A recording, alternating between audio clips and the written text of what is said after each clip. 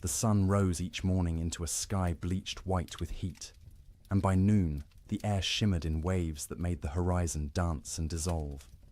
This wasn't the pleasant warmth of early summer, when green grass ripples under gentle breezes. This was heat that cracked the earth open.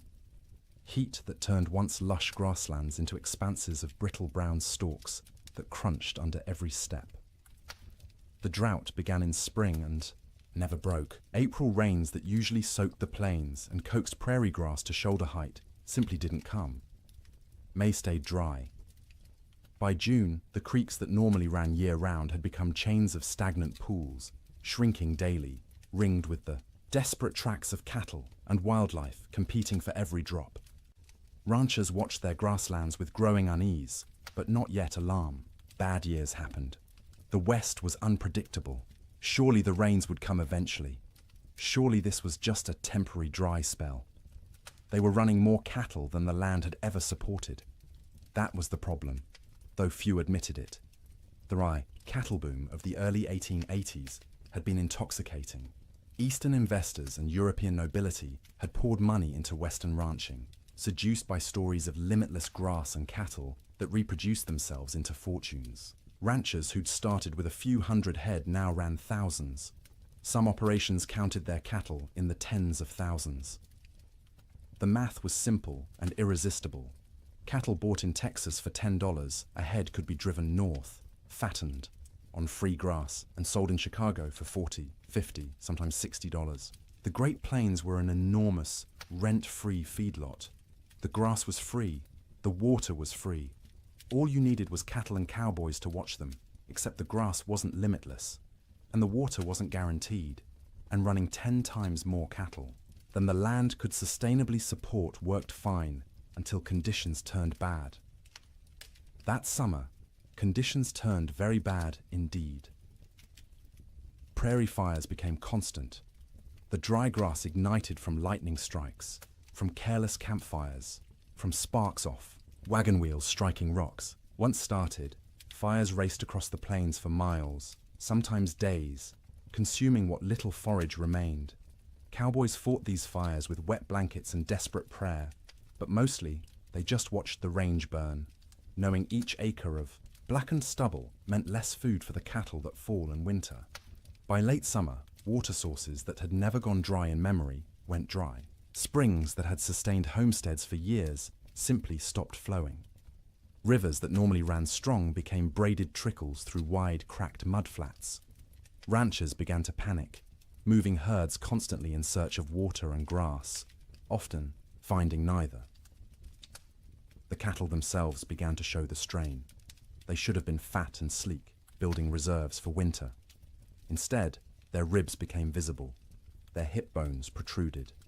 They moved sluggishly, conserving energy because they weren't getting enough food to burn. Range cows that should have weighed 900 pounds were coming in at 600, 700 if they were lucky. And still, the cattle companies shipped in more stock. The pressure from investors back east, from shareholders in London and Edinburgh who'd never seen a prairie or a longhorn, was relentless. Maximize the herd. Use every acre. The reports sent back to investors spoke of temporary setbacks and cyclical weather patterns, but projected ever-increasing profits. The cowboys knew better. In bunkhouses and around campfires, they talked about what was coming. You didn't need to be a genius to do the math. Cattle going into winter already weak, grass already depleted, and winter always came to Montana, always came to Wyoming and Dakota. The question wasn't whether winter would be hard.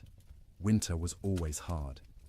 The question was whether the cattle and the men who tended them could survive it in their already weakened state. Then came the signs. The old-timers noticed first. In early November, almost a month earlier than usual, the geese began flying south, not in their typical leisurely migrations, but in huge, urgent flocks that darkened the sky and flew from dawn to dusk. They weren't stopping to feed in the prairie ponds. They were getting out. Beavers, whose lodges dotted every creek and river, were observed gathering more wood than anyone had ever seen. They piled branches and logs until their lodges looked like timber fortresses rising from the water. Animals preparing for something. The cattle themselves grew thicker coats. Not just the usual winter hair, but shaggy, dense fur that made them look like bison. Ranch hands joked about it nervously. "Looks like the cows know something we don't," they'd say, and try to laugh, but the laughter always sounded forced. Weather-wise ranchers, men who'd spent decades reading the land and sky, felt it in their bones. The air pressure fluctuated wildly. The wind patterns shifted strangely. The autumn sunset cast peculiar colors across the clouds, orange and purple and sickly green, like bruises spreading across the horizon. November brought the first snow, not the gentle, melting dustings that sometimes came and went in autumn, but real snow. Serious snow. It fell for 3 days, accumulated to 8 inches in places, and when it finally stopped, the temperature dropped below zero for the first time that season. That snow melted eventually, as November snow often did, but it served as warning. Winter was coming early. Winter was going to be serious. The smart ranchers, the cautious ones, began laying in extra hay, stockpiling firewood, bringing cattle closer to ranch headquarters, where they could be watched and, if necessary, fed through bad stretches. But most didn't. Most couldn't. The scale of operations had grown too large. You couldn't barn 20,000 head of cattle. You couldn't buy enough hay to feed them through a Montana winter even if you wanted to. The entire business model of open-range ranching depended on cattle foraging for themselves, year-round, regardless of weather. This had worked mostly for years. The previous winters had been unusually mild. Cowboys spoke wistfully of the winter of '85, when temperatures barely dropped below freezing and cattle grazed comfortably all season. Or '84, when snow came late and melted early. They'd gotten complacent. The land had been kind, and they'd mistaken kindness for weakness. In December, the unease grew. The air felt wrong, too still, too heavy. The sky stayed overcast for weeks, a low ceiling of grey that pressed down like a lid. Snow fell intermittently, never enough to cause real problems, but enough to dust the brown grass white and make foraging harder for cattle already struggling. Christmas came and went. Cowboys celebrated in bunkhouses with what meager supplies they had. Some ranches managed a turkey or goose. Most made do with beans and bacon and whatever whiskey had survived the year. They sang songs and told stories and pretended everything was normal, but the worry was always there. A cold knot in every stomach. New Year's Day, 1887 dawned clear and brutally cold, -20 degrees in some places, but clear. You could see for miles, the snow-dusted prairie rolling away to a horizon sharp as a knife edge. Cowboys rode out to check on cattle, found them bunched in coulees seeking shelter from the wind, but alive, still managing. For 8 more days, the cold held, but remained bearable, survivable. Cattle poured through snow to reach grass. Cowboys kept fires burning in bunkhouses and took turns on night watch. Ranchers' wives cooked enormous meals, knowing their men needed calories to stay warm. And then came January 9th. The morning started deceptively calm. The killing wind from the north that had blown for days suddenly stopped. The temperature rose, slightly enough that men went out without their heaviest coats. There was even talk of a Chinook coming, one of those warm winds that could raise temperatures 40 degrees in an hour and melt snow in a day. But this wasn't a Chinook coming. This was something else entirely. The calm before the storm isn't just a saying. It's meteorological reality. The stillness that morning was the pressure dropping, the atmospheric conditions realigning, the sky gathering its strength to unleash something that would be remembered for generations. By mid-morning, the first flakes fell. By noon, the world had disappeared into white, and the temperature, instead of rising, began to fall, and fall, and fall, until cold became something no one on the northern plains had experienced before, until winter stopped being a season and became an enemy that wanted everything dead. The autumn of warnings was over. The winter of death had arrived. The bunkhouse sat low against the prairie, a squat rectangle of rough-hewn logs chinked with mud and moss that had dried and cracked over successive seasons. It wasn't designed for comfort. It was designed to be built quickly and cheaply to house as many men as possible in the smallest space and to provide just enough shelter to keep those men alive through winter so they could work come spring. Most bunkhouses were single rooms, maybe 30 feet long and 15 wide, with a ceiling so low a tall man had to duck under the support beams. The logs were never properly squared, so gaps showed between them, filled haphazardly with whatever materials were at hand. Clay, newspaper, old rags, horsehair mixed with mud. In winter, you could stand in the middle of the room and see daylight, through a dozen cracks, and where light came through, so did wind. The door was thick plank, hung on leather hinges because metal hinges were expensive and had to be freighted in from distant towns. It never quite fit the frame, so a gap at the bottom let in a constant stream of cold air that flowed across the floor like invisible water. Cowboys stuffed rags under it every night. By morning, frost would have formed on those rags, turning them stiff as boards. There was usually one window, if you could call it that, a square cut in the logs, covered with oiled paper stretched over a wooden frame. Or if the ranch had any money, actual glass brought in at considerable expense and constantly at risk of cracking in the cold. Most bunkhouses just had the oiled paper, which let in a murky amber light during the day and absolutely nothing at night. The bunks lined both long walls, stacked 2 or 3 high depending on how many men the ranch employed. Each bunk was nothing more than a wooden frame, rope webbing stretched across it in a grid. And on top of that, if you were lucky, a thin mattress stuffed with prairie hay. If you weren't lucky, just the rope webbing and whatever blankets you owned. The hierarchy of bunks was established and rigid. New men got the worst spots. Bottom bunks on the end nearest the door, where the cold draft flowed constantly and you'd be stepped on every time someone went outside to piss in the middle of the night. Top bunks were warmer because heat rose, but they put you closest to the roof where moisture from everyone's breath condensed and dripped. You'd wake with water spots on your blankets, sometimes ice if it was cold enough. Middle bunks away from the door were prime real estate, warmer than the bottom, drier than the top, away from traffic.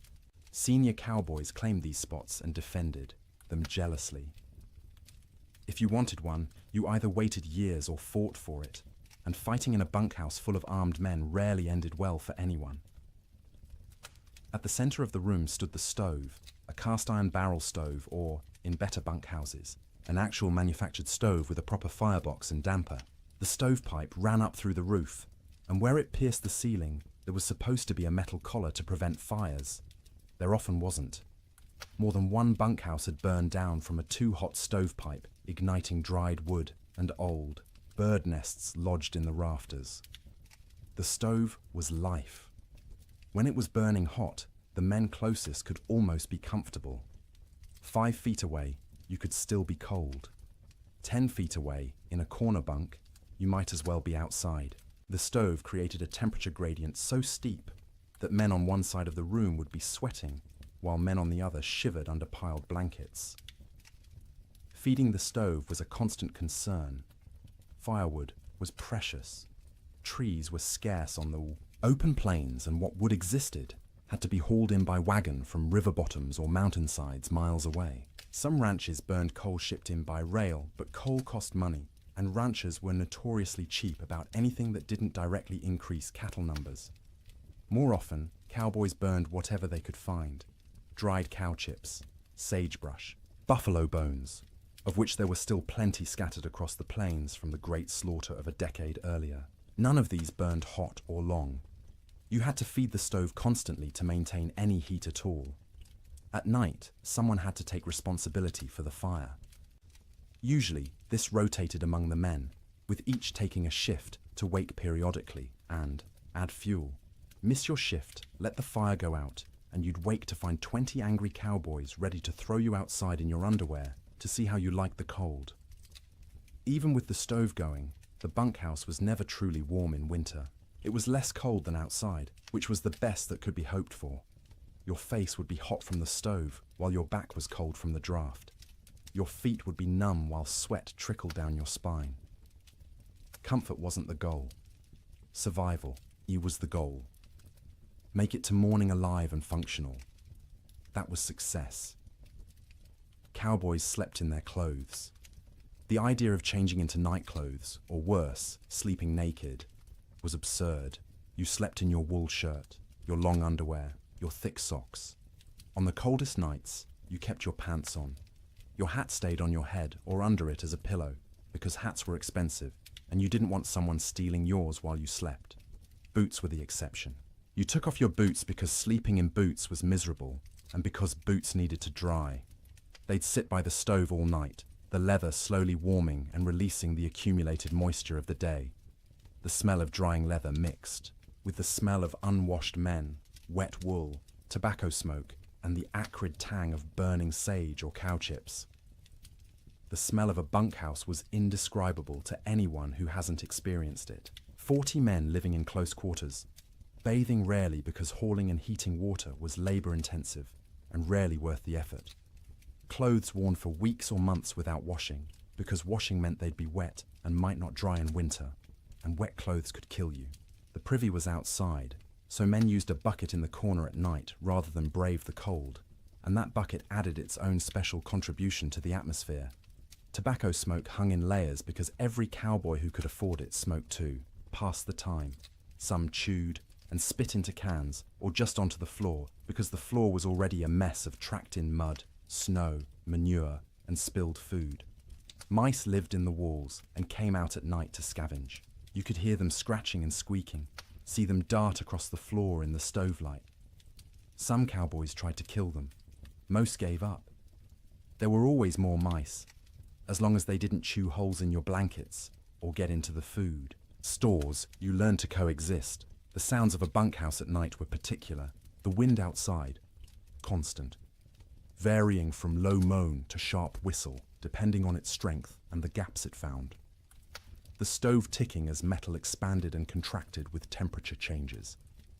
The creak of rope webbing as men shifted in their bunks, the thump of boots being pulled off and dropped on the floor. Snoring. Dear God, the snoring. 40 men in one room meant you'd have at least 10 serious snorers. Deep, rattling snores that shook the bunks. High, whistling snores that pierced through any attempt at sleep. Snores that stopped and started,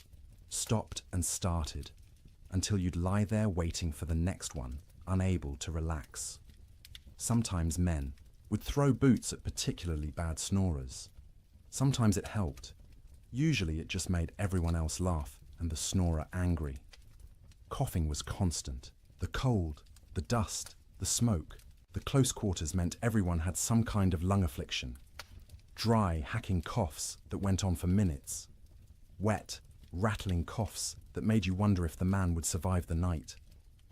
Cowboys coughed themselves, awake, coughed themselves back to sleep, coughed their way through the entire winter. Conversations happened in the dark. Men talked about home, about women, about cattle, about anything but the cold pressing in from all sides. Some conversations were quiet, just between neighbors in adjacent bunks. Others involved the whole room, stories being told and retold, jokes that weren't funny but made everyone laugh because laughter was warmth of a different kind. Letters were read and reread by stovelight. A letter from home was precious, and a cowboy might read the same letter 100 times through a winter, memorizing every word, every loop of handwriting, every piece of news from a world that felt impossibly far away. Some men prayed. You'd hear whispered prayers in the darkness, usually from the younger cowboys, the ones still new enough to the work that death seemed like a possibility rather than an inevitability. Older hands didn't pray much. They'd made their peace with whatever was coming, or they'd stopped believing anything was listening. The bedding itself deserves attention. Each cowboy owned his own bedroll, a collection of blankets, and maybe a quilt that he'd rolled up and carried with him from job to job. These blankets were wool, heavy and scratchy, and they accumulated the smell of their owner, along with the smell of horses, cattle, campfire smoke, and prairie dirt. In the bunkhouse, you'd unroll your bedding onto the rope webbing, which sagged under your weight and provided almost no cushioning. The ropes left permanent patterns pressed into your back and legs. After a few weeks, you stopped noticing. Your body just accepted that sleep meant discomfort and adjusted expectations accordingly. On the coldest nights, men piled every blanket they owned on top of themselves. 3 blankets, 4, 5 if they had them. The weight was crushing, but weight meant warmth, and warmth meant survival. Some cowboys, the poorest ones or the newest, didn't have enough blankets. They'd sleep in their coats, under their coats, wrapped in saddle blankets that smelled of horse sweat and mold. The truly desperate would share bunks, 2 men pressed together for body heat, which was awkward and carried implications, but was better than freezing. You'd see this more in the deepest cold, when propriety mattered less than waking up with all your fingers and toes. Getting into bed was a shock every night. The blankets had been sitting in the ambient temperature of the bunkhouse all day, which meant they were cold. Not frozen, but cold enough that sliding under them made you gasp. Your body heat would eventually warm the space between blankets, but it took 20 minutes, half an hour, of shivering and curling into yourself before that happened. Some cowboys heated rocks in the fire and wrapped them in cloth to put in their bunks. This worked for about an hour, providing a spot of genuine warmth for your feet or your hands. After that, the rocks were just heavy, cooling lumps taking up space, and you'd have to decide whether the effort of getting up and throwing them out was worth the loss of heat from opening your blanket cocoon. Sleep, when it finally came, was never restful.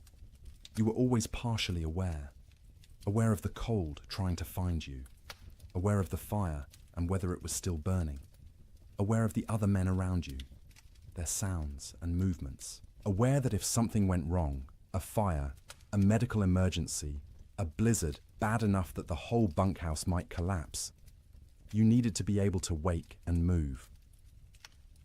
Cowboys learned to sleep light, a skill born of necessity. In summer, you slept light because you might need to deal with stampeding cattle or approaching storms. In winter, you slept light because the alternative was dying without noticing. The nights stretched long, 15, 16 hours of darkness in the depths of winter. You couldn't stay awake for all of it. Candles and lamp oil were too expensive to burn for light. So you slept in stages. A few hours, then wake when the fire needed tending. A few more hours, wake because your body was too cold or needed to piss. A few more hours, wake because someone else was moving around, or coughing, or because your back hurt too much to stay in one position. This broken sleep was exhausting in its own way. You'd wake in the morning having technically slept for hours but feeling like you'd barely rested at all. That was winter sleep in a bunkhouse. Not the deep, renewing sleep of comfortable beds in warm rooms, but the fitful, survival-focused sleep of men living on the edge of catastrophe. Every single night, for months on end. And when the great die-up came, when the temperature dropped to 60 below, and the wind tried to tear the roof off, and the cattle began dying by the thousands, that inadequate sleep became nearly impossible. Because how do you sleep when the world outside is ending? How do you close your eyes when you know morning might reveal losses beyond comprehension? You learn because you have no choice. You sleep because your body demands it. Brief, shallow, troubled sleep punctuated by periods of lying awake in the dark, listening to the wind scream, and wondering if you'll live to see spring. Morning came late on January 9th, the sun rising somewhere behind thick grey clouds that had settled over the plains like a lid. Cowboys rolled out of their bunks around 6, the usual time, groaning and stiff from another night on rope webbing and thin mattresses. The bunkhouse was cold, but not impossibly so. Maybe 20 degrees inside, which meant the fire had held through the night. That was a victory. They pulled on boots that had spent the night by the stove, the leather still warm to the touch, stomped their feet to get blood flowing, stretched arms and backs that ached from the perpetual cold. Someone got the coffee going, pouring water from buckets that had a thin skim of ice on top despite being inside. The foreman, A weathered man named Jack Thompson, on one particular ranch in Montana, stuck his head out the door to check conditions. The wind that had been blowing hard from the north for days had stopped completely, dead calm. The air felt heavy, thick, like you could almost chew it. Temperature had risen slightly overnight, maybe up to freezing, or close to it. "Might be a Chinook coming," Jack said, and a few of the men perked up. A Chinook, that warm wind that could raise temperatures 40 degrees in an hour, would be salvation, would give the cattle a break, would let everyone breathe a little easier. But the old-timers in the room, men who'd spent 20-30 winters on the northern plains, exchanged glances and said nothing. The calm felt wrong.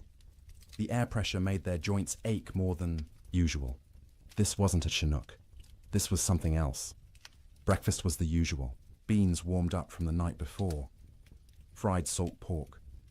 Biscuits if the cook had bothered to make them, which he usually didn't. Coffee, hot and bitter and strong enough to dissolve the spoon. The men ate quickly, not talking much. Mornings were for eating and getting warm before heading out into the workday. By 8 o'clock, men were saddling horses, checking cattle in nearby pastures, hauling water from the creek, which involved breaking through ice that had gotten thicker each day. The world was grey and still. Snow covered everything in a lumpy white blanket, but it was old snow, crusted and dirty. Nothing new falling yet. Around mid-morning, maybe 10 or 10:30, someone noticed the first flakes.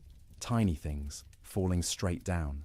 No wind to push them sideways. They accumulated on coat sleeves, on hat brims, on the backs of cattle who stood motionless, already conserving energy. Within 30 minutes, the flakes had gotten larger and were falling more densely. The grey sky seemed to lower, pressing down, until it felt like you could reach up and touch it. Visibility, which had been miles, dropped to maybe a quarter mile, then less. Cowboys on the range started heading back to the bunkhouse. This was going to be a storm, and you didn't want to be caught out in a storm. The foreman sent riders to gather men from distant line camps to make sure everyone got back to the main ranch before conditions got bad.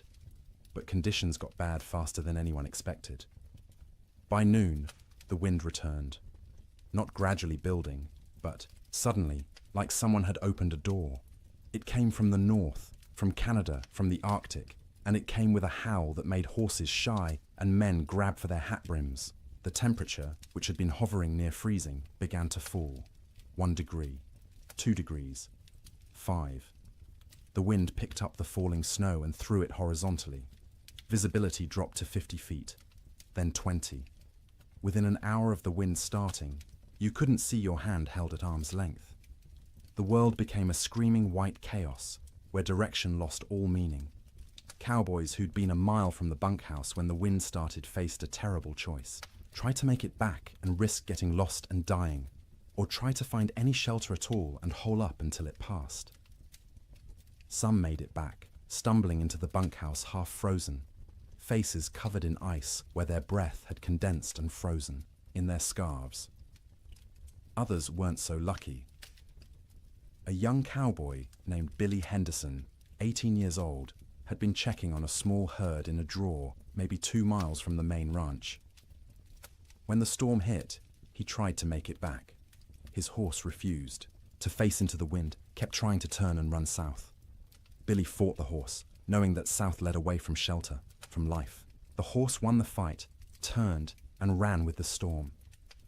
Billy's body was found 3 weeks later, 15 miles south of the ranch, frozen solid, still in the saddle. The horse had died beneath him, also frozen, its legs locked in a final stride. Billy had tied himself to the saddle with his lariat so he wouldn't fall off.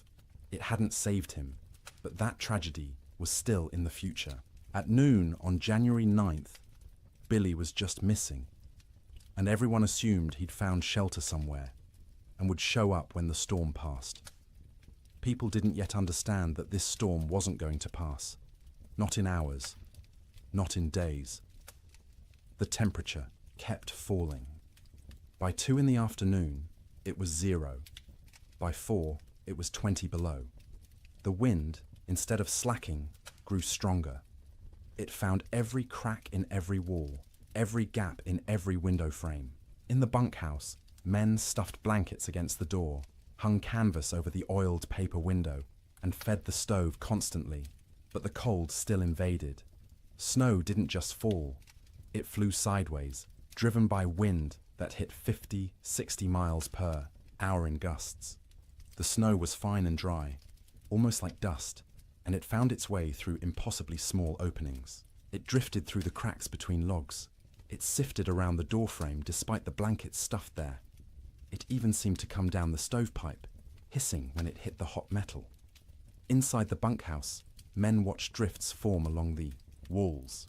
Inside the building, snow accumulated in the corners, under the bunks, anywhere the wind could push it. They swept it out, but it just came back. Eventually, they gave up and let it pile. The sound was overwhelming. The wind screamed. There's no other word for it.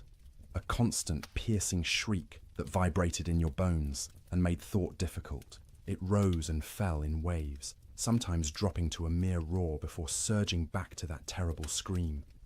Men had to shout to be heard 3 feet away. Between the wind's screams came other sounds. The building itself groaning under the assault. The roof lifting and settling as wind tried to peel it off. The sharp crack of wood contracting in the cold. The rattle of the stovepipe shaking in its collar. And from outside, distant but unmistakable, the sound of cattle, bawling, calling, the sound of thousands of animals confused and frightened and beginning to suffer. The cowboys listened to that sound and knew they were helpless. You couldn't go out in this.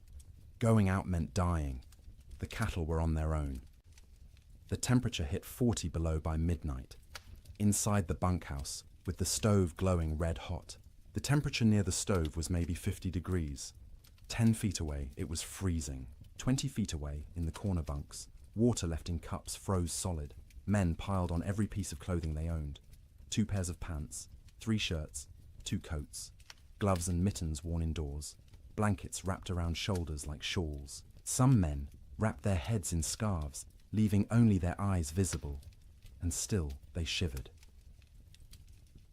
The night of January 9th was the longest night most of those men ever experienced. Sleep was impossible for many.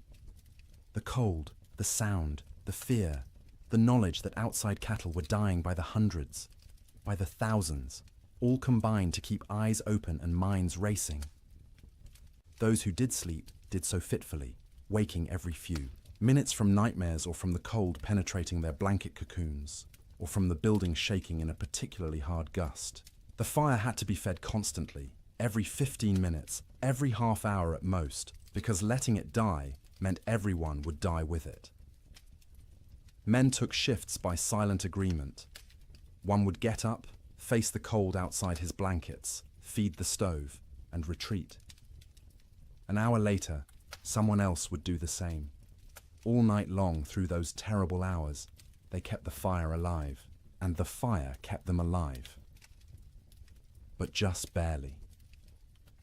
By dawn on January 10th, 16 inches of snow had fallen, though you couldn't measure it accurately because the wind had sculpted it into drifts 20 feet high in some places, while scouring other areas down to bare ground. The temperature had dropped to 46 below zero. The wind hadn't slacked at all, and the storm was just beginning. This wasn't a 2-day blizzard that would blow through and leave clear, cold weather behind. This was the start of a meteorological siege that would last, with brief breaks, through all of January, through February, into March. The great die-up had begun. Men didn't know that yet, huddled in bunkhouses across Montana, Wyoming, and Dakota Territory. They thought they were waiting out a bad storm. A few days, maybe a week, and it would clear. The cattle would be weak and scattered, but they'd recover. Spring would come, as it always did. They didn't yet understand that the world outside was dying, that cattle were already freezing where they stood, eyes frozen shut, ice forming over their nostrils with each breath, slowly suffocating as they slowly froze. That the open range, cattle industry, the boom that had made fortunes and drawn investors from around the world, was ending in that screaming wind. All they knew was cold. Cold beyond anything most had experienced. Cold that hurt to breathe, that made your lungs ache, that turned your breath to ice crystals before it could fully leave your mouth. Cold that was no longer just weather, but an active presence, a malevolent force trying to kill everything that lived. And the night ahead, the second night of the storm, would be even colder. -50, -60 in some locations. Cold that would crack trees. Cold that would freeze cattle solid while they stood. Cold that would seep through every wall, every blanket, every layer of clothing, searching for the warmth of human bodies and slowly, inexorably, draining it away. The cowboys fed the fire and waited. There was nothing else they could do. The Yiwa storm had them trapped as surely as if they were in a prison. All they could do was feed the fire, wrap themselves in blankets, and try to survive until morning, and then survive the morning after that, and the one after that, day after day, night after night, as the storm continued and the temperature stayed brutally, impossibly cold. The great die-up was no longer coming. It was here. Sleep. During the storm wasn't sleep as most people understand it. It was something closer to losing consciousness in brief intervals, the body shutting down, not because it felt safe, but because it couldn't maintain full awareness any longer.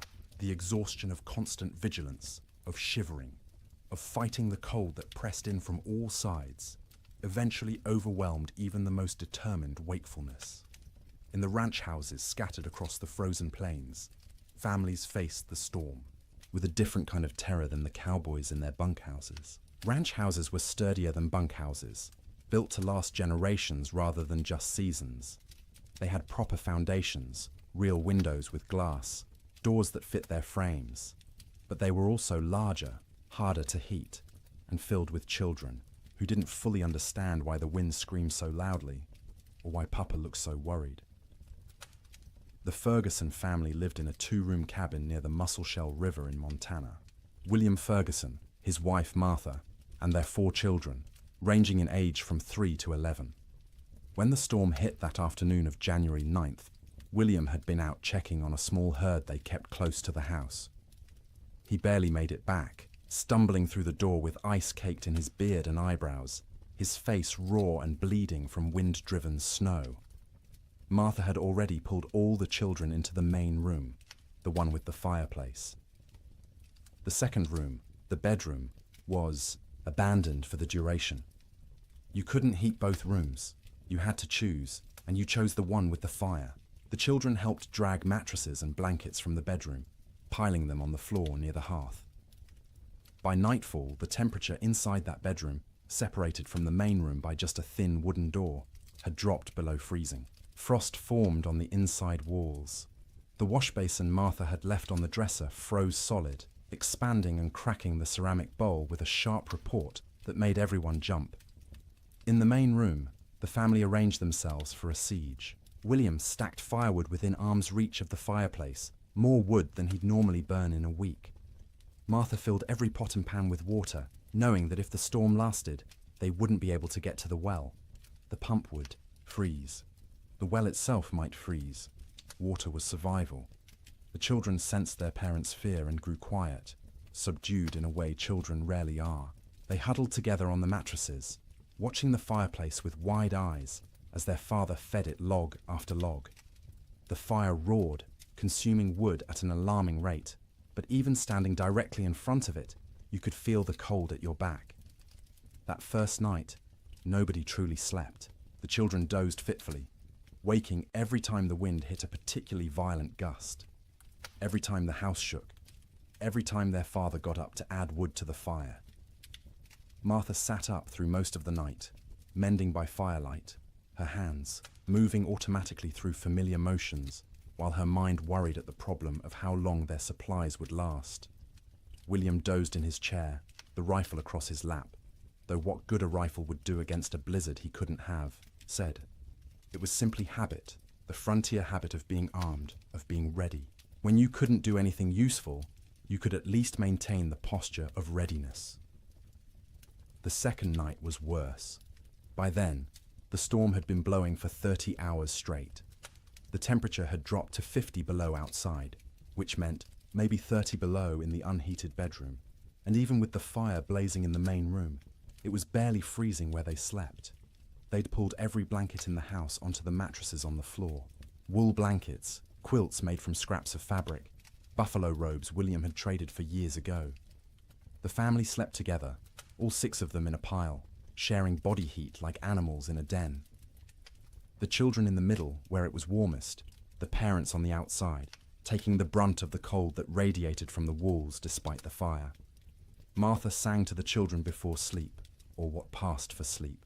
Old songs her mother had taught her, lullabies in German that the children didn't understand, but found comforting anyway. Her voice was soft, almost lost under the shriek of the wind, but the children pressed close and listened. William lay on, his back staring at the ceiling, listening to the roof creak and groan.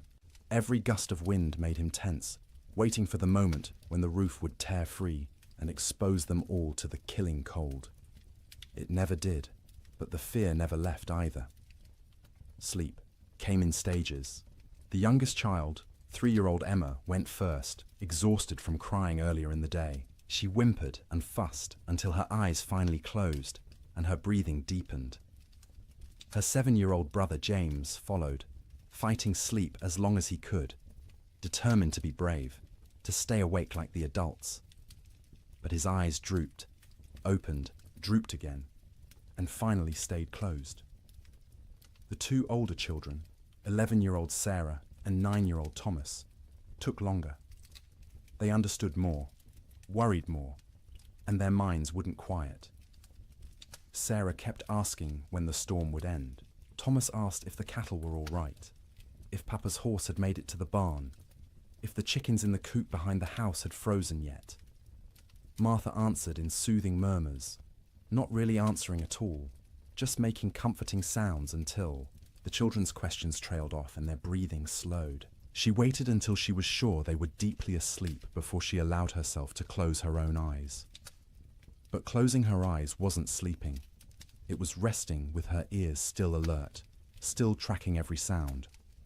The fire crackling, William shifting position, the wind pounding against the walls, the house settling with creaks and groans. Her mind catalogued each sound, assessed whether it meant danger, and only when satisfied the house still stood did she allow herself to drift towards something like sleep. William didn't sleep at all that second night.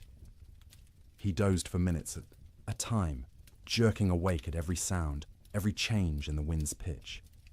Twice he got up to add wood to the fire, moving carefully to avoid stepping on children. Each time he stood, the cold away from the fire hit him like a physical blow. The air near the ceiling was noticeably colder than the air near the floor. Heat rose but couldn't escape fast enough through the gaps in the roof, so it pooled up there, wasted, while down where they slept, it was barely enough. Around midnight, by William's pocket watch, Emma woke crying. She was cold, she said, her teeth chattering. Martha pulled the child against her chest, wrapping her arms around her, trying to share warmth. Emma's feet were like ice, even though she wore wool socks and was buried under blankets. Martha rubbed the small feet between her hands, trying to restore circulation, terrified of frostbite. The child eventually quieted and fell back into restless sleep. But Martha stayed awake, feeling those cold little feet pressed against her stomach, wondering how much longer the storm could possibly last. The third night, exhaustion had set in so deeply that sleep came easier, even though conditions had gotten worse. The temperature outside bottomed out at 63 below zero. Inside, with the fire consuming wood at a frightening rate, they'd managed to keep the room at maybe 15 degrees, cold enough to see your breath, cold enough that the water in the pots near the fire had a skim of ice if you didn't stir it regularly, but not cold enough to kill. Not yet. The family had learned the rhythm of storm sleep. The children slept piled in the center, a tangle of arms and legs and shared warmth. The parents took turns in short shifts. Martha sleeping for 2 hours while William tended the fire and watched. Then William sleeping for 2 hours while Martha kept vigil. During her watch, Martha would sit close to the fire, feeding it, listening to her children breathe, and praying silently. She'd been raised Lutheran, not given to emotional displays, of faith, but now she prayed with desperate intensity, for the storm to end, for the wood to last, for her children to wake warm in the morning, for spring to come, impossible as that seemed in the howling dark. During his watch, William planned how to ration the wood, where to find more if it ran out, though going outside was suicide in these conditions. What they'd do when the food ran low. They had beans, flour, salt pork, and cornmeal. Enough for maybe 2 weeks if they were careful. But what if the storm lasted longer? What if they couldn't get to town when it ended because the snow was too deep? These thoughts circled endlessly, keeping him awake even during his supposed sleep shifts. He'd lie down, close his eyes, and his mind would immediately start calculating. How many logs they'd burned, how many were left, how cold it was, how long they could survive. The children slept better than the adults, helped by the simple resilience of youth. Their bodies demanded sleep and they gave in to it, even in conditions that would have seemed impossible before the storm. Sarah dreamed of summer, of the garden behind the house heavy with tomatoes and beans. Thomas dreamed of cattle drives, of riding with the cowboys to distant railheads. James dreamed confused child dreams that he couldn't remember on waking. Emma didn't dream at all, or if she did, they were wordless and forgotten. They'd wake periodically, usually needing to pee, which meant using the chamber pot in the corner because going to the outhouse meant death. The chamber pot became part of the room's landscape, emptied by William each morning by simply opening the door and throwing its contents out into the snow. It would freeze before it hit the ground. Martha developed a system for keeping track of the children during sleep.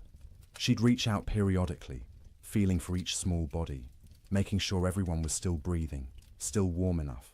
If a child had worked their way to the edge of the pile where it was colder, she'd gently pull them back to the center. If blankets had been kicked off, she'd rearrange them. This constant vigilance meant she never truly rested. Even during her sleep shifts, part of her brain stayed active, monitoring. She'd wake fully alert if a child coughed or moved suddenly, ready for crisis. Only after checking that everything was fine would she allow herself to drift back down. By the fourth night, a strange numbness had set in. The storm continued, would continue, had always been continuing, and would always continue. It became hard to remember a time before the storm, hard to imagine a time after. The world had narrowed to this room, this fire, this pile of blankets, these bodies pressed together against the cold. Sleep became deeper out of sheer exhaustion. The body can't maintain high alert indefinitely. At some point it simply gives up and crashes, regardless of external conditions. The children slept hard, twitching occasionally, making small sounds, but not fully waking. Martha and William slept in longer stretches, waking only when their internal alarms screamed that the fire needed tending or a child needed checking. The quality of that sleep was poor, dreams were vivid and often nightmarish. Martha dreamed of water freezing in her children's lungs, turning them to ice from the inside out. William dreamed of the roof tearing away and snow pouring in, burying them all in a white tomb. They'd wake gasping, hearts pounding, and need several seconds to remember where they were, that they were still alive, that the nightmare wasn't real. Not yet, but underneath the nightmares was the simple, animal relief of being horizontal, of having their eyes closed, of not having to actively fight the cold for a few hours. Their bodies took what rest they could get, storing it against future need, repairing what damage they could before the next crisis. In bunkhouses across the territory, cowboys experienced similar struggles. The difference was they had no children to protect, which freed them from that particular anxiety, but they also had less motivation to push through. A man alone can give up more easily than a father with children depending on him. Some cowboys did give up, in a sense. They wrapped themselves in every blanket they owned, lay down in their bunks, and simply stopped trying. They'd sleep for 20 hours straight, only waking to eat a little and relieve themselves before returning to their cocoons. This wasn't laziness, it was a survival strategy. In extreme cold with limited food, the best thing you can do is stay still, conserve energy, and wait. Others couldn't do it. The type of man who became a cowboy was often too restless, too active, to simply lie still for days. They'd pace the bunkhouse, drive everyone else crazy, gamble with cards or dice, anything to pass the time and distract from the gnawing fear that the storm might never end. In both bunkhouses and ranch houses, sleep became not rest, but simply another way of enduring. The days and nights blurred together into a continuous state of semi-consciousness, where you were never fully awake, but never fully asleep either. Your body was present, wrapped in blankets near a fire, but your mind wandered strange paths, disconnected from reality. And through it all, the wind screamed. The cold pressed in, the fire consumed wood, and people slept, or tried to sleep, or pretended to sleep, because what else could they do? Going outside meant dying. Staying awake meant slowly going insane from the sound and the fear. So they slept. Poorly, fitfully, desperately. But they slept.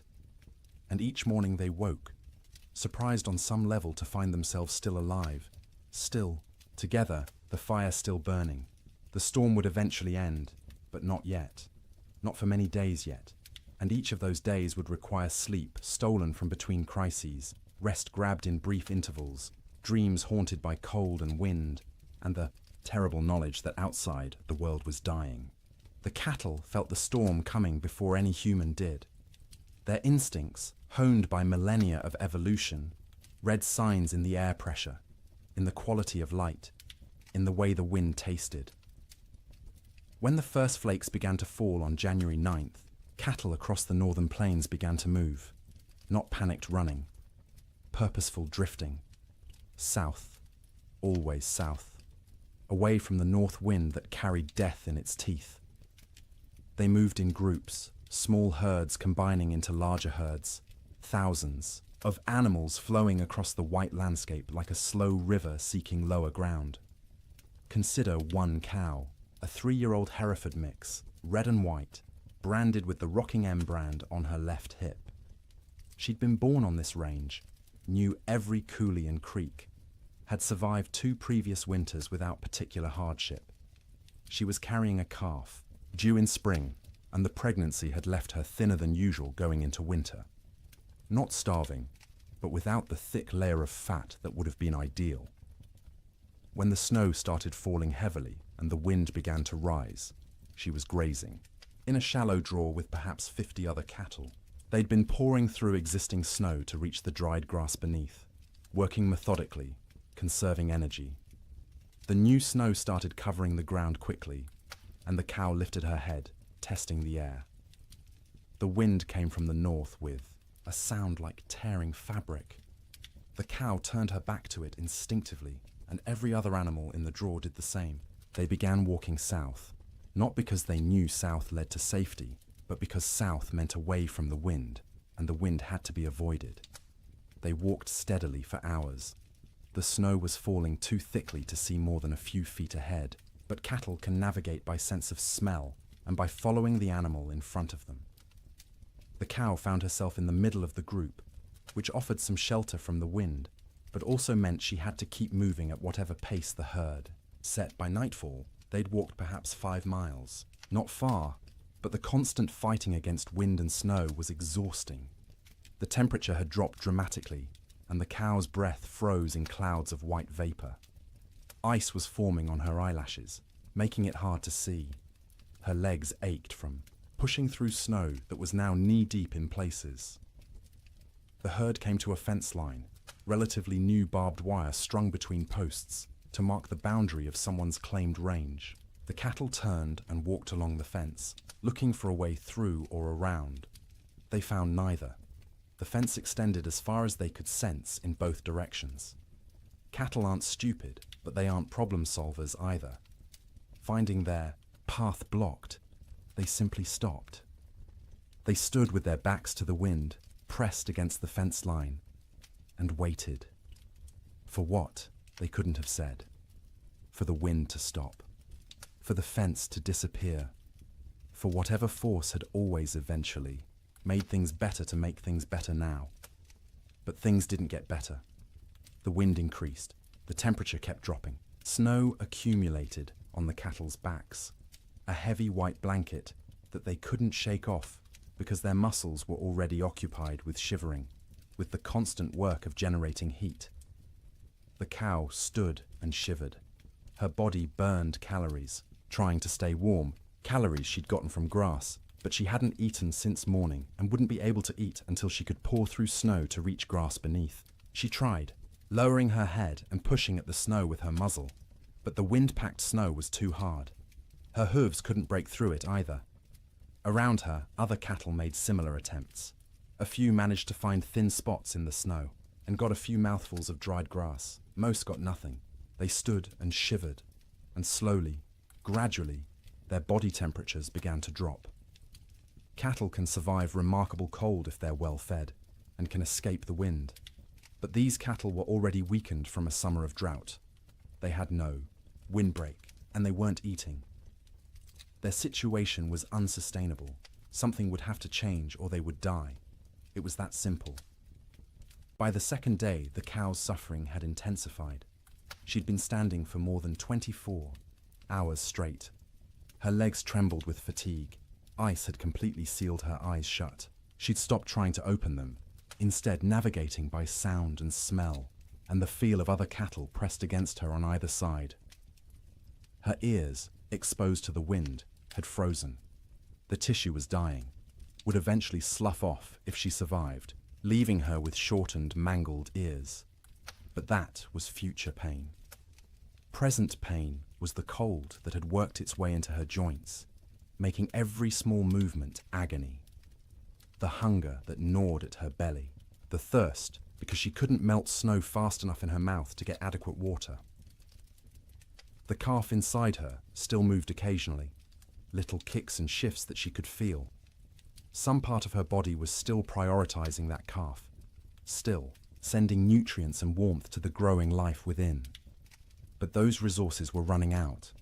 The calf was drawing on reserves that no longer existed. Around her, other cattle were in similar condition, some worse.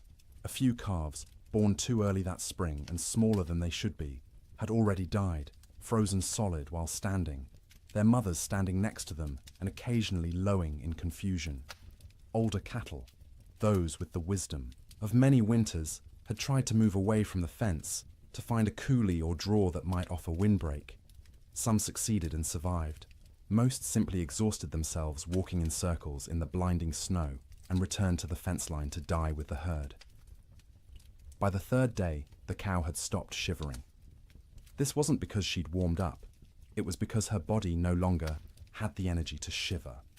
Shivering is a metabolic furnace, burning calories to generate heat, but she'd burned through all available calories. Her body temperature was dropping toward equilibrium with the air around her. She was freezing to death. Her breathing had slowed. Each breath was an effort, drawing air so cold it hurt her lungs into a body that barely had the energy to exhale. Ice had formed around her nostrils, narrowing the passages, making each breath a fight. She was still standing, but only because the cattle around her held her upright. If they'd moved, she would have fallen. Her legs were locked, frozen in position, no longer taking commands from her failing brain. Her heartbeat had slowed to a sluggish thump-thump, thump-thump, each beat weaker than the last. The calf inside her had stopped moving. Whether it was dead or simply dormant, she couldn't tell, and wouldn't have understood if she could. Her maternal instincts, so strong just days ago, had been overridden by the body's desperate attempt to keep itself alive. Sometime late on the third night, or early on the fourth morning, it's impossible to know exactly when, the cow's heart stopped. 1 beat, 2 beats, then nothing. Her eyes, frozen shut, would never open again. Her legs, frozen in position, would remain standing. She'd become a statue of ice and meat, indistinguishable from the living cattle around her, except that she no longer breathed. She wouldn't fall for days, maybe weeks. The cattle packed around her held her upright, and when they eventually moved or died themselves, she'd topple over, frozen solid, and become one more carcass among thousands littering the plains. This scene repeated across hundreds of miles. Fence lines became death traps where cattle bunched up and died in groups. Ravines that should have offered shelter instead became graves as cattle crowded in so tightly they couldn't move, couldn't forage, and slowly froze together into a single mass of bodies. Riverbanks saw some of the worst carnage. Cattle seeking water found the rivers frozen solid, but their thirst drove them to try anyway. They'd crowd onto the ice, break through into the water beneath, and be unable to climb out. The current would push them under the ice, where they'd drown and freeze simultaneously. Spring would reveal riverbanks lined with carcasses, hundreds of cattle stacked like cordwood wherever the current had deposited them. Some cattle, driven by the wind and their own southward instinct, walked until they literally couldn't take another step. They'd collapse in open prairie, curl into a ball, as best their frozen legs allowed, and die where they fell. Snow would cover them within hours, creating smooth white mounds that looked like natural drifts until spring melt revealed the truth beneath. The death toll was staggering in ways that are hard to comprehend. A single large ranch might lose 10,000 head. Smaller operations lost everything. The Chicago stockyards, which normally received thousands of cattle per week from the northern plains, received almost none for months. The market for beef collapsed because there were no cattle left to sell. But numbers don't capture the reality. Numbers are abstract. The reality was hundreds of thousands of individual animals, each experiencing their own version of the cow's suffering. Each one cold, each one hungry, each one slowly freezing while standing in a wind that wouldn't stop screaming. Cowboys, safe in bunkhouses, could do nothing but listen to the cattle bawl. That sound, the massed calling of thousands of distressed animals, carried even over the wind. It rose and fell through the days and nights of the storm, a soundtrack of suffering that haunted the men who heard it. Some cowboys tried to help. They'd bundle up in every piece of clothing they owned, tie ropes around their waists, and venture out into the storm, with the other end of the rope tied to the bunkhouse door so they could find their way back. They'd struggle to where they thought. Cattle were usually unable to see them even when standing next to them, and try to herd them towards some shelter. It never worked. The cattle wouldn't move, or couldn't move, and the cowboys would burn through their body heat in minutes. Barely, enough time to stumble back to the bunkhouse before frostbite claimed fingers and toes. They'd collapse inside, gasping and shaking, and lie near the stove for hours trying to warm up while listening to the cattle continue to bawl outside. Eventually, the bawling stopped. Not all at once, but gradually over days. Fewer and fewer, voices as more and more cattle died. By the end of January, the prairie was silent except for the wind. Silent because there was almost nothing left alive to make sound. The cattle of the open range, those millions of animals that had made fortunes for ranchers and fed the growing cities of America, were gone. The survivors, scattered and traumatized, would take years to recover. Most would never be found, lost in coulees and ravines where their carcasses would feed wolves and coyotes through the remainder of winter. The Great Die-Up earned its name from the cattle. They died in numbers beyond counting, in suffering beyond imagining. And every single death was quiet, private. The animal alone in the storm, except for other dying animals. No comfort, no relief, just the cold and the wind, until the end came, and the shivering finally stopped. Food became an obsession within days of the storm's arrival. Not because people were starving, not yet, but because every meal consumed was one fewer meal in reserve, and no one knew how long the storm would last or when resupply would be possible. Every bite carried the weight of calculation. Every pot of beans represented diminishing stores that might need to last weeks or months. In the Ferguson ranch house, Martha inventoried their supplies on the second day of the storm. She did this by candlelight while the children slept, and William kept watch by the fire. She counted every bag of flour, every pound of cornmeal, every strip of salt pork hanging from the rafters of the cold bedroom. She measured beans by the cupful, rice by the handful, and wrote everything down in careful columns in a ledger book. Flour, 42 pounds. Cornmeal, 18 pounds. Dried beans, maybe 30 pounds, 3 different varieties mixed together in a burlap sack. Salt pork, 14 strips, some thick, some thin. Rice, 5 pounds. Sugar, 3 pounds, precious and rationed even before the storm. Coffee, 2 pounds of beans, still in their burlap sack, aromatic and dark. Salt, plenty, a whole sack, bought last fall. Lard, a good supply, stored in a crock. Dried apples, half a sack, from their own trees. Molasses, 1 jug, nearly full.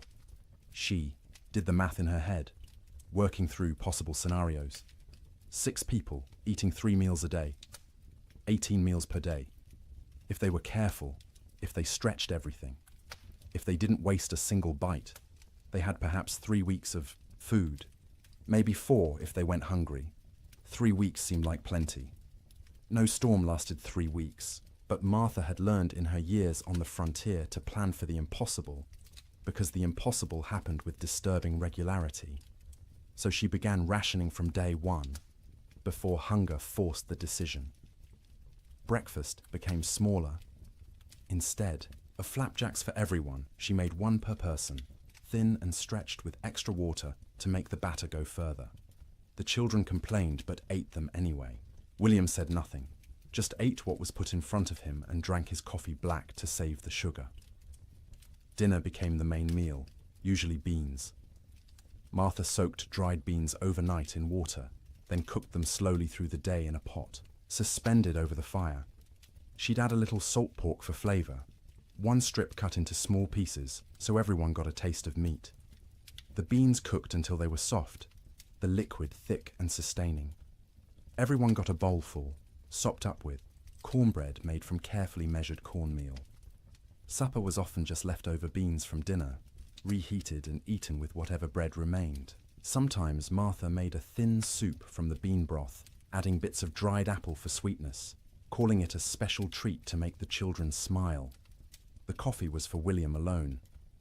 Cowboys and ranchers believed coffee was essential, more important than food, and William was no exception. He drank it black and strong, rationing the precious beans so he could have at least 1 cup per day. That coffee was his luxury, his reminder that civilization existed beyond the wind and snow. Martha drank tea when she drank anything, made from herbs she'd dried the previous summer. Mint that grew wild along the creek, sage gathered from the prairie, rose hips collected in autumn. The taste was thin compared to real tea shipped from China or India, but it was warm, and it was hers, and it didn't consume their stores. The children drank water or milk, though the milk supply was problematic. They had 1 cow, a gentle Jersey, kept in the barn, and William had to venture out twice a day to milk her. The trip to the barn was only 50 feet, but felt like a mile. He'd bundle in every piece of warm clothing he owned, wrap his face in a scarf until only his eyes showed, and step out into the wind. The cold hit him like a fist every time. In the few seconds it took to cross from house to barn, exposed skin would start to freeze, his eyes would water, and the tears would freeze on his cheeks. His lungs would ache from breathing air that felt like shards of glass. But he made the trip because the cow had to be milked or she'd sicken, and they needed the milk. The children needed the milk. It was protein and fat and calcium and all the things growing bodies required. So twice a day, through the entire storm, William made that 50-foot journey and considered himself lucky the barn was so close. The cow produced less in winter, maybe 2 quarts a day instead of her usual gallon, but those 2 quarts were precious. Martha skimmed the cream off the top and used it sparingly. The milk itself went to the children, divided equally, measured carefully, so no one got more or less than their share.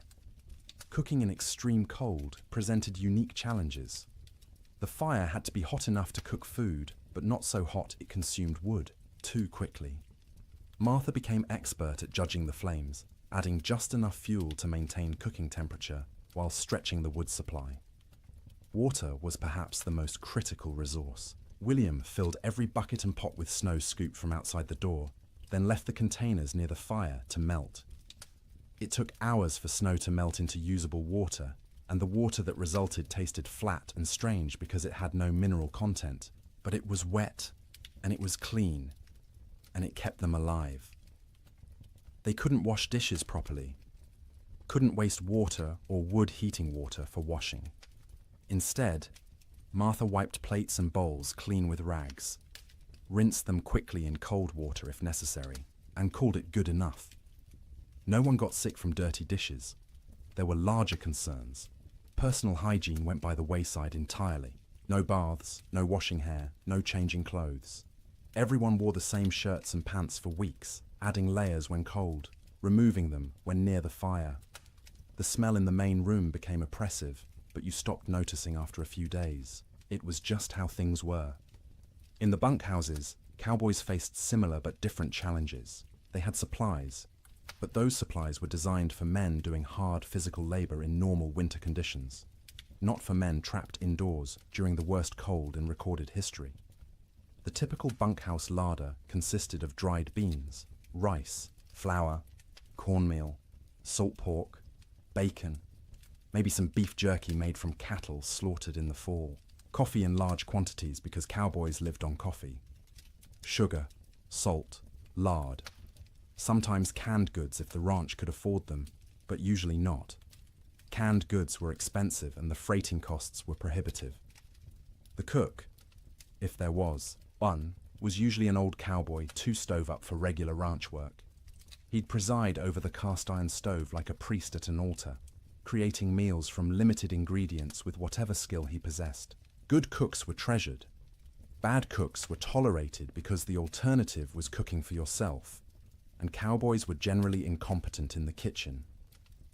One particular bunkhouse in the Judith Basin had a cook named Old Pete, called that to distinguish him from young Pete, who wasn't a cook and wasn't even particularly young, but was younger than Old Pete.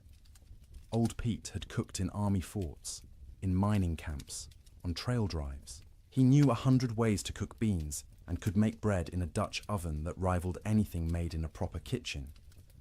But even Old Pete struggled with the storm's duration and intensity. His usual recipes assumed men would be working hard, outside, burning thousands of calories daily. Now they were sitting around trying to stay warm, burning far fewer calories. They didn't need as much food, but they were bored and hungry from boredom, and managing those competing needs was delicate. He started making meals smaller but more frequent.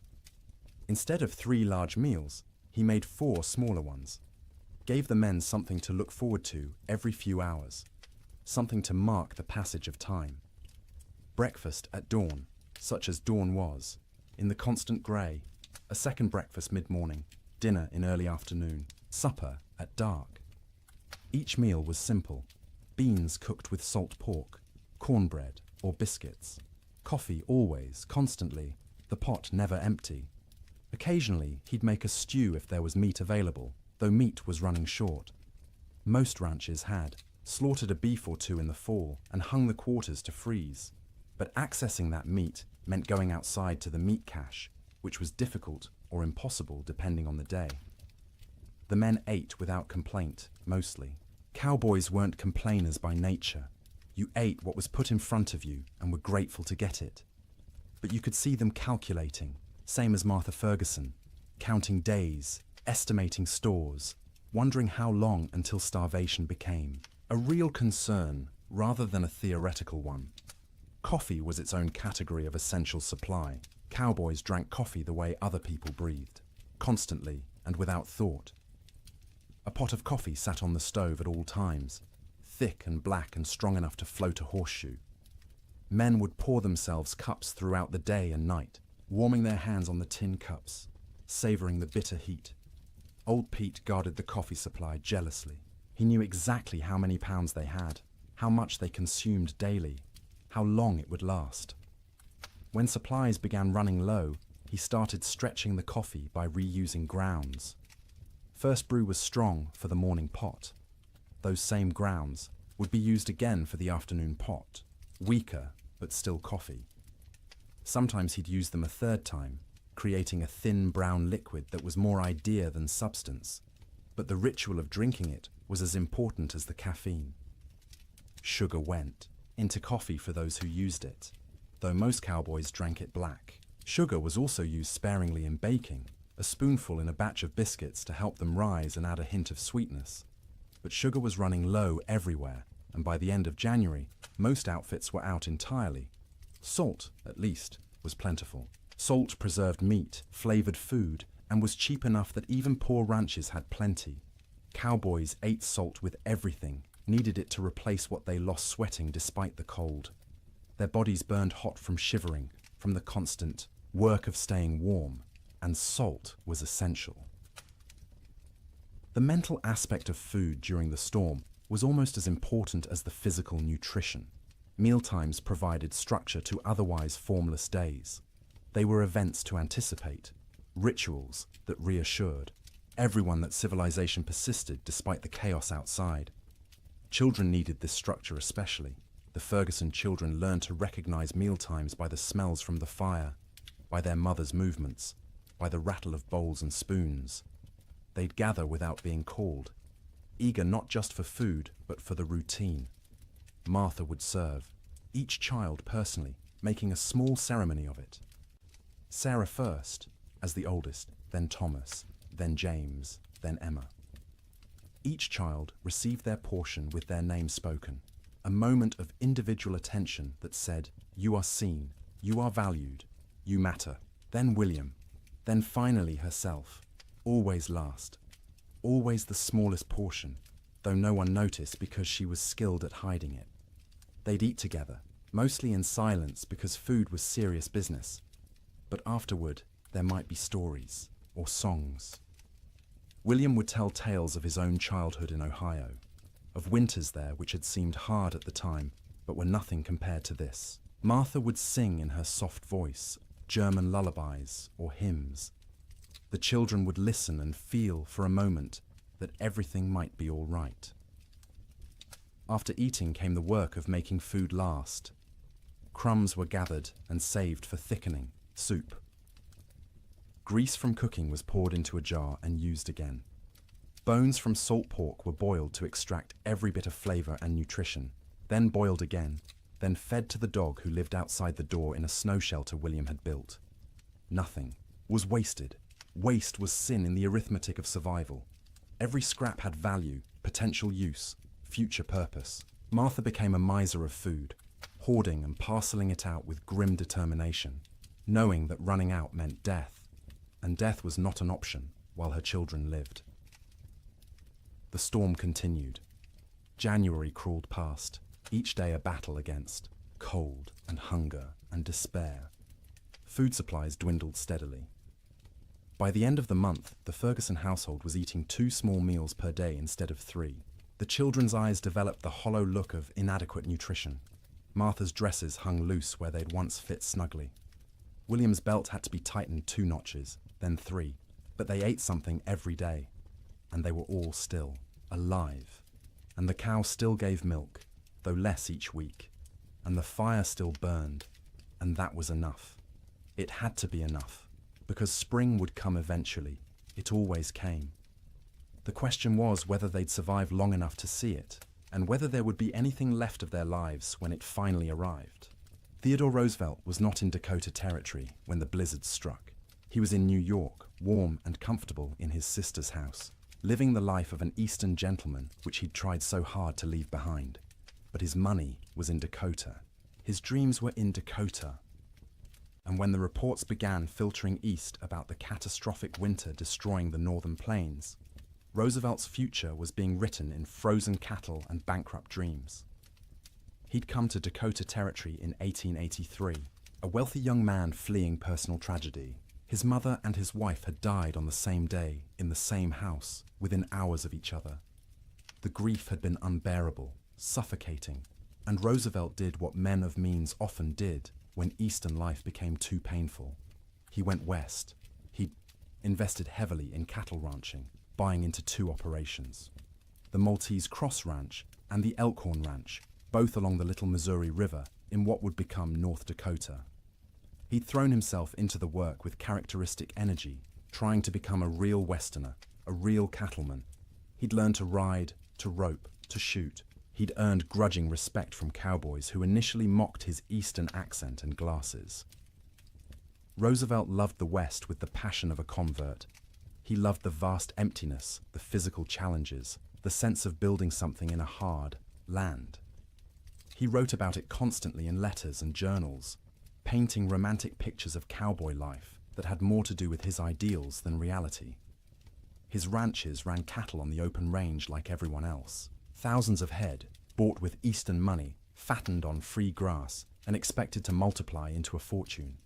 His partners and employees assured him the investment was sound. Cattle prices were strong. The range could support far more animals than they were running.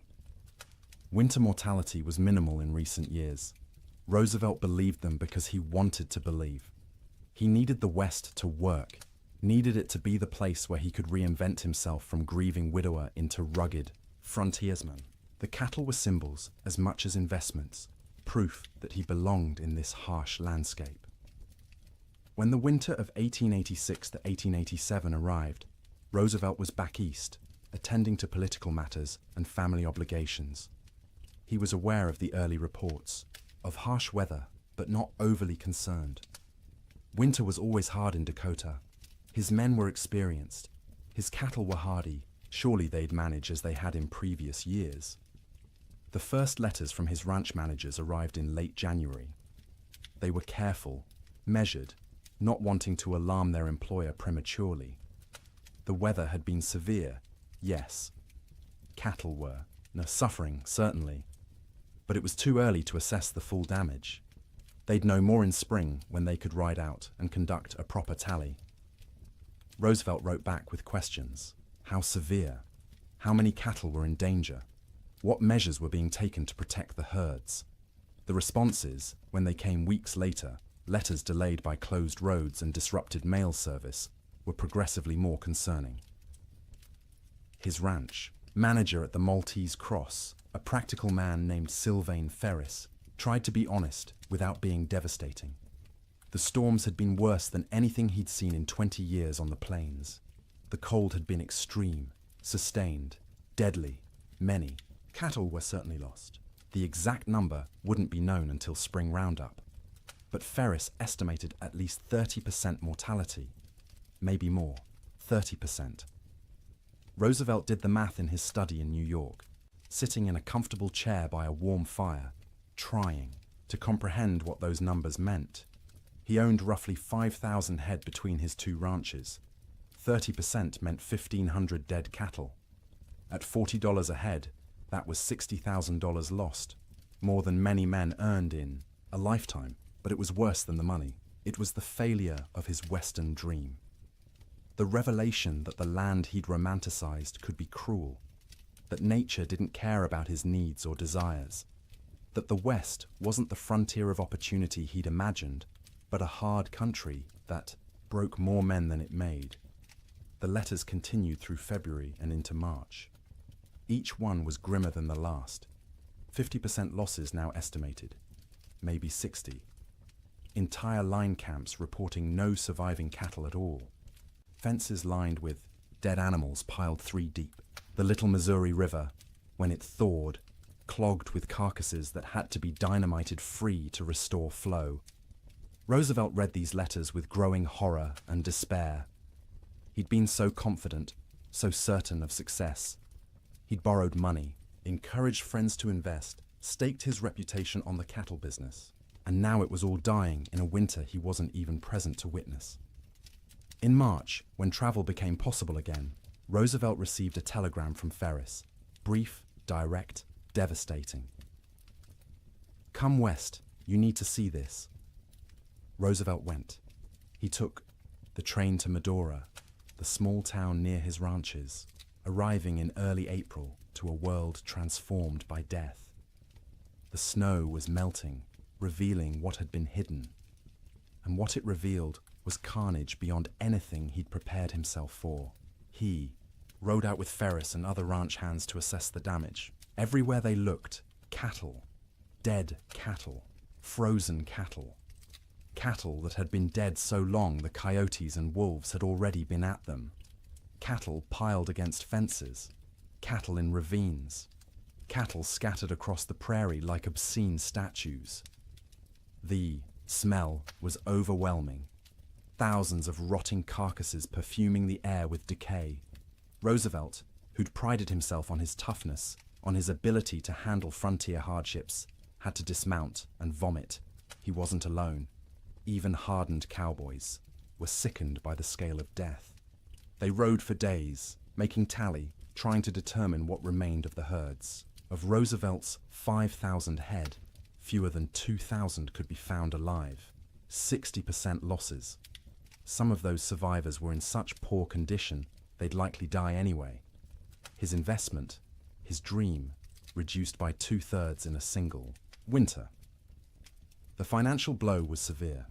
Roosevelt had invested approximately $80,000 in his cattle operations. He'd now lost at least $50,000, maybe more when accounting for lost breeding potential, disrupted operations, and the collapse of cattle prices as the market flooded with emergency sales from desperate ranchers. But Roosevelt was wealthy by birth. His family money cushioned the financial loss. He could absorb $50,000 and remain solvent, which most ranchers could not. What he couldn't absorb as easily was the emotional and philosophical blow.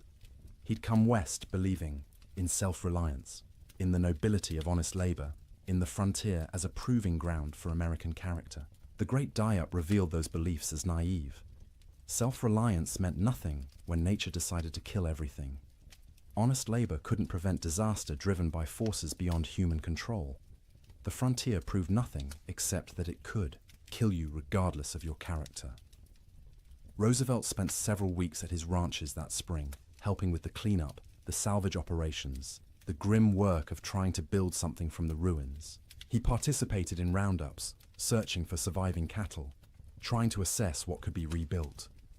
At night, he slept in the cabin at the Maltese Cross Ranch, the same cabin where his cowboys had weathered the storm. The bunks were still there, the stove, the smoke-stained walls. He'd slept here before on previous visits, treating it as an adventure, roughing it among the men. Now he slept in those bunks, knowing what they'd endured, what this room had protected them from. The cabin was small, cramped, cold even in April. Roosevelt lay on a rope bunk under wool blankets that smelled of smoke and men, and tried to imagine what January had been like. The wind screaming outside, the cold pressing in from all sides, the sound of cattle dying in the darkness, the knowledge that your livelihood, your future, everything you'd worked for was ending, and there was nothing you could do. He couldn't fully imagine it. He'd missed the actual storm, been warm and safe in New York while his employees fought for survival. That distance, that absence, haunted him. He'd been the investor, the gentleman rancher playing at being a cowboy. When it mattered, when the real test came, he hadn't been there. This realization changed him. Not immediately, not in one dramatic moment, but gradually over the following months and years. The West was no longer a romantic escape. It was a hard place where hard things happened, where nature was indifferent to human suffering, where the rules that governed Eastern society didn't apply. This understanding would shape his later conservation work. As president, Roosevelt would set aside millions of acres as national forests and parks, would push for scientific management of natural resources, would argue that the West's resources weren't infinite and needed protection. The cattle disaster of 1887 was the seed of that understanding. But in the spring of 1887, Roosevelt was just a wealthy young man surveying the wreckage of his dreams. He walked among the dead cattle, rode across ranges that should have been covered with livestock but were eerily empty, and made calculations about what could be salvaged. His ranch managers were exhausted, traumatized by the winter they'd survived. Roosevelt listened to their stories with growing respect. These men had faced conditions he'd only read about and emerged alive, if not unscathed. Ferris told him about nights when they weren't sure the bunkhouse would stand, about mornings when they'd wake to find new snow drifted inside through the cracks, about the constant work of keeping fires burning, of rationing food, of listening to cattle die and being unable to help. Roosevelt paid his men bonuses, unexpected and generous, acknowledging what they'd endured. It was the least he could do, given that he'd been warm and safe while they'd nearly frozen. He also made a decision. He would not abandon his Dakota ranches entirely, but he would not rebuild to previous scale. The open range era was over. The land couldn't support the numbers they'd run. The climate was too unpredictable, the investment too risky. He kept the Elkhorn Ranch as a retreat, a place he could visit and remember why he'd come west in the first place. But the cattle operation was downsized dramatically. A few hundred head, manageable, with hay put up for winter feeding. A sensible operation rather than a grand adventure. The Maltese Cross was eventually sold. Too many bad memories. Too much money lost. Roosevelt needed to move forward, and that meant leaving behind the ranch that had represented such hope and ended in such disaster. In his autobiography, written years later, Roosevelt would describe the winter of 1886 to 1887 as a necessary education. The romantic had been burned away, leaving behind a more realistic understanding of nature and human limitations. The winter had killed his cattle and his illusions simultaneously, but he rarely spoke about what his employees endured. Their stories weren't his to tell, and he knew his own experience, arriving after the worst had passed, was nothing compared to theirs. He'd lost money. They'd nearly lost their lives. One story stayed with him, though, told by a cowboy at the Maltese Cross.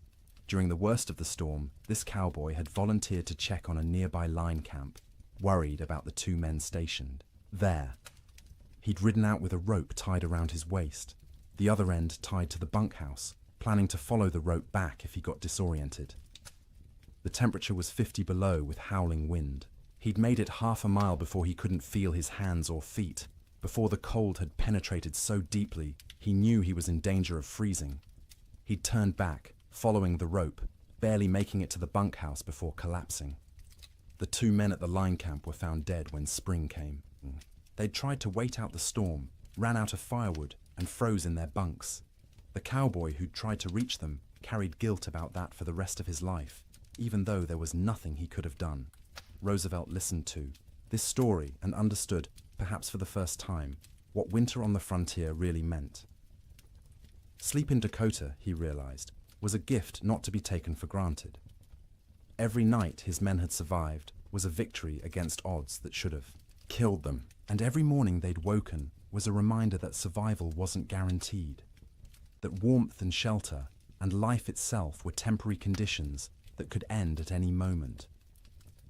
Roosevelt returned east that spring, his Western adventure permanently altered. He would continue to love the West, would continue to visit and hunt and write about it, but he would never again be naive about its harshness.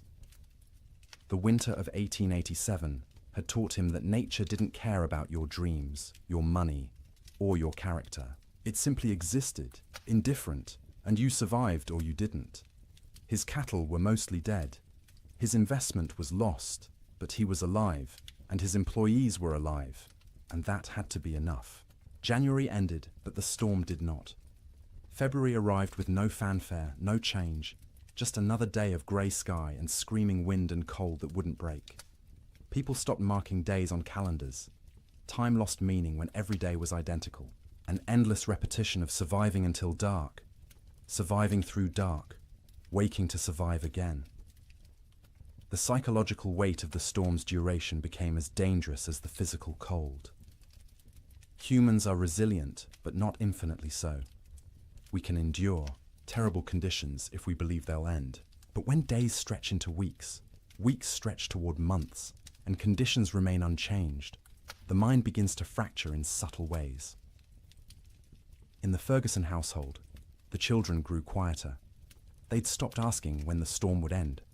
They'd stopped asking much of anything. They sat by the fire, conserving energy, their eyes following their mother's movements with an intensity that unnerved her.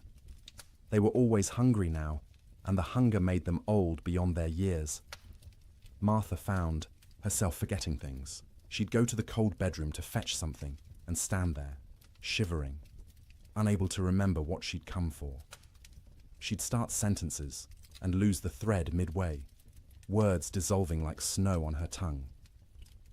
William said her name sometimes, and she wouldn't hear him, lost in thoughts that circled endlessly around food, fire, survival. William stopped shaving. There was no point. No one to see him except his family, and vanity seemed absurd when survival was uncertain. His beard grew thick and unkempt, ice forming in it every time he went outside to milk the cow or fetch wood. He'd come back in looking, like a wild man, and the children would stare at him until Martha made them look away. The cow's milk production had dropped to less than a quart per day. The animal was suffering from cold and inadequate feed, standing in the barn with her ribs visible through her hide. William knew they should slaughter her, use the meat, but the milk was too precious. As long as she gave any milk at all, he'd keep making that twice-daily journey to the barn. Sleep patterns disintegrated completely. There was no day or night anymore, just periods of lighter grey and darker grey outside the oiled paper window. People slept when exhaustion overwhelmed them, woke when cold or hunger or nightmares forced consciousness. The family's sleeping pile shifted constantly as people moved, trying to find warmth, trying to escape dreams. Martha's dreams were always about food, elaborate meals from her childhood in Wisconsin. Her mother's kitchen, warm and fragrant, tables loaded with roasted chicken and potatoes and fresh bread and butter. She'd wake with saliva flooding her mouth, stomach cramping with want, the disappointment of reality crushing. They had beans, always beans, the same beans cooked the same way, day after day, until the thought of eating another spoonful made her gag. William dreamed about summer, riding across green ranges, cattle fat and healthy, sun warm on his shoulders. He'd wake disoriented, expecting heat, finding only cold. The contrast between dream and reality was so sharp it hurt physically. His chest would ache, his throat would close. He'd lie there fighting tears while his family slept around him. The children's dreams were less specific, but more unsettling. They'd whimper in their sleep, reach out for comfort, wake crying without being able to say why. Emma, the youngest, stopped sleeping deeply at all. She'd doze in fits and starts, never truly relaxing, her small body tense even in sleep. The storm broke briefly in early February. For 3 days the wind dropped to a whisper, the snow stopped falling, and temperature rose to just below freezing. Clouds remained, but didn't seem as oppressive. The change felt miraculous after weeks of unrelenting assault. William ventured outside beyond the barn for the first time since January. The landscape was unrecognizable. Snow had sculpted itself into bizarre formations, drifts 20 feet high in some places, bare ground in others. The fence line he'd built 2 summers ago was completely buried. Only the tops of fence posts showed, wooden fingers pointing at the grey sky. He walked out across what had been their pasture, breaking through crusted snow with each step. The snow held his weight for a moment, then collapsed, dropping him thigh-deep into soft powder beneath. It was exhausting to move, each step a battle, but he kept going, desperate for space, for distance from the cabin that had become their prison. He found a dead cow half buried in a drift. One of their small herd, frozen solid, the hide pulled, tight over protruding bones. He stood looking at it for a long time, feeling nothing. He was too tired for grief. The cow was dead. More would be dead. Everything might be dead. These were just facts now, beyond emotion. When he returned to the cabin, Martha and the children were standing in the doorway, watching him. They looked like ghosts in the grey light, pale and thin and insubstantial. He realized he probably looked the same to them. That night the Chinook wind arrived, warm wind from the southwest, carrying temperature up 30 degrees in 2 hours.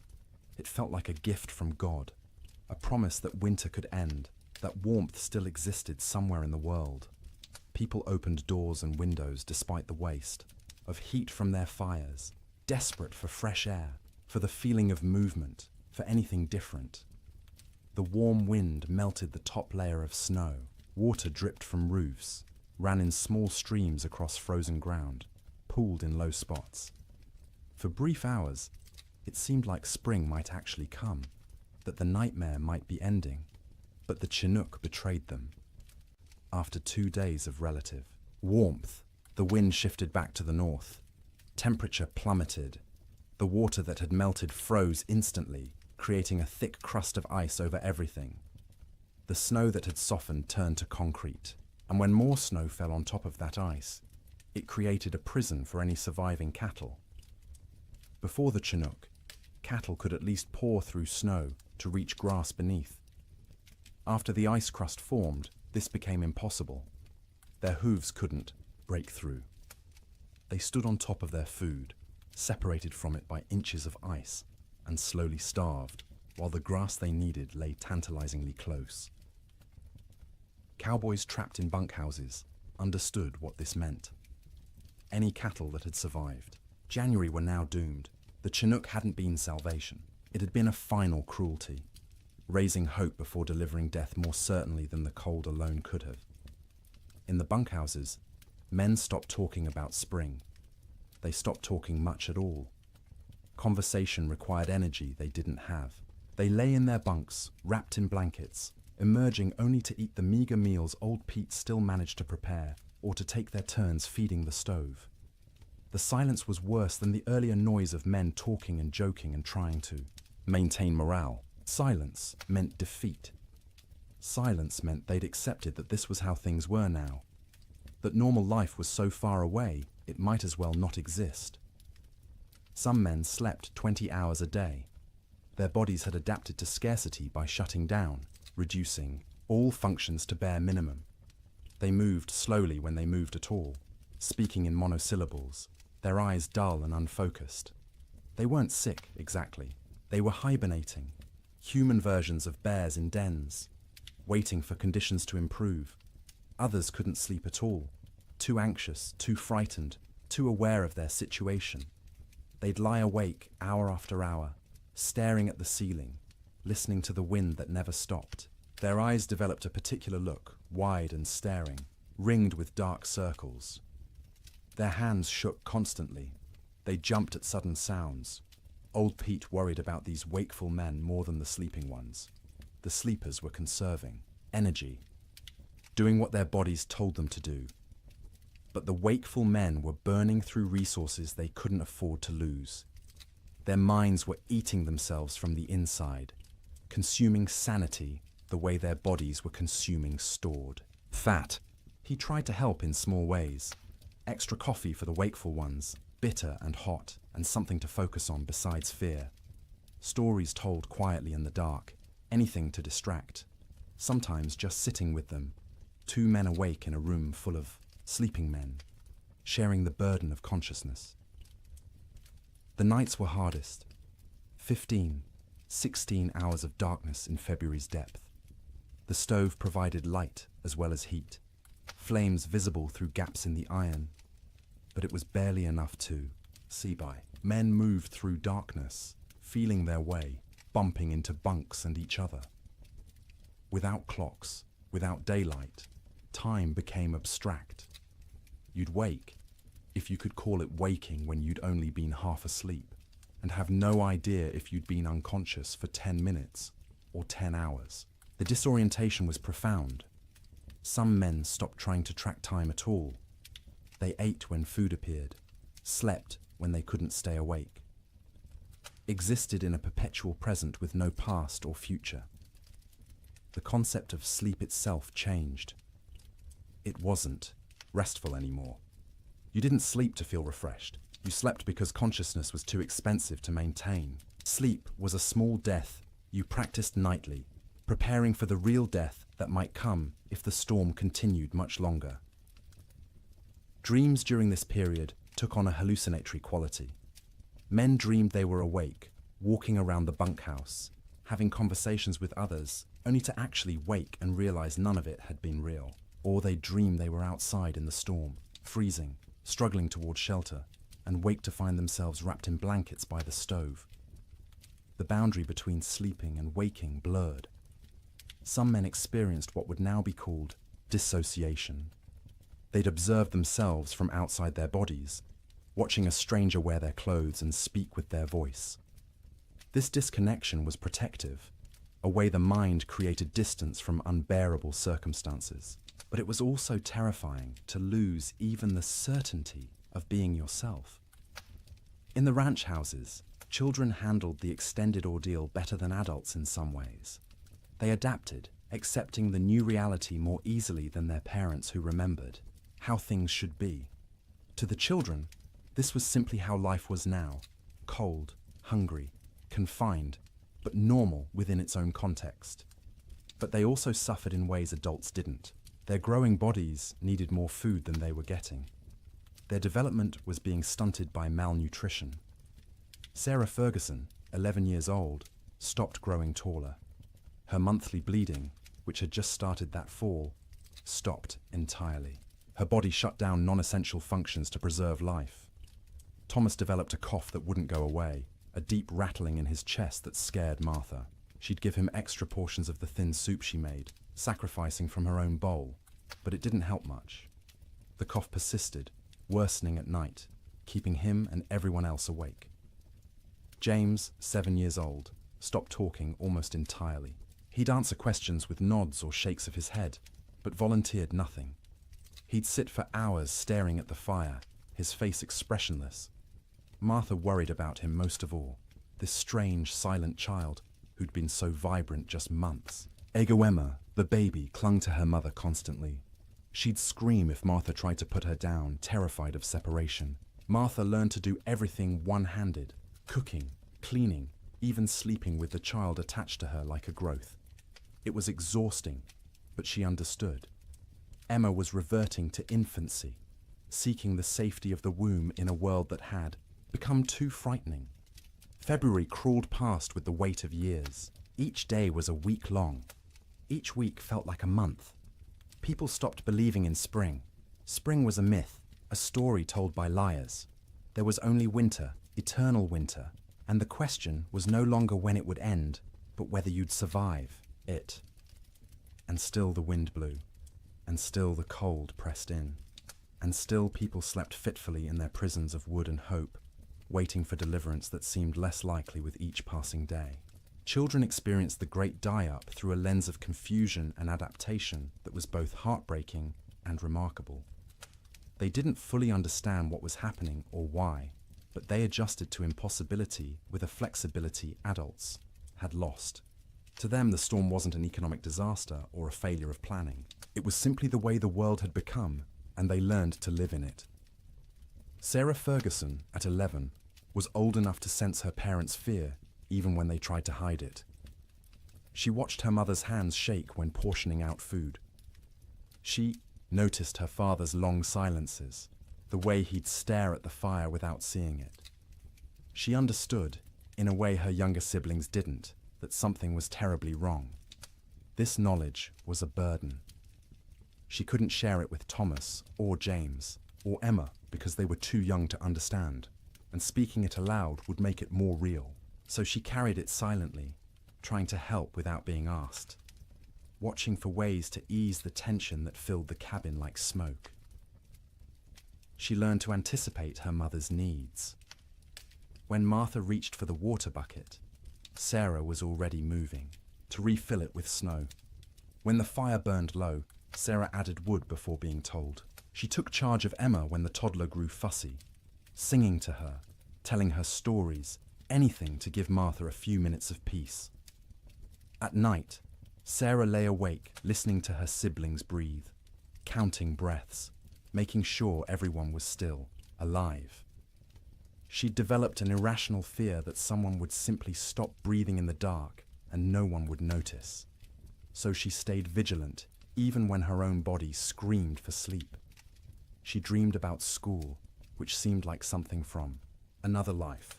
the one-room schoolhouse 3 miles from their ranch, where Miss Peterson taught reading and arithmetic to a dozen farm children. Sarah had loved school, loved learning, loved having somewhere to go that wasn't the ranch. The storm had started during Christmas break, and school hadn't reopened. Might never reopen if families didn't survive the winter. She wondered about her classmates. Were they trapped in their homes too? Were they hungry? Were they scared? Or had some of them already died, frozen in cabins that couldn't keep them warm, and she'd never know because news didn't travel through blizzards? These thoughts circled in her head at night, keeping her awake even when exhaustion made her bones ache. She was becoming an adult too quickly, forced to carry worries that children shouldn't have to carry. But she had no choice. The storm didn't care about childhood innocence. Thomas, at 9, dealt with the storm differently. He grew angry. Not explosive anger, not tantrums, but a cold, sullen fury that he directed at everything and nothing. He was angry at the wind for not stopping, angry at his father for not fixing things, angry at God for letting this happen, angry at himself for being trapped and helpless.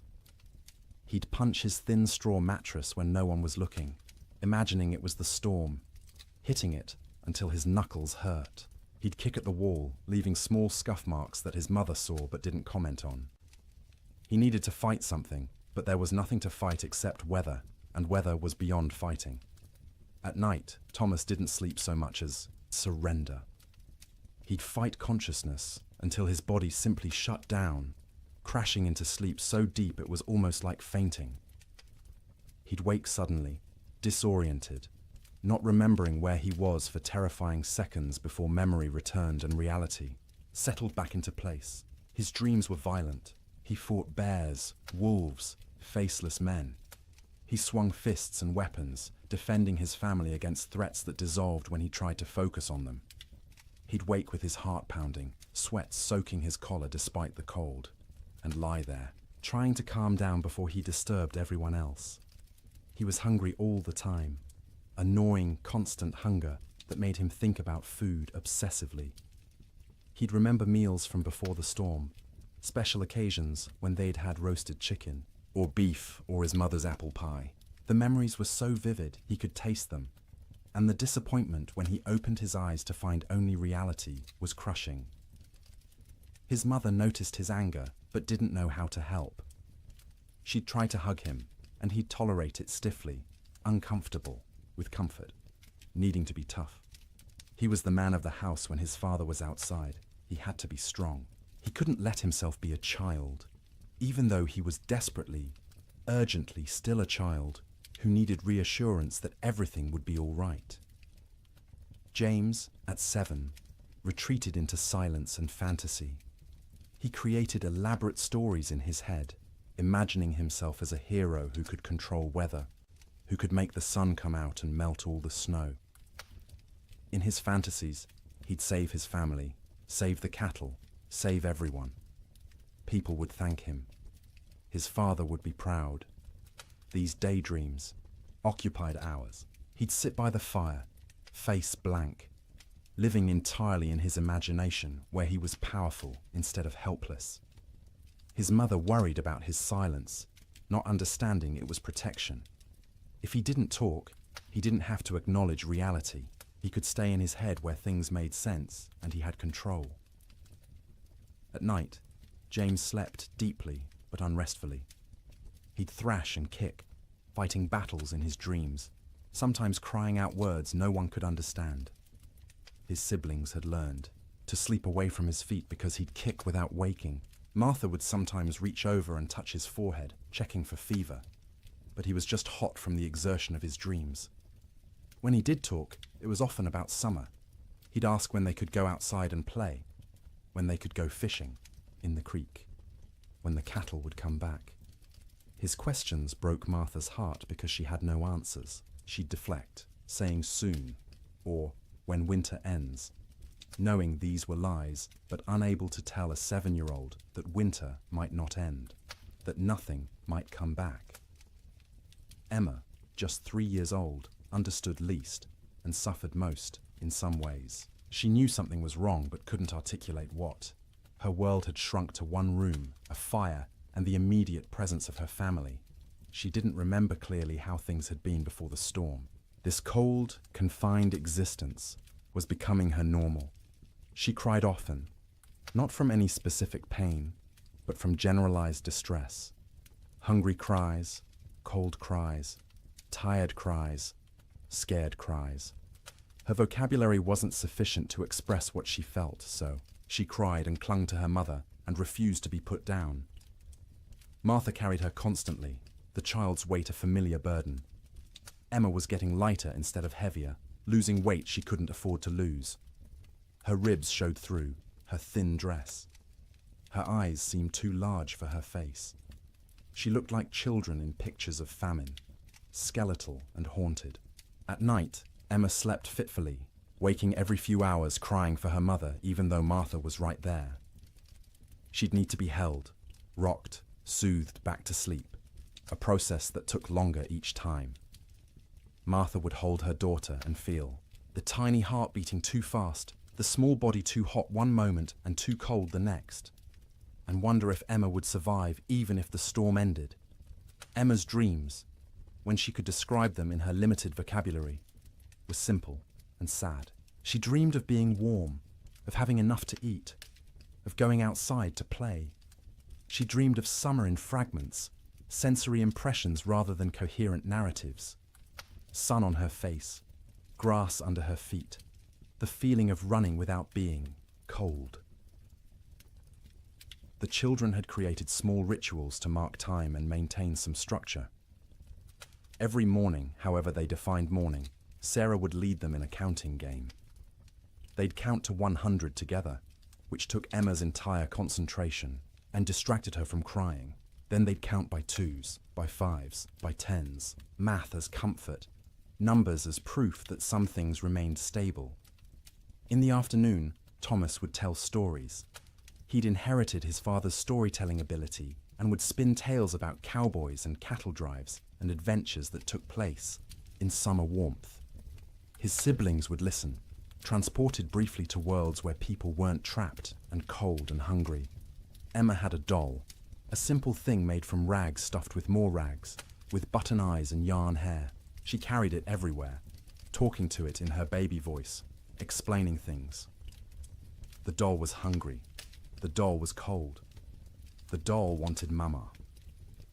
Through the doll, Emma processed her own feelings, giving voice to fears she couldn't express directly, the EE.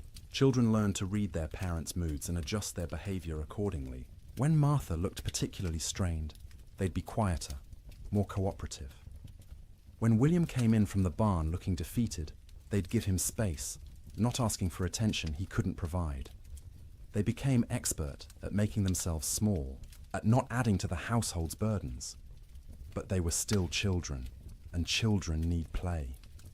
They'd create games from nothing, counting cracks in the ceiling, making shadow figures on the wall with their hands when the fire was bright enough, building towers from the few wooden blocks they owned, then knocking them down and building again.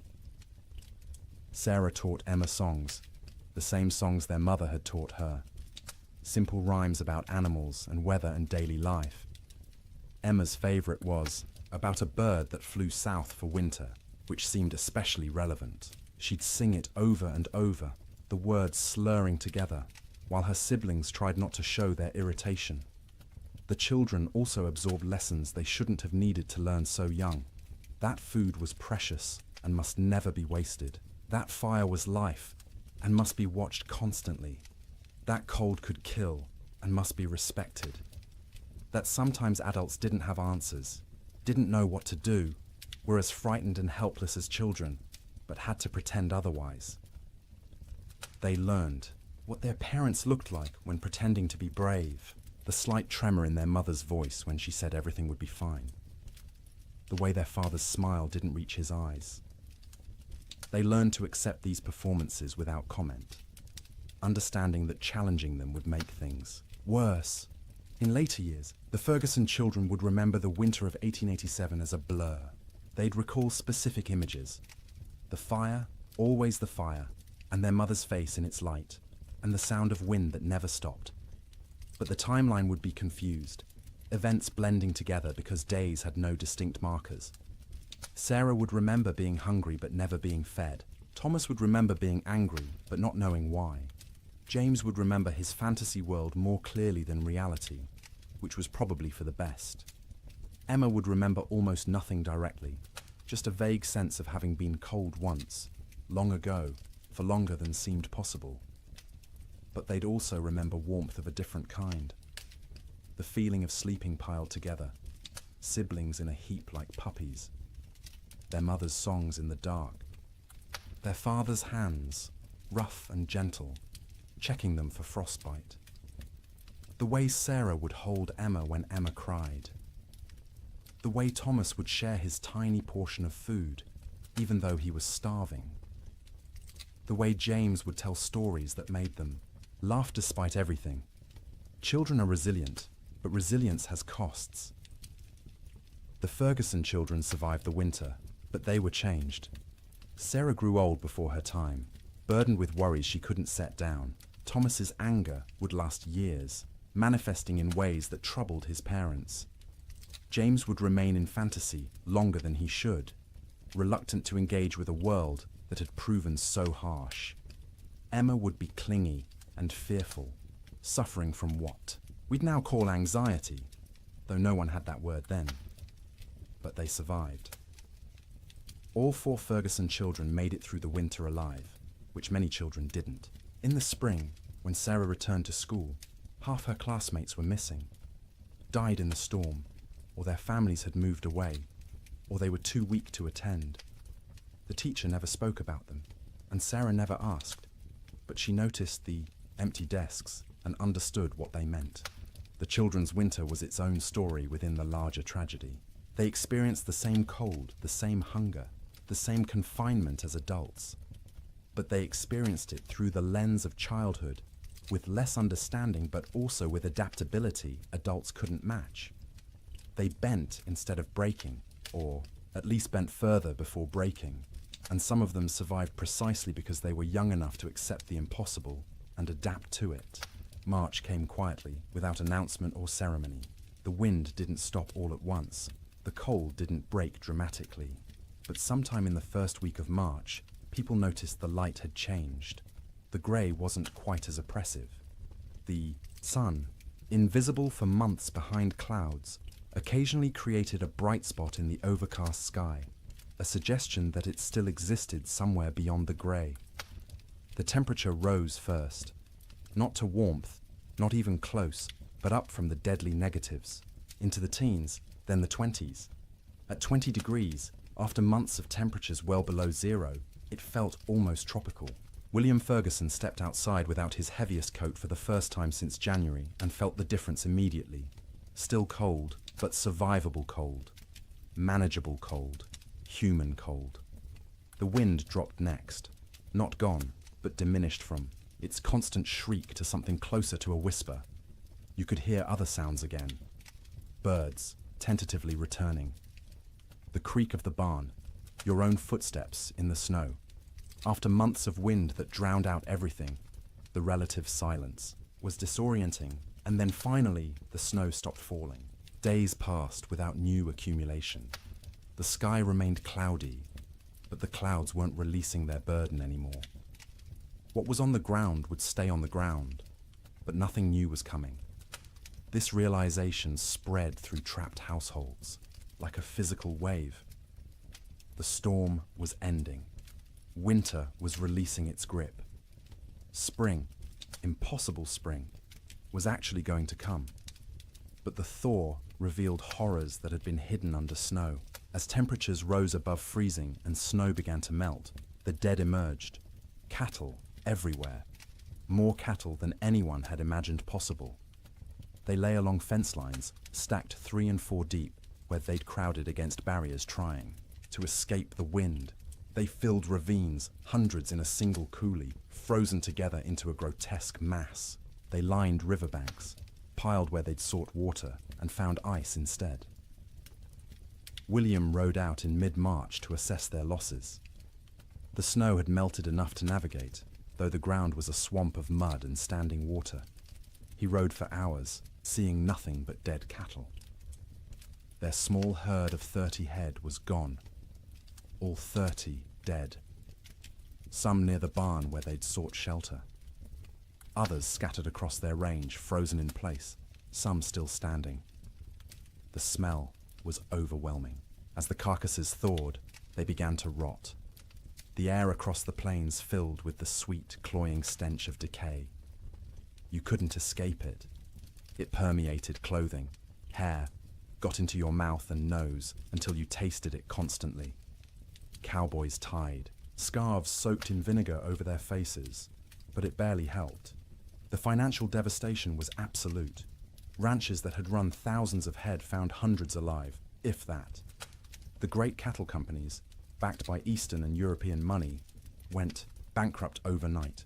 Investors who'd expected returns of 20–30% instead lost everything. The boom was over. The cattle kingdom had fallen. But more important than money, more immediate, was the human cost. As spring progressed and travel became possible again, stories emerged. A family in Wyoming had burned their furniture for fuel, then their floorboards, then had frozen to death anyway. A cowboy in Montana had tried to reach town for supplies, got lost in a storm, and was found frozen solid sitting upright on his horse, both man and animal dead. Children died quietly in their sleep, their small bodies unable to maintain heat. Old people died the same way, peaceful endings to hard lives. Young men died trying to help, venturing out into storms to check on neighbors or cattle, never making it back. Women died in childbirth in cabins where no help could reach them. Babies dying with their mothers. The death toll among cattle was calculable, measurable, shocking in its enormity. Estimates ranged from 60 to 90% mortality across the northern plains. Hundreds of thousands of animals dead. But the human toll was harder to count. People died alone in isolated cabins, their bodies not discovered until spring. Whole families vanished. Homesteads found empty when the snow cleared. No trace of where the occupants had gone, or whether they'd survived. Theodore Roosevelt returned to his ransacked ranches and surveyed the ruin of his Western dreams. Cowboys, who'd barely survived, told stories of unimaginable hardship. Ranchers calculated losses that dwarfed their ability to recover. And slowly, painfully, everyone who'd survived began the work of rebuilding. But they rebuilt differently. The open range was dead, killed as surely as the cattle that had grazed it. Ranchers who continued in the business built barns, stored hay, kept smaller herds they could actually feed through winter. They fenced pastures, rotating cattle seasonally rather than letting them roam year-round. The cowboy, as romantic figure, driving vast herds across unfenced prairie, became a relic of a past that had ended in ice and death. The survivors were changed. Martha Ferguson emerged from that winter 20 pounds lighter, her hair gone grey at 32. William's hands shook for months afterward, trauma expressing itself in tremors he couldn't control. The children carried scars that wouldn't show. For years, psychological wounds that would shape their entire lives, but they'd survived. All of them. The Ferguson family made it through intact, which was more than many could say. And as spring truly arrived, as green grass pushed up through mud and trees began to bud and the sun returned with actual warmth, they began to remember what life could be.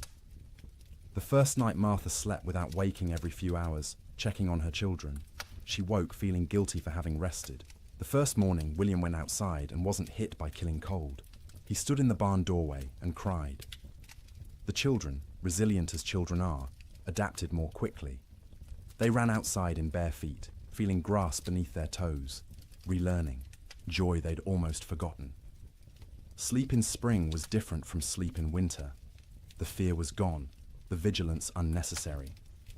People slept deeply for the first time in months, their bodies finally feeling safe enough to truly rest. They slept for 10 hours, 12 hours, catching up on sleep debt accumulated over winter. They woke refreshed, amazed at the feeling, remembering what normal had felt like. but the dreams remained. For years afterward, survivors would wake from nightmares about the winter of 1887. They'd dream of being trapped, of being cold, of hearing cattle die, and being unable to help. These dreams would fade over time, but never entirely disappear. The winter had carved itself into their psyches, a permanent scar. And now, dear traveller through this story, we've reached the end of our journey through the coldest winter in wild West history. We've walked with cowboys in their bunkhouses, huddled with families around failing fires, witnessed the death of cattle and dreams, and an entire way of life. The Great Die-Up of 1887 was catastrophic. It killed hundreds of thousands of animals, bankrupted fortunes, and ended the era of open-range ranching forever. But more than that, it tested human endurance in ways few events ever have. It asked people to survive the unsurvivable, to sleep, in conditions where sleep seemed impossible, to maintain hope when hope was absurd, and they did. Not all of them, not even most of them without terrible cost, but enough survived to tell the story, to rebuild, to ensure that the lessons learned would protect future generations. As you lie in your warm bed tonight, safe from cold and storm, let yourself feel the profound gift of that warmth. The pioneers of the Wild West would have considered your comfort miraculous, impossible luxury beyond imagining. Central heating, insulated walls, blankets made in factories rather than woven by hand. You live in the future they could only dream of, the safety they fought to reach.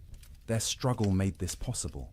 Every improvement in building techniques, every advance in weather prediction, every system we have now to survive winter grew from lessons learned in disasters like the Great Die-Up. They suffered so that eventually people wouldn't have to suffer, so that sleep could be restful rather than survival, so that winter could be endured without terror. Let their memory settle over you gently now. Let the wind that screamed across the Montana plains become the whisper of your fan. Let the cold that killed become the pleasant coolness of your air conditioning. Let the hunger that gnawed at them become the satisfaction of knowing you can eat when you wake. You are safe, you are warm, you are comfortable in ways they couldn't have imagined. And as you drift towards sleep, carry with you gratitude for that safety. Honor their endurance by appreciating what you have. Remember their suffering by cherishing your comfort. The winter of 1887 is over. It has been over for more than a century, but its story remains, a testament to human resilience and the terrible power of nature. The cowboys and ranchers and children who lived through it are long gone, but their experience echoes forward to us, teaching us about survival, about courage, about the precious gift of a warm place to sleep. So sleep now, deeply and peacefully. Let the weight of blankets comfort rather than burden you. Let the darkness be restful rather than fearful. Let your dreams be gentle rather than haunted. The storm has passed. Spring has come.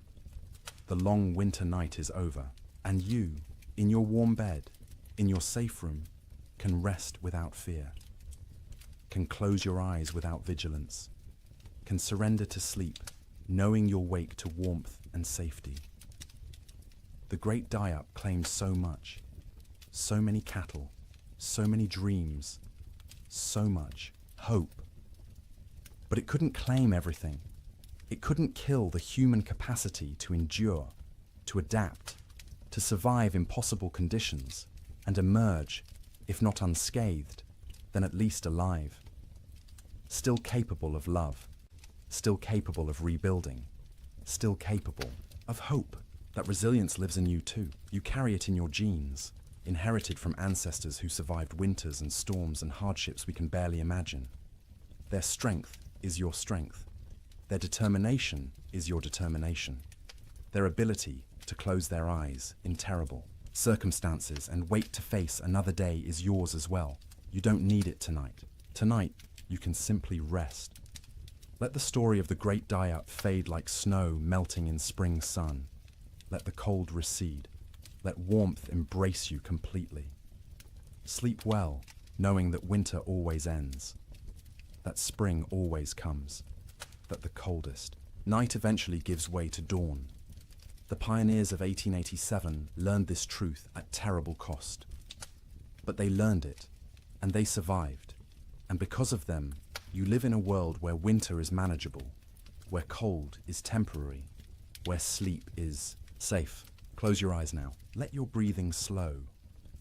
Feel the weight of your body sink into your mattress, supported and comfortable.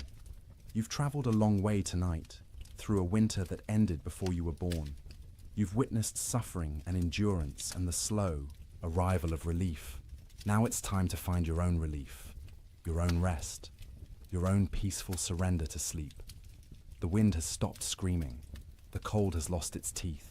The cattle are grazing on green grass in valleys where snow once piled 20 feet deep. And you are here, warm and safe, ready to sleep, ready to dream gentle dreams, ready to wake refreshed to a world where the great die-up is history, where winter is a season rather than a death sentence, where sleep is rest rather than survival. Good night, traveler. Thank you for joining me on this journey through the coldest winter in Wild West history. May your own sleep be everything those pioneers couldn't have. May you wake warm and safe, grateful for the comfort that cost them so much to achieve. The storm is over. Spring has come. Sleep well. Good evening and welcome back, friends. Tonight, we are going to journey through the Great Famine winter, when medieval Europe froze for 7 years. As always, let me know where in the world you are listening in from. Get cozy, settle in, and let's begin. In the spring of 1315, a mother in northern England made an unthinkable decision. She locked her children inside their cottage, walked into the frozen wasteland, and never returned. But she wasn't abandoning them. She was saving them. Was she? Knew what all of Europe would soon discover was that the world itself was dying. The rain wouldn't stop. The cold wouldn't break. And for the next 7 years, winter would reign supreme. Her name was Marjorie of Durham, and her neighbors found her children 3 days later, alive, huddled around the last embers of their fire. The eldest, a boy of 9, clutched a note his mother had left. The priest who recorded it wrote that his hands shook as he read her words aloud. My flesh will buy them grain. My absence will grant them mercy. Tell them I walk toward God, not away from them. You see, Marjorie had understood something terrible. Something that would take the rest of Europe months to grasp. This wasn't just another harsh spring. This was the beginning of an extinction. The marketplace where she'd traded her body for bread had made the calculation clear. A living mother meant 5 mouths to feed. A missing mother meant for orphans. The church had to shelter, and the church still had grain, still had walls, still had hope that this nightmare would end. But here's what makes Marjorie's story so haunting. She wasn't unique. Parish records from 1315 show hundreds of similar disappearances. Parents vanishing into blizzards, elderly grandparents wandering into forests, always leaving notes, always locking doors from the outside, always walking toward death like it was salvation. The chronicler Geoffrey Le Baker would later write about that spring with words that feel pulled from nightmares. Rains began on St. George's Day and fell like God had forgotten how to do anything else. Not the warm rains of April that wake sleeping seeds, but frozen needles that killed whatever they touched. Crops didn't fail, they drowned standing. Rivers didn't flood, they exploded from their banks like wounded animals. Think about that. For a moment, you're a medieval peasant. Your entire world is 3 miles wide. Everything you know about survival, every technique your father taught you, every prayer your mother whispered, assumes one simple truth that seasons follow patterns. Spring brings life, summer brings growth, autumn brings harvest, winter brings rest. But what happens when spring never comes? When winter refuses to die? When the very foundation of existence cracks beneath your feet? That's what began in 1315. Not a famine, not a crisis, but the complete collapse of natural order. And Marjorie of Durham, walking into that frozen dawn, leaving her children behind to live, was just the first character in a story that would consume 15 million souls before it ended. The question isn't how Europe survived, it's what Europe became to survive it. Picture yourself waking up on Easter morning, 1315, in a small village outside Paris. Your neighbor Johannes jokes about yesterday's rain ruining his seedlings. His wife laughs, saying one wet spring never hurt anyone. Within 6 months, Johannes will trade his youngest daughter for a bag of moldy grain. His wife will disappear one night, and the village will pretend not to notice the fresh meat at the butcher's stall. But this morning, they're still laughing. The peculiar thing about catastrophe is how quietly it arrives. No trumpets, no divine warnings, just rain. Endless, crushing, biblical rain that began falling across Europe in May 1315 and simply didn't stop. That Easter morning in Kratzy-le-Chapelle, 20 miles from Paris, felt like any other. The baker Michel had risen at cockscrow to fire his ovens. His wife Agnes counted their silver, planning to buy young pigs at the summer fair. Their son Pierre played with wooden knights, recreating battles he'd never fight because there wouldn't be a world left to fight for. The church bells summoned them to Mass. Father Bernard, still young enough to believe suffering had meaning, delivered a sermon about resurrection, about new life, about God's promise that seed time and harvest would never cease. The congregation nodded along, comfortable in their certainty. Why wouldn't they be? Their grandfathers had survived wars. Their fathers had survived plagues. Surely they could survive a little rain. But if you'd looked carefully that morning really, Latude have seen the signs. The sparrows that usually nested in the church eaves were gone. Not dead, gone. The cats had stopped hunting, instead huddling in doorways with their fur perpetually damp. And the old women, the ones who remembered the harsh winter of 1258, had started hoarding soldat. Johannes, the man who joked about his seedlings, was a cloth merchant. Successful enough to own 2 cows and rent 3 strips of land. His wife Marie had borne him 7 children, 4 still living, which made them lucky by medieval standards. Their youngest, Isabel, had just turned 6, hair like spun gold. Her father would say, worth its weight in gold, someone else would say 6 months later, weighing her against a sack of spoiled wheat.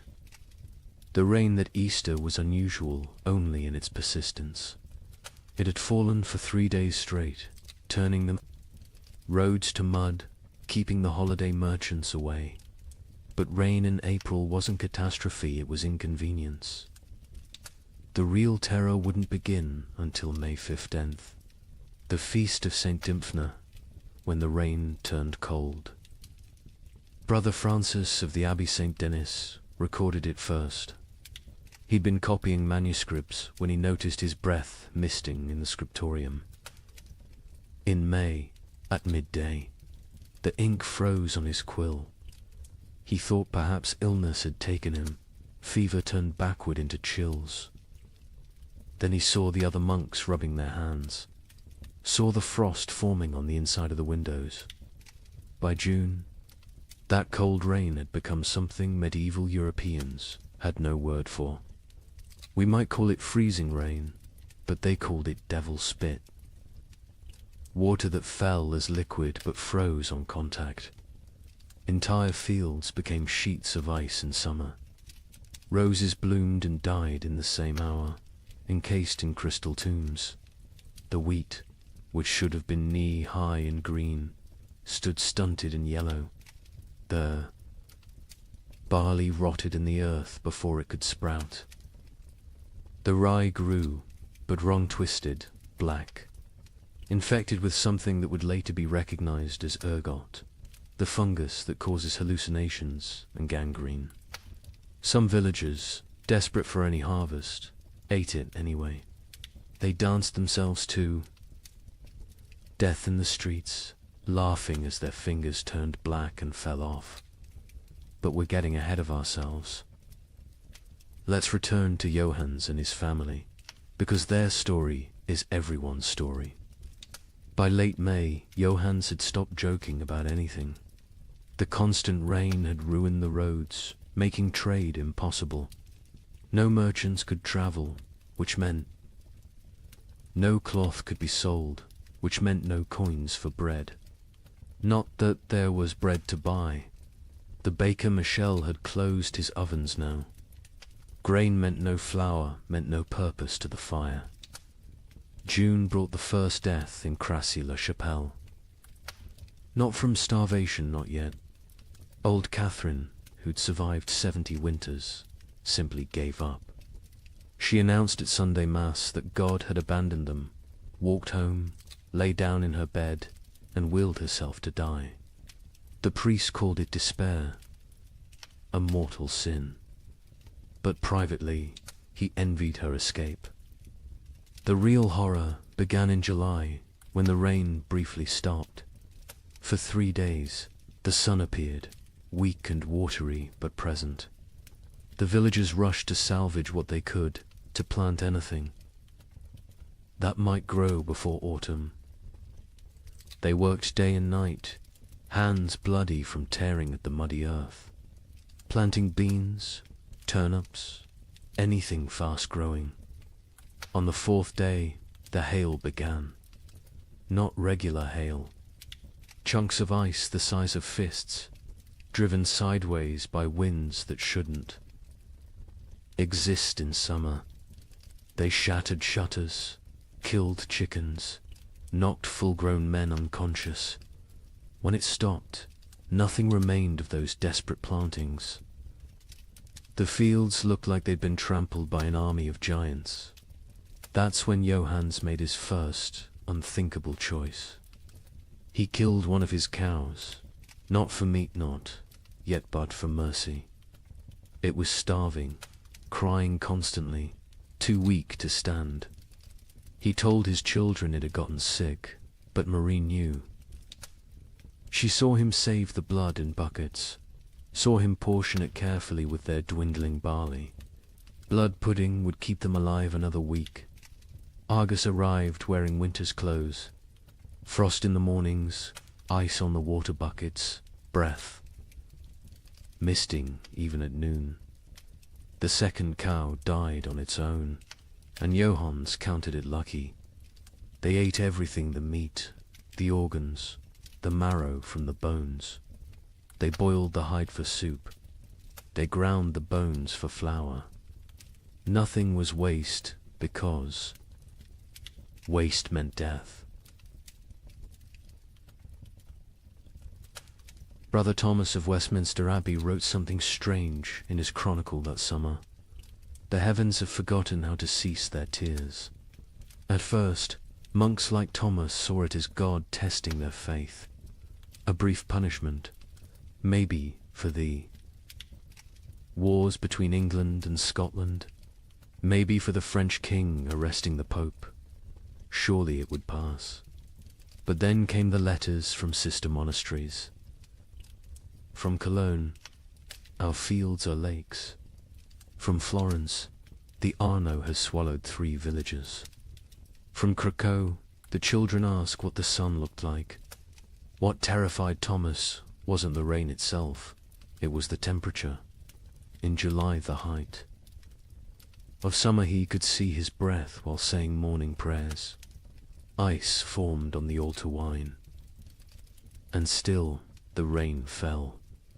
The monastery's chronicle, which Thomas kept with meticulous care, tells us exactly when normal ended and nightmare began. June 23rd, the eve of St. John, traditionally celebrated with bonfires that burned until dawn. That year, no fire would stay lit. The rain fell horizontally, driven by winds that belonged to December, not midsummer. Thomas wrote, "The brothers attempted 7 times to light the sacred fire. Each time, the rain doused it before a single prayer could be spoken.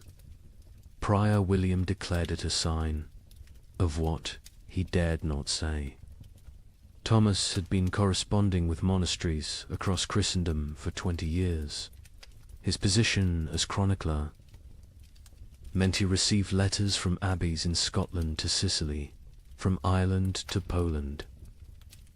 Usually, these letters discussed theological matters, requested copied manuscripts, or shared news of appointments and deaths. But starting in July 1315, every letter carried the same message, dressed in different words. Something was terribly wrong with God's creation. From Melrose Abbey in Scotland came a letter that made Thomas's hands shake.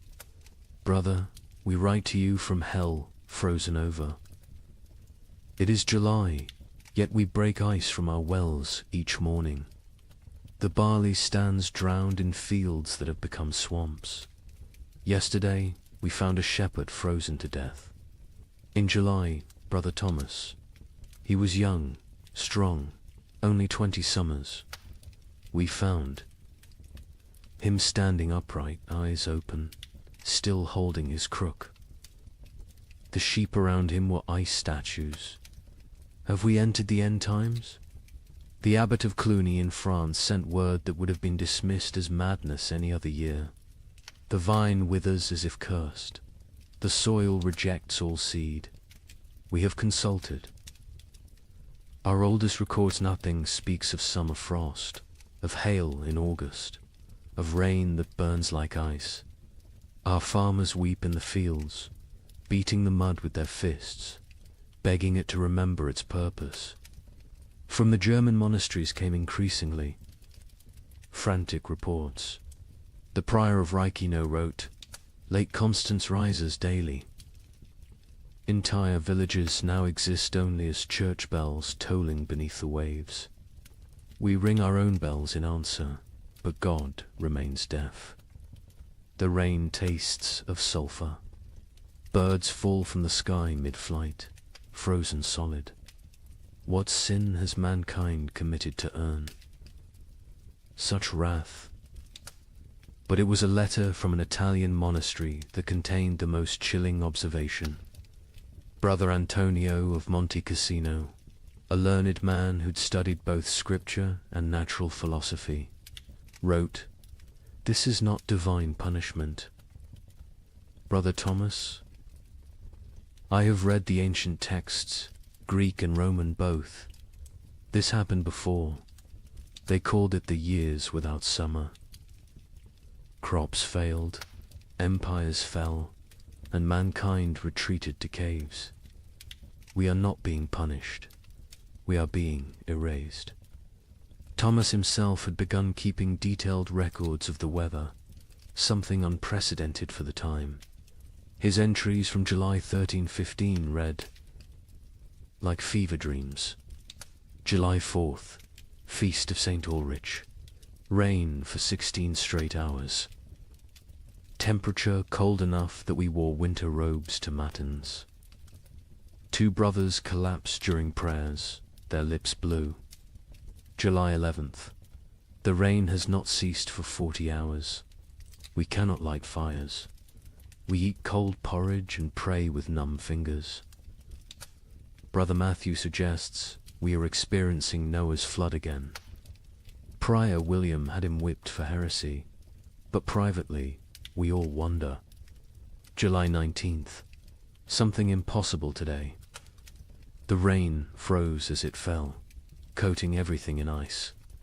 In July, the vegetable garden is destroyed. Every plant encased in crystal, beautiful and dead. We gathered to pray, but the words stuck in our throats. How do you pray when creation itself seems broken? The correspondence between monasteries became increasingly desperate as summer crawled toward autumn. They began sharing survival techniques rather than theological debates. How to keep manuscripts from molding in the constant damp. How to preserve food when nothing would dry. How to maintain faith when every prayer for sun was answered with more rain. From Prague came instructions for building underground storage that might resist the water. From Dublin came recipes for making bread from acorns and chestnuts. From Rome came silence. The Holy See had problems of its own, with the Tiber flooding the papal palace repeatedly. Thomas noted something else, something that wouldn't be fully understood for centuries. The rain wasn't uniform. It would pound. One region while barely touching another 20 miles away. But those dry spots weren't lucky, they were cursed differently. Without rain, but with temperatures below freezing in summer, crops still died. Wells still froze. People still starved. A letter from the Bishop of Bergen in Norway contained an observation that haunts historians today. The merchants from Iceland have not come. They were due in May, as always. It is now August. Ships sent to investigate found the sea routes blocked by mountains of ice that should not exist in summer, or perhaps should not exist at all. The sailors speak of icebergs, tall as cathedrals, moving south like an army of frozen giants. By late August, Thomas's own entries had taken on a tone of barely controlled panic. We have begun rationing in August. The harvest is already lost, and we must survive on stores meant for winter. But what winter awaits us if summer itself has become frozen? Prior William no longer speaks of God's tests. He speaks of God's absence. The most telling entry comes from September 3rd. Brother Francis asked me today why I still write these chronicles. Who will read them? Who will survive to care about the weather of a dead year? I had no answer. I write because the act of writing means I still believe in tomorrow. When I stop writing, I stop hoping. So I write of rain, of cold, of death creeping closer. I write because someone must witness the ending of the world. Imagine watching your entire years work everything you need to survive a rotting in the field before your eyes. Not failing to grow, not dying from drought, but literally dissolving into grey sludge. A French peasant named Guillaume left us. A rare written account dictated to a priest. The wheat stood tall and green in June, promising the best harvest in memory. By August, it was black soup. The smell, God forgive me, it smelled like death before death had even come. But here's where our story takes its first dark turn. The failed harvest of 1315 was just the opening act. Because while the peasants mourned their rotted grain, something else was happening. Something that would transform a bad harvest into an apocalypse.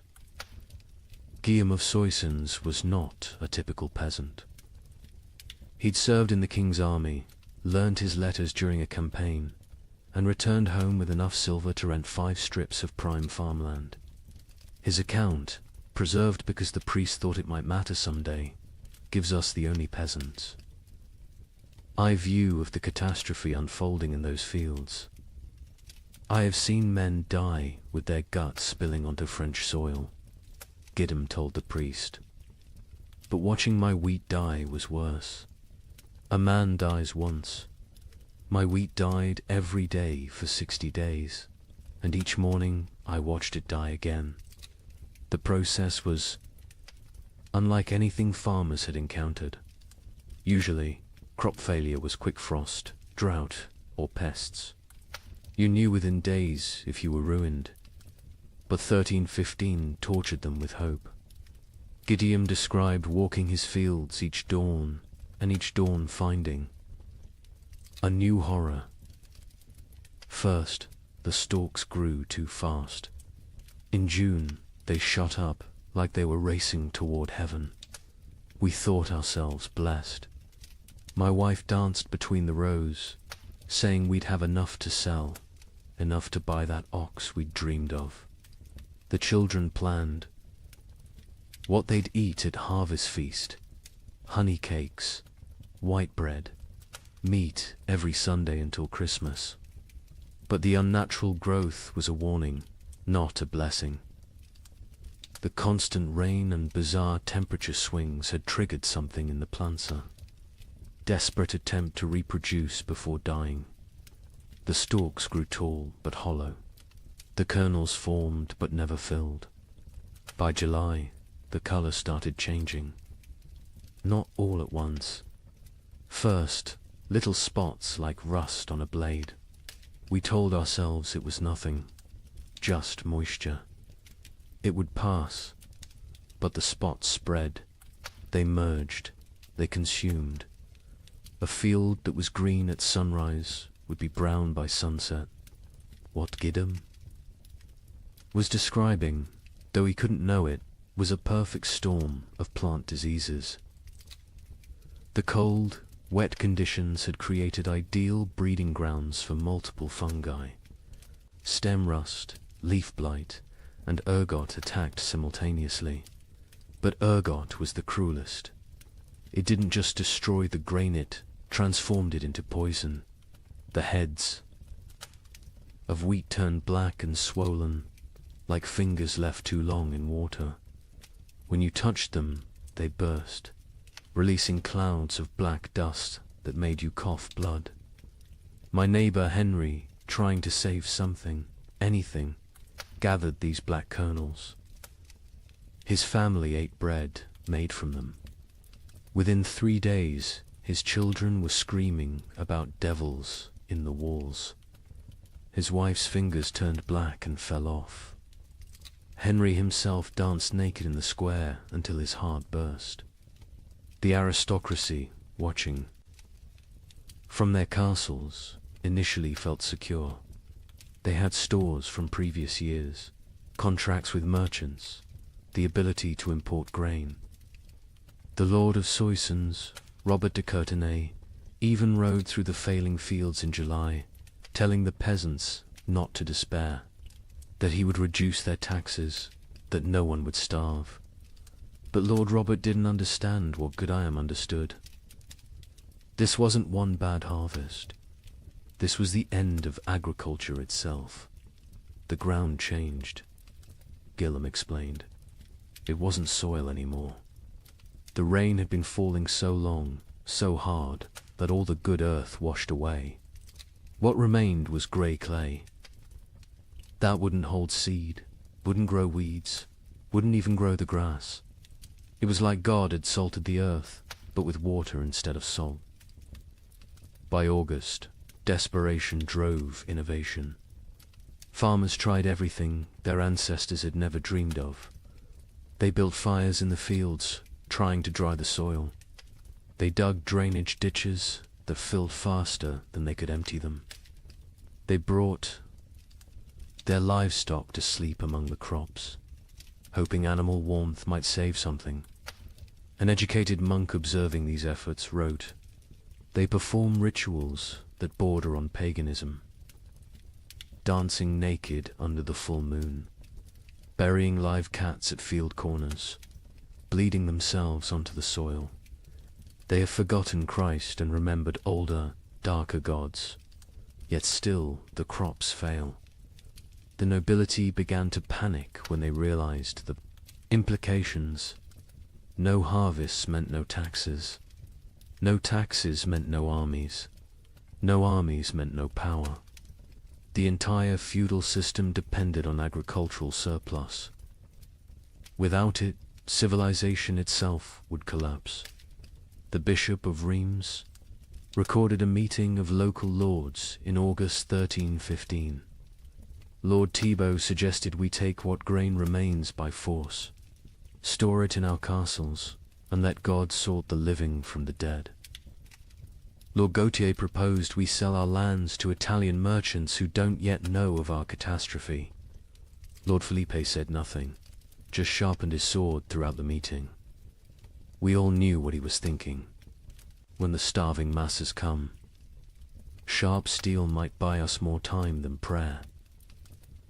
But it was Gwellem's final observation that proved most prophetic. The worst part wasn't the hunger we knew was coming. It was what hunger would make us become. I saw my neighbor Marcel looking at his plump daughter differently, not with father's love, with a butcher's calculation.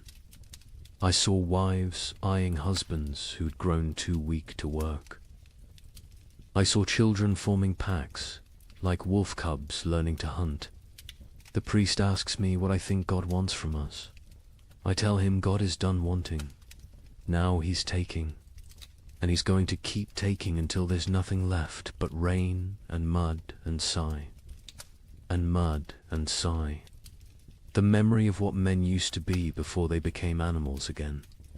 The failed harvest of 1315 wasn't measured in bushels of lost grain. It was measured in the systematic destruction of hope. Every rural community in Europe had lived with the same rhythm for 1,000 years. Plant in spring, tend in summer, harvest in autumn, survive on stores through winter. That cycle was civilization. And in 1315, the cycle broke. By September, even the weeds had given up. Fields that should have been golden with wheat or barley were instead grey seas of mud, punctuated by the black skeletons of dead trees. The only things that grew were fungous, bulbous things that appeared overnight in colours nature had never intended. Purple, electric blue, sick yellow. Children who ate them died laughing. Adults who ate them died screaming. The recording priest added his own note to Gwillem's testimony. This man speaks truth. I have seen the fields myself. They look like God's own graveyard, waiting for the corpses that will soon fill them. We are not facing a famine. We are facing an extinction. May whoever finds this record pray for our souls, for by the time you read this, we will surely be past praying for ourselves. In September 1315, a strange sickness appeared among the cattle of Norfolk. Within days, it spread to sheep, then pigs, then horses. The animals didn't just die, they died screaming. A contemporary account describes cattle crying like humans. In their agony, their tongues swollen black, their eyes weeping blood. Modern historians call it marin, but medieval Europeans had another name for it. Devil's touch, because healthy animals would drop dead mid-step. A cow giving milk at dawn would be a corpse by noon, and the speed of transmission defied Logicantia herds gone in hours. But I haven't told you the worst part yet. The animals that survived, they changed. Horses began eating meat. Pigs turned feral, forming packs that hunted. And the rats. The rats disappeared entirely. Where did they go? That mystery wouldn't be solved for another 30 years, when they returned, carrying something far worse than hunger. The first recorded death was a prize bull named Samson, owned by the Earl of Norwich, worth more than most villagers earned. In a year, Samson was protected like royalty-sheltered stable, imported feed, 3 stable boys attending him constantly. On September 8th, he was healthy enough to breed. By September 9th, he was dead, his massive body twisted in angles that bones shouldn't allow. Foam tinged pink with blood dried around his mouth. The Earl's stable master, a methodical man named Walter, documented what happened next with the precision of someone who knew he was witnessing something unprecedented. The sickness jumped from Samson to the cows without touch, without sharing water, without even sharing air. They were in separate barns, yet by sunset, 17 were dead. Their deaths were not peaceful. They bellowed with voices that sounded human. They thrashed until their bones broke through their hides. They died with their eyes open, staring at something we could not see. Within a week, every cow in Norfolk was either dead or dying. But the disease didn't respect species boundaries. Sheep began falling next, their wool turning grey overnight before they collapsed. Then pigs, usually hardy enough to survive anything, started dying in ways that defied nature. They'd squeal for hours, a sound witnesses compared to children, screaming before their hearts simply exploded. A traveling merchant named Otto from Flanders recorded what he saw on the roads. I have traveled these paths for 20 years. I know where every farm keeps its herds. Today, I counted 4,000 dead cattle between Lynn and Norwich. They lie where they fell in fields, on roads, some still standing upright, held by mud that is frozen around their legs. The smell reaches you a mile before you see them. Sweet rot mixed with something chemical, like copper left in vinegar. The speed of death was matched only by its strangeness. Animals died in patterns that suggested intelligent entire herds forming perfect circles before collapsing inward. Flocks of sheep arranging themselves in lines before dying in sequence, like dominoes. Witnesses spoke of animals appearing to communicate across species before death, horses whinnying to cows who lowed back, as if sharing some terrible knowledge. But then came the transformations among survivors, and this is where chronicle accounts become almost too bizarre to believe, except that multiple independent sources confirm the same phenomena. Sir William de Ross, a knight with lands across Yorkshire, wrote to the Archbishop of York, "Your Grace must believe what I write, though it sounds like madness. My destrier, Caesar, a warhorse I've ridden into 3 battles, has begun hunting. Not grazing, hunting. I watched him corner a rabbit, kill it with his hooves, and eat it. He tears flesh with teeth never meant for meat. Other horses flee from him now. He stands alone in his paddock, blood on his muzzle, waiting for something none of us understand." The pigs were worse. Those that survived the plague didn't return to their pens. They grouped together in the forests, moving in coordinated packs. A woodcutter named Thomas testified to the Bishop of Ely. 20 of them, maybe more, moving like wolves, but smarter than wolves. They set ambushes. They used one injured piglet as bait to draw a merchant from his cart. When he climbed down to help him, the others came from the trees. We found his bones 3 days later, picked clean, arranged in a pile like they were showing off. The transformation wasn't limited to behavior. Physical changes occurred that medieval veterinarians couldn't explain. Horses grew longer teeth, sharp enough to tear meat. Pigs developed thicker hides that arrows couldn't pierce.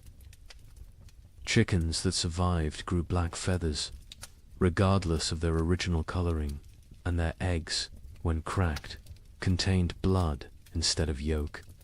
A learned monk, Brother Adlard, who had studied Arabic texts on animal husbandry, proposed a theory. The beasts know something we do not. They sense the world itself is dying and are changing to survive in whatever hellscape follows. They are becoming what they need to be. The question is, what does that make us? Who cannot change? The economic implications were immediate and catastrophic. Medieval society ran on animal power. Oxen pulled plows. Horses carried knights. Sheep provided wool. Cattle gave milk and meat. Without them, agriculture collapsed entirely. You couldn't plant without oxen. You couldn't travel without horses. You couldn't stay warm without wool. The reeve of a manor in Lincolnshire left records showing the speed of collapse. September 1st, 200 cattle, 500 sheep, 60 pigs, 20 horses. October 1st, 3 cattle, 12 sheep, 0 pigs, 2 horses. The 2 horses that remain will not accept saddle or bridle. They watch us with eyes that show too much white. We dare not approach them. Desperate attempts at prevention failed spectacularly. Some communities tried isolating healthy animals, only to watch them die faster in confinement. Others attempted ancient remedies, hanging holly over stable doors, painting crosses in lamb's blood on barns, burying horse skulls at crossroads. The Bishop of Winchester ordered all animals blessed with holy water. They died mid-blessing, falling dead at the priest's feet. The most disturbing account comes from a monastery in Somerset, where Brother Francis observed something that shouldn't have been possible. The rats are gone. All of them, not dead weave, found no bodies, simply vanished. The cats who hunted them sit in empty granaries, mewing at shadows. The barn owls have stopped hunting, stopped calling. Some have been found dead with full bellies, as if they ate something that killed them from within. But there are no rats. Where did they go? Into the walls, under the earth, or somewhere else entirely, somewhere they can wait out what's coming. This observation would prove prophetic. The rats had indeed gone somewhere deep into Eastern Eurpean forests, into cave systems, into places where they could breed and change and feast on the endless supply of corpses the famine would provide. When they returned in the 1340s, they brought the Black Death with them, as if they'd been preparing their revenge for 30 years. But in September 1315, all anyone knew was that the animals were dying or changing, and without them, human survival became nearly impossible. The social contract that had existed between human and beast for millennia, we feed you, you serve us, shattered completely. Nature itself had declared war on civilization, and the animals were its first casualties. In London, December 1315, something unprecedented happened. A wealthy merchant named Richard de Barkin tried to buy bread with a gold coin worth more than most people saw in a lifetime. The baker laughed in his face.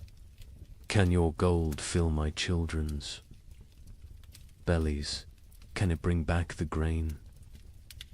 This is the moment medieval Europe's entire economic system shattered. For the first time in recorded history, food became more valuable than gold. The price of wheat increased 800% in 6 months. But those are just numbers. Let me tell you what that really meant. Richard de Barkin wasn't just any merchant.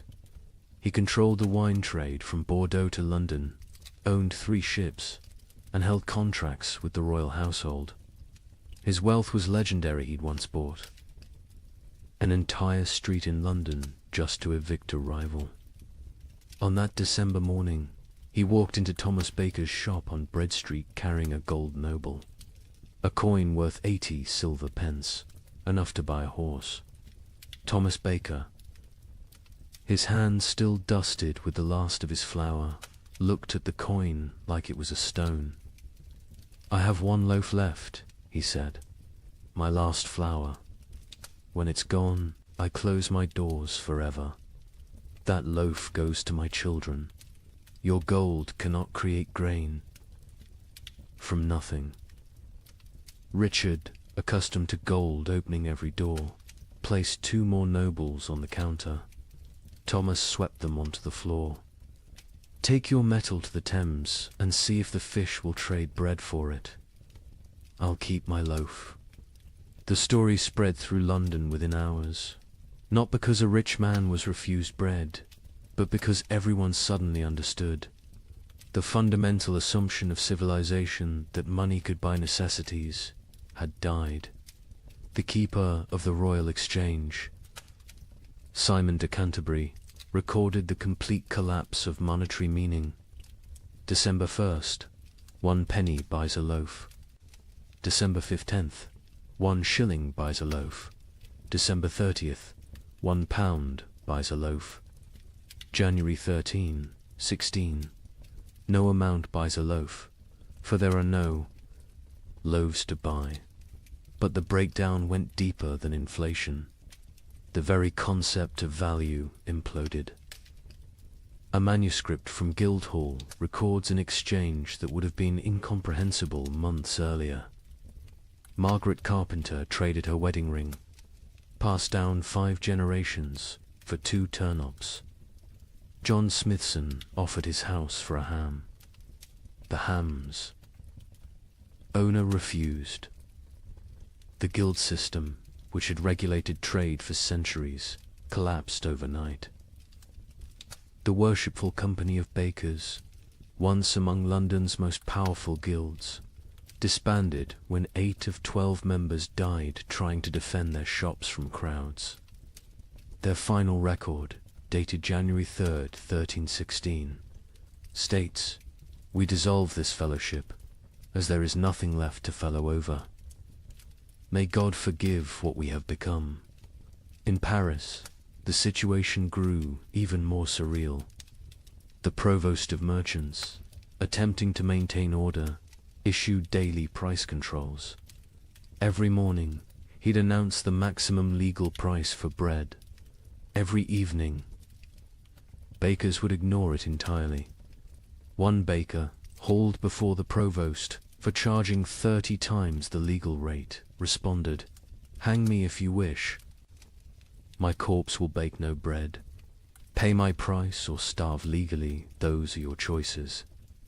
The relationship between social classes inverted overnight. A peasant with a hidden store of grain wielded more power than a duke with chests of gold.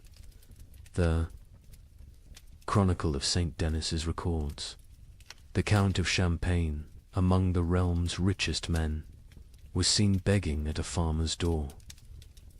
The farmer, who once would have been flogged for looking the Count in the eye, kept him waiting 3 hours before trading a sack of mouldy oats for the Count's sword, armor, and signet ring. Venice, Europe's commercial heart, tried to maintain normalcy through imports. The Doge sent ships to Egypt, to Constantinople, to anywhere grain might exist. Most never returned. Those that did brought news that shattered hope. The catastrophe wasn't regional. From Ireland to Poland, from Scotland to Sicily, the earth had stopped providing. A Venetian merchant's letter to his partner survives. "I have 40,000 ducats in gold. Yesterday, I tried to buy bread with it all. The baker said he'd rather throw his last loaf to the fish than trade it for coins. I offered him my palazzo. He laughed and said, 'Can I eat marble? Can I digest paintings? We have invented money, created banking, built commerce. None of it matters when there is nothing to buy.'" The church, traditionally the provider of last resort, faced impossible mathematics. The Abbey of Cluny's accounts show their dilemma starkly. We have grain for 300 souls for 6 months. 7,000 souls crowd our gates.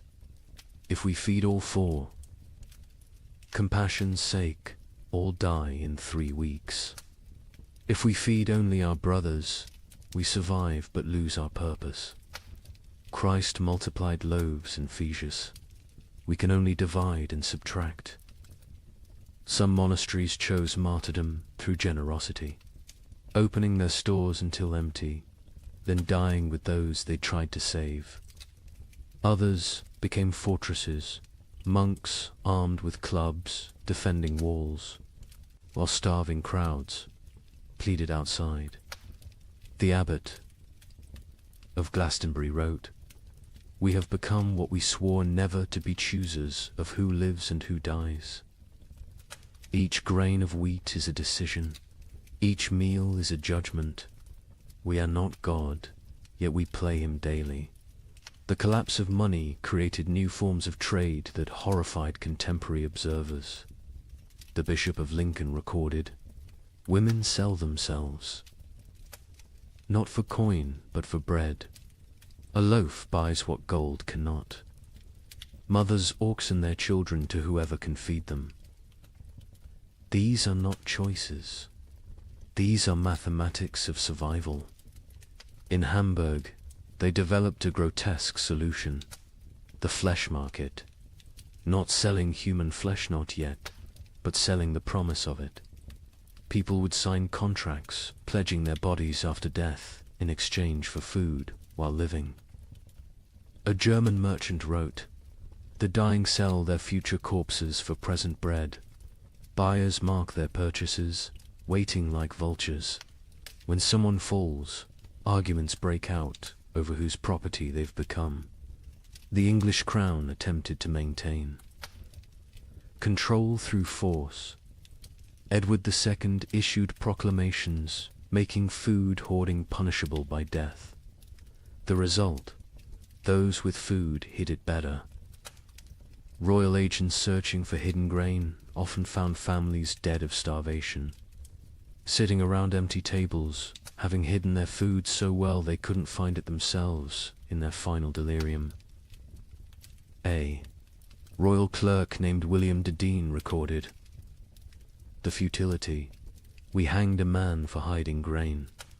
The crowd watching the execution fought over his shoes before he stopped kicking. We cannot hang hunger. We cannot execute starvation. The king commands the rain to stop, the crops to grow, the natural order to restore itself. The rain continues. The king might as well command the dead to rise." By February 1316, even the concept of theft had changed. How could taking food be a crime when not taking it meant death? London's courts stopped prosecuting food theft after jurors refused to convict. One judge wrote, "A man stole bread from a child. The child's mother killed the thief with her bare hands. Who is the criminal? Who is the victim?" Our laws were written for a world where food existed. That world is gone. The most profound change was in how people understood wealth itself. For 1,000 years, wealth meant gold, land, titles, power. Now it meant calories. The Archbishop of Canterbury observed, "A beggar with a hidden turnip is richer than a lord with a castle." We spent centuries accumulating treasures that now mean nothing. We should have been stockpiling grain. But who could imagine a world where gold couldn't buy bread? Who could conceive of money itself becoming worthless? This economic collapse wasn't temporary. Even after the harvests eventually returned, the absolute faith in currency never fully recovered. People remembered when gold meant nothing, when coins were just metal, when the entire elaborate system of commerce crumbled before the simple reality of hunger. They remembered when the only currency that mattered was food, and the only exchange rate was survival. Agnes's Norwich recorded in her household accounts the progression of what her family ate as 1316 dawned. January, barley bread mixed with sawdust. February, acorn flour and ground bones. March, boiled leather and tree bark. April's entry is just one line. We no longer record what we eat. The creativity of starvation is horrifying. Pine needles ground into paste. Clay mixed with the last drops of milk to make it filling. Parents secretly bleeding themselves at night to mix blood into their children's gruel for protein.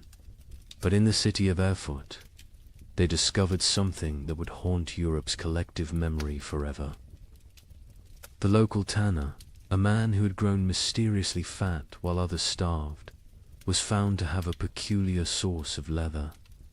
The city records state only, he was burned alive by common consent, and none would speak of what was found in his cellar. Agnes of Norwich was a merchant's widow who'd kept meticulous household accounts for 20 years. Her ledger, preserved in Norwich Cathedral, transforms from mundane records into a descent through hell. Her husband had died in late 1315, leaving her with 4 children and what seemed like adequate stores. She'd managed households through hard times before. But this was different. January 1316. Mix true barley with sawdust from Thomas Carpenter's shop.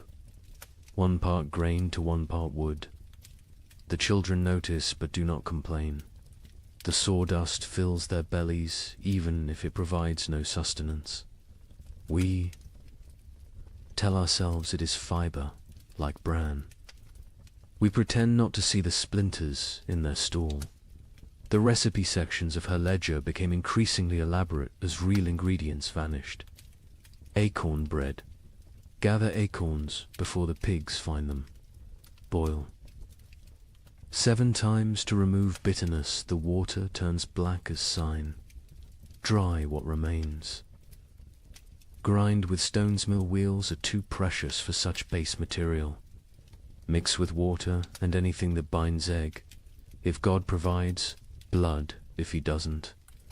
Bake until it stops smelling of forest rot.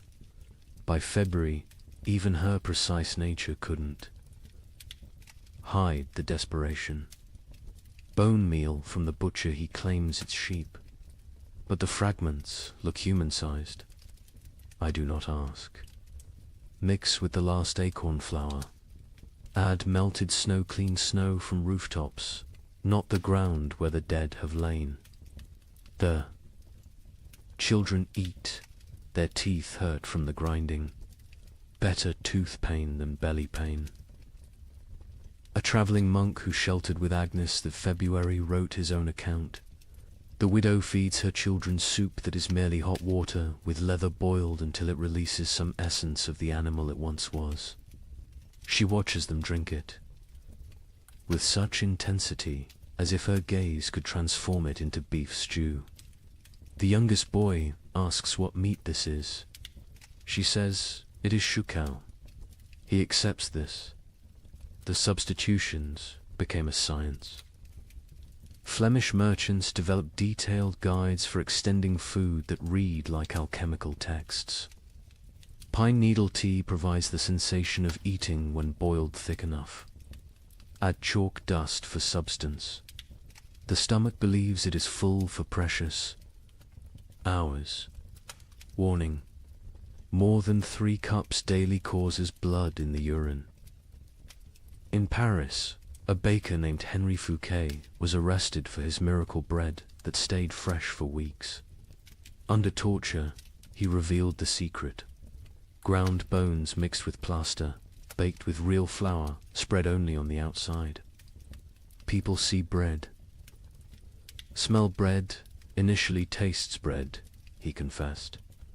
By the time they realize it's mostly limestone and corpse dust, they're too hungry to care. The Guild of Physicians in Montpellier documented the physical effects of these substitutions. Patients present with bellies swollen like pregnant women, yet they starve. Cut open after death, we find stomachs packed with clay, leather, wood, pulp, everything except food. They die full of nothing. Their bodies refuse to process tree bark into sustenance, no matter how finely ground, how carefully prepared. Children adapted faster than adults, developing tastes for the impossible.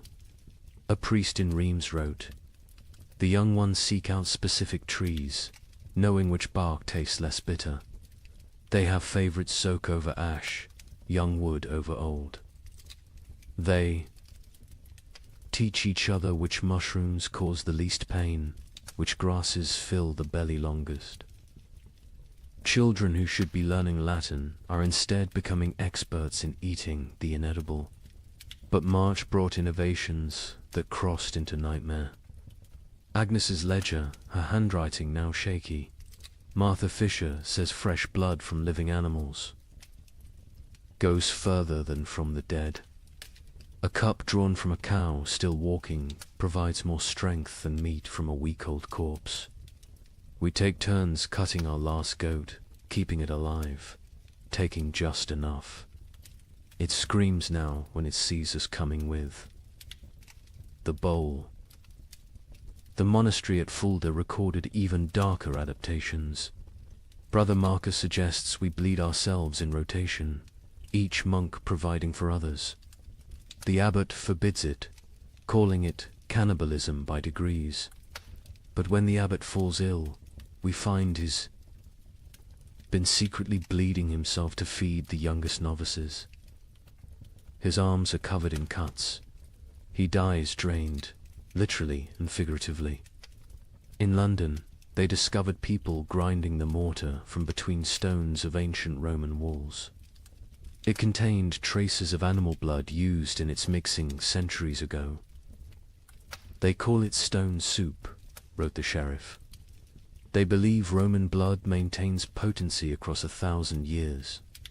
The city walls are disappearing as people eat our defenses." The absolute nadir came in Erfurt, where Hermann the tanner had maintained his weight while everyone else became skeletal. His neighbors noticed he always had meat, always had leather to work, even as all animals had died months ago. They noticed, too, that missing persons' clothes appeared in his shop, cleaned and folded.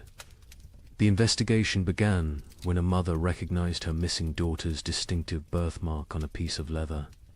The city records are deliberately vague. Found in his cellar, barrels of salt meat bearing no resemblance to any beast, skins hanging that showed tattoos and scars, bones too stray to be cattle, too thick to be pig. The mob didn't wait for trial.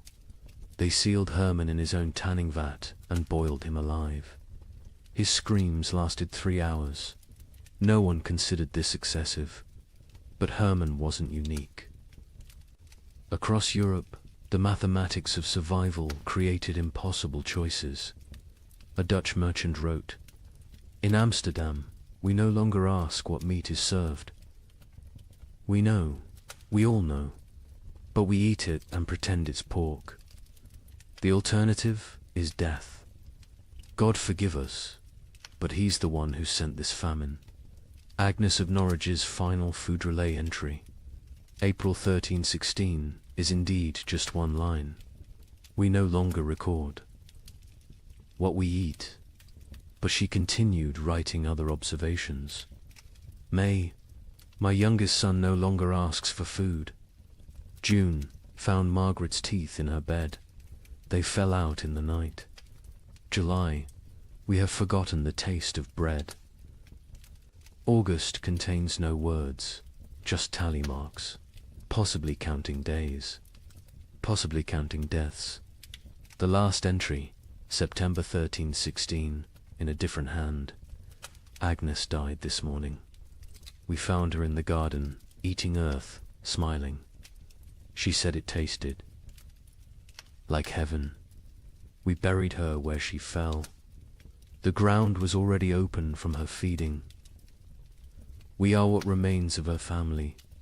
We have survived in what she taught us to eat. We have survived in what she refused to eat. Both lessons were love. The great substitution wasn't just about replacing food with non-food. It was about replacing civilization with survival, morality with mathematics, humanity with hunger.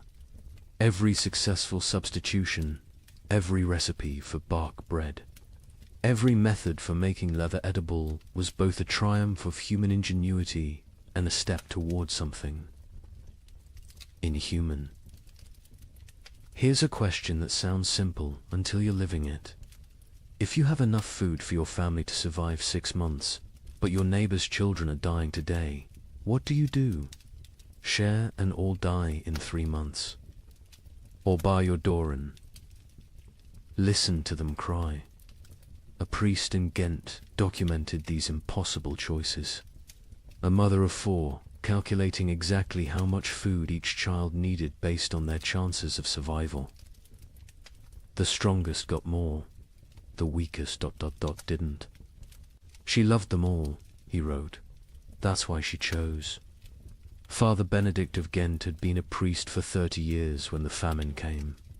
His parish records, instead of births and deaths, became a chronicle of moral arithmetic that would haunt him until his own death. He wrote not in Latin, but in common Flemish, wanting everyone to understand what survival really cost. Elizabeth van Meer, mother of 4, widow, has grain hidden beneath her floor enough for 6 months if one person eats, 3 months if to eat, 6 weeks if all 5 eat. She came to confession not for absolution, but for mathematics. Father, she said, tell me God's formula for choosing which children live. Elizabeth's children ranged from 14 to 3. The eldest, Jan, strong enough to work if work existed. The twins, Marie and Catherine, 9 years old, clever but frail. The youngest, Peter, barely walked but consumed as much as the others. Father Benedict recorded her terrible calculus. She weighs them each week on the merchant scale. Charts their decline. Jan loses weight, slowest his body large enough to consume itself gradually.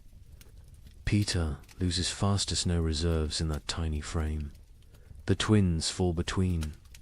She creates equations. If Jan gets double rations for 3 weeks, he might strong enough to steal food for the others.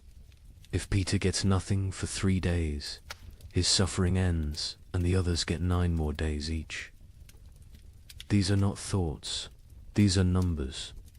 Cold, merciless numbers. The priest watched Elizabeth transform from mother to mathematician. She no longer sees children. She sees survival probabilities. Jan, 70% chance if fed properly. The twins, 40% each if maintained, but 60% for one if the other stops eating. Peter, 15% regardless. She doesn't cry when she does these calculations. Tears are water the body cannot spare. But Elizabeth wasn't unique. Across Europe, parents performed similar calculations. A merchant in Bruges is left a ledger that makes accountants weep. Assets, 3 children, 1 wife, self, liabilities, love, compassion, memory of better times. Formula for survival. Assets minus liabilities equals tomorrow. In London, a wealthy lawyer named Thomas Hardwick documented his family's rationing system with legal precision. Established a tribunal each morning. Each family member presents their case for food. Activities of previous day weighed against probable future utility. Wife sewing equals quarter ration. Son studying equals eighth ration. Knowledge feeds no one now. Daughter spinning equals half ration. Wool still has value. Baby crying equals no ration. Noise attracts hungry neighbors. The mathematics extended beyond families. Entire communities developed survival algorithms. The village of Wickham created what they called the life lottery. Every Sunday, families drew lots.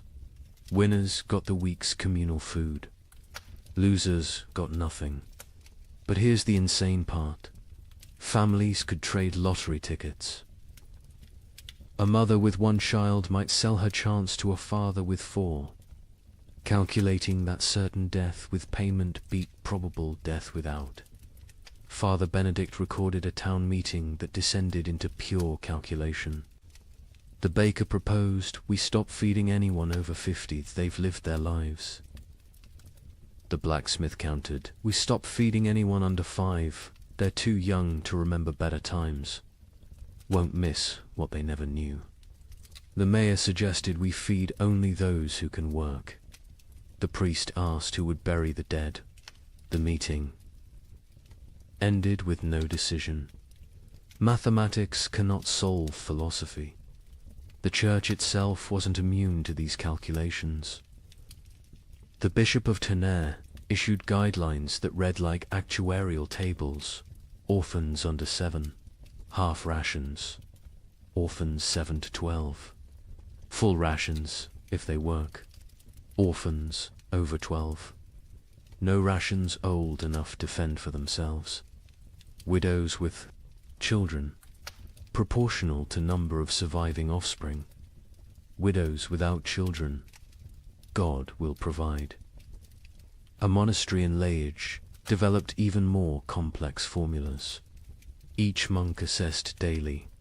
Prayer hours multiplied by manual labor divided by food consumed. Those whose spiritual productivity falls below temporal consumption must fast until the equation balances. Brother Francis, young and strong, eats daily. Brother Augustine, old and weak, but whose prayers are powerful, eats thrice weekly. We have mathematized the soul. The most heartbreaking account comes from a school teacher in Cologne who tried to save her students. 23 children in my care. Food for 5. I create competitions. Best recitation gets bread. Fastest runner gets soup. But children understand. They know it's not about merit, but about choosing who dies educated. Little Wilhelm, bright as sunrise, asked me, Teacher, if I die today, can Thomas have tomorrow's lesson and my portion? He was 7. He understood the trade. Some communities tried to remove human choice from the equation entirely. In Basel, they built what they called the Wheel of Fortune, a great spinning disc with names. Each day, spin the wheel. Where it stops determines who eats. Pure chance. No favoritism, no guilt. The wheel chose who lived and died. Citizens preferred random cruelty to deliberate choice. A Venetian merchant named Carlo Dandolo wrote the most clinical assessment. Sentiment is luxury. Love is liability. Calculate thus. Calories needed per pound of human maintained. Work output possible per calorie invested. Return on investment measured in days survived. My eldest son provides best ratio, strong enough to forage, smart enough to steal. My youngest daughter provides worse, consumes without producing. The middle children are variables, depending on daily performance. I am not a monster. I am an equation. But perhaps the most disturbing mathematics came from those who calculated backwards, not from food to survival, but from death to food. How many must die for the rest to live? If the population halves, do rations double? These calculations appeared in secret documents, burned after reading. But Father Benedict saw enough to write. They draw circles on maps. This district has grain for 1,000. Population 3,000. Solution: ensure 2,000 die quickly. How? Bar thee. Gates: poison the wells. Spread disease. These are not plans of war. These are plans of peace. Peaceful elimination of excess population. The psychological toll of these calculations broke minds. Elizabeth Van Meer, the mother from the beginning, eventually snapped. Father Benedict found her one morning, feeding all her children equally, generously, using their entire store in one meal. She said. She solved the equation, he wrote. Everyone dies together, full, happy, as a family. No choosing. No survivors bearing guilt. Mathematical perfection. 0 equals 0. But she couldn't do it. At the last moment, she hid a portion, gave it to Jan, the eldest, and walked into the forest with the 3 younger children.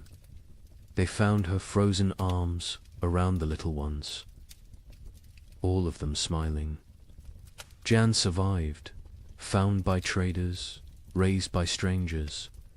Years later, he became a mathematician, obsessed with solving unsolvable problems, never saying why. Father Benedict's final entry on the mathematics of survival: God gave us multiplication be fruitful and increase. The devil gave us division, choose who lives and dies. We have become expert in dark arithmetic, subtracting souls, dividing families, calculating the minimum viable population. We measure love in ounces of grain, weigh souls against bread. Calculate the exchange rate between mercy and survival. Every choice is an equation. Every equation is a condemnation. Every survivor is a mathematician who solved for x, where x equals continued existence and all other variables equals 0. The mathematics of survival reduced human society to its most basic algorithm. Who dies so others live? Every family, every community, every institution faced this equation. Some solved for maximum survival, others for minimum suffering. None solved for justice, because justice requires abundance. And abundance was memory. These calculations left scars that lasted generations. Survivors could never forget the arithmetic they'd performed, the variables they'd eliminated, the human constants they'd reduced to 0. They'd learned that civilization was just addition, add food, add comfort, add morality, and that's survival, which is subtraction. Subtract the weak, subtract the old, subtract love itself if necessary. In the end, the only sum that mattered was greater than 0. In the summer of 1316, something extraordinary happened. The rain stopped for 3 weeks, just long enough for desperate farmers to plant whatever seeds remained. The chroniclers called it God's mercy. Markets opened, people celebrated. A merchant in Bruges wrote to his partner, "The curse is lifted. Prepare the wagons." The crops grew with supernatural speed in the brief sunshine. Green shoots everywhere. Hope returned like a physical warmth. Families who had been preparing to separate to increase survival chances made plans to reunite. Then came August 10th, 1316, the day the hail began. Chunks of ice the size of goose eggs. For 3 hours, every single plant that had grown in those Precious 3 weeks was obliterated. Not damaged. Obliterated. Crushed into the mud so thoroughly that you couldn't tell fields from road. The Bruges. Merchant's next letter contained only one line. God has abandoned us entirely. But let me tell you how those 3 weeks unfolded, because understanding the height of hope makes the fall into despair that much more devastating. July 18th, 1316. Dawn came without rain for the first time in 14 months. Not drizzle, not mist, but actual absence of water from the sky. In Paris, people stood in the streets, faces upturned, confused by the sensation of dryness. Children who'd been born during the deluge touched sunlight for the first time and screamed they thought they were burning. Brother Michel of Cluny recorded the moment. The clouds parted like curtains drawn by God's own hand, light actual. Golden light poured onto the earth. Monks fell to their knees, not in prayer, but in disbelief. We had forgotten the sun could exist without water. Word spread faster than plague. Church bells rang continuously, not for death this time, but for resurrection. In every village, town, and city, people emerged from their homes like creatures crawling from caves. Pale, skeletal, blinking in brilliance they'd forgotten existed. The merchant Jacob van Bruges wrote to his partner Hans in Antwerp with trembling hand. The curse is lifted. God has remembered us. The rain has stopped. Prepare, the wagons will have grain to trade by autumn. Tell everyone survival is possible again. Markets that had been closed for months exploded back to life. Not with food, there was still no food, but with hope transformed into commerce. People traded promises, futures, possibilities. A farmer would pledge his upcoming harvest for tools. A baker would promise future bread for present shelter. The economy, dead for a year, gasped back to life on nothing but anticipated abundance. The seeds came from everywhere and nowhere, hidden in walls, buried in yards, hoarded in attics. Hoarded in attics, every kernel that had been saved, just in case, was brought into the light. Some families had protected seed grain while their children starved, betting everything on this exact moment. They'd been called monsters. Now they were visionaries. The planting was religious ecstasy mixed with desperate efficiency. In Normandy, the entire surviving population, nobles, merchants, priests, children, went into the fields. The Duke of Normandy himself, who hadn't touched soil in his lifetime, was seen on his knees, pressing seeds into earth with tears streaming down his face. A young girl named Marguerite wrote in her diary, "Papa says we're planting hope. Mama says we're planting survival.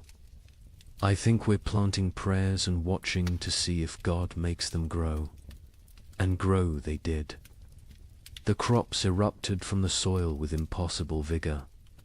Wheat that should take weeks to sprout appeared in 3 days. Barley shot up overnight. Beans climbed their poles so fast you could watch them move.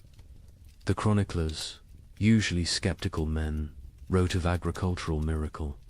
It is as if the earth, starved for so long of its purpose, is making up for lost time, wrote the Bishop of Rouen.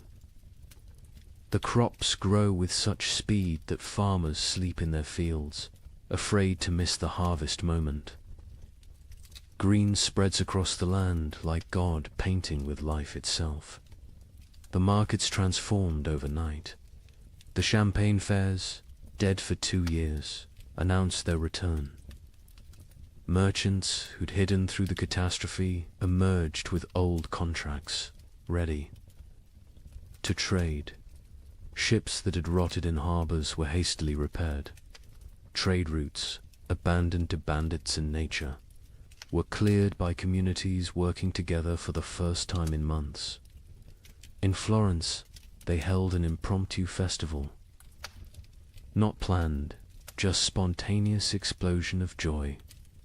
Musicians who'd sold their instruments, played drums, made from barrels. Dancers who'd forgotten how to smile, laughed until they cried. Children who'd never known celebration invented it on the spot. An Italian chronicler wrote, "We feast on nothing but hope, and it fills us better than bread ever did." Families made reunion plans. Fathers who'd sent sons away to increase survival odds sent word to return. Mothers who'd placed daughters in convents prepared to bring them home. Communities that had fractured into hostile fragments began to speak of reconciliation. The 3 weeks of sun didn't just grow crops, they grew possibility. A priest in Ghent gave a sermon that captured the moment. "We have walked through the valley of death's shadow. But see, the shadow lifts. The valley blooms. We are Job, tested and found faithful. We are Noah, watching the waters recede. We are Lazarus, called from the tomb." Even the nobility, who'd maintained distance from their starving subjects, joined. The collective delusion. The Count of Flanders announced a harvest festival for September, promising wine from reserves nobody knew existed. The King of France declared that all debts incurred during the unfortunate rain would be forgiven once. The harvest was complete. The Pope issued a bull declaring the famine officially ended by divine intervention. The crops grew so fast that some whispered of dark magic. In Germany, rumors spread that the plants were unnatural, fed by the corpses of the million dead, growing on human fertilizer. But even these whispers were dismissed. Who cared if the wheat grew from graves? The living needed bread. By August 9th, the fields were green carpets of promise. The wheat stood tall, the barley swayed golden, the beans hung heavy on their vines. Another week, maybe 2, and harvest could begin. Calculations were made not of who would die, but of who would live. All of them. All would live. The night of August 9th, strange clouds gathered. Not rain clouds, something else. They glowed with an odd green light. Lightning without thunder. Wind without direction. Animals, the few that remained, became restless. Horses screamed. Dogs howled. Cats vanished entirely. August 10th, 1316. 2:47 in the afternoon. The exact time is known because the clock tower in Bruges stopped when the first hailstone hit it. They fell like God's own artillery. Ice chunks the size of goose eggs, driven by winds that shouldn't exist in August. But these weren't normal hailstones. Witnesses described them as sharp, angular, some shaped like pyramids, others like daggers. They didn't just fall, they attacked in. The fields of Flanders, farmers tried to shield their crops with their own bodies. The hail broke their backs, shattered their skulls, left them dead atop the plants they'd tried to protect. Children sent to bring in animals were found hours later, beaten to death by ice from the sky. But the crops suffered worse. The hail didn't just flatten them, pulverized them, drove them so deep into the mud that archaeologists still find compressed plant matter at that geological layer. 3 weeks of growth erased in 3 hours. Not damage deleted. The fields looked like they'd been scraped clean by God's own hand. When it stopped, silence fell across Europe. Not peaceful silence, the silence of complete despair. People stood in their obliterated fields, unable to speak, unable to cry, unable to comprehend. The hope hadn't been gradually eroded, had been murdered in a single afternoon. Jacob van Vey. Bruges, the merchant who'd written so joyfully to his partner, sent one final letter. Not even a letter, just 8 words on a torn piece of parchment. God has abandoned us entirely. Do not come. The suicides began that evening. Not the slow suicide of starvation, but immediate, decisive ending. Entire families walking hand in hand into rivers. Farmers hanging themselves from trees that overlooked their destroyed fields. Bakers closing themselves in their ovens. The Diocese of Reims recorded 300 suicides in 3 days. Those were just the ones found. A chronicler in Paris wrote, "The cruelty was not in taking the crops. It was in letting them grow first, in letting us believe, in letting us hope.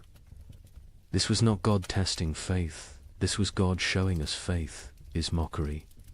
We are not Job. Job was loved enough to be tested. We are nothing." The 3 weeks of sun had been crueler than 14 months of rain. The rain had killed slowly, allowing adjustment, acceptance. The false hope killed instantly, crushing spirits that had just dared to unfold. Those who'd shared their last seeds, believing in tomorrow, now faced starvation with nothing. Those who'd emerged from hiding, trusting in recovery, were now exposed with nowhere to return. The miracle markets closed forever. When archaeologists excavate medieval marketplaces, they find a distinct layer dated to August 13th. Coins, rotted wagon wheels, and human remains of those who simply laid down where they stood and never got up again. Hope, it turns out, is the cruelest killer of all. You might think the nobility weathered this better. They had stores, armies, stone walls. Let me tell you about the Count of Flanders' winter feast of 1317. 40 nobles gathered in his great hall, the last of the wine flowing, the final reserves of grain baked into bread. They ate, they danced, they pretended the world wasn't ending. By morning, 12 were dead, not from poison, from shock. Their bodies, weakened by months of subtle starvation, couldn't process the sudden richness. The Count himself survived. 3 more days, long enough to dictate his final words. "My castle is my coffin. Let none enter until the curse lifts." They found his body 4 years later. He had burned his furniture, his tapestries, even his books for warmth. The richest man in Flanders died, gnawing on leather straps. The feast itself had been an act of delusion dressed as defiance. Count Louis of Nevers had sent invitations in December 1316, written on vellum worth more than food. Let us gather as nobility ought, to demonstrate that breeding conquers nature. The guests who arrived on January 6th, the feast of the Epiphany, looked like spectres playing at being lords. The Duchess of Brabant arrived in a carriage pulled by servants her horses had been eaten months ago. The Duke of Luxembourg wore armor that hung loose on his shrunken frame, clanking with every movement like bones in a box. The Bishop of Liege blessed the meal with hands that shook from more than cold, his episcopal ring sliding off fingers made skeletal by hunger. But they maintained the facade. They spoke of hunting parties that would never happen, of spring tournaments already impossible, of marriages between children who were likely dead.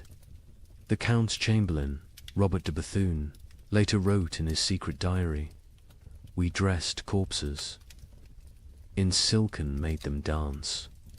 We were already dead. The feast was merely our funeral performed by the deceased. The meal itself was madness.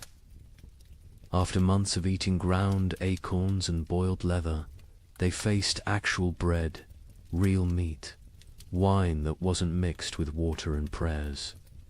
The Count had emptied his entire reserve, deciding either everyone would survive together or die with dignity.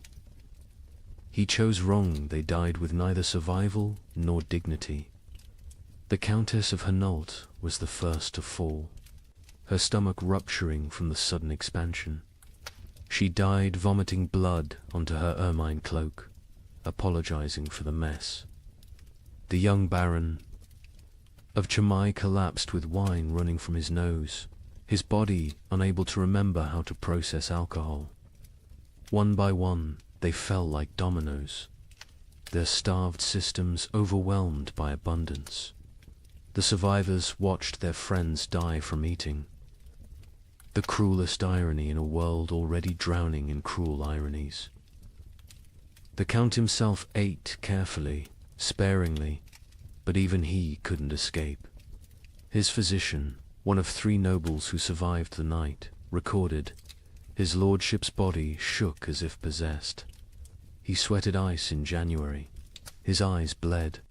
He knew death was coming and used his remaining strength to bar the castle doors from inside, condemning himself to die alone rather than risk others entering for the remaining food. Across Europe, similar scenes played out in every castle. These fortresses, built to withstand armies, couldn't withstand hunger. Stone walls kept enemies out, but kept starvation in. Moats that protected against invasion became barriers preventing. Foraging, height advantage, meant nothing when there was nothing below worth taking. The Duke of Burgundy's castle at Dijon became infamous for what chroniclers called the vertical graveyard. As servants and knights died, they were stacked in the towers, frozen by winter, preserved in their positions of death. By spring 1317, visitors could climb the tower stairs and pass through layers of the dead, each floor representing a different week of mortality. The Duke himself was found at the top, seated on his throne, frozen mid-gesture, as if still issuing commands to the dead below. In England, the situation was equally dire. Edward II's own court at Westminster ran out of food in February 1317. The King of England, ruler of territories from Scotland to Gascony, was reduced to sending knights to rob his own subjects gardens for turnips. A chronicle records, His Majesty was seen gnawing a candle made of tallow, declaring it tasted better than nothing, which was the alternative. The nobility suffering was different from the peasants, not worse, but uniquely horrible. They had never learned to survive without excess. A peasant knew how to stretch grain, how to forage, how to make something from nothing. Nobles knew only how to command others to provide. When there were no others left, or nothing to provide, they were helpless. Lady Margaret de Clare, one of England's wealthiest women, left a diary that captures this helplessness.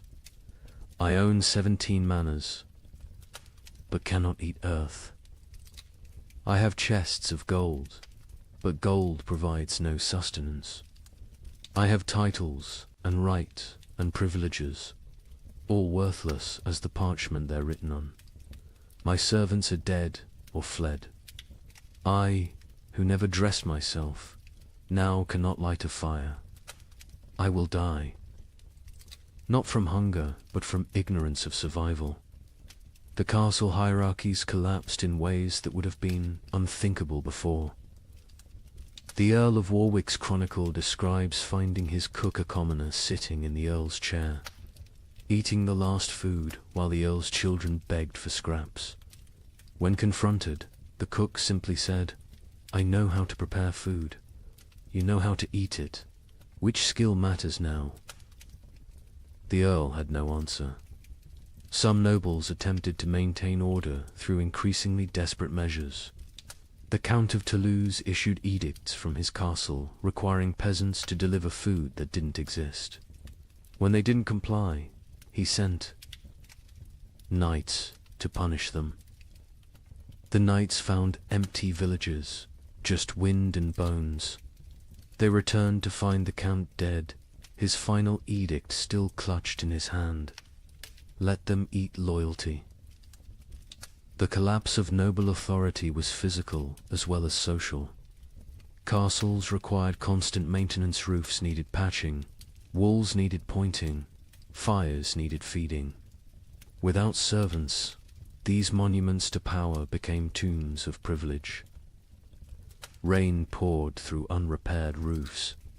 Frost cracked unmaintained walls. The magnificence became the miserable. Baron Heinrich von Steinberg in Bavaria documented his castle's decay. January, the Great Hall's roof collapses. February, ice forms inside, creating frozen waterfalls from ceiling to floor. March, we burn the banquet table for warmth. April, we burn the portraits of our ancestors. May, we burn the chapel pews, begging God's forgiveness.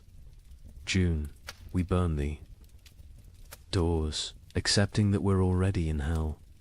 The psychological toll on nobility was particularly severe because they had no framework for understanding poverty. A peasant expected hardship, it was life. A noble experienced hardship as cosmic betrayal. God had ordained their superiority. This suffering suggested God had changed his mind. The Abbess of Fantevrolt, herself, noble-born, wrote, "They come to me, these duchesses and countesses, asking why God has abandoned them. I tell them God hasn't abandoned them, he's simply treating them like everyone else. They find this more terrifying than abandonment. Some nobles attempted escape through marriage, not for alliance, but for food. The Count of Champagne offered his daughter to anyone who could provide a year's grain. A wealthy merchant accepted, then discovered the Count had already eaten the grain before the wedding. The merger of nobility and merchant class, which would normally take centuries, happened in months, paid for in bread. Others chose more extreme exits. The Duke of Austria held what he called the final tournament nobles, jousting not for honor, but for the right to eat the loser's horses. The Duke himself participated and lost, whether deliberately or through weakness, unknown. His horse fed 12 people for 3 days. The Duke's body fed the crows. By the winter of 1318, castle after castle stood empty, not conquered, abandoned. The noble families that survived did so by abandoning everything that made them noble. They fled to cities, to monasteries, to anywhere that might have food. Princes became beggars. Duchesses became servants. The feudal order didn't fall, it starved to death. The Count of Flanders' castle stood sealed for 4 years before anyone dared enter. When they finally broke down the doors in 1321, they found a scene from nightmare. The Count's body sat at his desk, quill in hand, having documented his own death. Day 1, alone with enough food for months if careful. Day 15, ate the cats. Day 30, ate the leather from books. Day 45, discovered one can chew tapestries for the illusion of eating. Day 60, weakness makes writing difficult. Day 71, God is silence. Day 80, I understand now, this castle was always my tomb. I just lived in it before dying in it. His final entry, barely legible: nobility means nothing to hunger. Hunger recognizes no titles, no bloodlines, no divine right. We built these castles to protect us from enemies. We never imagined the enemy would be emptiness itself. Stone walls cannot keep out starvation. Golden crowns provide no nourishment. We ruled by God's grace. We die by God's indifference. Let whoever finds this know, we were not better, we were just better fed, until we weren't. In the midst of this frozen hell, something strange began happening. Groups of people started walking naked through the snow, whipping themselves, claiming the cold couldn't touch true believers. They called themselves the Brethren of the Cross. But locals had another name: Ice Apostles. Their leader, a former monk named Heinrich, preached that the famine wasn't God's punishment, it was God's gift. He freezes the world to preserve the faithful for paradise, Heinrich declared. His followers would stand naked in blizzards until they collapsed, believing hypothermia was religious ecstasy. But here's what the chroniclers don't usually mention. In villages where the ice apostle was passed through, the death rate dropped. Not from miracles, from mathematics. Every follower who froze to death meant more food for those who remained. Heinrich of Cologne had been a respectable Dominican monk until the winter of 1316. He'd studied theology in Paris, could read Greek and Hebrew, and was known for his reasoned sermons on divine mercy. Then something broke in him. Maybe it was finding his entire monastery frozen to death during morning prayers. Maybe it was the child who died in his arms asking why God made her hungry. Whatever the cause, Heinrich emerged from that winter transformed. His first sermon as leader of the Ice Apostles was delivered naked in a blizzard outside Mainz Cathedral. You cling to warmth as if warmth is life. You fear cold as if cold is death. But I tell you, the cold is God's own embrace. The frozen are the chosen. This ice age is not ending, but beginning. God is freezing the world to preserve his faithful like saints, relics preserved in crystal. The theology was insane, but internally consistent. Heinrich taught that the great famine was actually the beginning of paradise. The cold was purifying the world. The hunger was freeing souls from flesh. Death by freezing was not death, but transformation, the body becoming one with God's frozen perfection. His followers didn't die. They crystallized into eternal forms. The Bishop of Cologne wrote in horror, Heinrich strips his followers naked, men, women, children, and leads them in procession through the snow. They sing hymns while their flesh turns blue, then black. They call frostbite gods kisses when toes fall off from freezing. They celebrate the shedding of earthly weight. They stand in frozen rivers until they cannot stand, then lay down, to complete their transformation. But Heinrich was clever in his madness. He didn't demand immediate death. The transformation was gradual. First, initiates gave up cloaks, then shoes, then undergarments. Each stage brought them closer to divine coldness. This gradual exposure meant some survived long enough to spread the movement. Others died at precisely calculated intervals, creating a steady stream of martyrs without eliminating the entire group at once. The rituals were elaborate and horrifying. The baptism of ice involved breaking through frozen rivers and submerging converts until they stopped shivering. Heinrich claimed this was the moment the soul accepted divine cold. The communion of snow had followers eating only snow for days, claiming it was bread from heaven, already blessed by God's frozen touch. A merchant from Nuremberg witnessed their evening prayers. Hundreds of naked bodies kneeling in snow, their skins so blue it looked painted. They whipped themselves. With branches frozen into ice clubs, each strike shattering skin like broken pottery. Blood froze before it could flow.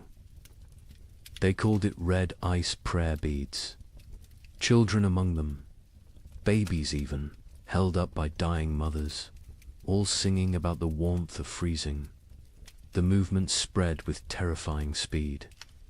By spring 1317, ice apostle groups appeared from Poland to England. Each had their own variation of Heinrich's teachings, but all shared the core belief. The cold was sacred, survival was sin, and freezing to death was the highest form of worship. In France, they called themselves Les Gelées Saints, the frozen saints. They would stand motionless in town squares during blizzards, human statues gradually covered in snow until they died standing. Townspeople would find them in the morning, frozen mid-prayer, and debate whether to move bodies that looked more like ice sculptures than corpses. The English variant. The Frost Brothers added self-cannibalism to their practices. As members froze to death, others would eat their frozen flesh, claiming it was purified by God's cold, and therefore not cannibalism but communion. The Archbishop of Canterbury banned the movement, but enforcement was impossible for authorities who tried to arrest Frost. Brothers found only frozen corpses arranged in disturbing tableaus. But here's what made the ice apostles truly insidious. They targeted the most vulnerable. Heinrich actively recruited the elderly, the sick, the starving, those already near death. He offered them meaning for their suffering. Instead of dying forgotten in some hovel, they could die as martyrs in public spectacles. A widow named Agnes wrote before joining them, "My children are dead. My husband is dead. I will die within days regardless. Heinrich offers me the choice to die for something instead of from something. Is joining madness worse than dying sane but meaningless?" The mathematics of their deaths were coldly practical. A village of 100 people with food for 50 had a problem.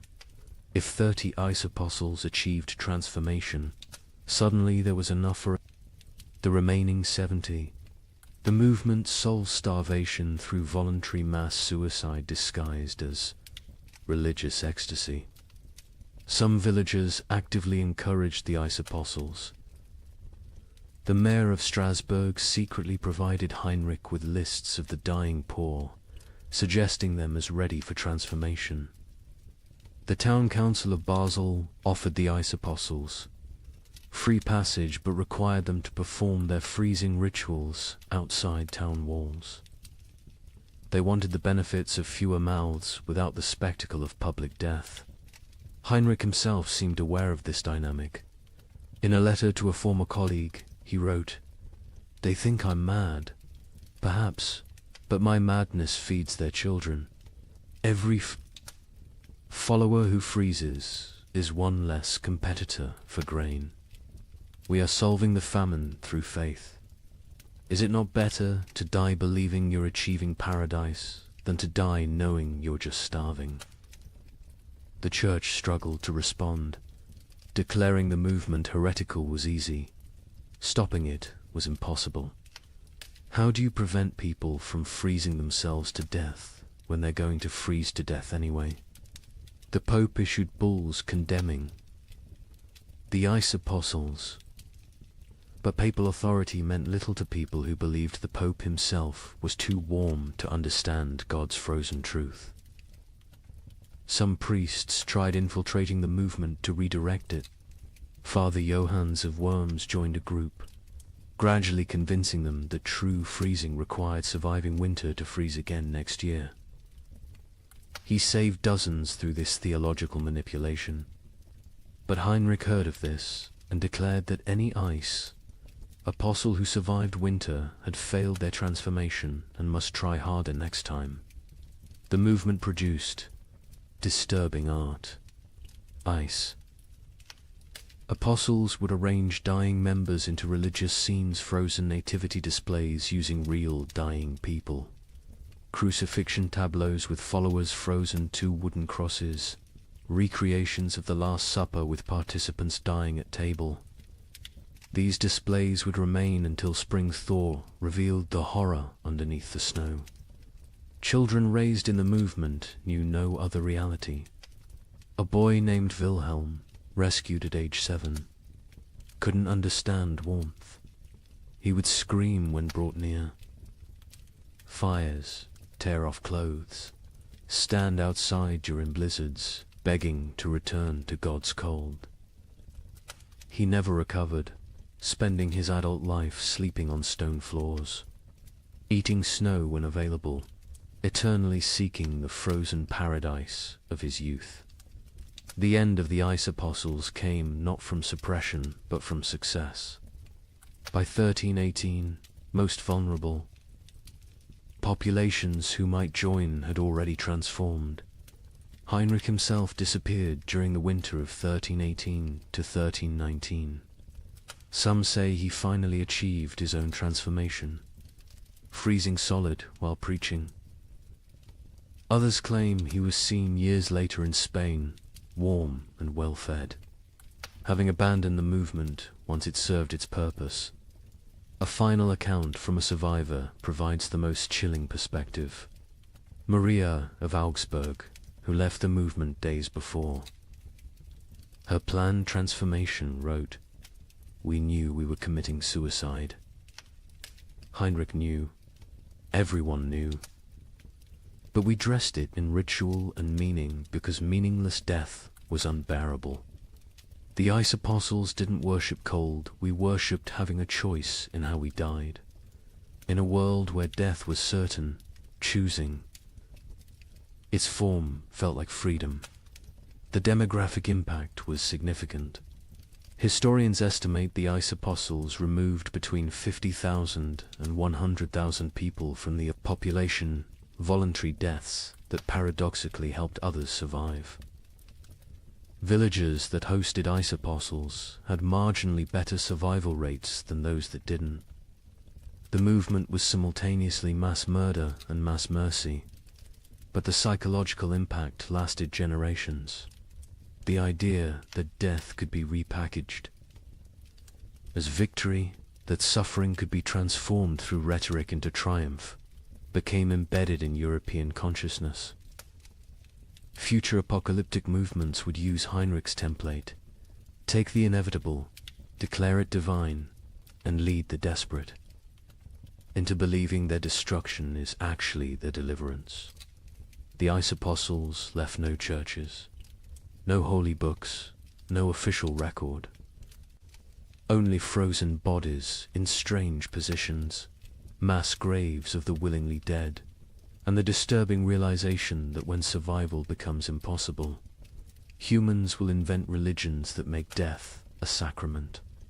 They proved that in extreme conditions. The line between martyrdom and mass suicide disappears, and that sometimes, perhaps most terrifyingly, they serve the same mathematical function: fewer mouths to feed in a world that has forgotten how to provide food. By 1318, the concept of nations began to dissolve. The King of England couldn't feed his army. The French crown controlled only Paris. The Holy Roman Emperor ruled nothing but his own hunger. But local warlords thrived. A minor knight with a sword. Grain supplies suddenly commanded more power than dukes. These frost lords, as they were called, built tiny kingdoms that lasted weeks or months. Their reigns ended predictably. When the food ran out, their followers ate them. The Bishop of Strasbourg recorded one such ending. Lord Wilhelm's men roasted him over his own hearth. They claimed he had grown fat on their suffering, so it was only just. His screams echoed across the frozen Rhine. When questioned, his captain said simply, "He tasted of betrayal." The traditional structure of medieval war for kings commanding. Lords commanding knights, commanding soldiers collapsed when soldiers realized their commanders had no food to offer. A knight's oath of fealty meant nothing to an empty stomach. By early 1318, Europe had fractured into thousands of micro-kingdoms, each centered around whoever controlled food. Sir Roderick of Ghent, a minor knight with no title beyond his sword, became more powerful than the Duke of Burgundy simply because he had discovered a monastery's hidden grain store. With 40 bushels of wheat, he recruited an army of 300 starving men. They called him the Wheat King, and for 6 weeks, he ruled a territory spanning 3 villages. His reign followed a pattern that would become horrifyingly common. Week 1. Triumphant distribution of food to followers. Week 2.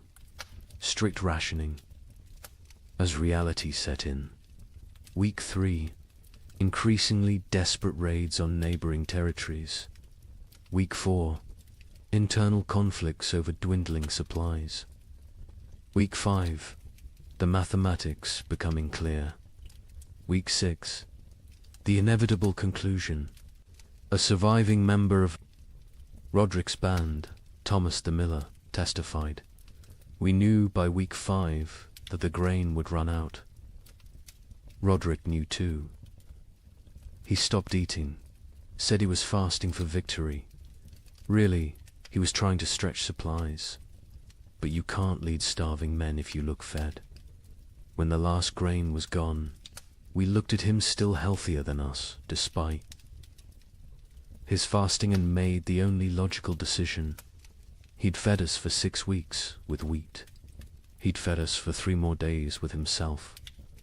These frost lords emerged everywhere, their tiny kingdoms rising and falling like waves. A tax collector with a hidden cache became Lord of Calais for 11 days. A merchant who'd hoarded salt pork ruled Antwerp for a month. A priest who'd discovered Roman-era grain stores in ancient ruins declared himself Pope King of Regensburg and lasted 2 months before his congregation ate him during what they called the True Communion. The Bishop of Strasbourg's account of Lord Wilhelm provides the most detailed description of how these micro-kingdoms operated. Wilhelm had been nobody, a 3rd son of a minor lord, trained for priesthood but turned soldier. When the famine began, he was guarding a river crossing that nobody used anymore. But beneath that crossing, in caves known only to smugglers, lay tons of preserved food from decades of illegal trade. Wilhelm emerged from obscurity like a demon from ice, the bishop wrote. One day unknown, the next commanding 500.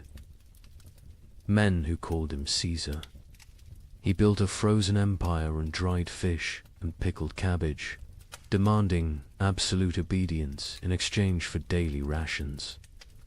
He held court on a throne made from frozen corpses, dispensing justice measured in mouthfuls of food. Wilhelm's system was sophisticated for a frost lord. He created a complex hierarchy based on usefulness. Soldiers who brought back food from raids received double rations.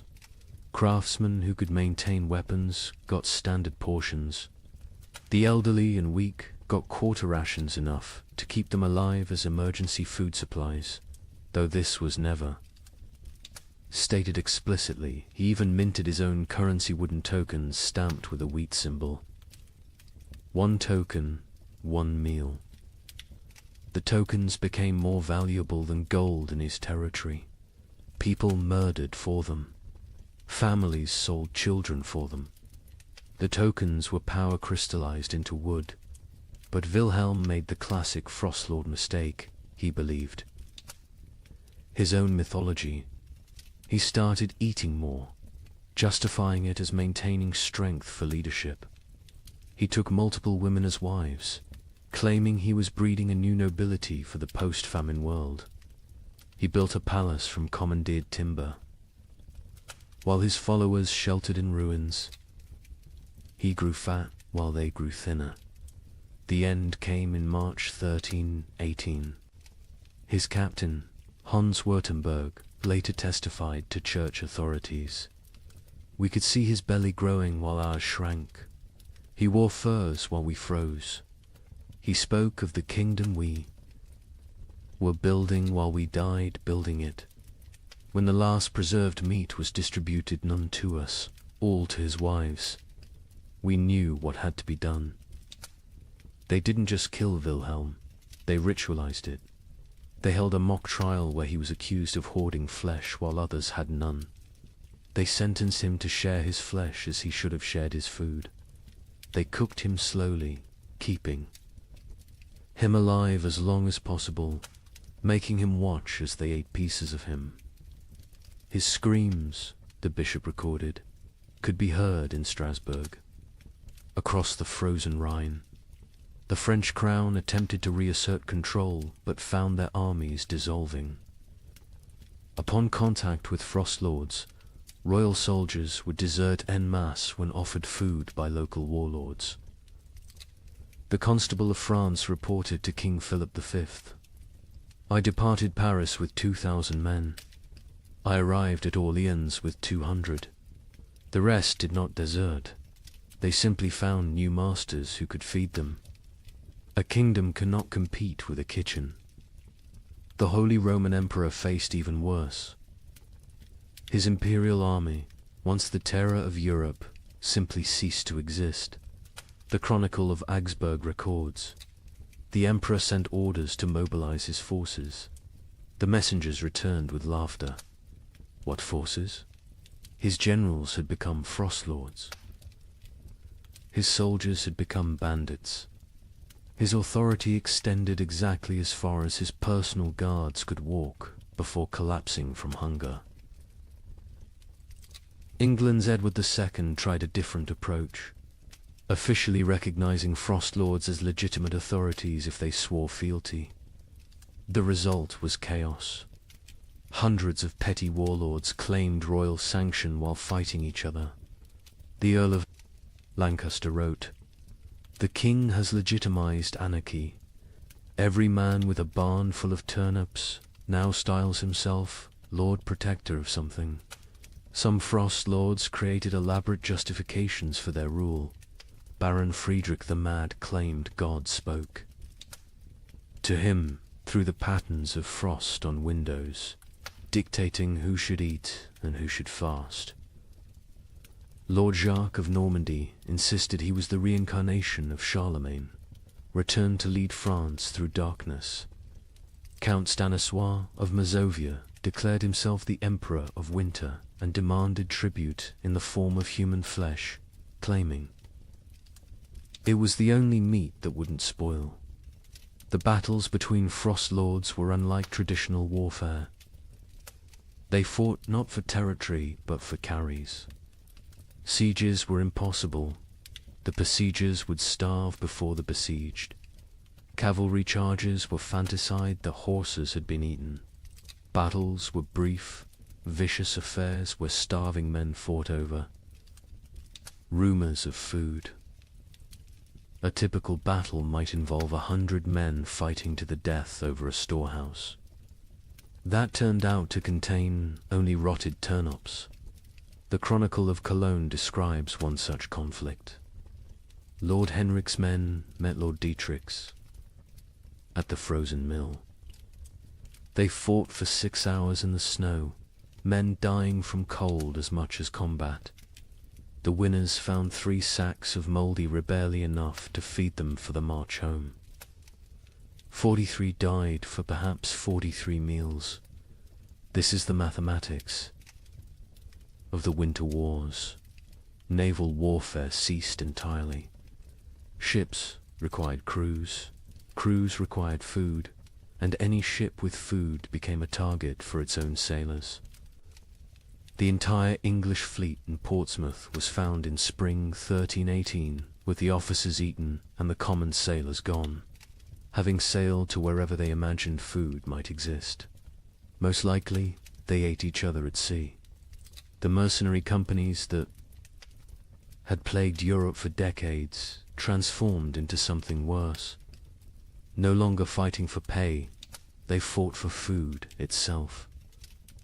The Free Company of the Wolf, led by a former priest called Father Fang, became notorious for their practice of recruitment. They would attack villages, eat the weak, and force the strong to join them. Their ranks swelled with the desperate and depleted with the digested. The most successful frost lord was arguably Margaret the Terrible, a former abbess who controlled grain stores across 3 monasteries. She ruled for 8 months in eternity in frost lord terms by being utterly ruthless. She fed her followers just enough to keep them loyal, but not enough to make them strong. She rotated guards constantly so none could organize rebellion. She had tasters for her food, but the tasters were different each meal. Chosen by lottery, her end came not from rebellion, but from mathematics. She calculated she could survive another month on remaining stores. Her followers calculated she was the only remaining store. They didn't kill her quickly like Wilhelm. They kept her alive, locked in her own granary, taking small pieces when needed. She lived for 3 weeks as a conscious larder, her brilliant mind intact enough to appreciate the irony. By summer 1318, most frost lords were dead. They're tiny. Kingdoms dissolved into memory and meat, but they had served a horrific purpose. They had organized the chaos of starvation into structured systems of consumption. They had turned random death into regulated death. They had made the unbearable bearable by giving it hierarchy and meaning. A surviving chronicle summarizes the winter wars perfectly. Nations require shared purpose. Kingdoms need common cause. But in the frozen years, the only shared purpose was survival. The only common cause was calories. Every man became his own nation, every grain store its own kingdom. We didn't have wars between countries, we had wars between kitchens. And in the end, every king became a meal. But nothing compares to what happened in the winter of 1319. In villages across Germany, something unprecedented occurred. The children left, not taken, not sold. They simply walked away into the snow, hundreds of them, following. A 12-year-old girl named Margareta, who claimed she knew where summer was hiding. Parents were too weak to stop them. Some say too relieved. The children marched south, singing hymns, leaving tiny, frozen footprints. They believed if they could reach Rome, they could convince God to bring back the sun. A merchant traveling to Venice reported seeing them, a line of small shadows against the white, moving like sleepwalkers. I offered them bread. They refused. The girl at the front said they were already full of winter and kept walking. They never reached Rome. A woodcutter found them in an alpine pass the following spring. Hundreds of small bodies perfectly preserved in ice, still holding hands. Still walking formation. Still heading south toward a summer that would never come. Margareta of Hamelin. Was nobody special before the winter of 1319? The baker's daughter, middle child of 7, known only for her strange habit of speaking to sparrows that no longer existed. But in January 1319, something changed. She began telling other children about dreams where summer lived in a golden palace beyond the mountains, imprisoned by winter demons, waiting for children pure enough to free it. The priest of Hamelin, Father Ernst, recorded the beginning. The girl stands in the square each dawn, speaking of summer as if it were a person. She describes the taste of strawberries to children who have never seen fruit. She tells them about flowers, what colors they were, how they smelled. Children who were born during the famine, who know only grey and white and cold, listen to her like she's describing paradise. At first, adults dismissed it as childhood fantasy, a coping mechanism for horror. Let the children dream of summer while they starved in winter. But Margaretta's stories grew more elaborate, more specific. She claims summer sent her messages through ice patterns on windows. She said she could hear summer crying, trapped behind the wall of winter, begging to be freed. Summer is not gone. She preached to growing crowds of children. Summer is captured. The adults are too heavy with sin to rescue it. But we, children, light with innocence, can slip through winter's fingers and bring summer home. The theology was childish but compelling. Adults had caused the famine through their wars, their greed, their sins. Children were innocent victims. Therefore, children could be innocent saviors. The logic of a 12-year-old mind, but to other 12-year-olds it was revelation. By February, Margaretta had hundreds of followers, all children between the ages of 4 and 14. They met in secret, practicing for their journey. They would walk to Rome, she said, where God's representative lived. They would demand, not ask, demand that the Pope release summer from its prison. If he refused, they would find summer themselves. The preparation was heartbreaking in its innocence. Children stole their parents' shoes, too large for tiny feet, stuffing them with straw. They made summer cloaks from stolen blankets, decorated with charcoal drawings of flowers they'd never seen. They practiced walking in formation, the older children carrying the younger, believing that unity would protect them from winter's grasp. Hans Müller, a traveling merchant, encountered them preparing. They train like an army of ghosts. 8-year-olds teaching 4-year-olds how to walk through snow. They share imaginary food, practicing for when they'll have real food again. The girl Margaretta watches them with eyes too old for her face. She knows, I think. She knows where this leads. But she continues anyway. Parents were paralyzed by impossible mathematics. Stop your children from leaving and watch them starve slowly at home.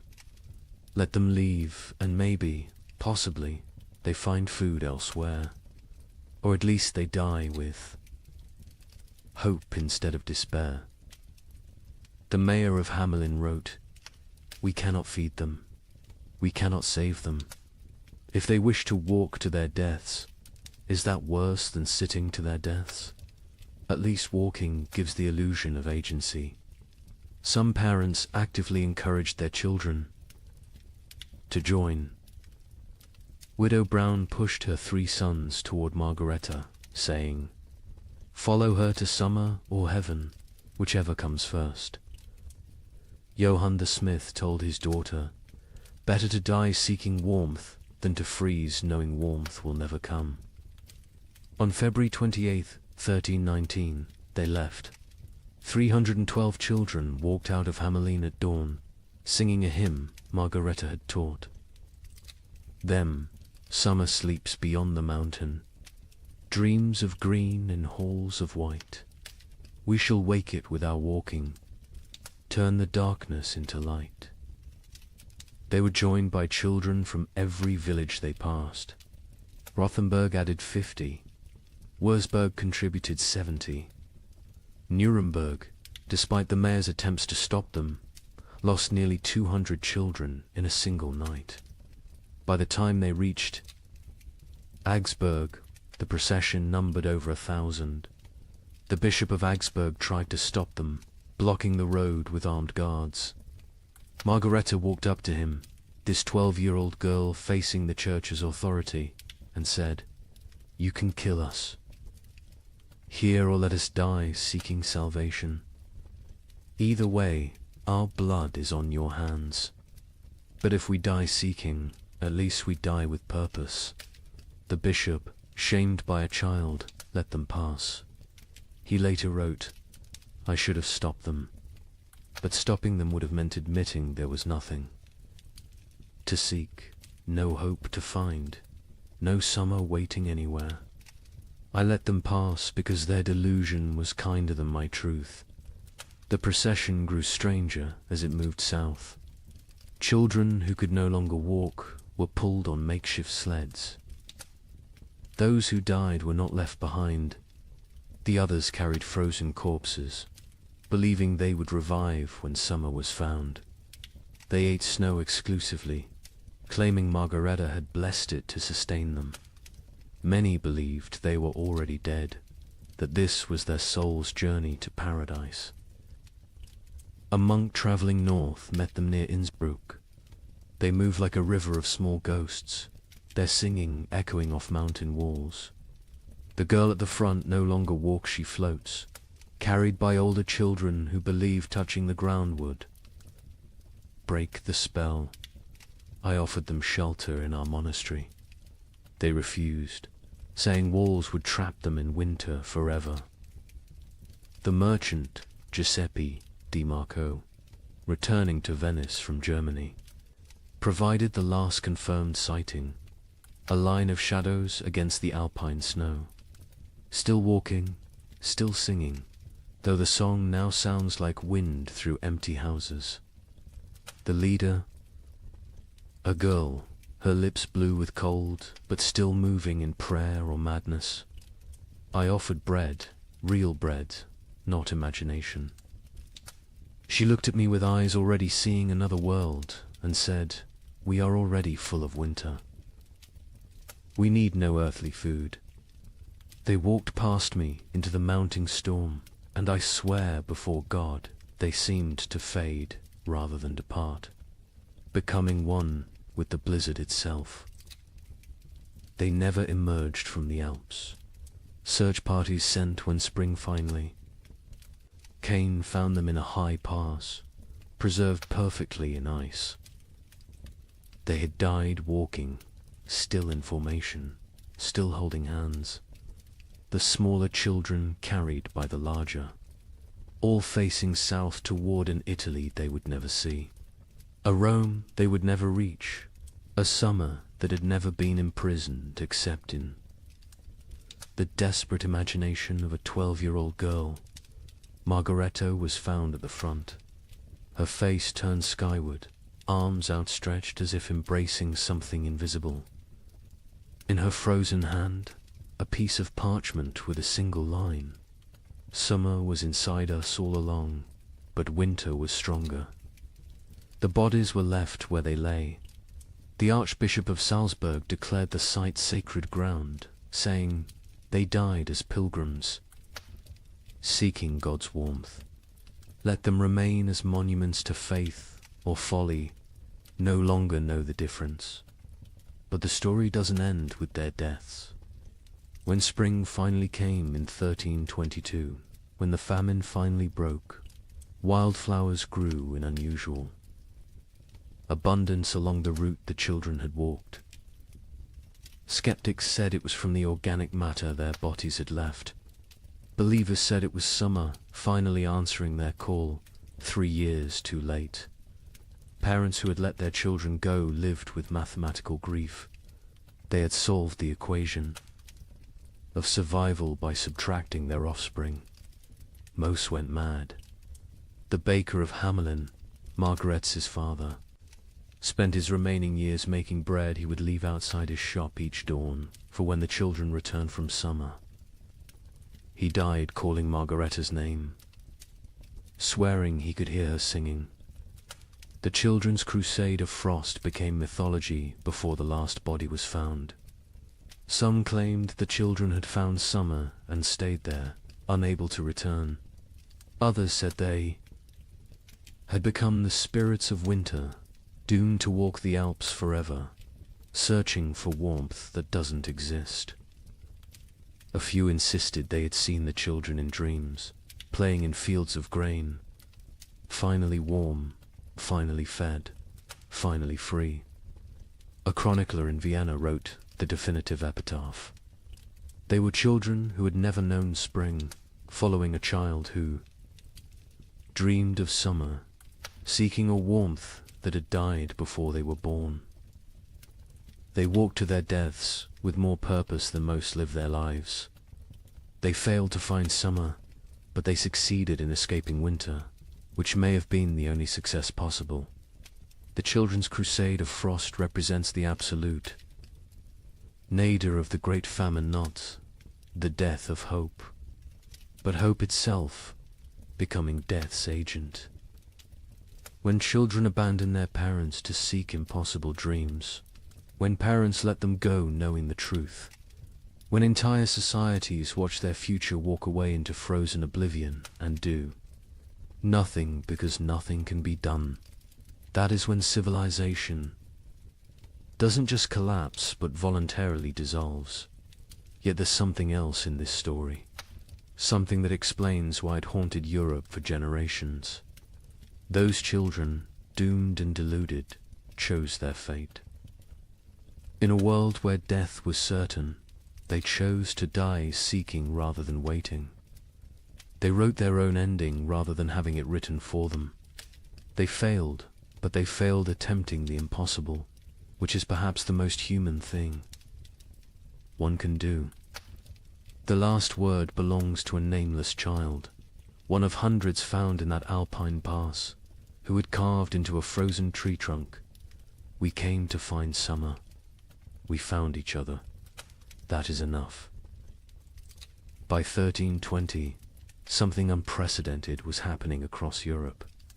Entire villages were disappearing, not dying, disappearing. A tax collector would arrive to find homes standing empty, fires still warm, food still on tables, but not a soul in sight. Bishop of Lincoln investigated 17 such villages. His report contains a chilling observation. In each dwelling we found the same thing, a single word carved into the main beam. Forgiven. We know not if they sought forgiveness or granted it. Modern archaeologists have found evidence these villagers walked en masse into forests, bogs, or the sea. Mass suicide? Mass migration to nowhere? We'll never know. But the pattern was always identical. They left everything behind except their children. The children, it seems, they took with them to whatever end they chose. The first documented vanishing was Thornwick, a village of 200 souls in Yorkshire. The king's tax collector, William de Vere, arrived on March 15, 1320, to find smoke still rising from chimneys, but no one to tend the fires. His report to the crown reads like a ghost story. The village stands as if frozen in a moment, bread half-eaten on tables, needlework abandoned mid-stitch, a pot of porridge still warm over dying embers, but of people nothing, not even bodies. They have vanished as completely as if God himself erased them from existence. But they hadn't been erased. They had chosen erasure. In every house, carved deep into the main support beam, that single word, forgiven. Some carved carefully, with time and purpose. Others scratched hastily, as if in final moments before departure. All in different hands, but all the same word, the Bishop of Lincoln. Thomas Beckhampton was sent to investigate when 7 more villages in his diocese reported similar vanishings. His investigation team included scribes, soldiers, and physicians. What they found challenged their understanding of human behavior. We tracked them, the bishop wrote. 200 people cannot vanish without trace. We found footprints leading from the village, all together, walking in the same direction. Men, women, children, elderly, every soul that could walk had walked. Those who couldn't walk had been carried. The tracks led to Sherwood Forest and then ... stopped. Not scattered, not turned back, simply stopped, as if they had stepped off the earth itself. Deeper investigation revealed planning. These weren't spontaneous disappearances, but coordinated evacuations. In Thornwick, they found evidence of a final feast. Everyone had eaten together one last time, using the last of their stores.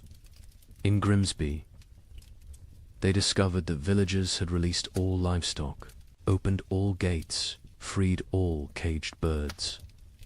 They had systematically undone civilization before walking away from it. The physician, Master Hugh of Salerno, noted something disturbing. No signs of violence, no evidence of force. These people chose to leave. More troubling, they chose together. What conversation, what collective decision leads an entire community to abandon existence itself? The pattern spread across Europe like a plague of absence. In Bavaria, the village of Klinwald vanished, leaving behind a communal letter. We go to find what God has hidden from us. We go together because alone we are nothing. We take our children because they deserve better than this slow death. We leave our homes because homes without hope are merely tombs with windows. Seek us not. We are already farther than you can follow. The French village of Moulambus left more disturbing evidence. Every adult had written their name on the church wall, followed by their sins: murder, theft, adultery, cannibalism. The last entry in the priest's hand: we have all sinned beyond redemption. We go to place ourselves before God's judgment directly, rather than wait for him to find us here. But it was the German village of Hofnungslos that provided the most complete picture. They had left a chronicle, written collectively, each family, contributing a passage. We have eaten our horses. We have eaten our dogs. We have eaten our leather. We have eaten our dead. We have eaten hope itself. What remains is not life, but the mockery of life. We choose to end this mockery on our own terms. The Muller family counts 5 souls still breathing. We have survived by unspeakable acts. Our youngest no longer speaks. Our eldest no longer sleeps. We are alive, but not living. Tomorrow we walk toward whatever judgment awaits. I am Klaus the smith. I have beaten plowshares into weapons, weapons into tools, tools into nothing.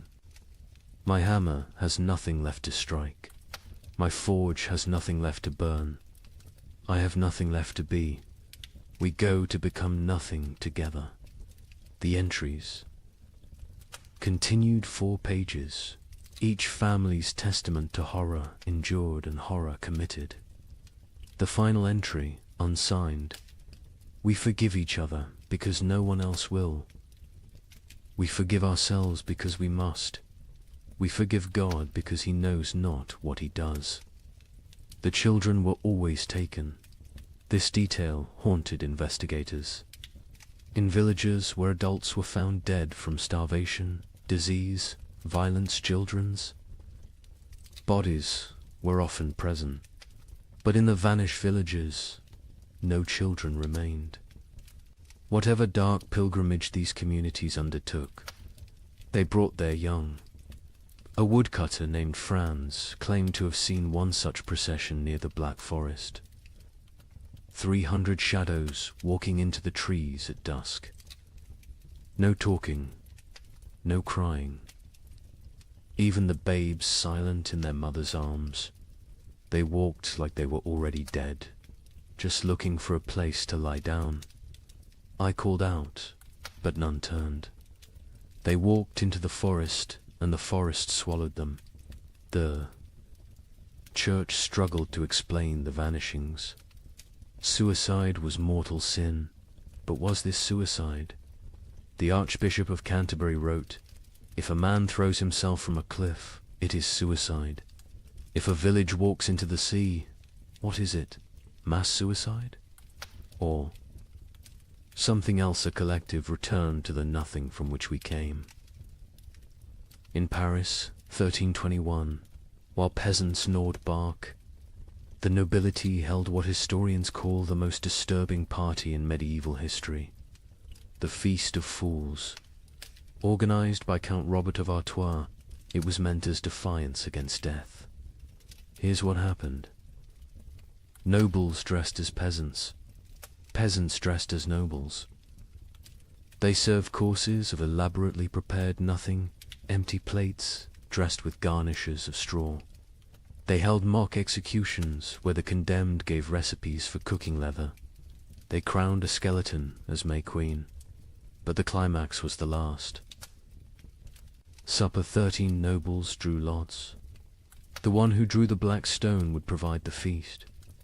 Count Robert drew it himself. He laughed, opened his veins into wine cups, and served his blood to his guests while making toasts. He bled to death. Standing, cup raised, still smiling. The chronicle states, none stopped drinking until the cup was empty. The invitation had arrived on vellum worth more than most Parisians would see in a lifetime, written in gold ink that could have been traded for bread. Count Robert of Artois requests your presence at the Feast of Fools, where we shall dine. On reality and drink deep of truth. Come as you are not. Leave as you never were. April 1st, year of our absent Lord 1321. Count Robert had survived the famine through typical noble privileged hoarded grain, fortified walls, the ability to take from those who couldn't resist. But something had broken in him when his youngest daughter died not from starvation, but from abundance. She'd found his hidden honey store, eaten herself to rupture, died vomiting sweetness while Paris starved. He'd laughed when they found her body, and hadn't stopped laughing since. The feast's preparation was elaborate insanity. Robert spent the last of his wealth on decorations for serving nothing. He commissioned golden plates for emptiness, silver, chalices for air, elaborate centerpieces celebrating absence. The great hall of his chateau was transformed into what witnesses called a cathedral of mockery. Lady Isabelle de Valois, who survived the feast, left the most complete account. We arrived to find reality inverted. Servants sat at the high tableware in our clothes rob had demanded we exchange garments at the door. We nobles served them, dressed in rags that stank of death. But the servants were more disturbed than we. They knew this game could only end badly for them. First course was soup of memories. Empty bowls filled only with steam from heated stones. Guests were required to describe what they tasted. Duke Philippe claimed he tasted his mother's fish stew. Countess Marie swore she could taste strawberries. Baron Henry said he tasted his own death and was asked to be more specific about the flavoring. Robert presided over this madness dressed as Death himself, black robes, skull mask, scythe resting against his chair. But he'd modified the costume. Death wore a crown of bread loaves, molded and painted gold, technically edible but deliberately withheld. Death is the only one eating well these days, he announced, so I dressed appropriately. The second course was meat of mathematics, elaborately garnished platters containing nothing but written equations. If one person eats for 3 days, 3 people eat for 1 day, or 9 people eat for 4 hours. Solve for X, where X equals survival. Guests were required to eat the paper, chewing their calculations, swallowing their arithmetic. The Duke of Orleans choked on a particularly complex formula involving compound interest in human flesh. Between courses, entertainment, a troupe of starving actors performed the tragedy of abundance, a play where King Midas starved surrounded by golden food. Halfway through, one actor actually collapsed mid-soliloquy. The audience applauded, thinking it was part of the performance. When they realized he was truly dead, they applauded louder. The third course, fish of philosophy. Servants brought paintings of fish, beautifully rendered, while Count Robert delivered a lecture on the nature of reality. Is a painting of a fish less real than a fish? Can you eat either in these times? At least the painting doesn't rot. Art has become more substantial than substance. Then came the mock trials. Guests took turns being executed for the crime of survival. Each condemned had to share their worst act, their method of staying alive. The Duchess of Berry admitted to eating her own stillborn infant. The Count of Nevers confessed to walling up servants with grain stores so he wouldn't be tempted to share. The Bishop of Parisiaz, a bishop attended, revealed he'd been giving last rites with unconsecrated hosts because he'd eaten all the blessed ones. Each confession was met with mock judgment. Guilty of humanity, Robert would declare.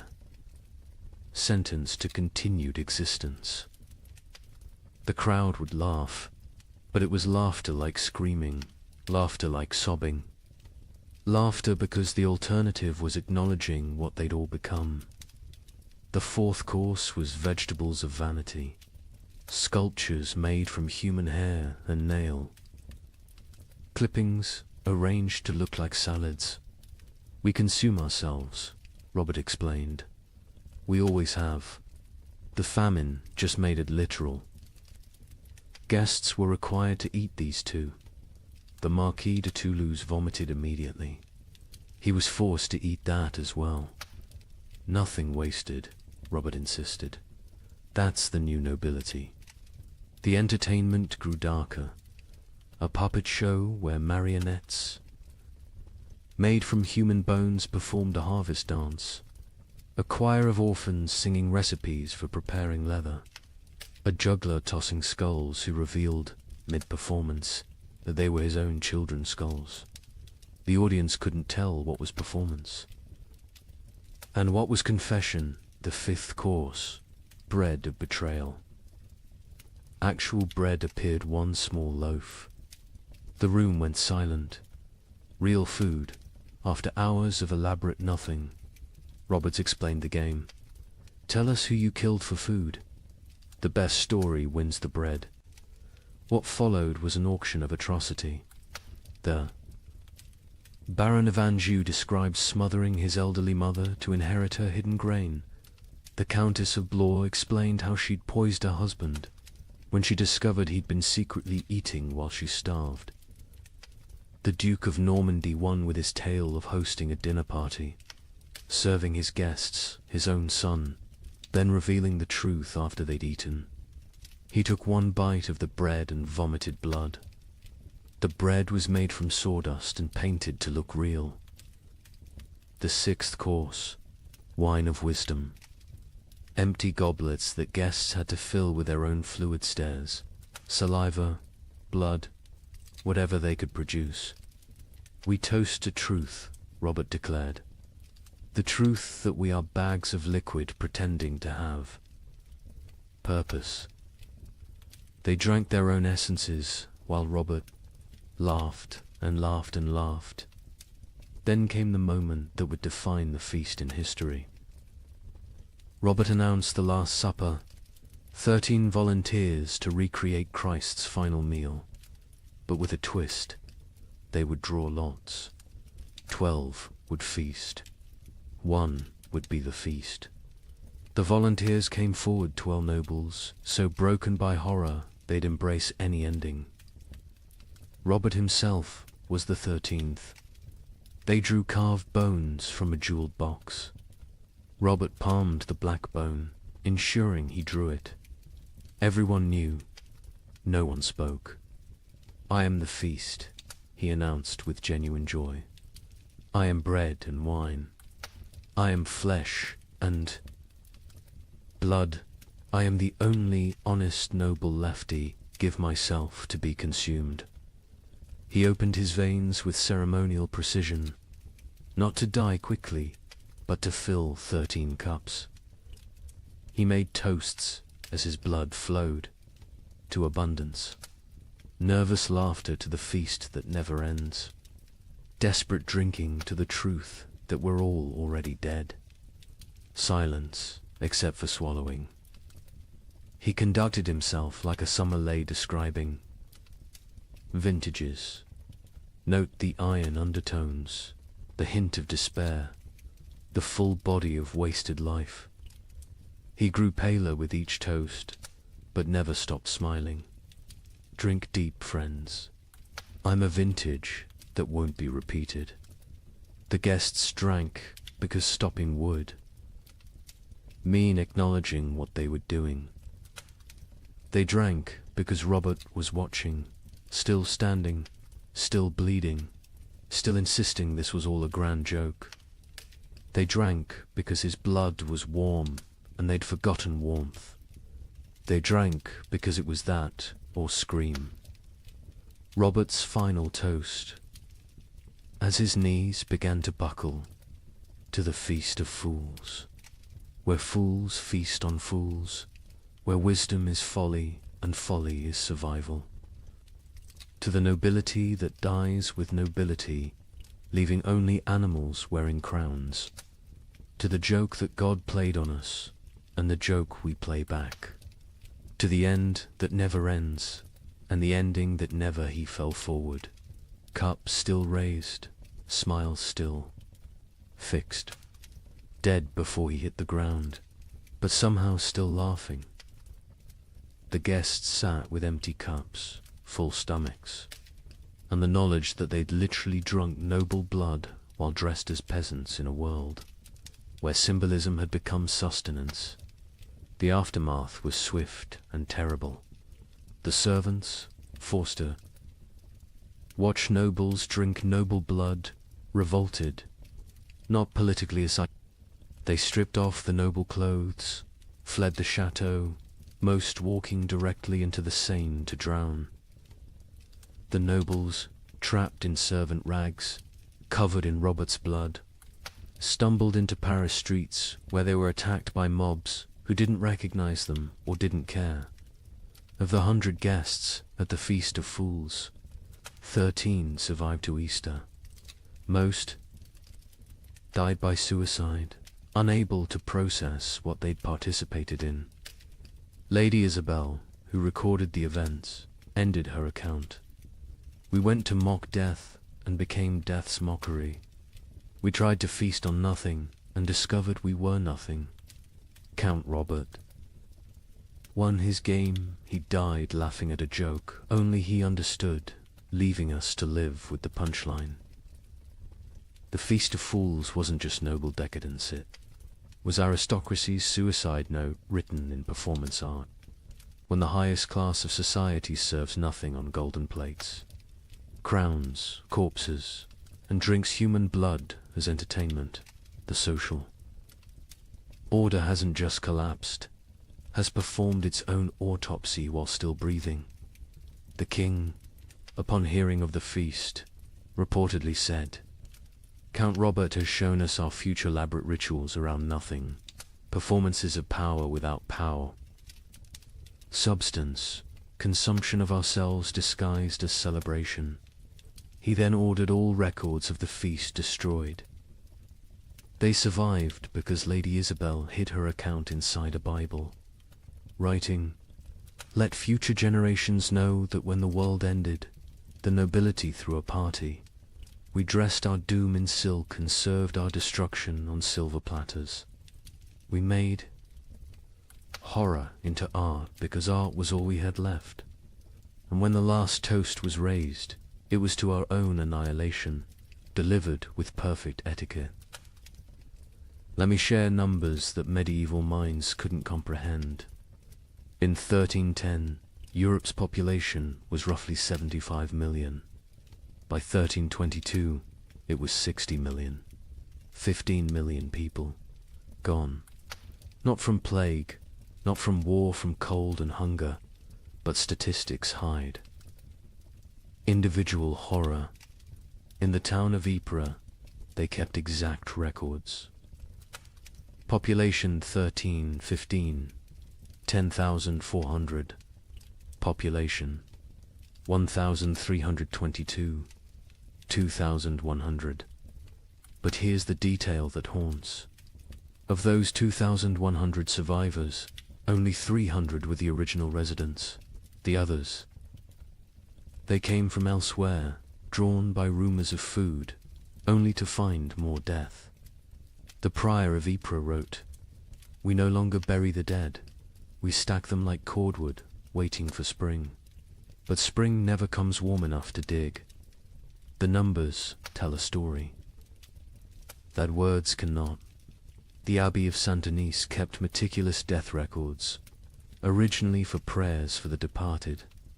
By 1318, they'd stopped recording names, just tally marks. 5 marks crossed through. 5 marks crossed through. Pages and pages of groups of 5, like a child learning to count, except each mark was a human soul. Brother Felipe, the abbey's mathematician, calculated the rate of death. In 1315, we lost 1 soul per week. By 1316, 1 per day. By 1317, 1 per hour. By 1318, we stopped counting because the living were too few to count the dead. Mathematics itself collapsed when the numbers exceeded comprehension. The Italian city-states, with their banking traditions, kept the most precise records. Florence's census of 1310 recorded 120,000 souls. The census of 1322 recorded 45,000. But hidden in those numbers was darker arithmetic. Of the 45,000 survivors, 30,000 had arrived during the famine, refugees from the countryside. The original Florentine population had dropped from 120,000 to 15,000. 7 of every 8 natives had perished. Venice's records reveal the geographic mathematics of death.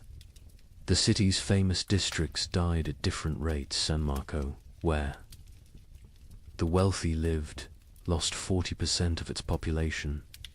Castello, where the poor, crowded, lost 85%. But here's the cruel irony: the wealthy districts died faster in the final years. Once money meant nothing, poverty became an advantage. The poor knew how to starve. The rich only knew how to eat. In England, the Domesday Book had recorded settlements since 1086. By comparing tax records from 1310 to 1322, we can track village-level devastation. In Norfolk, 40% of villages recorded in 1310 no longer existed. By 1322, not depopulated, erased. The land itself forgot humans had ever lived there.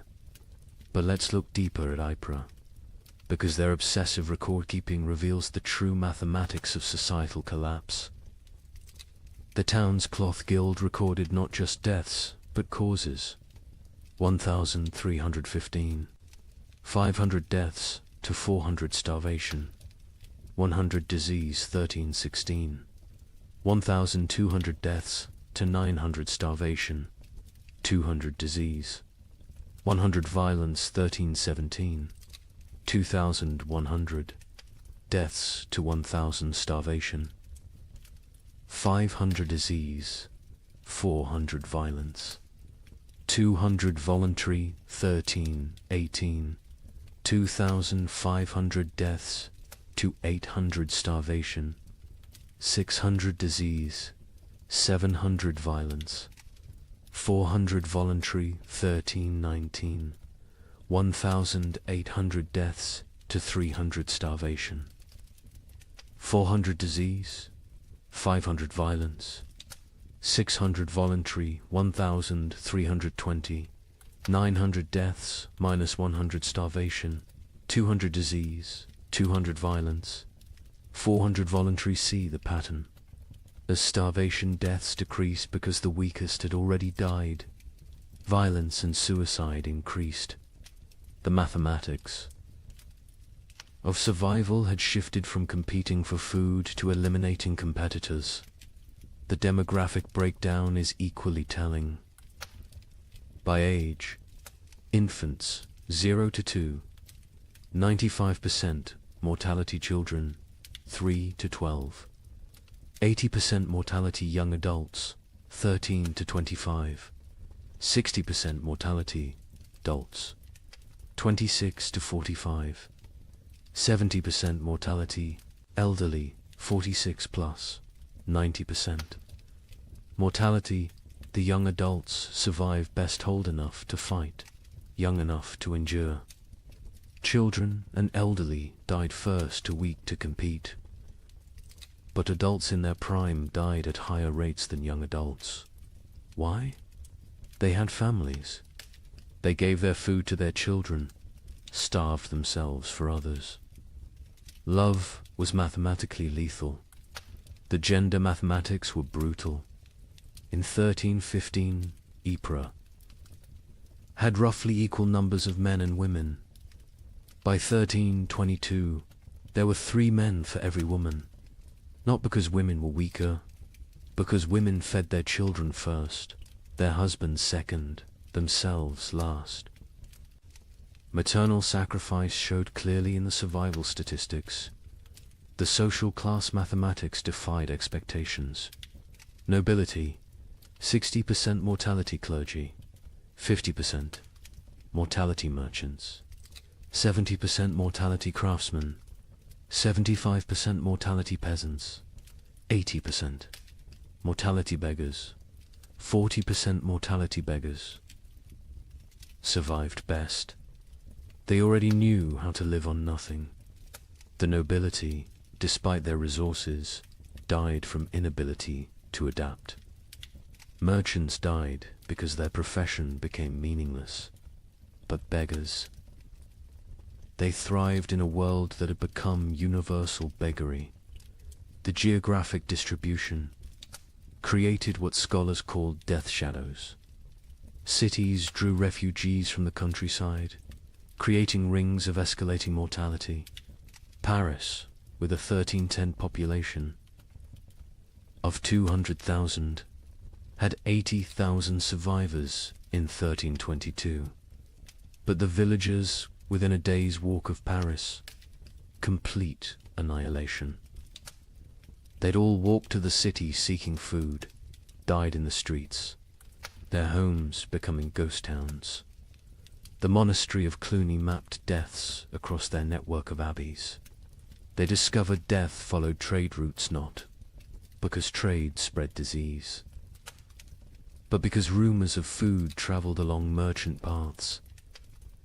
Entire populations would migrate toward imagined abundance, creating waves of mobile starvation that crashed against city walls.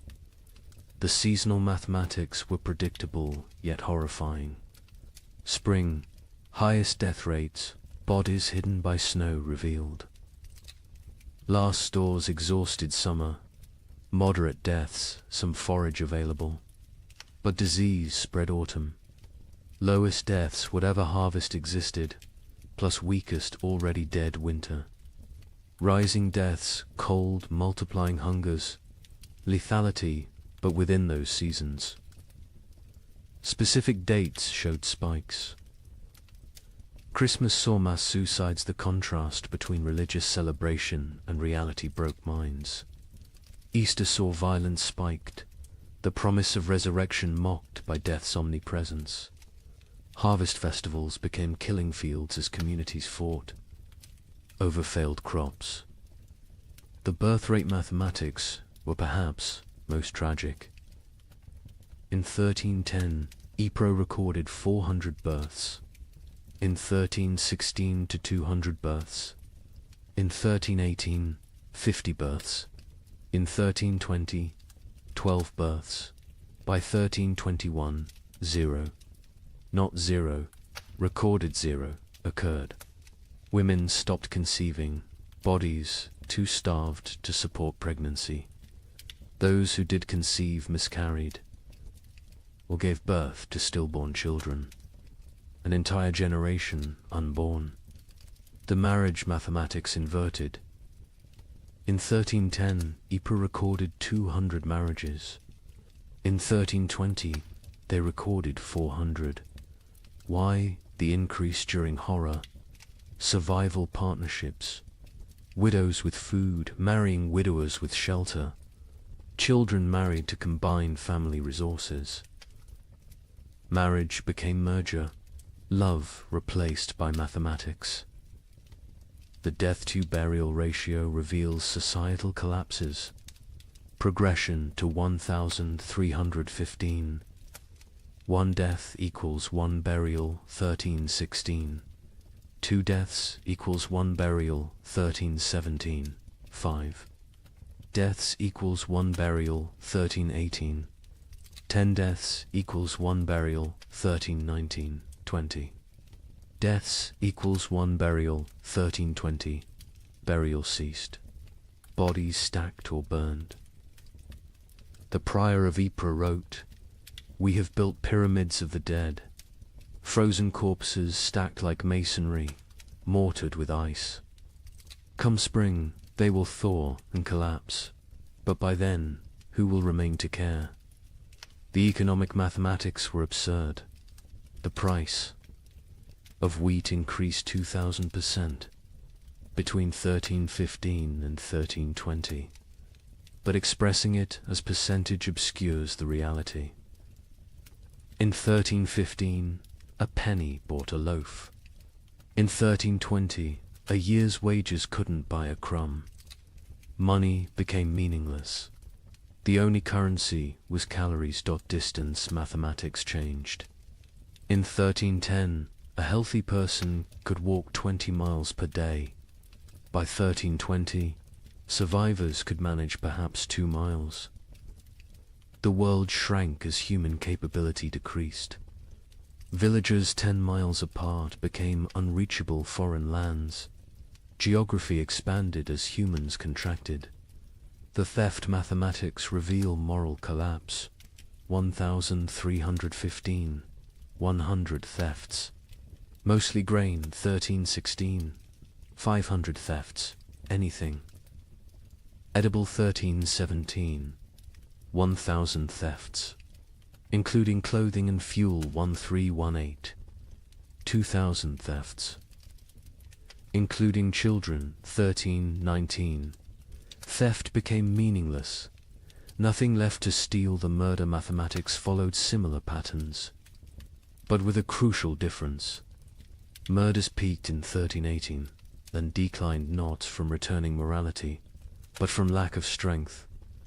By 1319, people were too weak to kill. Violence required carries nobody could spare. The migration mathematics created empty zones and death clusters. Rural areas emptied as survivors walked to cities. Cities became graveyards as refugees died in streets. The population didn't just decline, it concentrated, then collapsed. Like a star becoming a black hole, the linguistic mathematics were subtle but telling. The Ypres records showed declining vocabulary over time. 1315 records use varied, complex language. By 1320, the same. Scribes used perhaps 200 words repeatedly. Hunger had literally reduced their ability to think in complex terms. Survival required all cognitive resources. The time mathematics warped reality. Survivors reported years feeling like decades, days feeling like minutes. The prior wrote, "We have lived 7 years that feel like 70. I am 40 but feel 400. Time itself has starved, moving slowly like everything else dying." The children's mathematics were most heartbreaking. In 1315, Ypres had 3,000 children under 12. By 1322, 45. Of those 45, only 3 were from Ypres. The others were orphans who'd wandered in from elsewhere. Their origins unknown, their parents dead, their futures non-existent. An entire generation deleted. Here's the mathematical truth medieval minds couldn't grasp. Exponential death. When food production drops 50%, population doesn't drop 50%, drops 80%. Because that 50% reduction creates competition, disease, violence, and suicide that multiply mortality beyond the initial cause. Famine doesn't just kill through starvation, kills through the mathematics of social collapse. The final statistic, the one that captures the true horror of the 15 million who died. Historians estimate only 5 million died directly from starvation. The other 10 million died from what starvation created: disease, violence, suicide, exposure, accidents caused by weakness, childbirth without resources, infections without medicine. 2/3 of deaths weren't from famine, but from famine's mathematics. The prior of Ypres' final entry, dated March 1322. I have kept these records for 7 years. I have reduced human souls to marks on parchment, lives to numbers, horror to mathematics. But mathematics cannot capture the sound of children crying for food that doesn't exist. Cannot calculate the weight of watching your family die by degrees. Cannot solve for why God allows such equations. The numbers say 2,100 remain from 10,400. But numbers lie. None remain. We 2,100 are not survivors, we are the not yet dead. Walking statistics waiting for our final tally.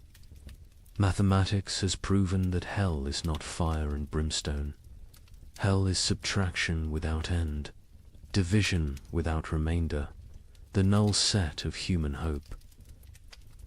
In 1321, as the worst seemed to be passing, something strange happened. The rats returned, but they were different, larger, bolder, moving in coordinated swarms. A chronicler in Milan wrote, "They fear neither cat nor dog nor man. They walk in daylight like they own the earth." Where had they been for 7 years? Some scholars believe they survived in the vast granaries of Eastern Europe, growing fat while the West starved. Others think they evolved, adapted to the cold.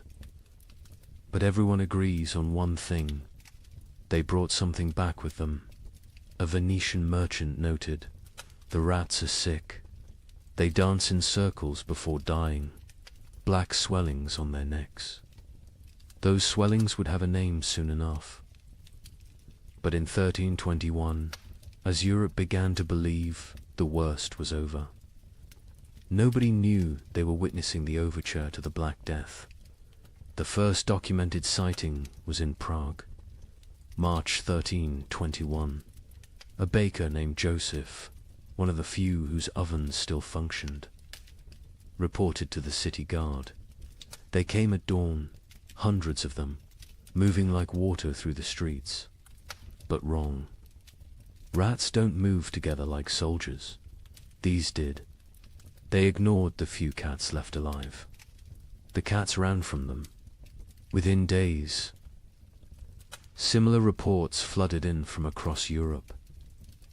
But these weren't the timid creatures that had vanished in 1315.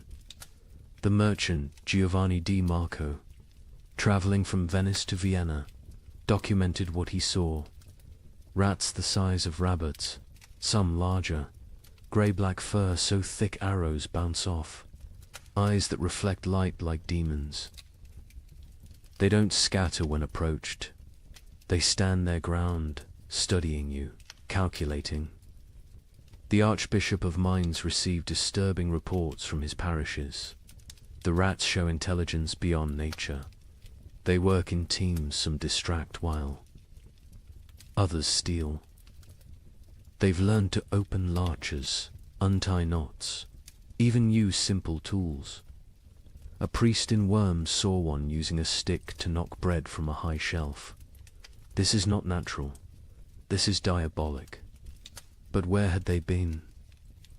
The 7-year absence created wild theories, but one Benedictine scholar, Brother Antonius of Regensburg, proposed something chillingly plausible. The rats didn't vanish, they migrated east, following ancient Roman grain routes to the steppes. Beyond Hungary, there, in the vast underground granaries, built by emperors and forgotten by time, they found paradise. Infinite grain, no predators, perfect breeding conditions, 7 years of unlimited food and reproduction. They've returned not as the same species, but as something evolved. The physical changes were documented obsessively. A physician in Paris dissected several specimens, twice the size of pre-famine rats. Muscle density increased by half. Teeth lengthened and serrated, capable of chewing through wood, even soft metals. Most disturbing, enlarged brains. The cranial capacity has increased by 1/3. These are not the rats that left. These are their descendants, shaped by 7 years of plenty while we endured 7 years of want. The behavioral changes were even more unsettling. The rats showed coordination that defied explanation. A witness in Cologne described an attack on a grain warehouse. They moved in waves. First wave gnawed the doors, while others waited. When guards appeared, they retreated. In perfect synchronization, they returned at night with more numbers, attacking from multiple points simultaneously. They knew we were watching. They waited until we were exhausted. They had lost all fear of humans. Previous generations of rats fled from people, lived in shadows, scavenged secretly. These new rats walked openly through marketplaces, entered homes while families ate, stared directly at humans with what witnesses described as calculating intelligence. A child in Nuremberg reported rats watching her family eat dinner through the window. "Counting us," she said. "The cats, those few that survived the famine, refused to hunt them."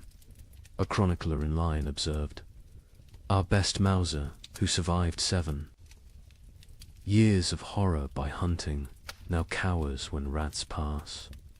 He recognizes something we don't. The predator-prey relationship is inverted.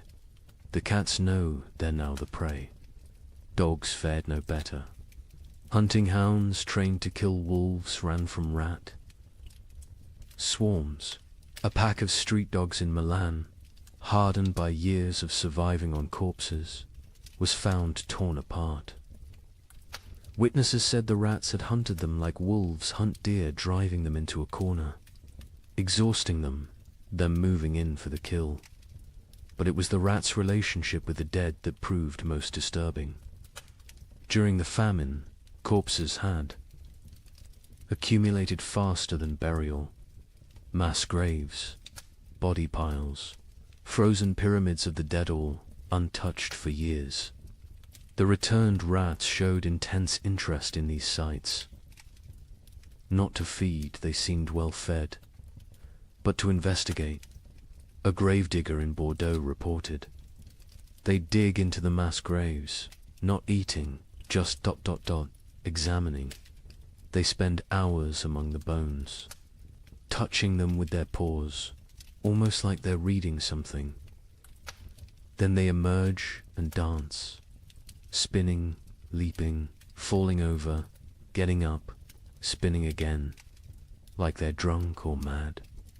The dancing disease appeared first in the rats, then in the animals they bit, finally in humans. But in 1321, people thought it was just strange behavior. They didn't connect it to disease. Why would they? The rats looked healthy, even robust. Larger, stronger, more vital than any rats in memory. An Italian merchant named Carlo Benedetti made the crucial observation that historians would later recognize as prophetic. The rats congregate at trade routes, ports, and crossroads. There, not seeking food, food exists everywhere now, that so few remain to eat it. They're positioning themselves along human movement patterns, waiting, but for what? The rats showed particular interest in the remaining churches and monasteries. Brother Francis of Assisi documented their behavior.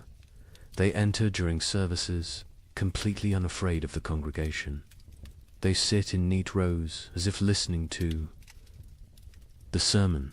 When we sing hymns, they sway. When we pray, they bow their heads. Mockery, mimicry, or something else. They seem to be waiting for something, some signal we cannot perceive.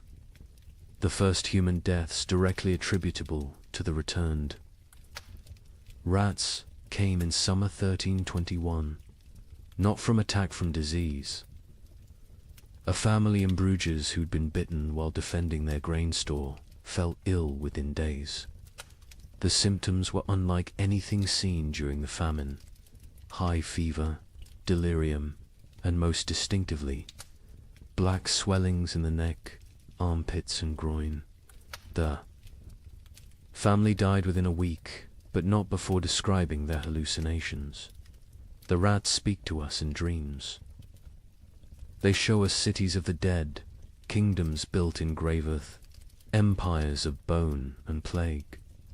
They promise us citizenship and then Acropolis if we stop fighting and accept the gift they bring. Medical professionals were baffled.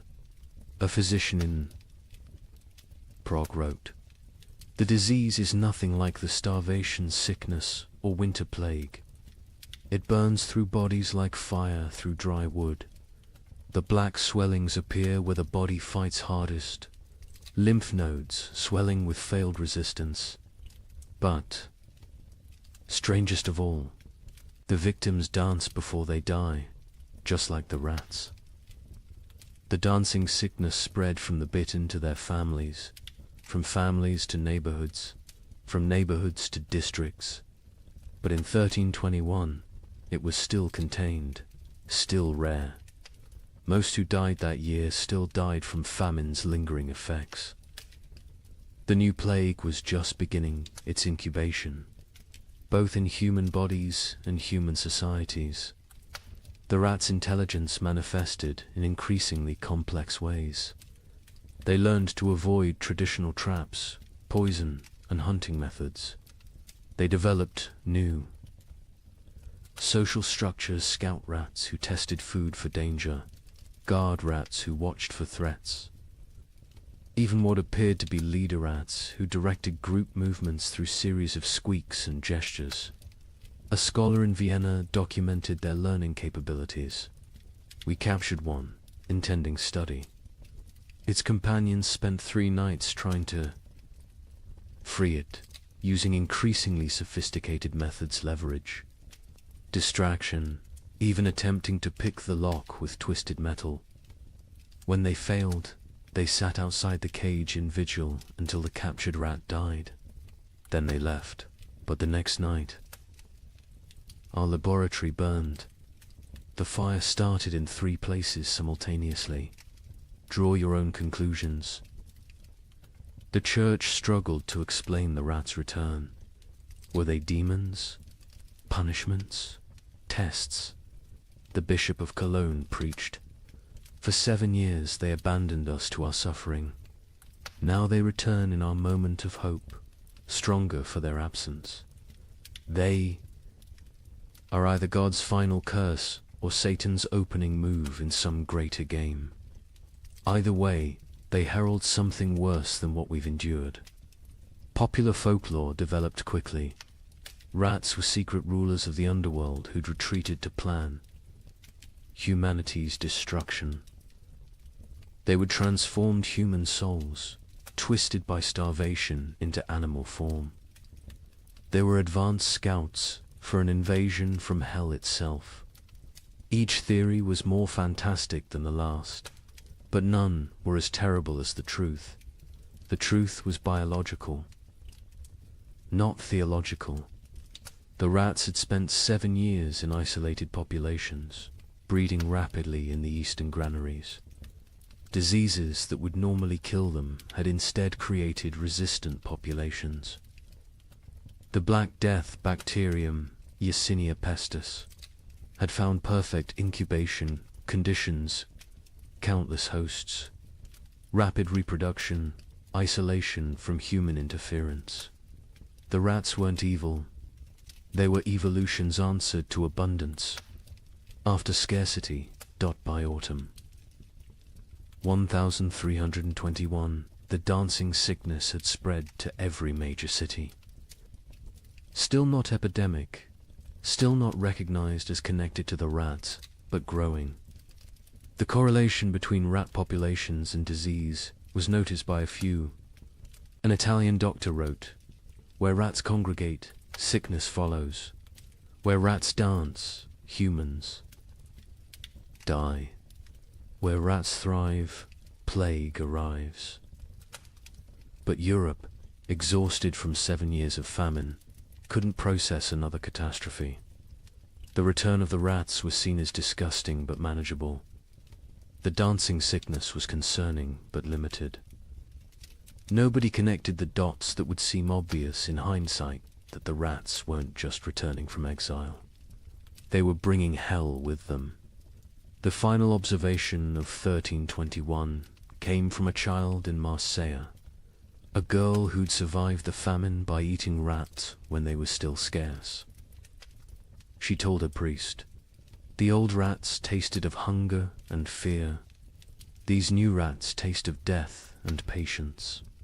They're not afraid of us because they know something we don't. They're waiting for us to realize we're already dead." Within 20 years, her words would prove prophetic. The Black Death would kill 1/3 of Europe's remaining population. But in 1321, as people celebrated the famine's end, as they counted their dead and rebuilt their lives, the rats just watched, and waited, and danced their strange dances in the moonlight, practicing for the grand performance yet to come.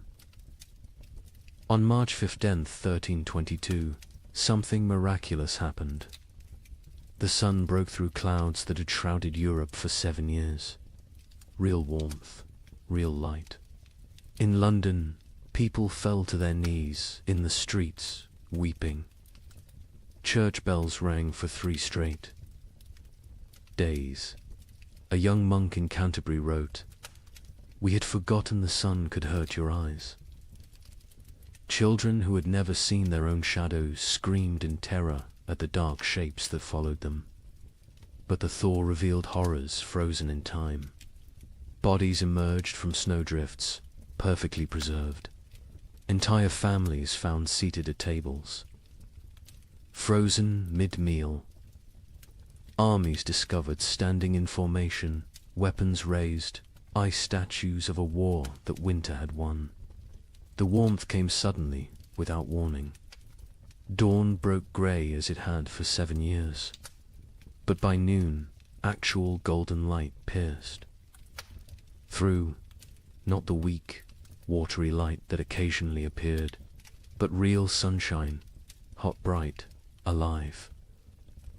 In Paris, people stumbled from their homes, shielding their eyes, unable to comprehend what they were seeing. Marie de Champagne, age 7, born during the famine, experienced sunshine for the first time. Mother fell to her knees and pulled me down, saying we must pray. I asked what the burning light was. She said God's eye has opened. I was terrified. I thought God was going to see what we'd done to survive. The ice began to melt with alarming speed. Winter's archives, 7 years of frozen death, began to reveal themselves. In Cologne, the Rhine's thaw exposed a grotesque gallery, hundreds of bodies that had fallen through ice over the years, preserved perfectly, now floating downstream like a parade of the damned. Citizens lined the banks, searching for relatives lost years ago, finding them looking exactly as they had at death. Brother Thomas of Westminster, who'd chronicled the disaster from beginning, wrote with shaking hand, "The earth gives up its dead, but not for resurrection. They return only to show us what we've done." A mother and child, frozen in embrace, so perfectly preserved I could count the tears frozen on their cheeks. Soldiers who died defending grain stores, still standing at their posts, ice guardians of nothing. God has kept perfect record of our failures, but with the thaw came something worse than revealed corpse, truth-field truth. The ice had hidden the full scope of devastation. Entire districts thought to be empty were found to contain hundreds of frozen dead. Mass graves, hastily covered with snow, began to melt and shift, creating mudslides of human remains. The spring of 1322 didn't bring renewal. It brought archaeology of horror in the Alps. The thaw revealed the children's crusade of frost, perfectly preserved. A merchant reported, "They stand like an army of small angels, ice blue and beautiful. In their death, still holding hands, still facing south, still seeking summer that has finally come too late. Pilgrims are already calling it holy ground. I call it the world's guilt made manifest. Europe that emerged from the Great Famine was unrecognizable. Languages had changed, words for hunger had multiplied, while words for joy had been forgotten. Children born during the 7 years were stunted, marked forever by starvation. They would be called the famine generation, shorter, weaker, but survivors of the impossible. The social order had shattered. Peasants who survived owned land, for the first time inherited from the dead. The church's authority collapsed. Where was God during the freeze? And most critically, the population drop created labor shortages that would, within a generation, end feudalism itself. The Great Famine didn't just kill millions, it killed the medieval world. The linguistic changes were documented by scholars, attempting to translate pre-famine texts. The Abbot of Cluny wrote, "We have 23 new words for different types of hunger, but have lost the words for feast, abundance, and satisfaction. Children learning to speak, use, eat, as past tense only, they cannot conceive of eating as a present or future action. We've developed exact terms for the taste of leather, bark, clay, but forgotten words for flavors of meat. The famine generation bore physical marks that would last lifetimes.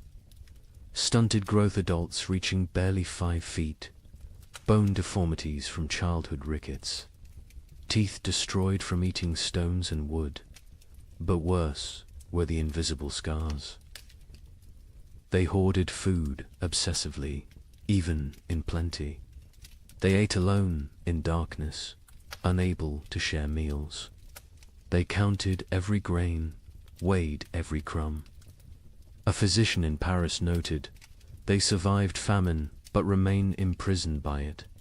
Their bodies live in 1322, but their minds remain in 1318. The social revolution was immediate and irreversible. A third of Europe's nobility had perished, entire bloodlines extinct. Peasants squatted in abandoned castles, worked lordless lands, claimed ownership through occupation. The survivorship created overnight social mobility, a serfhood hidden. Grain became a merchant. A baker's assistant who'd outlived his master became a guild leader. A prostitute who'd hoarded food became a property owner. The church's authority evaporated like morning frost. 7 years of unanswered prayers had broken faith's monopoly. New sects emerged, some worshipping nature, others embracing nihilism. The Pope's call for renewed devotion was met with laughter. A graffiti in Rome read, "God starved. We survived. Who then is stronger?" Priests found congregations unwilling to tithe, unable to trust divine providence that had provided only suffering. But most revolutionary was the labor shortage.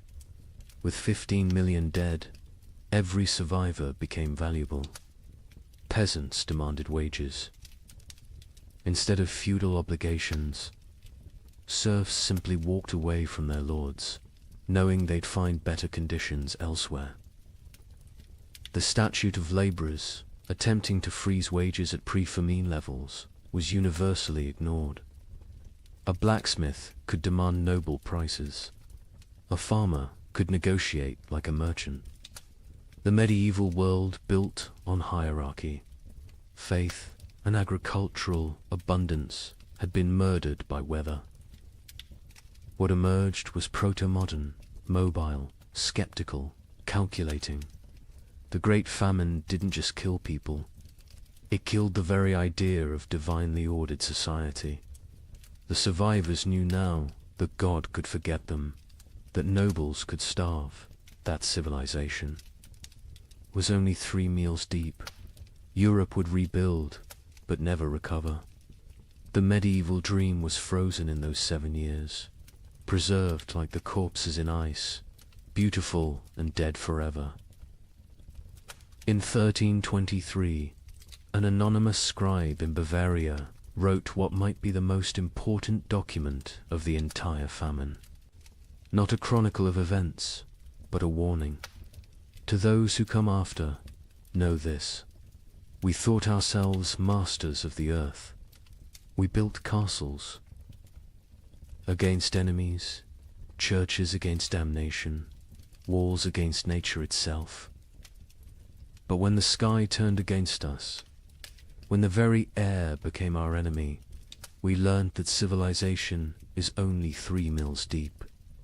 Beneath that lies the animal, and beneath that ... lies something worse, something that would eat its own shadow if it could provide sustenance. We survived. That is not the same as living. Some costs can never be repaid.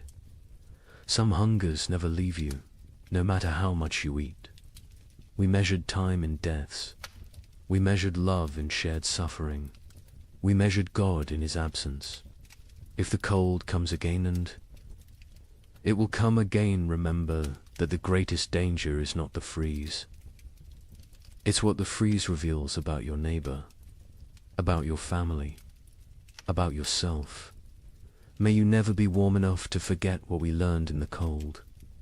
The document was found hidden in a monastery wall, wrapped in waxed cloth, deliberately preserved. The scribe continued, "I write this with fingers that consumed my own flesh.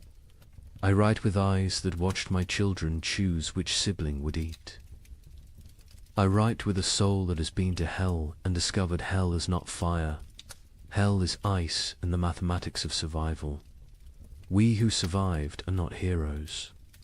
We are the ones who did what heroes couldn't. We chose ourselves over others.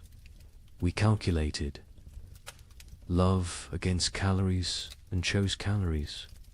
We learned that honor digests poorly, that mercy is a luxury of the fed, that civilization is just an agreement between people who aren't hungry yet. The sun has returned. The crops grow again. Markets open, bells ring.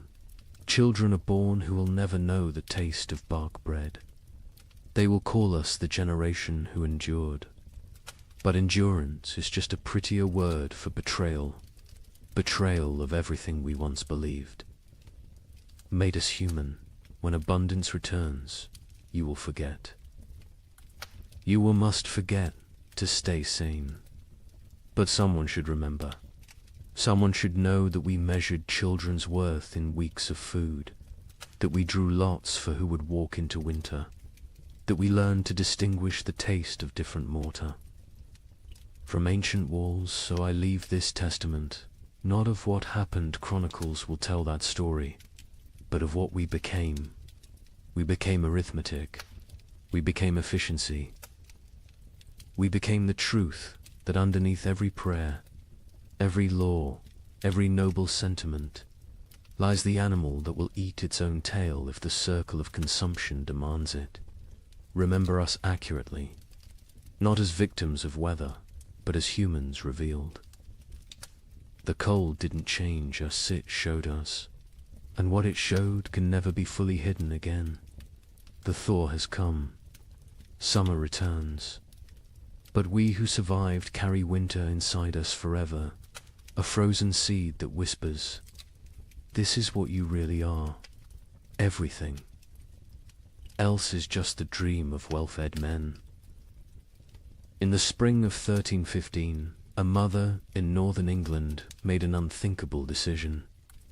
She locked her children inside their cottage, walked into the frozen wasteland, and never returned. But she wasn't abandoning them. She was saving them. What, she knew what all of Europe would soon discover was that the world itself was dying. The rain wouldn't stop. The cold wouldn't break.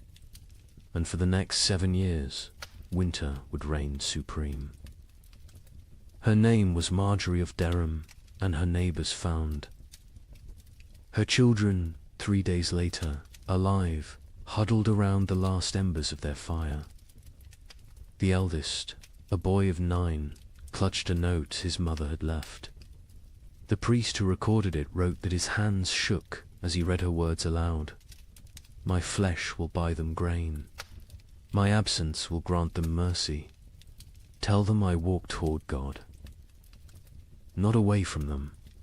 You see, Marjorie had understood something terrible. Something that would take the rest of Europe months to grasp. This wasn't just another harsh spring. This was the beginning of an extinction. The marketplace where she'd traded her body for bread had made the calculation clear. A living mother meant 5 mouths to feed. A missing mother meant 4 orphans the church had to shelter, and the church still had grain, still had walls, still had hope that this nightmare would end. But here's what makes Marjorie's story so haunting. She wasn't unique. Parish records from 1315 show hundreds of similar disappearances. Parents vanishing into blizzards, elderly grandparents wandering into forests, always leaving notes, always locking doors from the outside, always walking toward death like it was salvation. The chronicler Geoffrey Le Baker would later write about that spring with words that feel pulled from nightmares. The rains began on St. George's Day and fell like God had forgotten how to do anything else. Not the warm rains of April that wake sleeping seeds, but frozen needles that killed whatever they touched. Crops didn't fail, they drowned standing. Rivers didn't flood, they exploded from their banks like wounded animals. Think about that. For a moment, you're a medieval peasant. Your entire world is 3 miles wide. Everything you know about survival, every technique your father taught you, every prayer your mother whispered, assumes one simple truth, that seasons follow patterns. Spring brings life. Summer brings growth. Autumn brings harvest. Winter brings rest. But what happens when spring never comes? When winter refuses to die? When the very foundation of existence cracks beneath your feet? That's what began in 1315. Not a famine, not a crisis, but the complete collapse of natural order. And Marjorie of Durham, walking into that frozen dawn, leaving her children behind to live, was just the first character in a story that would consume 15 million souls. Before it ended, the question isn't how Europe survived, it's what Europe became to survive it.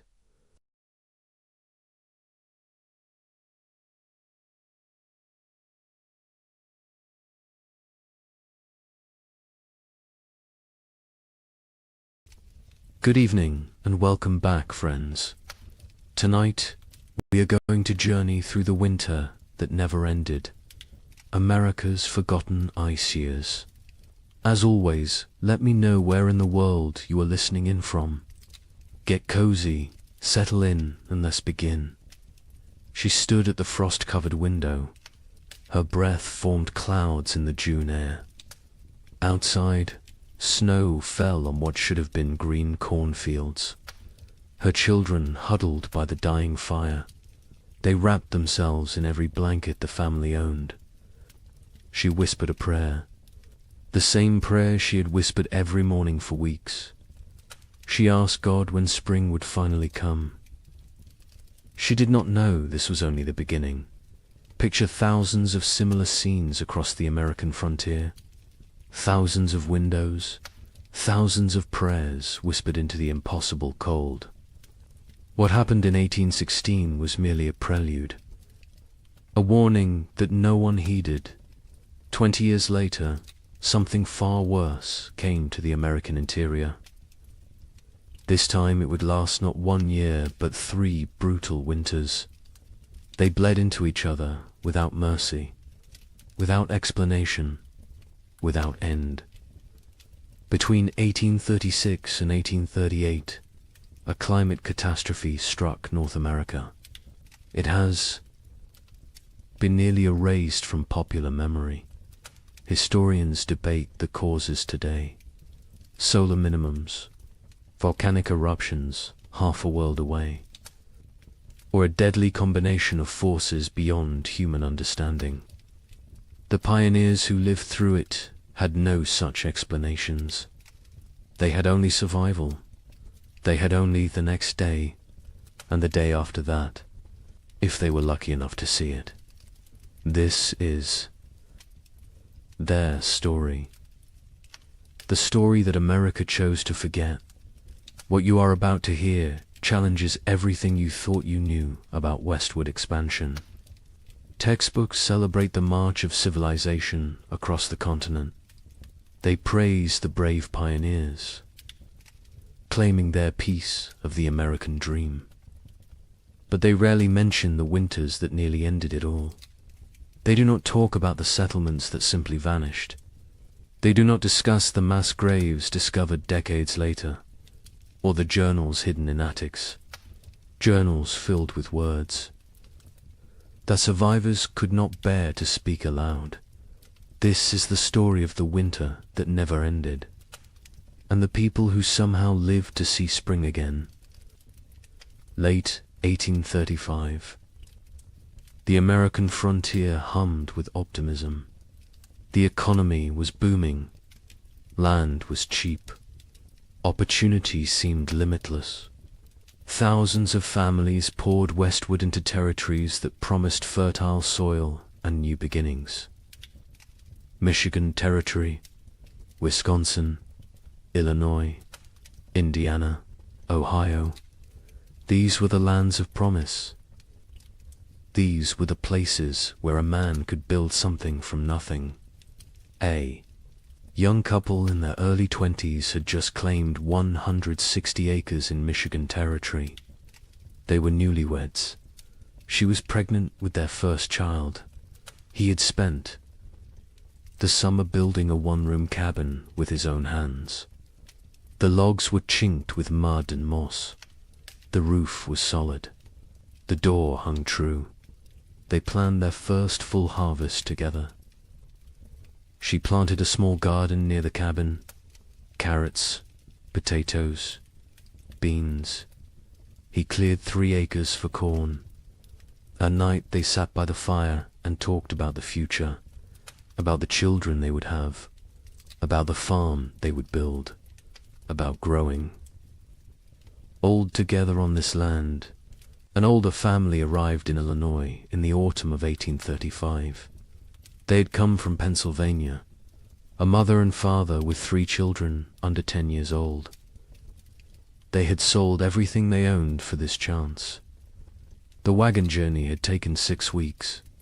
The children were tired but excited. The father staked his claim near a creek. Good water, timber nearby, rich black soil that crumbled in his hands.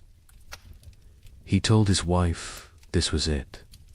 This was where they would prosper. She believed him. They all did. In Ohio, a widower worked a small farm with his 2 teenage daughters.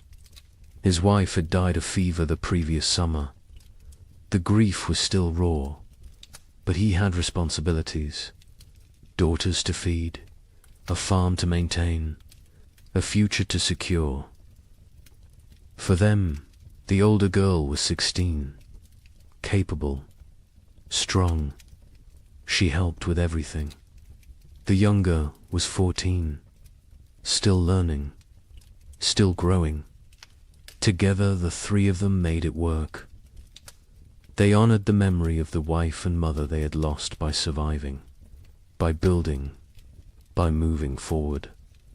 This was frontier life in late 1835. Hard but hopeful. Isolated but connected through shared struggle. Communities were small but tight-knit. Neighbors helped neighbors. Barn raisings brought everyone together. Churches served as social centers. Sunday services were as much about community as worship. People traded labor, traded goods, traded gossip and news from back east. The isolation was real. Some homesteads were miles from the nearest neighbor, but people found ways to stay connected, to remain human in the wilderness. Daily routines followed the sun. Wake before dawn, tend the livestock, milk the cows, feed the chickens, collect eggs. Breakfast was simple. Cornmeal mush, salt pork if you had it. Then the work began. Men cleared land, plowed fields, mended fences, chopped endless cords of firewood. Women tended gardens, preserved food, made soap, sewed clothes, raised children. Everyone worked. Even the smallest children had chores, gathering kindling, feeding chickens, watching younger siblings. There was no such thing as idle time on the frontier. As autumn 1835 arrived, families began their winter preparations. These were routines they knew well. They had survived winters before. They salted meat, packed pork and beef in barrels with salt and brine. The meat would keep all winter this way. They filled root cellars with potatoes, turnips, carrots, squash, onions. They dried beans, preserved fruits, made apple butter, rendered lard. Every scrap of food was precious. Nothing was wasted. Firewood was crucial.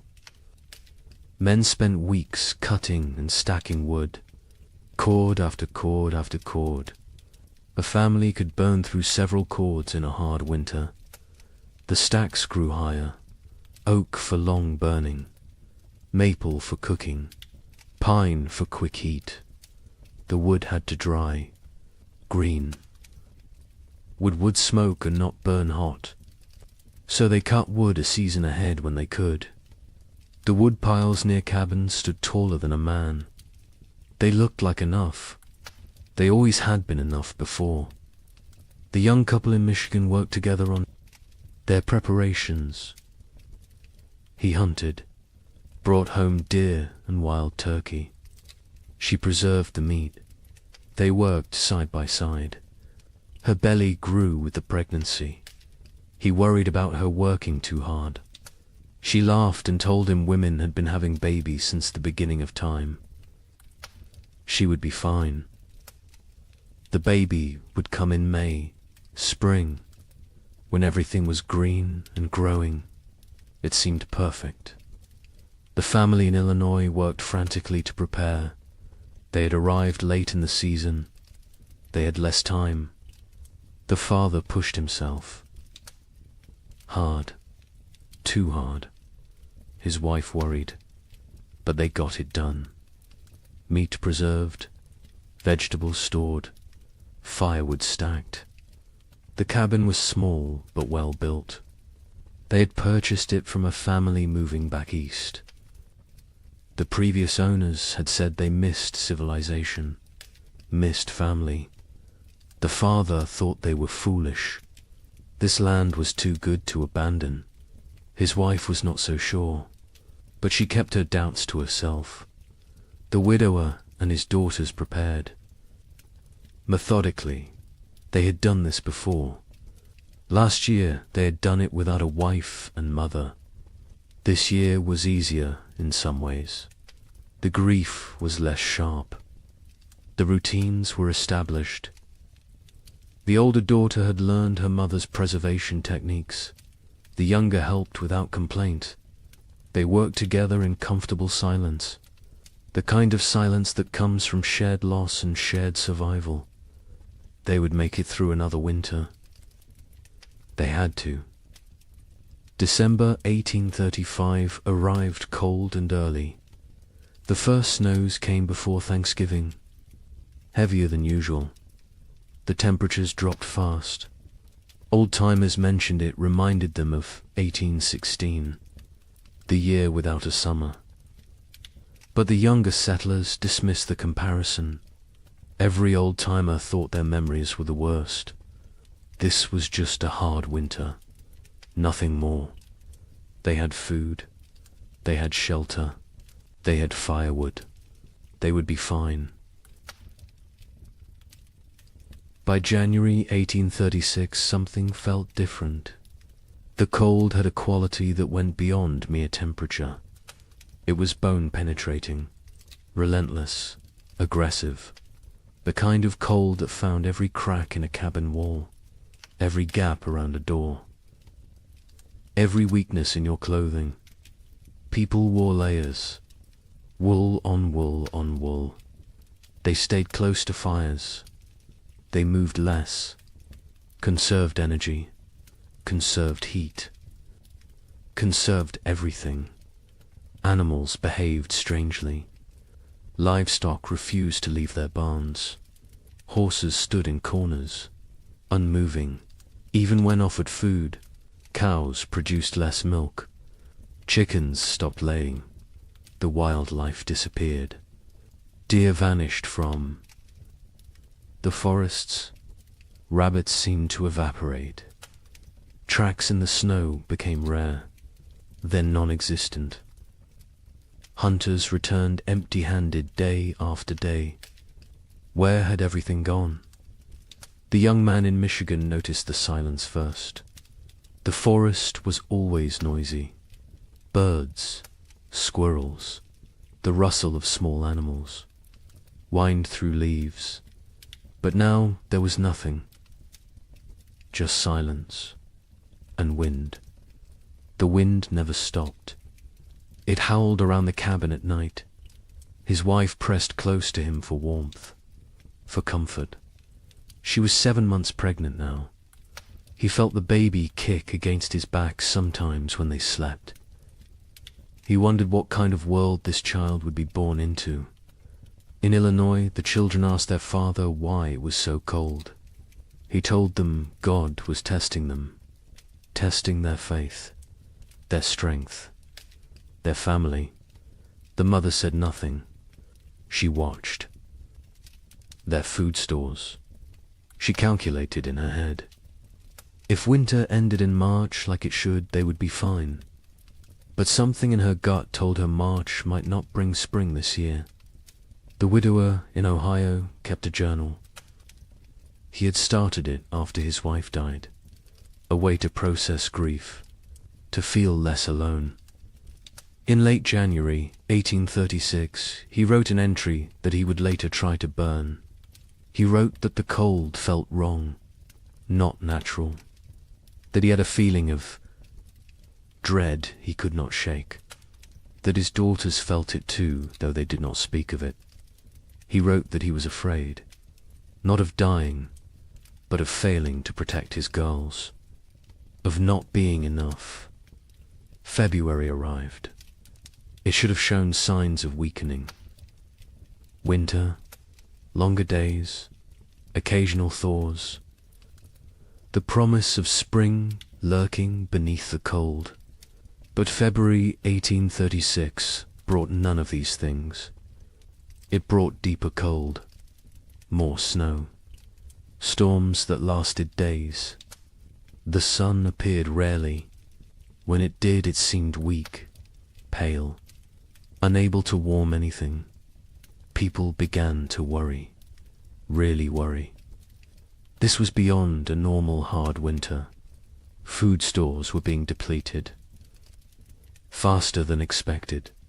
You burned more firewood in extreme cold. You ate more to maintain body heat. The calculations that had seemed conservative in November now seemed optimistic. Families began to ration. Smaller portions, fewer meals. Make it stretch. Make it last. Spring would come. It had to come. But as February turned to March, and March brought no relief, only more snow and more cold, a new emotion crept into Frontier. Cavern's fear, real fear, the kind that sits in your stomach and grows, the kind that wakes you at night, the kind that makes you count your remaining potatoes and feel panic rising in your chest, because spring should be here, and it was not. Coming, March 1836. The month that should bring thaw and birdsong and the first signs of life returning. Instead, it brought blizzards, heavy wet snow that collapsed roofs, winds that tore at cabin walls, temperatures that dropped so low that water froze solid inside homes, despite the fires burning constantly. People began to understand. This was not a normal winter. This was something else entirely. The young wife in Michigan went into labor on March 15th, 3 weeks early. Her husband rode through a blizzard to fetch the nearest midwife. She lived 4 miles away. He almost did not make it. The horse struggled through chest-deep drifts. The wind cut through every layer he wore. He found the midwife. She came. They rode back together. The journey that should have taken an hour took 3. The baby came that night. A girl, small but healthy, she cried strong. The mother wept with relief and exhaustion and fear. The midwife stayed 2 days until the storm broke. When she left, she told them the baby would need extra warmth, extra care. The mother already knew. She held the infant against her skin constantly, shared her body heat. prayed the cold would break before her milk ran thin. In Illinois, the family made a decision. They would send the eldest boy to the nearest town, 12 miles south, to buy supplies, if any could be had, extra flour, salt, anything. The boy was 8 years old, small for his age, but tough. His father gave him careful instructions. Follow the creek, stay near cover. If a storm comes, find shelter and wait it out. The mother packed him food for 2 days. She kissed his forehead, told him to be safe. He left before dawn. He returned 4 days later, frostbitten, exhausted, empty-handed. The town had nothing to sell. Their stores were depleted too. Everyone was rationing. Everyone was afraid.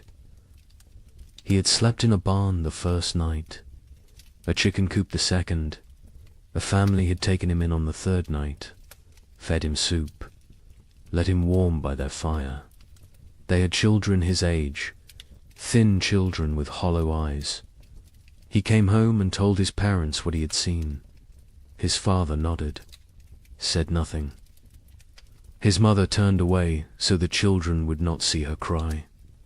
The widower in Ohio made an inventory in mid-March.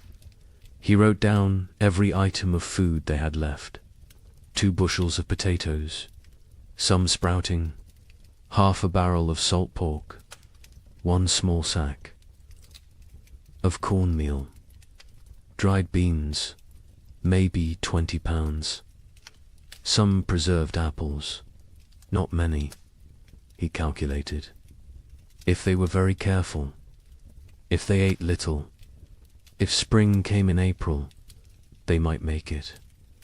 Might, he gathered his daughters, sat them down, told them the truth.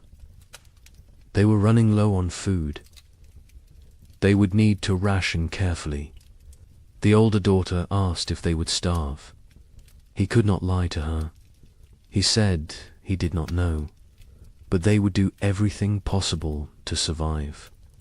They would hunt, they would trap, they would make every scrap. Count, she nodded. The younger daughter started to cry. The older put her arm around her sister, told her they would be all right. The widower was not sure which of them she was trying to convince. April came. April that should burst with life and warmth and renewal.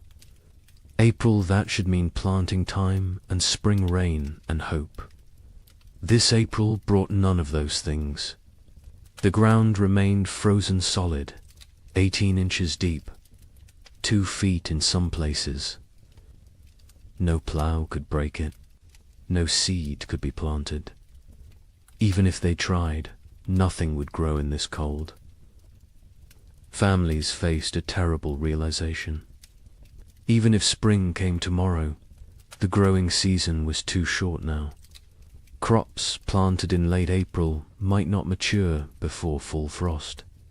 And full frost in this new reality might come in August, or July, or never. Leave it all?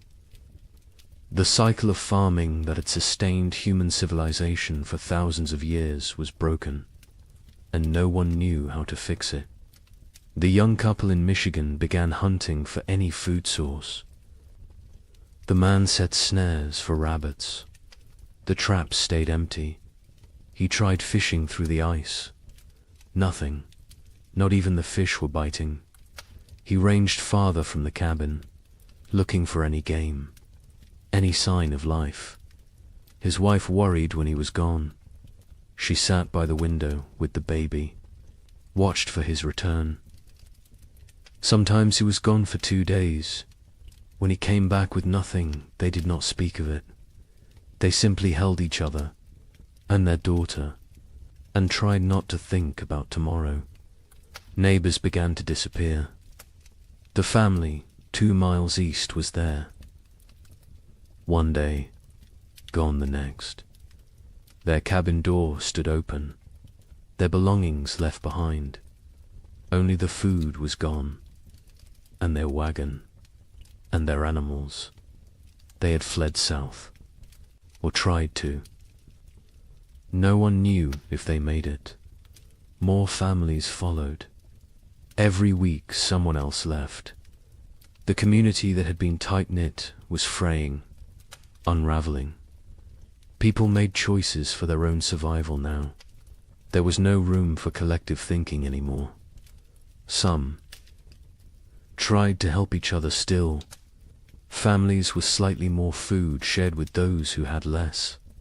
But even generosity has limits when your own children are starving. A man in Indiana gave his last potatoes to a neighbor. His own family went without for a week. When his wife confronted him, he said it was the Christian thing to do. She said Christian charity would not save their sons. They argued. It was the first real argument of their marriage. There would be many more before spring finally came. Churches held special services, prayer meetings, asking God for deliverance, for spring, for mercy. Attendance was sparse. Travel was too dangerous. Faith was wavering. A preacher in Illinois gave a sermon about Job, about suffering that tests faith, about endurance through trial. 3 families walked out. One man stood and shouted that God had abandoned them. The preacher had no answer, because maybe he had. By late April 1836, reality had set in. This was not going to end. Not soon. Maybe not ever. People stopped saying spring would come. They stopped making plans. They focused only on surviving the day in front. Of then, nothing more. The future was too uncertain, too terrifying. Better not to think beyond the next meal, the next night, the next morning if you were lucky enough to see it. The psychological toll was as brutal as the physical. People began to break under the strain. A woman in Wisconsin stopped speaking entirely, just sat by her fire, staring. Her husband tried everything. She would not respond. Their children were terrified. Eventually the husband took the children and left. He could not stay with a woman who had stopped being present. Some said he was cruel. Others said he did what he had to do. There was no right answer anymore. Marriages strained. Parents fought. Children grew silent and withdrawn. The pressure of constant survival wore away at human connections, at love, at compassion, at everything that made life worth living. People became hollow, going through motions, existing but not living, waiting for an end they could not see, and still the cold did not break. May arrive, May that should be warm and green, May that should mean gardens growing and livestock grazing. This May was grey and frozen. Snow fell on the 10th, again on the 18th, again on the 23rd. People stopped being surprised. They just accepted. This was the world now, cold and dead and endless. But something else was coming, something worse. Because as terrible as this first winter had been, it was only a prelude.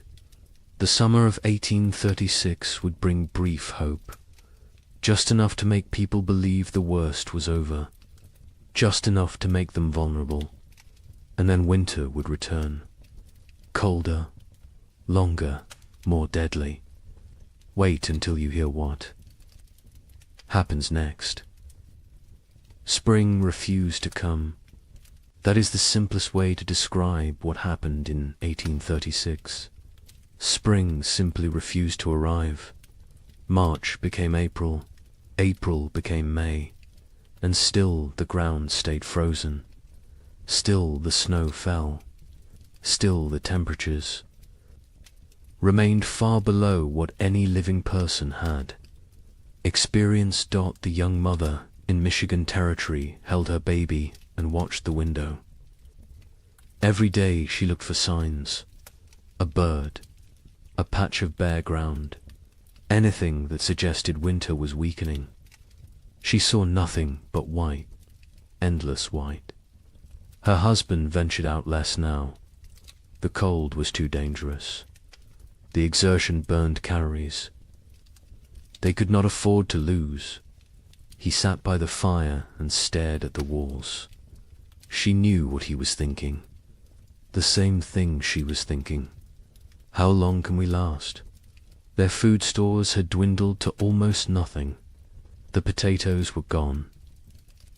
The preserved meat was gone. They had cornmeal, perhaps enough for 2 more weeks if they were careful, if they made it thin, if they did not mind the constant gnawing hunger. The baby nursed, but the mother's milk was weak. She could feel it. Not enough fat, not enough nutrition. The baby cried, more now. A thin, desperate sound that cut through the cabin's silence like a knife. In Illinois, the family faced their own crisis. They had 5 mouths to feed, 3 children, 2 adults. The mathematics were brutal. They cut their portions again. And again. The children stopped asking for more. They understood somehow, even the youngest. She was only 4, but she had learned not to complain, learned that complaining changed nothing. The mother watched her children grow thinner. Their faces became angular, their eyes too large, their movements slower. She wanted to scream, to rage against the unfairness, but rage would not bring spring. So she stayed silent and counted the days. The father went hunting every few days. He never found anything, but he went anyway, because sitting in the cabin watching his family starve was worse than freezing in the forest. At least in the forest he was trying. At least he was doing something. He set traps. He checked them religiously. They stayed empty. He tried fishing through ice on the creek. Nothing. The fish had gone dormant or died. He did not know which. He returned empty-handed every time. His wife would look at him. He would shake his head. No words necessary. They both knew. The widower in Ohio and his daughters had become experts at survival. They burned furniture for warmth when the firewood ran out. A chair 1 week, a table the next. They ate 1 meal a day. Soup stretched so thin it was barely more than hot water. They trapped a squirrel once. 1 squirrel for 3 people. They made it last 2 days. They boiled the bones for broth, sucked the marrow, used every part. Nothing was wasted. Nothing could be wasted. The older daughter took on more responsibility. She was 17 now, though she looked younger. Malnutrition had stunted her growth, hollowed her cheeks, but her mind was sharp. She kept track of their supplies, rationed, carefully, made decisions about what to eat and when. Her father let her. He trusted her judgment. She had her mother's practical nature, her mother's strength. Sometimes he looked at her and saw his dead wife. It was comforting and heartbreaking in equal measure. The younger daughter was 15. She spoke less than before. The cold and hunger had made her withdrawn. She did her chores without complaint, helped where she could. But there was a distance. In her eyes, a remove. Her father worried about her, about what this experience was doing to her mind. To her spirit, He tried to engage her in conversation. She would answer in single words. Yes, no, maybe, then return to silence. He did not know how to reach her anymore. Communities that had held together through the winter began to fracture. Trust eroded. A family in Michigan discovered their hidden food cache had been raided. Someone had broken in while they slept, taken half their remaining supplies. They suspected a neighbor, a man they had helped the previous autumn, but they could not prove it, and confrontation seemed pointless. Everyone was desperate. Everyone was capable of terrible things when survival was at stake. Theft became common. People took what they needed to live. A chicken here, a bag of grain there, tools, blankets, firewood, anything that might help them survive another day. Some felt guilt, others felt nothing. Morality becomes flexible when you are watching your children starve. The social contract that held frontier communities together was dissolving, replaced by something more primal, more brutal. Every family for themselves. Churches tried to maintain order, to provide spiritual comfort, but attendance dropped. People could not afford the calories to walk to services, could not spare the time away from survival, could not reconcile a loving God with this endless cold. A preacher in Indiana Territory gave his final sermon in April. He told his sparse congregation that God worked in mysterious ways, that suffering brought them closer to heaven, that this was a test of faith. A farmer stood up, said his 3-year-old daughter had died 2 nights before, asked what she was being tested for. The preacher had no answer. The church never held another service. Parents made impossible choices. A couple in Illinois debated whether to eat their last seed corn. It was meant for planting, for the future, for hope. But their son was dying, 6 years old and dying of starvation. They could see it, his body consuming itself, his ribs visible through his shirt, his eyes sunken. They ground the seed corn into meal, made bread, fed him. He ate slowly. His stomach had shrunk.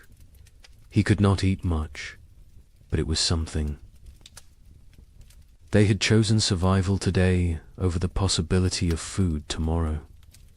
They would live with that choice for the rest of their lives. Livestock died. Cattle froze in their barns. Horses became too weak to stand. Pigs huddled together for warmth, but still succumbed to the cold. Chickens stopped laying entirely. People slaughtered their animals, not according to any plan, just when they became desperate enough. Each slaughter was a small tragedy. That cow represented future milk, future. Calves, future security. But future meant nothing when you might not survive the week. So they killed and ate and tried not to think about tomorrow. The meat from livestock helped, but it went fast. A family could butcher a pig and eat well for a few days. Then the meat was gone, and they were back where they started. Hungry, desperate, counting down to nothing. Some families tried to preserve the meat, to make it last, but without sufficient salt. Without proper cold storage that did not involve simply leaving it outside where wolves might take it, the meat spoiled, or got stolen, or disappeared in the night. May arrived with no warmth, no green, no life. May there should be planting season brought instead more snow, more cold, more death. People stopped keeping track of dates. What was the point? Time had lost meaning. There was only day and night, hunger and cold, survival and death. Nothing else mattered. Nothing else existed. The young man in Michigan made a decision. They had to leave, had to try to reach his brother's farm in southern Ohio. It was 200 miles, through frozen wilderness, with a 4-month-old baby. His wife thought he was insane, said they would die on the road. He said they would die here. At least moving gave them a chance. They argued, quietly, so as not to wake the baby. He wanted to leave immediately. She wanted to wait for weather to break. He said the weather was not going to break. She knew he was right. But she also knew their chances of surviving a 200-mile winter journey were close to zero. They compromised. They would wait 1 more week. If the weather did not improve, they would go. They both knew it would not improve. But the compromise gave them something. A deadline, a decision point, a plan. Even a futile plan was better than sitting and waiting. To die. They spent the week preparing. He made a sled from cabin boards. She sewed carrying sacks. They packed their few remaining possessions, some clothes, a pot, a knife, a blanket, and the baby. Always the baby. In Illinois, the father watched his children and made calculations. They had food for perhaps 10 more days. After that, nothing. He had no plan for day 11. No ideas, no options. He had exhausted every possibility, every resource, every connection. They were alone, isolated, and running out of time. He told his wife they might need to consider sending the children to town to find families who could take them in. She refused, said they would stay together. Whatever happened, they would face as a family. He did not argue. He understood. But he also knew that keeping the family together might mean watching all of them die. The widower in Ohio faced a different calculation. His daughters were old enough to understand, old enough to participate in decisions. He sat them both down, told them they had food for maybe 2 weeks, asked them what they thought they should do. The older daughter said they should stay, that leaving was more dangerous than staying. The younger said nothing, just stared at the floor. The widower agreed with his older daughter. They would stay. They would make what they had last as long as possible. They would hope for spring, even though hope felt like a luxury they could not afford. June finally brought a change, not spring. Exactly, but less cold. Temperatures rose above freezing during the day. Snow began to melt. Patches of bare ground appeared. People emerged from their cabins, blinking, disoriented, like animals coming out of hibernation. They looked at their neighbors, saw the same hollow faces, the same haunted eyes, the same question. Did we really survive? But the relief was short. Lived. Because even with warmer weather, it was too late for a normal growing season. Crops planted in June would not mature before fall. And who knew what fall would bring? Who knew if this was really over, or just a brief respite before more? Cold. People planted anyway, because what else could they do? They put precious seeds into still, cold ground, prayed for growth, for warmth, for time. The young couple in Michigan decided to stay. The brief warmth had changed their calculations. They planted a small garden. Corn, beans, squash. The baby was stronger now. The mother's milk had improved slightly with less stress. They felt cautiously optimistic. Maybe the worst was over. Maybe they had survived. They tried not to think about all the families who had not, about the empty cabins they had passed, about the graves marked with simple wooden crosses.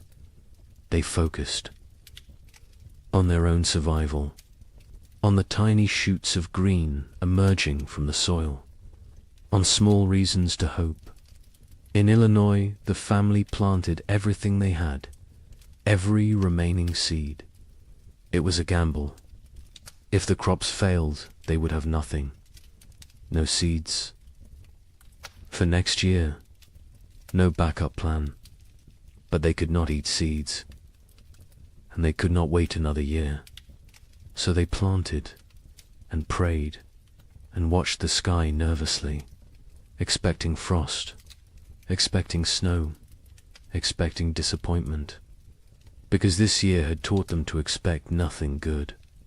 The widower and his daughters planted a small plot, just enough for the three of them. They had learned efficiency through necessity.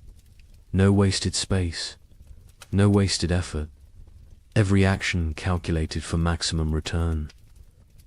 They planted fast-growing crops, radishes, lettuce, things that might mature in the shortened season. They avoided crops that needed long growing periods, corn, squash, melons. There was no time. They needed food now, or as close to now as nature. July brought warmth, real warmth. For the first time in what felt like forever, people were too hot instead of too cold. It felt miraculous. Children played outside. Women hung laundry to dry in actual sunshine. Men worked their fields in just shirts. No coats, no layers. It felt like a different world.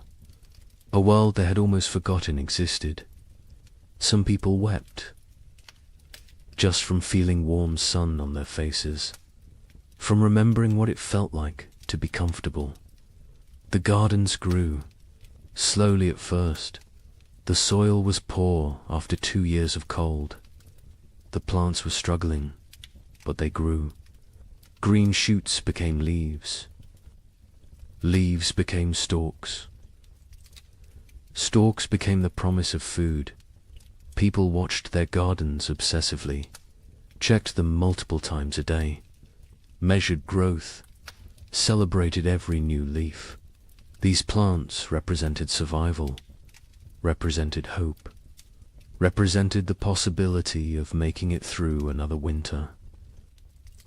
But nature was not finished with them. On July 18th, it snowed. Not much, just flurries, but enough. Enough to kill the tender plants, enough to destroy weeks of growth, enough to crush newly formed hope. People walked out to their gardens that morning, saw the white dusting, saw the blackened leaves, saw their food supply dying in front of them. Some fell to their knees, some cursed God, some simply turned around and walked back inside. There was nothing to say, nothing to do. It was happening again. The killing frost was not universal. Some areas escaped, some gardens survived, but many did not. Families who had planted everything watched everything die. They had gambled on summer. Summer had betrayed them. Now they faced another winter with even less than before. The mathematics were impossible. They could not survive another winter like the last one. They simply could not.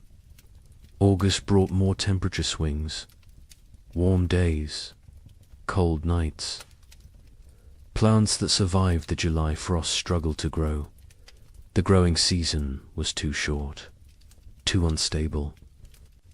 Crops that should take 90 days to mature needed 120 now. because cold nights slowed growth, because the plants were stressed, because nothing was normal anymore.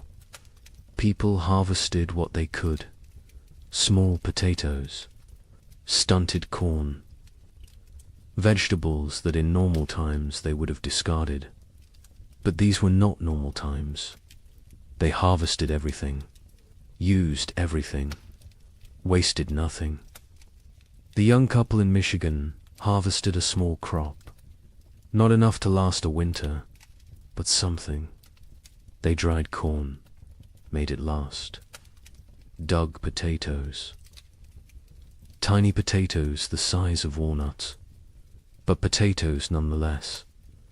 They counted their stores, made calculations, decided they needed to supplement with hunting, with trapping, with anything they could find. The man began ranging farther again, looking for game. The game was returning. Slowly, deer appeared in the forests, rabbits in the fields. He killed a deer in late August, his first successful hunt in months. They celebrated, ate fresh meat, felt strong for the first time in forever. In Illinois, the family harvested almost nothing. Their garden had been hit hardest by the frost. Only a few plants survived. They gathered what they could: a handful of beans, some small squash. It was not enough, not even close. The father knew they could not stay, could not survive another winter here. He told his family they would leave before the snow came, go south, find warmer land, find food, find a way to survive. His wife agreed. The children said nothing. They had learned not to question adult decisions, learned that arguing changed nothing. The widower and his daughters harvested a better crop. Their fast-growing vegetables had matured before the frost. They had radishes, lettuce, some early peas. It was not much, but combined with careful rationing, it might be enough. Might. The older daughter did the calculations, told her father. They would need to find additional food. He nodded, said he would try. She knew what that meant: hunting, trapping, foraging, taking risks. She did not argue. They needed food. Risk was unavoidable. September arrived cold. Too cold for September. People looked at each other with understanding. It was starting again. The brief summer was over. Winter was returning. And this time they knew what to expect. This time there would be no surprise, no shock. Only grim preparation. Only the knowledge that they had barely survived the first time. And now they had to do it again, with less food, less strength, less hope. The psychology of facing a second winter was different from the first. The first winter had carried shock, disbelief, the constant expectation that surely this would end soon. The second winter carried no such illusions. People knew what was coming. They remembered the hunger, the cold, the fear, the losses, and they knew they were weaker now, less prepared, more vulnerable. The knowledge sat heavy on everyone who remained. Many families chose to leave before winter set in. Migration south became a steady stream. Wagons loaded with whatever possessions people could carry. Children wrapped in blankets. Livestock trailing behind. They abandoned cabins. Abandoned land claims. Abandoned dreams. Survival mattered more than property now. More than pride. More than the promise of the frontier. They headed toward Kentucky, Tennessee, places where winter might be survivable.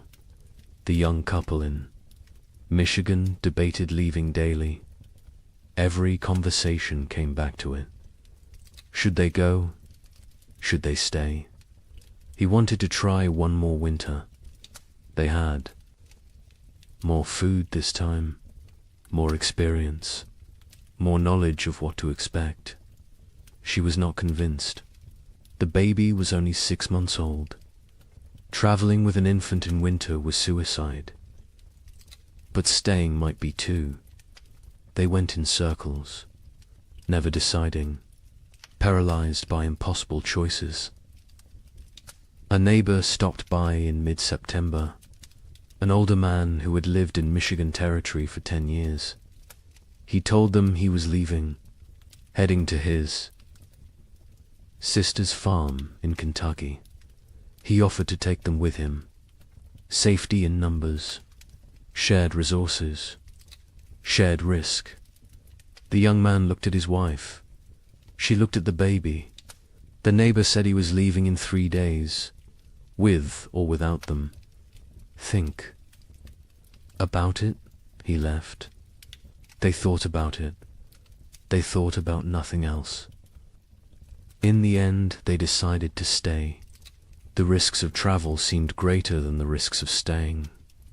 They had a cabin, firewood, some food, a chance. The journey was hundreds of miles through increasingly hostile weather with a baby. The math did not work, so they stayed. They watched their neighbor's wagon disappear down the trail, wondered if they had made the right choice, knew they would never know until it was too late to change their minds. In Illinois, the family prepared to leave. They sold what they could, traded the rest, packed a wagon with essentials. They left in late September, before the first snow. The father took one last look at their cabin, at the land he had dreamed would make his fortune. His wife put a hand on his arm, told him they would come back someday. He nodded but did not believe her. Neither did she. They climbed onto the wagon. The children huddled in the back. They started south, toward an uncertain future. But at least it was movement. At least it was trying. The journey south was hard. The roads were poor. Mud, ruts, fallen trees. The wagon broke an axle on the 3rd day. The father spent half a day repairing it. They pushed on. Other families traveled the same roads. Sometimes they camped together, shared fires, shared stories. Everyone had the same tale. Cold, hunger, loss, death. The stories became repetitive, became numbing. After a while, people stopped sharing, just nodded at each other, understanding without words. They reached southern Illinois after 2 weeks. The father inquired about land. Prices had dropped. So many people fleeing south had flooded the market. He found a small farm, 40 acres. The previous owner had died. His widow was selling. The father offered what he had. It was not much. She accepted anyway. She just wanted to go back east, back to family, back to safety. The Illinois family had a new home, farther south, maybe far enough. The widower and his daughters stayed in Ohio. They had discussed leaving, but decided against it. The older daughter argued they knew this land, knew where to hunt, where to trap, where to find water. Starting over somewhere new meant learning everything again, meant being vulnerable in unfamiliar territory. Better to face the devil you know. Her father agreed. The younger daughter said nothing. She rarely spoke anymore, just existed. Moving through routines mechanically, October brought the first hard freeze, earlier than normal, earlier than even last year. People who had hoped for a longer autumn were disappointed. Winter was not waiting, was not merciful. It arrived with force and fury. Temperatures dropped below zero. Snow fell heavy and steady. Within 2 weeks, the world was white again, frozen again, dead again. The young couple in Michigan settled into survival mode. They knew the rhythms now, knew how to ration, how to stay warm, how to maintain hope when everything felt hopeless. The man hunted when weather permitted. He had learned to read the cold, to know when going out was risk versus suicide. He caught rabbits occasionally. Small game, it helped. Not enough, but something. The woman focused on the baby, keeping her warm, keeping her fed, keeping her alive. The baby was their reason to continue. Without her, they might have given up, might have laid down and waited for the end, but she needed them, depended on them, so they kept going, kept trying, kept fighting, even when they were exhausted, even when they wanted to quit. They looked at her face and found strength they did not know they had. Communities that had not already dissolved finished dissolving. People stopped visiting, stopped checking on neighbors. The isolation became total. Each family alone in their cabin, alone in their struggle, alone in the dark. The only sounds were wind and cold and occasionally wolves. The wolves had returned, hungry, desperate, like everyone else. They came close to cabins at night, howling, looking for weakness, looking for opportunity. A family 3 miles from the young couple disappeared in November. The husband went to check on them after not seeing smoke from their chimney for several days. He found the cabin empty, the door hanging open. Snow drifted inside. No signs of struggle, no blood, no bodies, just absence. They had left, or something had taken them. Or they had died and been buried or dragged off. He did not know, would never know. He went home, told his wife. They barred their door that night, and every night after, death became common. Expected. A family in Indiana lost their youngest child, a boy of 3. He simply did not wake up one. Mourning, malnutrition, cold, pneumonia. Probably all 3. They buried him in snow because the ground was frozen, marked the spot with stones, planned to give him a proper burial in spring. If spring came, if they survived to see it. The mother stopped speaking after that, just rocked in her chair, staring at nothing. The father tried to reach her, could not. Eventually he stopped trying. Illness spread through weakened populations. People with no reserves, no immunity, no strength to fight. Pneumonia, influenza, infections from minor cuts that would normally heal. Bodies shutting down under relentless stress. Some families lost multiple members, a father and 2 sons in 1 week, a mother and infant daughter, entire families, sometimes. Cabins found empty in spring, everyone gone, questions no one wanted to answer. The widower in Ohio kept his family isolated. He had learned from the first winter, contact with others meant risk of illness. They stayed home, stayed separate, stayed alive. The older daughter maintained their routines, rationed food precisely, kept the fire going, kept spirits up as much as possible.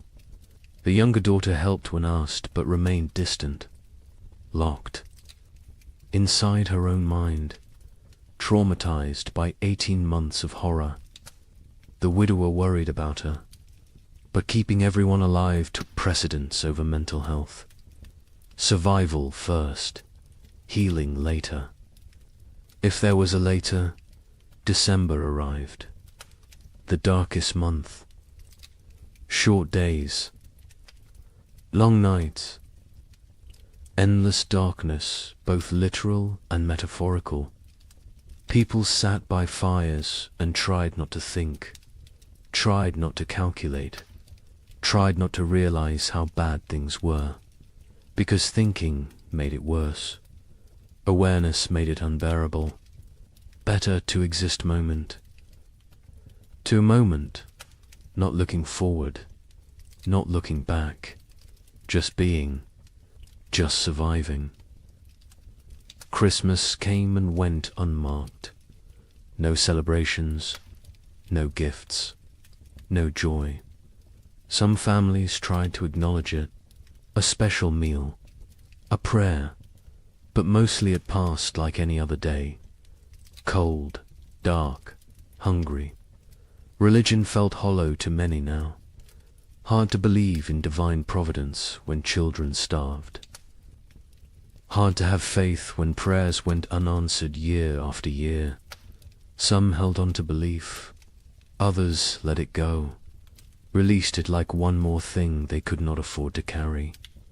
The young man in Michigan carved a small wooden toy for his daughter, a doll. Simple but carefully made. He gave it to her on Christmas morning. She was too young to understand, but his wife cried, not from sadness, from gratitude, that he still tried, still found ways to create beauty, still believed in something beyond mere survival. She held him, told him she loved him. They stayed like that for a long time, drawing strength from each other, from their small family, from the choice to keep going. January 1837 arrived, the coldest month of the coldest winter in memory. Temperatures that made the previous year seem mild, winds that cut through any barrier, cold that penetrated everything. People, or every piece of clothing they owned, layered until they could barely move, and still the cold found them. Still it reached through to skin and bone and soul. Food was running critically low for most families. The math was becoming impossible. Even with strict rationing, supplies would not last until spring. Families faced starvation, real starvation. Not just hunger, but the final stages of the body consuming itself. People grew skeletal, moved slowly, spoke rarely, conserved every calorie, every bit of energy. Some no longer had the strength to gather firewood. They burned furniture, burned cabin walls, anything that would produce heat. The young couple ate. One meal every 2 days. They gave most of their food to keep the wife's milk flowing for the baby. The man was wasting away, his ribs visible, his face gaunt, his eyes sunken. But he never complained, never suggested changing the arrangement.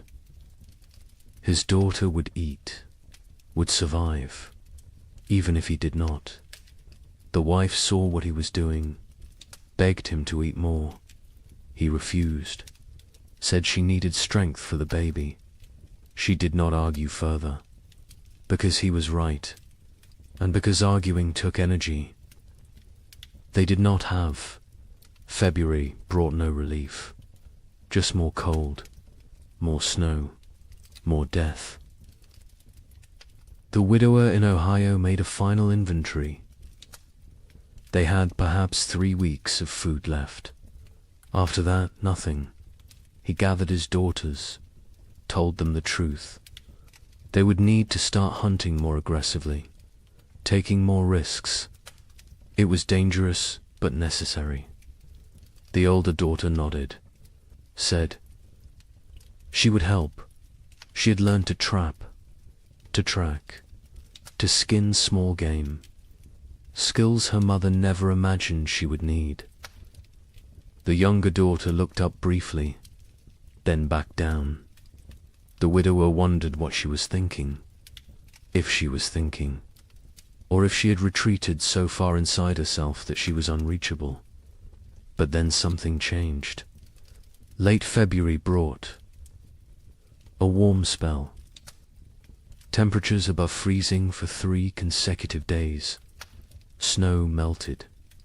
The sun appeared, bright, almost cheerful. People emerged from cabins, looked around, dared to hope. Maybe this was it. Maybe winter was breaking.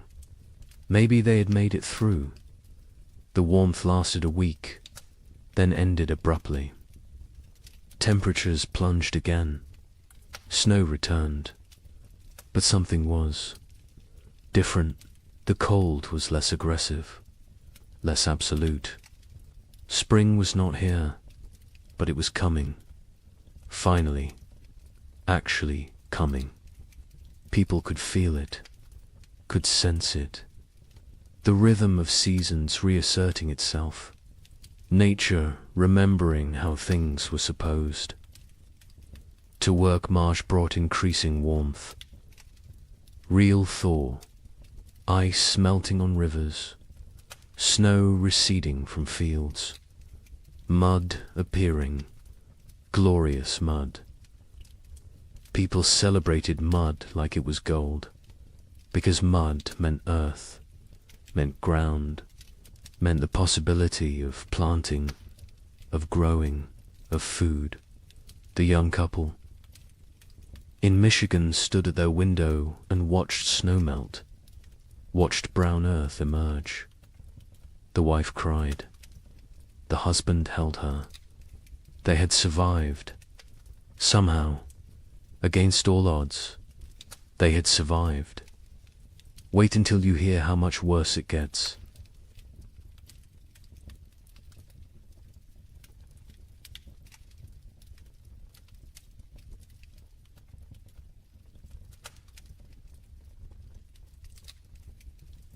The relief of March 1837 was short-lived. Spring arrived tentatively, weakly, like it was unsure of its own existence. Temperatures rose, but not enough, not consistently. Warm days followed by cold nights. Progress followed by setbacks. Nature could not decide what season it wanted to be. People planted anyway, because what choice did they have? They put seeds in cold ground and prayed. The young couple in Michigan planted their entire plot. Every seed they had saved. Every seed they had traded for. Everything. It was all or nothing now. They could not hold anything back. Could not plan for next year. Next year was too far away. Too uncertain. They needed food this year, this growing season, or they would not see another. The man worked the field slowly, his body weakened from months of starvation.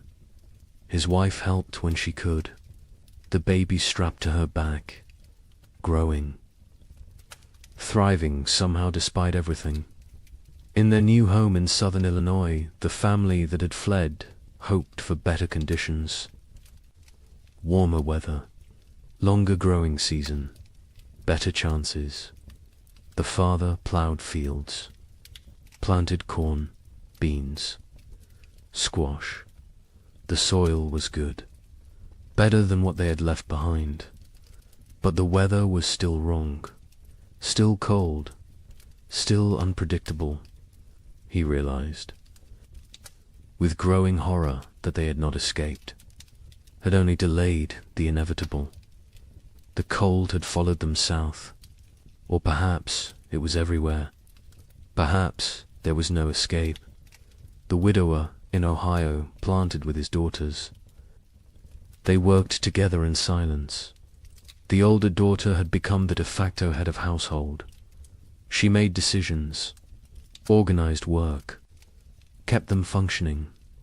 Her father followed her lead, grateful for her strength.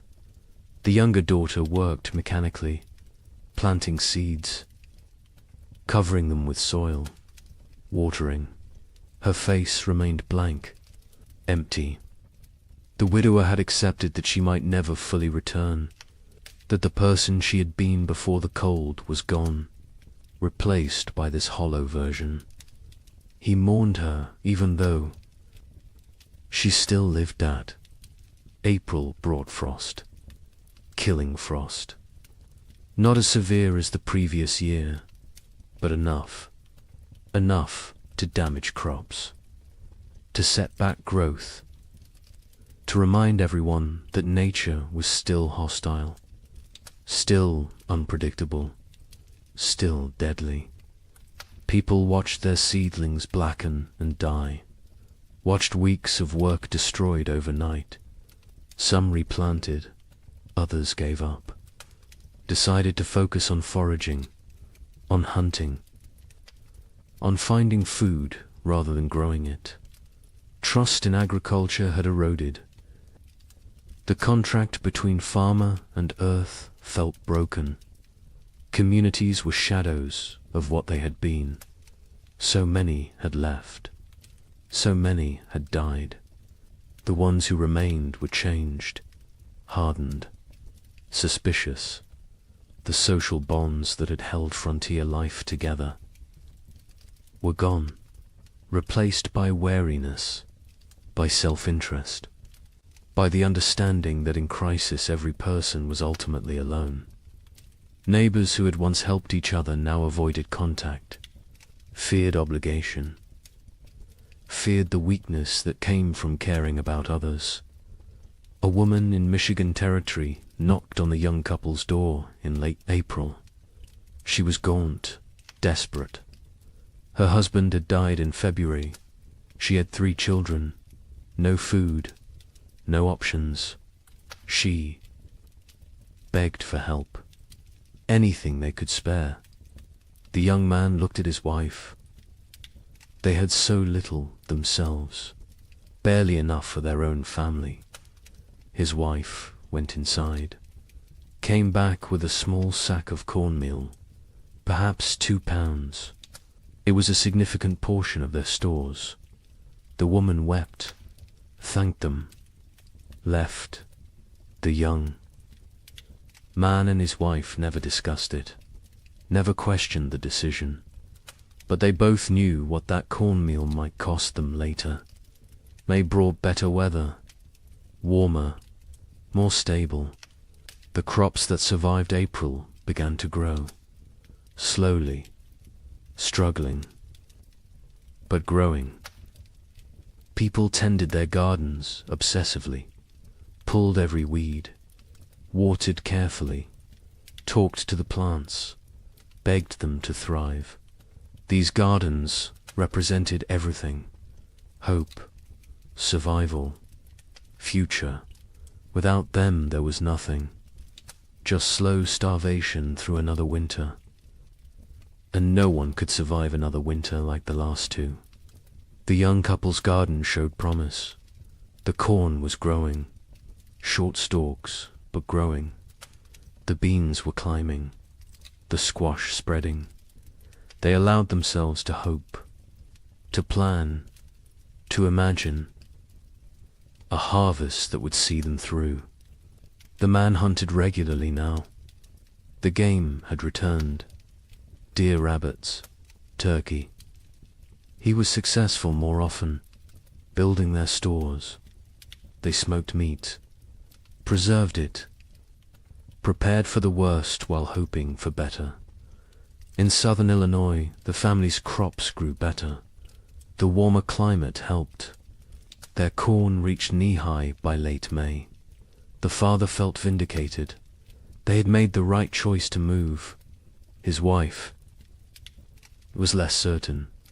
She had learnt not to trust good fortune, not to believe in progress until it was secured. She watched the sky constantly, waited for the next disaster, for the frost or hail or plague of insects that would destroy everything. Optimism felt dangerous, felt like tempting fate. The widower's garden grew adequately, not abundant but adequate. The older daughter managed it efficiently. She had learned to maximize every inch of soil, every drop of water, every moment of sunlight. She was 17 now, an adult in all. But name she had lost her youth to these winters, lost her innocence, lost a chance to be young and carefree. She did not mourn these losses. There was no time, no space, no energy. She simply existed in the present, did what needed doing, survived. June arrived warm. Summer finally asserting itself. People shed layers, felt sun on skin, remembered what warmth felt like. Children played outside, really played. Not just huddled for warmth, but ran and laughed, and acted like children. Parents watched them with complicated emotions. Joy at seeing childhood return, sorrow for all the childhood lost, fear that this reprieve was temporary, that winter would return too soon. The young couple's baby took her first steps in June, on grass, in sunshine. Her mother cried watching her. This tiny person who had known only cold and hunger and fear was walking, growing, living. It felt miraculous. The man picked up his daughter, spun her in the air. She laughed. The sound was pure joy, untainted by the suffering around her. Too young to understand, too young to remember. They both hoped she would never remember these years, never carry the scars they carried. July was hot, genuinely hot. People complained about heat, then laughed at themselves for complaining. Heat was blessing. Heat was life. Heat meant crops growing, meant long days, meant hope. The gardens flourished. Corn grew tall. Beans produced pods. Squash spread across the ground with heavy fruit. For the first time in 2 years, abundance seemed possible, not guaranteed, but possible. But nature had taught them not to trust. On July 23rd, a hailstorm struck southern Indiana. Hail the size of eggs. It shredded crops, destroyed gardens, killed livestock. Families who had been preparing for harvest lost everything in 20 minutes. The storm passed, left devastation. People walked through destroyed fields in shock, corn beaten into the ground, beans stripped from vines, squash smashed. Months of work, all their hope, gone. The Allure family was spared. The storm passed north of them, but they heard about it. Heard about families losing everything. The father thanked God. The mother said nothing. She had stopped thanking God, stopped blaming God. God was absent from this struggle. They were alone. They survived or died based on luck and effort. Nothing more, no divine plan, no greater purpose, just random chance and brutal nature. August brought the harvest. For those whose crops survived, it was a time of desperate work, gathering everything before weather could destroy it, before animals could take it, before anything else could go wrong. People worked dawn until dark, harvesting, preserving, storing, building supplies for the winter they knew was coming, because winter always came, and it came early, and it stayed late, and it tried to kill you. The young couple in Michigan harvested a reasonable crop, not abundant, but enough. Combined with the meat the man had preserved in careful rationing, they might have enough, might make it through. The woman calculated and recalculated, added numbers, divided portions, tried to make the math work. Her husband told her they would be fine. She wanted to believe him, but she had learned not to believe in fine. Fine was a luxury. Fine was an assumption they could not afford.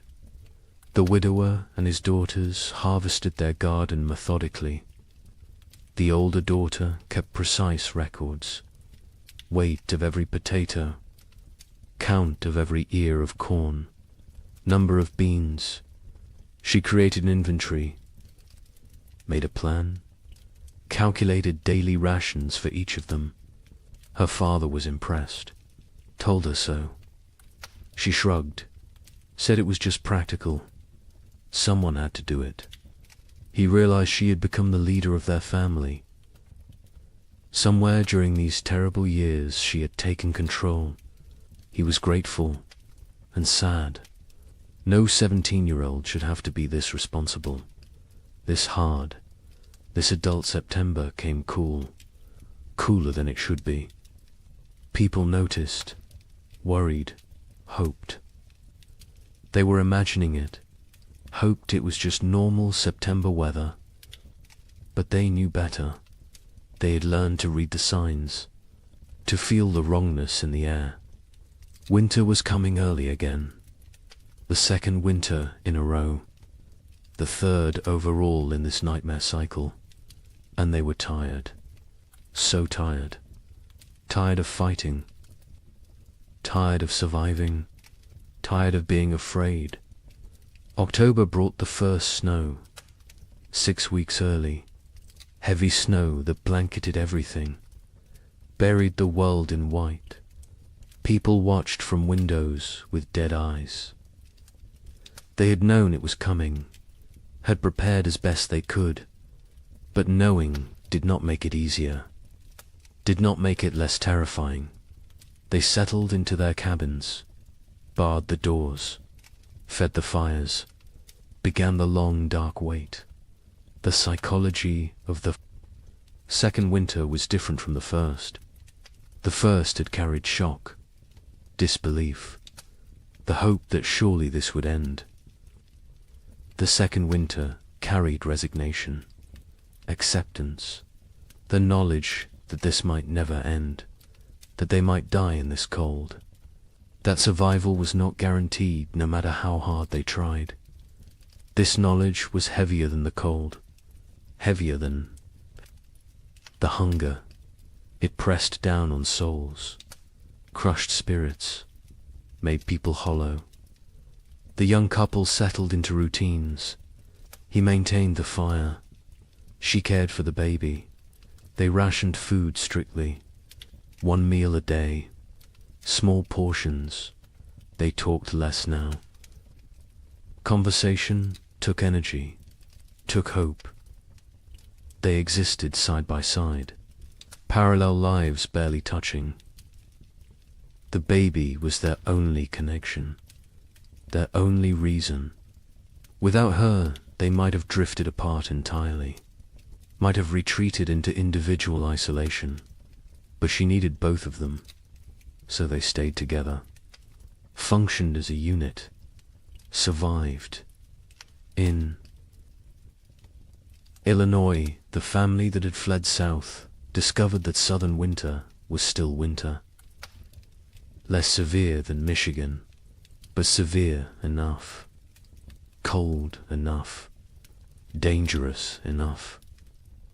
The father realized they would need to go farther south next year. Kentucky, maybe. Tennessee. somewhere winter was mild, somewhere survival did not require such desperate measures, his wife agreed.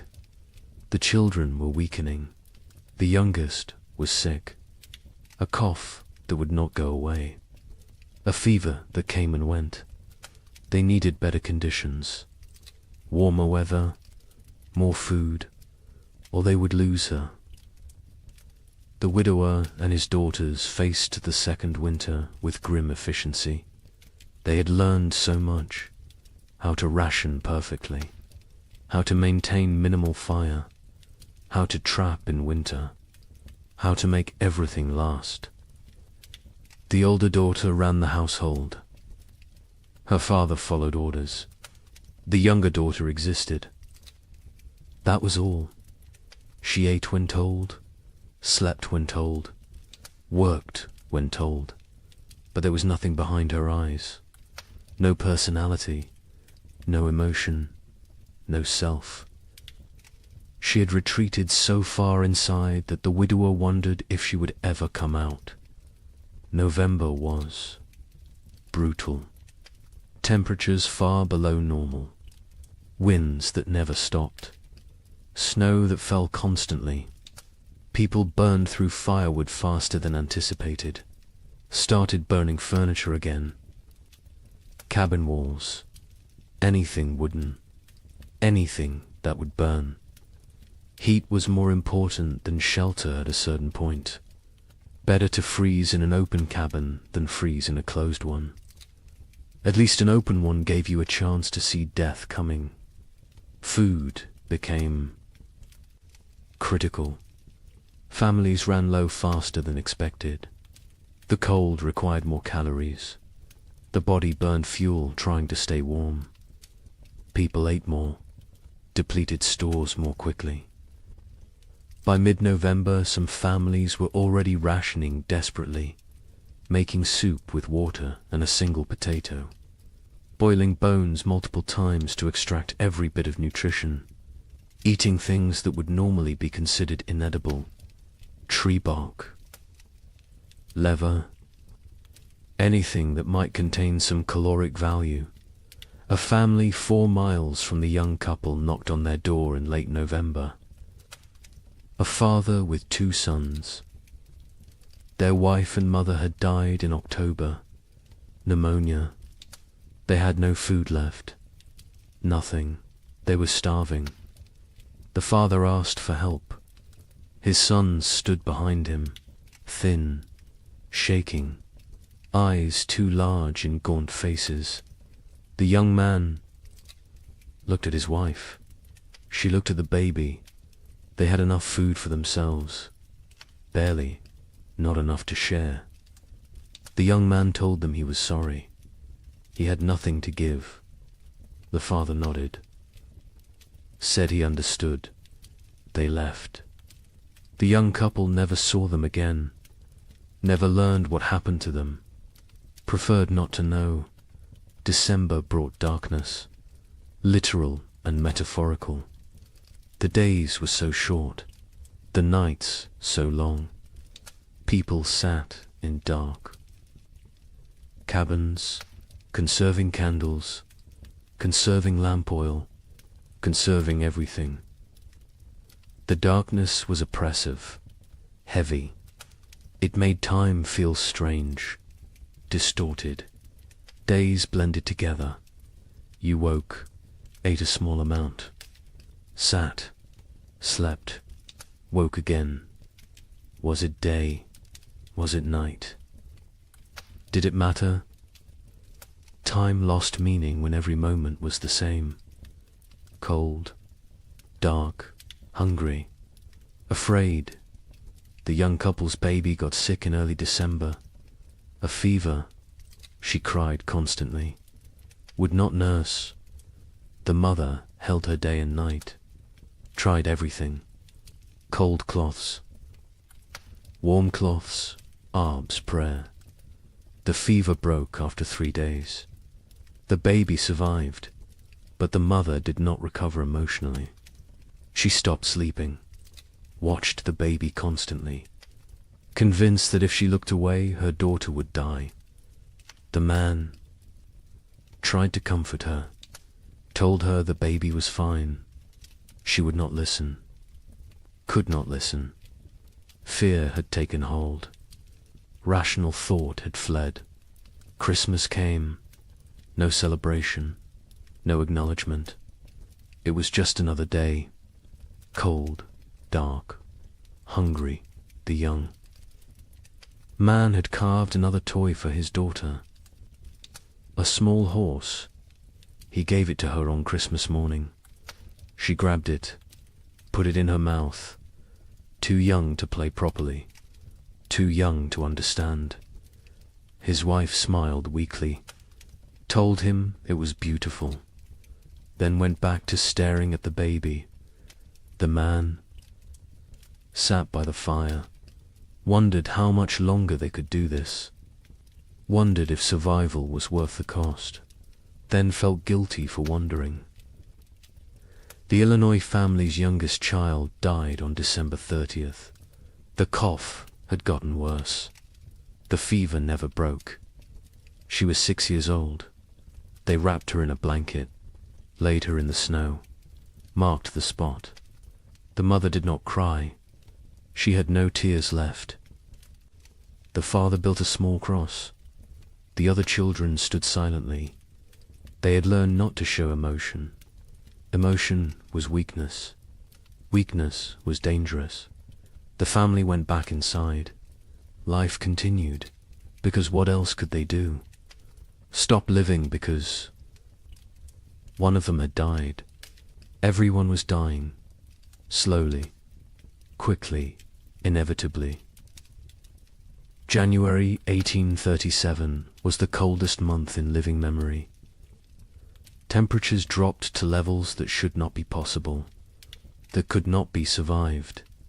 People huddled by fires, wore every piece of clothing, burned everything that could burn. And still the cold found them, reached through walls, through clothes, through skin, into bones, into souls. Cold that felt sentient, malevolent, actively trying to kill. The widower in Ohio burned his bed in January, then the girl's bed. They slept on the floor near the fire, all three together, sharing body heat, sharing blankets. The older daughter protested burning the beds, said they would need them later. Her father said later did not matter if they froze tonight. She understood, helped him break up the bed frames, fed them to the fire, watched the wood burn, wondered what they would burn next, what they would sacrifice tomorrow. People stopped moving unless necessary. Movement required calories, burned energy. Energy was precious, could not be wasted. Families sat still for hours, days, only moving to tend fire, to prepare food, to use the chamber pot. Everything else was eliminated. Conversation, work, activity, all gone, replaced by stillness, by conservation, by the desperate attempt to make their bodies last until spring. Food was running out everywhere. People were starving, really starving. The body consuming itself, muscle wasting, organs beginning to fail. People became skeletal, their faces gaunt, eyes sunken, teeth loose, hair falling out. The physical signs of advanced starvation. Some went mad. The hunger drove them insane. They talked to people who were not there, saw things that did not exist, lost touch with reality. Others became violent, desperate, dangerous. The young man in Michigan was starving himself to keep his wife and daughter fed. He ate almost nothing, claimed he was not hungry, His wife knew what he was doing, begged him to eat. He refused, said she needed strength to nurse. She needed food to make milk. The baby needed milk to survive. Therefore, the baby and wife ate. He did not. The math was simple, brutal, but simple. He was dying. They both knew it. Neither spoke of it, because speaking made it real, made it unbearable. February brought no relief, just more cold, more hunger, more death. Bodies were found frozen in cabins. Entire families sometimes. They had run out of firewood, run out of food, run out of strength. They had simply stopped, laid down, let the cold take them. It was easier than continuing, easier than fighting every single day with no end in sight. Some people judged them, called them weak.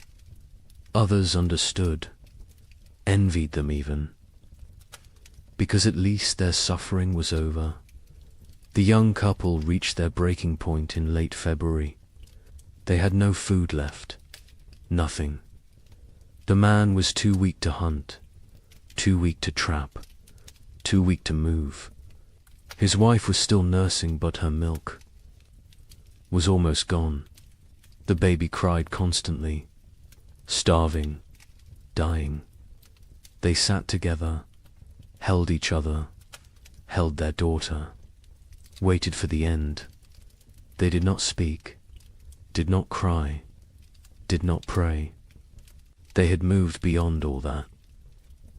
They simply existed in the moment, waiting for it to be over. Then a neighbor appeared, the same neighbor who had offered to take them south. He had returned. His sister's farm had been no better. He had come back to his land, to his cabin. He knocked on their door. The young man opened it, could barely stand. The neighbor saw the situation immediately, went to his wagon, brought back food, salt pork, cornmeal, dried beans. Not much, but something. He told them he would check on them weekly, share what he had. The young man tried to thank him, could not find words. The neighbor nodded, said they were neighbors. That was enough. He left. The food saved them. They rationed it carefully, made it last. The wife's milk returned. The baby stopped crying, started nursing properly. The man ate small amounts, regained some strength. Not much, but enough to function, enough to survive. They knew they owed their lives to the neighbor, knew they could never repay him, but they would try. Someday, if they lived that long. March finally brought real thaw. Not false hope this time, real warmth, sustained warmth. Snow melted, ice broke up on rivers, mud appeared everywhere. Glorious mud. People emerged from cabins, looked around, counted who was left. So many were gone, dead or fled. The survivors looked at each other with hollow eyes. They had made it, somehow, through a second winter, through horror that should not be survivable. They had made it, but at what cost? Wait until you hear about the third winter. Asterisk. Spring 1837 arrived broken, not absent like before, but damaged, wounded, like nature itself was exhausted from the struggle. The warmth came, but felt fragile, tentative, as if it might retreat at any moment. People planted again, because they had to, because there was no alternative. But the hope that had sustained them through previous plantings was gone. replaced by grim determination, by obligation, by the mechanical act of putting seeds in ground without believing anything good would come from it. The young couple in Michigan planted their field. The man was skeletal now. His body had not recovered from February, probably never would, but he moved through the motions, ploughing, planting. His wife helped, the baby on her back, growing despite everything, thriving in ways that defied logic. Children were resilient, more resilient than adults. She embodied hope even when her parents had none. They worked for her, survived for her, continued for her. The neighbor who had saved them helped with planting. He had lost his own family in the first winter, wife and 2 daughters. He never spoke of them, never explained what happened, but the grief lived in his eyes, in his movements, in the way he threw himself into work. Helping others was how he survived, how he found meaning. The young couple became his purpose, his reason to continue. He checked on them weekly, shared food when he had extra, fixed things around their cabin, asked for nothing in return. In Illinois, the family that had lost their youngest daughter planted in silence. The mother moved mechanically, planting, watering, weeding, but her spirit was elsewhere, with her dead child, with the life they should have had. The father tried to engage her. She responded in single words.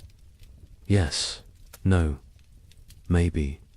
Their remaining children watched their parents fracture, watched the marriage dissolve under the weight of grief. The oldest boy, now 9, took on more responsibility, helped his father, tried to shield his younger siblings, became an adult too soon. Like everyone else, the widower in Ohio planted, with his older daughter, just the 2 of them. The younger daughter had stopped functioning entirely. She sat in the cabin, stared at walls, did not speak, did not respond, had retreated so far inside herself that she was unreachable. They had tried everything, talking to her, holding her, leaving her alone. Nothing worked. She was alive but not living, present but absent. The older daughter cried about it sometimes, late at night, when she thought no one could hear. Her father heard, said nothing, because what could he say? They were all broken. Some breaks just showed more than others. April brought adequate weather. Not warm, not cold, just neutral. The crops grew slowly, struggling. The soil was depleted after years of abnormal cold. Nutrients locked away. The plants were pale, weak, but growing. People tended them obsessively, talked to them, prayed over them, begged them to thrive. These gardens represented final chances, last hopes. If the crops failed this year, there would be no next year, no more attempts. This was it. May arrived cooler than normal, not catastrophically cold, but not warm either. The growing season was compromised again, shortened. Plants that needed 100 days to mature might only get 80, maybe less. People did what they could, fertilized with anything available. Manure, ash, compost, watered constantly. Protected seedlings from cold nights, fought for every plant, every stalk, every leaf. Communities barely existed now. The population had dropped so dramatically, that calling them communities felt generous. Collections of isolated families, strangers occupying the same general area. No cooperation, no shared resources, no collective identity, just individuals fighting separate battles. The social structures that had once defined frontier life were dead, replaced by atomization, by loneliness, by the understanding that in the end everyone dies alone. The young couple saw other people rarely. Weeks would pass without contact. When they did encounter neighbors, the interactions were brief, uncomfortable. No one wanted to share information about food stores, about successes or failures, about anything that might reveal vulnerability. Trust was gone. Community was gone. Only wariness remained. Eyes that assessed whether you were threat or opportunity. Calculations about whether helping you would benefit them. Nothing was given freely anymore. Everything had price. June brought better weather. Finally, real warmth. Sustained warmth. The crops responded. Grew with vigor they had lacked before. Corn shot up. Beans produced. Squash spread. For the first time in 3 years, gardens looked healthy, looked productive, looked like they might actually yield harvests. People allowed themselves to feel something close to hope, not real hope. That was too dangerous, but cautious optimism. The possibility that maybe, possibly, they might have enough food. The young man hunted successfully in June. Deer were abundant again. The population had recovered, or perhaps the human hunters had diminished enough that game was plentiful. He killed 2 deer in 3 weeks.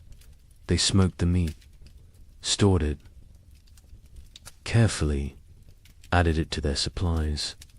The wife calculated, recalculated. If the garden produced even half of what it promised, combined with the smoked meat, careful rationing, they would make it. Would survive another winter. The math finally worked. But the wife had learnt not to trust good fortune. She waited for disaster, for the frost, the hail, the blight. Something would go wrong. Something always went wrong. She checked the garden multiple times daily, examined every plant, looked for signs of disease, of insect damage, of anything that might threaten their harvest. Her husband told her to relax. She could not. Relaxing felt like inviting catastrophe. Vigilance was all. That kept them safe. She believed that. Needed to believe that. Because if vigilance did not matter, then nothing they did mattered. And that was too terrifying to accept. July was hot, scorching, the kind of heat that in normal times would be complained about. But these were not normal times. Heat meant growth, meant long days, meant crops maturing. People celebrated heat, worked in it without complaint. Sweat was blessing. Discomfort was price of survival. They paid it gladly. The gardens flourished. Corn grew tall, over 6 feet. Tassels appeared. Ears formed. Beans hung heavy on vines. Squash fruit swelled. It looked like abundance, like salvation. The Illinois family's garden exceeded expectations. They would have enough, more than enough. The father felt vindicated again. They had survived, had made the right choices, had protected their family. His wife said nothing. She had learned that survival was temporary, that next year would bring new challenges, new threats, new opportunities for loss. The dead daughter haunted her, would always haunt her. Success. Today did not erase yesterday's failures, did not bring back what was lost. The widower and his older daughter harvested the first. Vegetables in late July, radishes, lettuce, early peas. They ate fresh food for the first time in months. The taste was overwhelming, sharp, vibrant, alive. The older daughter cried while eating. Her father pretended not to notice. They offered food to the younger daughter. She took it, chewed mechanically, swallowed. No change in expression, no recognition of the gift they were giving her. She was gone. The person she had been was dead. This shell remained. They would care for it, protect it. But they had accepted that their family was now too. People. Not August brought the main harvest. People worked frantically, gathering everything, storing everything, preserving everything. This harvest represented life, represented hope, represented the possibility of future they could not afford to lose any of it. Every ear of corn mattered, every bean, every squash. They worked dawn to dusk, exhausting themselves, not caring. This was too important to spare effort. The young couple harvested more food than they had seen in 3 years. Corn beans, squash, combined with the smoked venison, they had enough. Actually enough. Not barely enough. Not maybe enough. But truly. Enough. They stood in their cabin looking at the stores. The wife started laughing, then crying, then laughing again. The man held her. They had made it, had survived, had beaten the odds. Their daughter played at their feet, oblivious, perfect. A miracle they did not deserve, but received anyway. The neighbor helped them preserve food, showed them techniques for long-term storage, how to keep corn dry, how to prevent mold, how to protect against rodents. He had learned so much in his years on the frontier. Before the cold years he had been successful, prosperous even. Now he was just surviving, like everyone else. But he remembered the old knowledge, the techniques that worked.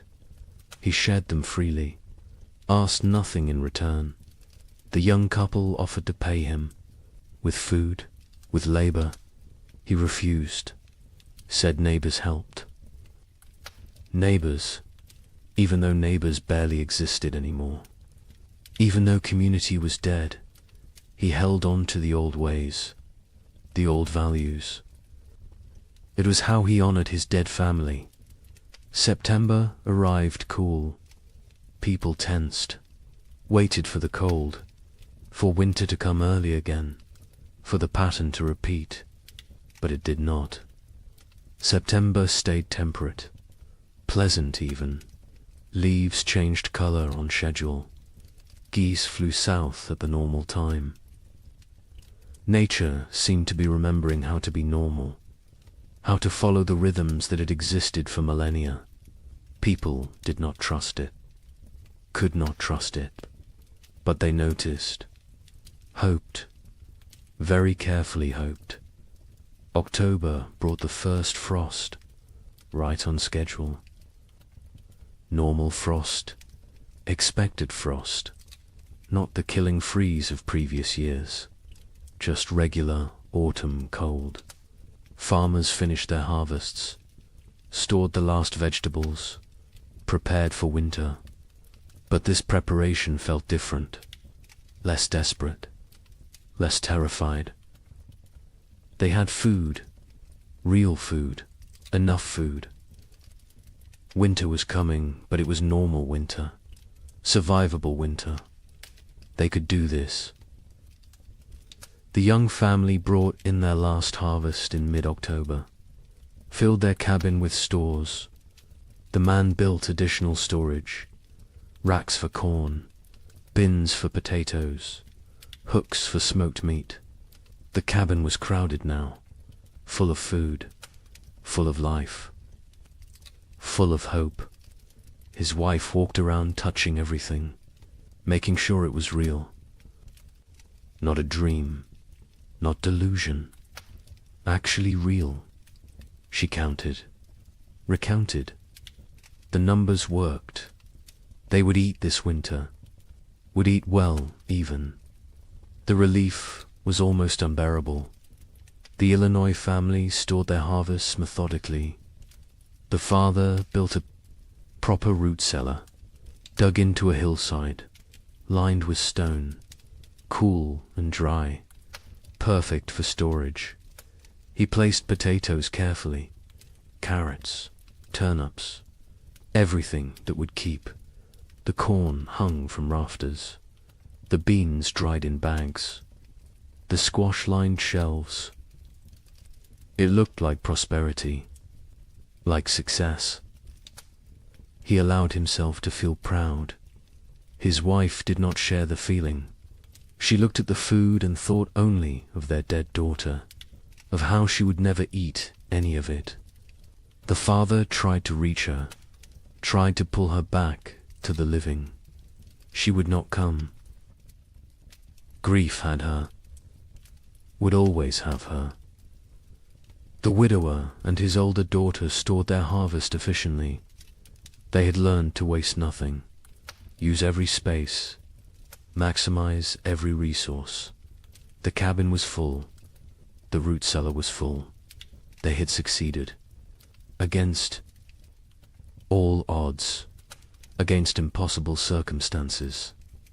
2 people, one of them barely 17, had survived and built security for the coming winter. The older daughter allowed herself a moment of satisfaction, of pride, then went back to work. There was always more work, always more preparation, always more to do. November arrived cold, but not catastrophically so. Normal cold, expected cold. The kind that could be managed with sufficient firewood and food. People settled into winter routines. But these routines were different from previous years. There was enough food, enough fuel, enough security. Meals were adequate, not abundant, but adequate. No one was starving. No one was burning furniture. No one was making desperate choices. It felt surreal, like they had forgotten what normal winter felt like, how survivable it was supposed to be. The young couple's cabin was warm. The man had cut plenty of firewood, more than enough. They burned it generously, keeping the space actually warm, not just barely above freezing, actually comfortable. They ate 2 meals a day, sometimes 3. The baby was thriving, walking now, talking, saying simple words. Mama, Dada, more. She was growing into a person, a personality, happy, curious, untroubled. She remembered nothing. Of the previous winters, was too young. It was blessing. The parents were grateful. Grateful she would not carry the scars they carried. Christmas came. The young couple celebrated. The man carved more toys for his daughter. A whole set now. Horse, dull, simple blocks. The wife cooked a special meal, used extra supplies, made bread, made stew with vegetables. It felt extravagant, wasteful even. But they did it anyway, because they could, because they had survived. because they deserved one day of abundance, one day of joy. The neighbor joined them. They ate together, talked, laughed even. It felt foreign, strange, but good. So good, though. Illinois' family marked Christmas quietly. The father suggested they celebrate, make a special meal. The mother refused, said she could not celebrate when her daughter was dead. The father did not push, let it go. The children received no gifts, no special food, no acknowledgement, just another day. They did not complain, did not expect anything different. Childhood joy had died years ago. They were little adults now, serious, pragmatic, damaged. The widower and his older daughter observed Christmas with quiet reflection. They made a slightly larger meal, said prayers, remembered the wife and mother who was gone, remembered the sister and daughter who was gone in a different way. The younger daughter sat with them, ate when prompted, otherwise unresponsive. They had given up trying to reach her, had accepted this was who she was now. They would care for her as long as necessary, forever if needed, but they no longer expected recovery, no longer hoped for her return. She was gone. They mourned her. While she still lived, January 1838 arrived cold, but normal cold, the kind that belonged in January, the kind that was manageable. People burned firewood steadily but not desperately, ate food regularly but not extravagantly, lived, actually lived, not just survived. There was difference. Survival was mechanical, was existing without living. Living was having moments beyond mere existence, moments of comfort, of satisfaction, of something approaching contentment. People had not lived in 3 years. Now they remembered what it felt like. The young man sat by the fire one January evening, his wife beside him, their daughter asleep. Between them, he looked around the cabin, saw the food stores, felt the warmth, heard his family breathing. He started crying. Quietly, his wife took his hand, asked what was wrong. He said nothing was wrong. Everything was right. For the first time in 3 years, everything was actually right. They were warm, fed, together, alive. It felt like miracle, like grace, like something they had not earned, but received anyway. February brought storms, heavy snow, strong winds, but the cabin was warm. The food was adequate. The family was safe. The storms raged outside. Inside there was peace. The baby played with her toys. The mother sewed. The father carved. They existed in domestic tranquility. It felt surreal, impossible, like any moment they would wake up and discover it was dream, that they were actually still in the second winter, still starving, still freezing, still dying. But they did not wake up, because it was real. The nightmare was ending, finally, actually ending. The Illinois family endured February without crisis. They had enough of everything, enough food, enough fuel, enough supplies. The physical needs were met, but the emotional damage remained. The mother barely spoke, spent hours staring at nothing. The father tried to engage her. She would not engage. The children adapted, learned to parent themselves, The older boy especially. He took care of his younger siblings, made sure they were fed, dressed, safe. The father was grateful and heartbroken. No 9-year-old should have to be so responsible, but gratitude outweighed. Heartbreak. The family functioned. That was enough.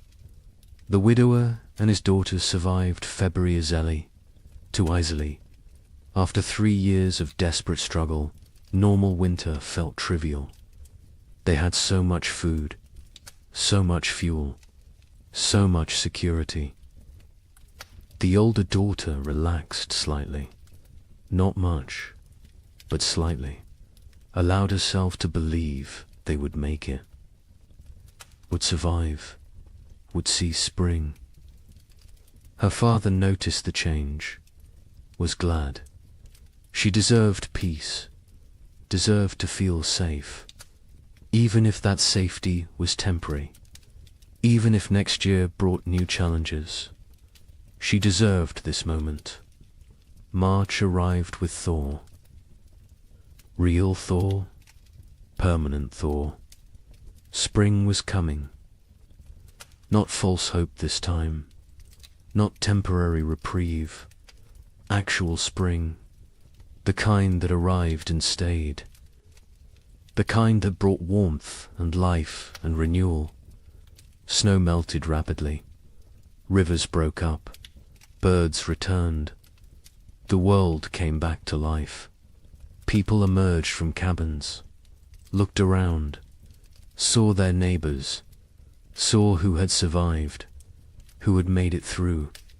The numbers were shocking. So few left. So many gone.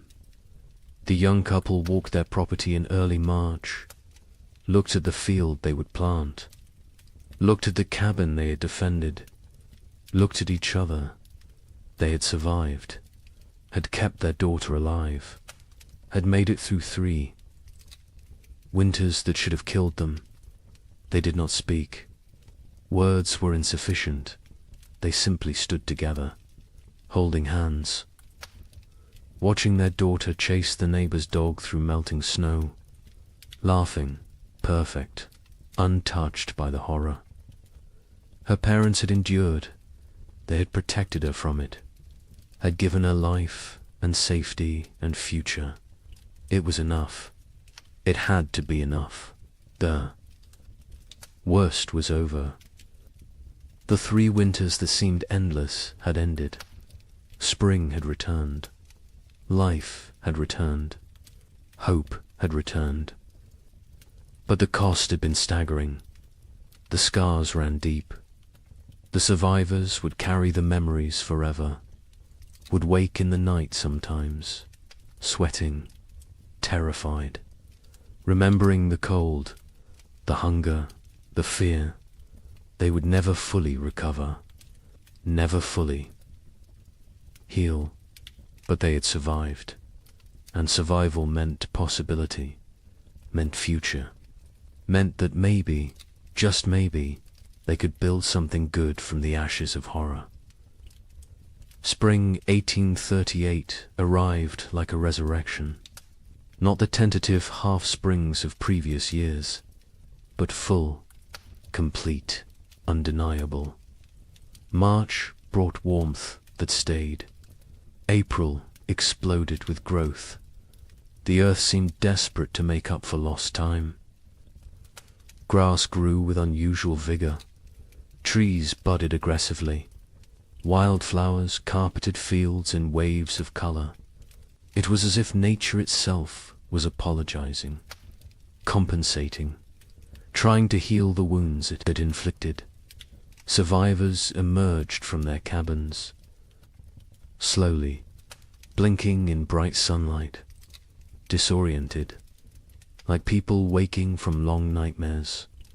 They looked at each other with hollow eyes, eyes that had seen too much, known too much suffering. They were changed, fundamentally, irreversibly. The people who had entered the winter of 1835 were dead. These were different people, harder, older, damaged in ways that would never fully heal. The young couple in Michigan stood in their doorway watching spring arrive. The man was thin still. His body had not recovered the weight lost during the starving times.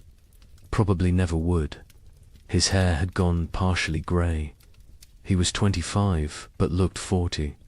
His wife was 23.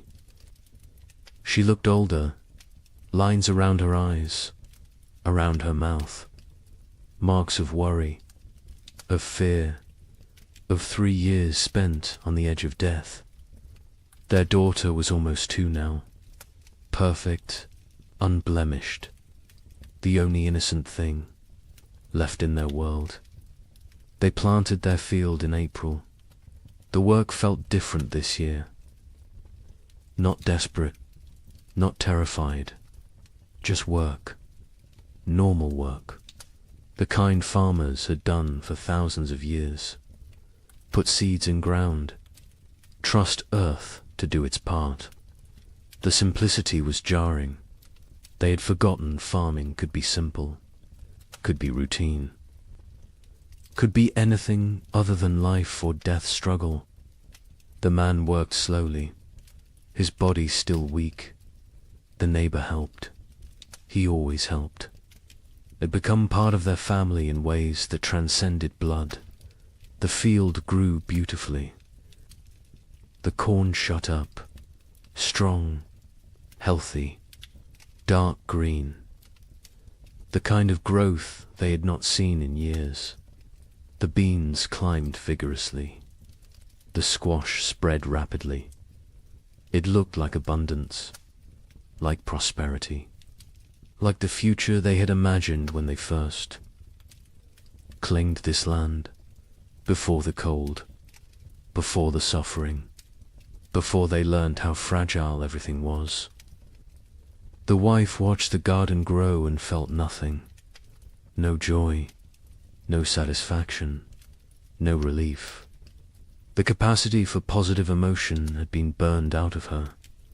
She was functional, capable, but hollow, empty of everything except mechanical competence. In Illinois, the family that had lost their daughter tried to rebuild.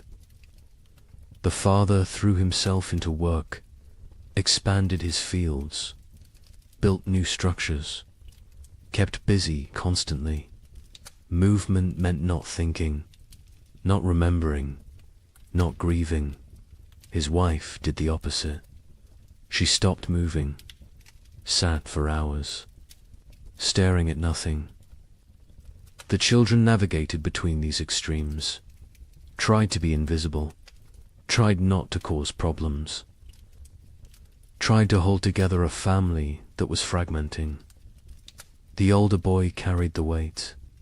He was 10 now, too young for such responsibility. But responsibility did not care about age. Someone had to hold things together. He did it because no one else would. The widower in Ohio and his older daughter planted their field together, just the 2 of them. The younger daughter remained in the cabin, unresponsive, present but absent. They had tried everything to reach her. Doctors when they could afford them, medicines, prayers, time.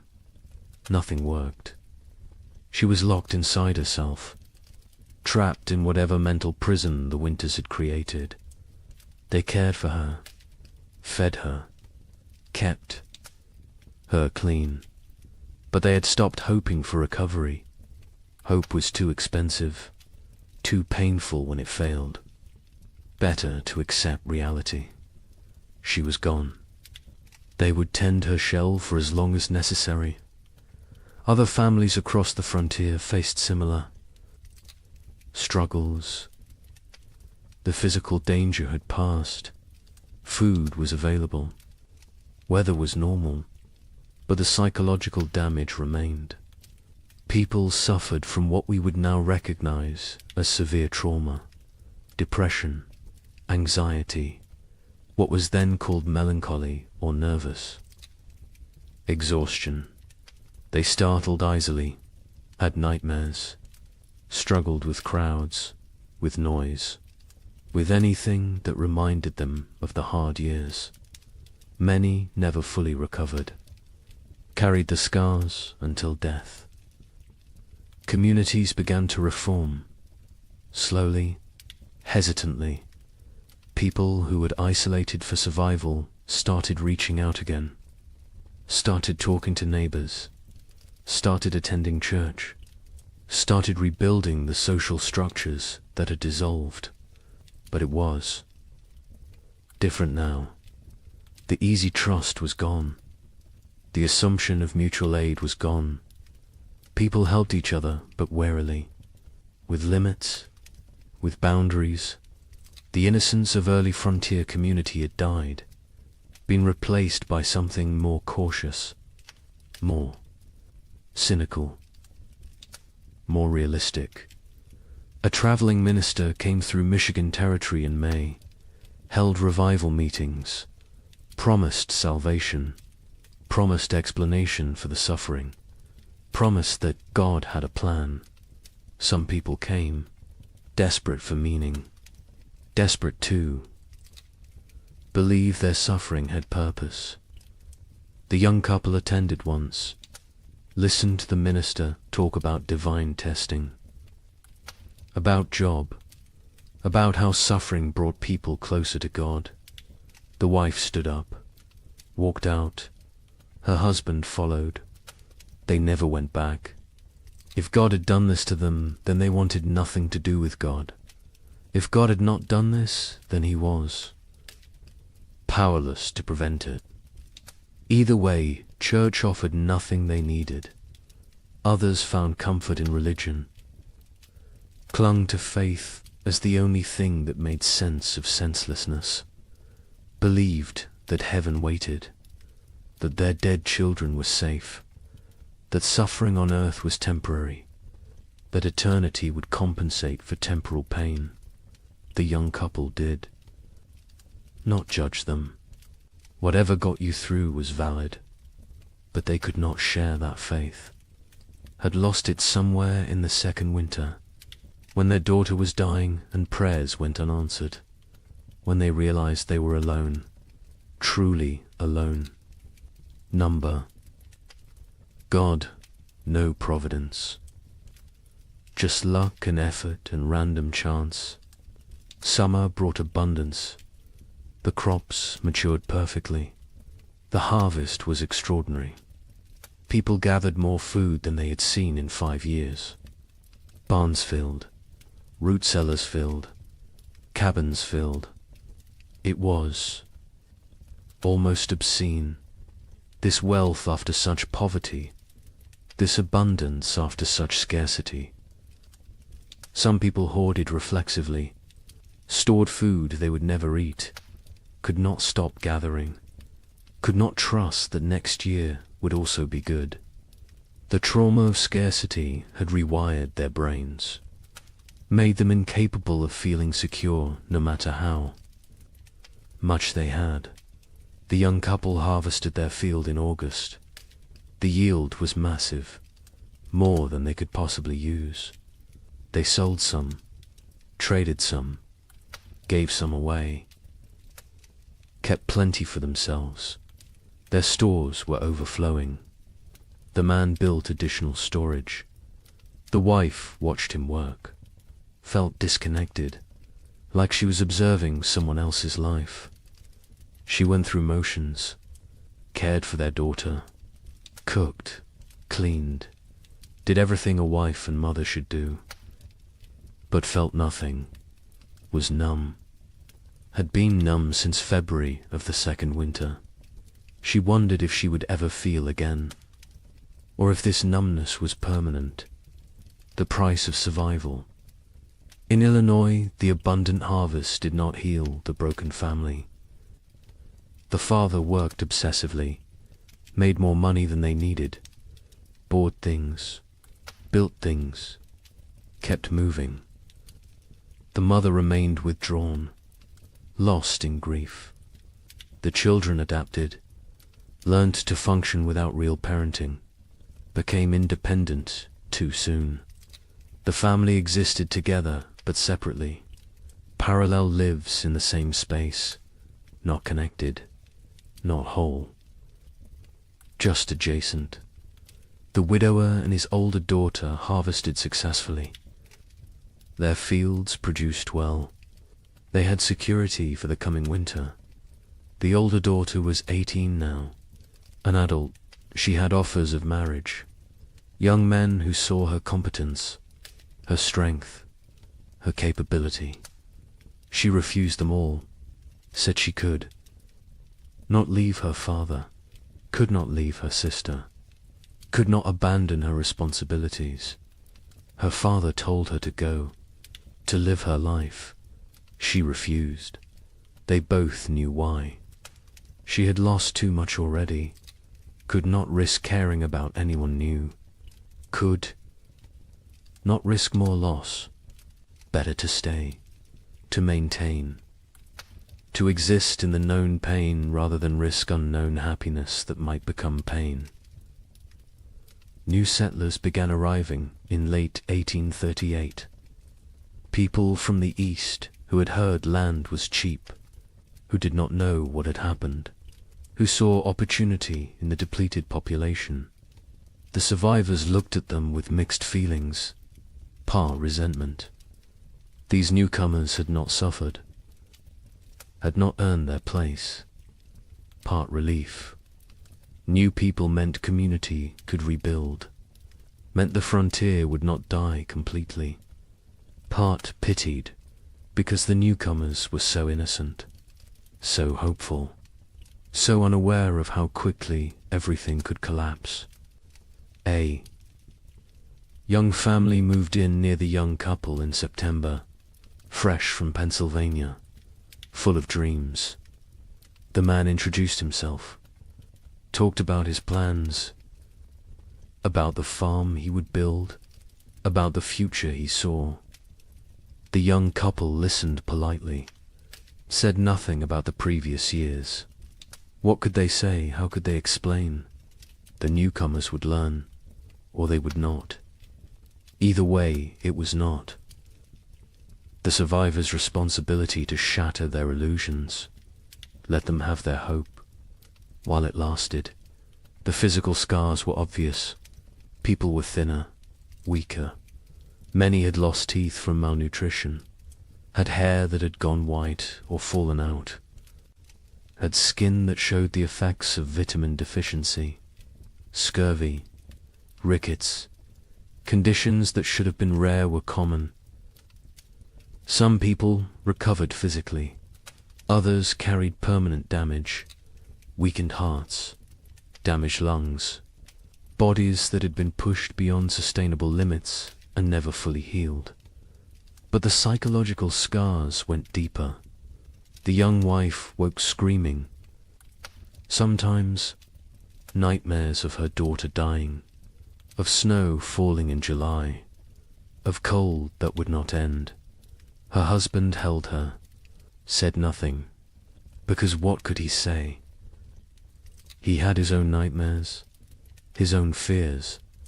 They did not discuss them, did not process them, just carried them, separately, together. The weight never lessened, only became familiar, became part of who they were now. The Illinois mother never recovered. She existed but did not live, went through motions but found no joy, no peace, no release from grief. Her family tried to reach her. She was unreachable. Eventually, they stopped trying, accepted that she was gone even though her body remained. The father took over her duties, cooked, cleaned, cared for the children, worked the farm, did everything. She sat, stared, existed. It was slow death. Everyone knew it. No one could stop it. She would live another decade, empty, broken, a ghost.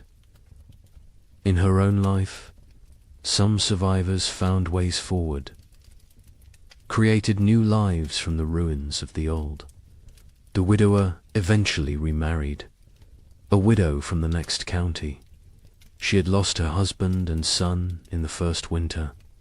They married not from love, but from practicality, from loneliness, from the need to not be alone. It was not romantic, but it worked. They built a life together, quiet, stable, functional. His older daughter never married, stayed home, cared for her sister, became essential to the household, found purpose in duty, in responsibility, in maintaining. She never seemed unhappy, but she never seemed happy either. Just existed in the middle, neither satisfied nor dissatisfied. Just present, the young couple stayed together, raised their daughter, had 2 more children in the years after, built a successful farm. From the outside they looked normal, prosperous even, but between them was distance, a gulf created by 3 years of shared trauma that they could never fully bridge. They cared for each other, were faithful, were good parents. But the passionate young couple who had claimed the land in 1835 was gone, replaced by 2 damaged people doing their best. It was enough, had to be enough. They did not expect happiness, did not seek joy, just sought stability, safety, security, found those things, made a life from them. By 1840, the population had stabilized. Some areas had recovered partially, others remained sparsely populated. The demographic impact was significant. Thousands had died. Thousands more had fled. The westward expansion had been set back years. Territories that should have achieved statehood remained territories. The ambitious growth projections of the early 1830s were abandoned. Reality had intruded, shown the limits of human ambition, of manifest destiny, of the belief that the frontier was there for the taking. Nature had reminded everyone who was really in control. The survivors aged rapidly. The young man in Michigan was 30 in 1840, looked 50. His body was worn out from the hard years. He would die at 45. Heart failure. His body simply gave out. Used up. Exhausted. His wife outlived him by 20 years. Raised their 3 children. Alone. Never remarried. Never spoke of the hard years. Her children knew something had happened. Could see it in her eyes. In her reactions to cold, to hunger, to waste. But she never explained, never wanted them to know, wanted them innocent, untouched, protected from the knowledge of how bad things could get. The records from this period are sparse. Many families did not keep records, could not read or write, or chose not to document what had happened. The census of 1840 shows dramatic population decline in the affected territories. But the numbers tell only part of the story, cannot capture the psychological damage, the broken families, the lost potential, the dreams that died, the innocence that was shattered. Those losses are not recorded, not documented, not preserved. But they were real, were significant, were the true cost of the winters that would not end. Some survivors tried to document what happened, wrote letters to relatives back east, kept journals, created records. But even as they wrote, they sensed their accounts would be doubted, would be dismissed as exaggeration, as hysteria, as the ramblings of traumatized minds. How could they explain what it felt like to watch your child starve? To burn your furniture for warmth? To consider actions that in normal times would be unthinkable? Words were inadequate. Experience was untranslatable. They wrote anyway, because someone needed to remember, someone needed to bear witness, even if no one believed them. The young man in Michigan wrote to his brother in Ohio in 1840, described what they had endured. His brother wrote back, said surely it had not been that bad, said the human mind exaggerated traumatic memories.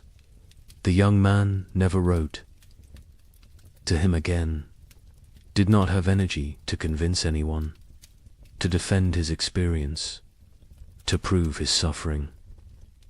He knew what had happened. His wife knew. Their neighbor knew. That was enough. The rest of the world could believe what it wanted, and mostly, the world chose not to believe, chose to minimize, chose to forget. Because the story of the 3 winters did not fit the narrative America wanted to tell itself. The narrative of progress, of conquest, of manifest destiny, of inevitable triumph. The winters suggested that nature was more powerful than human. That civilization was fragile, that confidence was dangerous. These were not popular messages, not messages the growing nation wanted to hear. So they were ignored, dismissed, forgotten, buried under more palatable stories of frontier heroism, of triumph over adversity, of the inevitable march of progress. But the survivors remembered, carried the memories until death. Some passed stories to their children. Most did not. Most wanted to protect the next generation, wanted them unburdened. The children sensed something anyway, saw the scars, the fears, the behaviors that made no sense unless you knew what came before. They asked questions, got vague answers, eventually stopped asking. The silence grew. The stories faded. The memories died with those who carried them.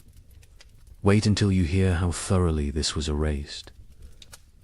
The forgetting began almost immediately, even while survivors still lived, even while the scars were fresh.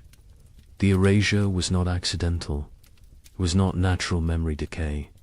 It was deliberate, systematic, orchestrated by people who had very good reasons to want these winters forgotten. People with money, with power, with futures that depended on frontier land continuing to seem attractive, continuing to seem profitable, continuing to draw settlers and investment. Land speculators had the most to lose. They had purchased millions of acres across the affected territories, paid pennies per acre, expected to sell for dollars. Their entire business model depended on continued westward migration, on families believing the frontier offered opportunity, prosperity, future. Stories of 3 consecutive winters of mass death were bad for business, very bad. So the speculators acted, quickly, decisively, with coordinated purpose. Eastern newspapers began refusing letters from survivors. Editors received instructions, guidance, sometimes bribes. Do not publish accounts from the territories. Do not run stories about crop failures, about deaths, about settlements failing. Focus on success. Stories on prosperity, on opportunity. A newspaper in Philadelphia received a letter in 1839 from a Michigan survivor. Detailed account of the 3 winters, the suffering, the deaths, the horror. The editor filed it away, never published it. Years later asked why. He explained simply, no one wanted to read depressing stories. People wanted hope, wanted optimism, wanted to believe in American progress. His job was to give them what they wanted. Territorial governments actively suppressed information. Official reports downplayed casualty numbers, listed families who had disappeared as relocated rather than dead or missing. Death certificates were not issued for people who died isolated on homesteads. If no one reported the death officially, then officially it did not happen. Population records were adjusted, made to show growth rather than decline. The manipulation was not subtle, but it was effective. Future historians looking at official records would see steady population growth, would see successful territorial expansion, would see nothing that suggested catastrophe. Land companies published promotional materials in 1839 and 1840, glossy brochures, detailed descriptions of fertile soil, mild climate, abundant opportunity.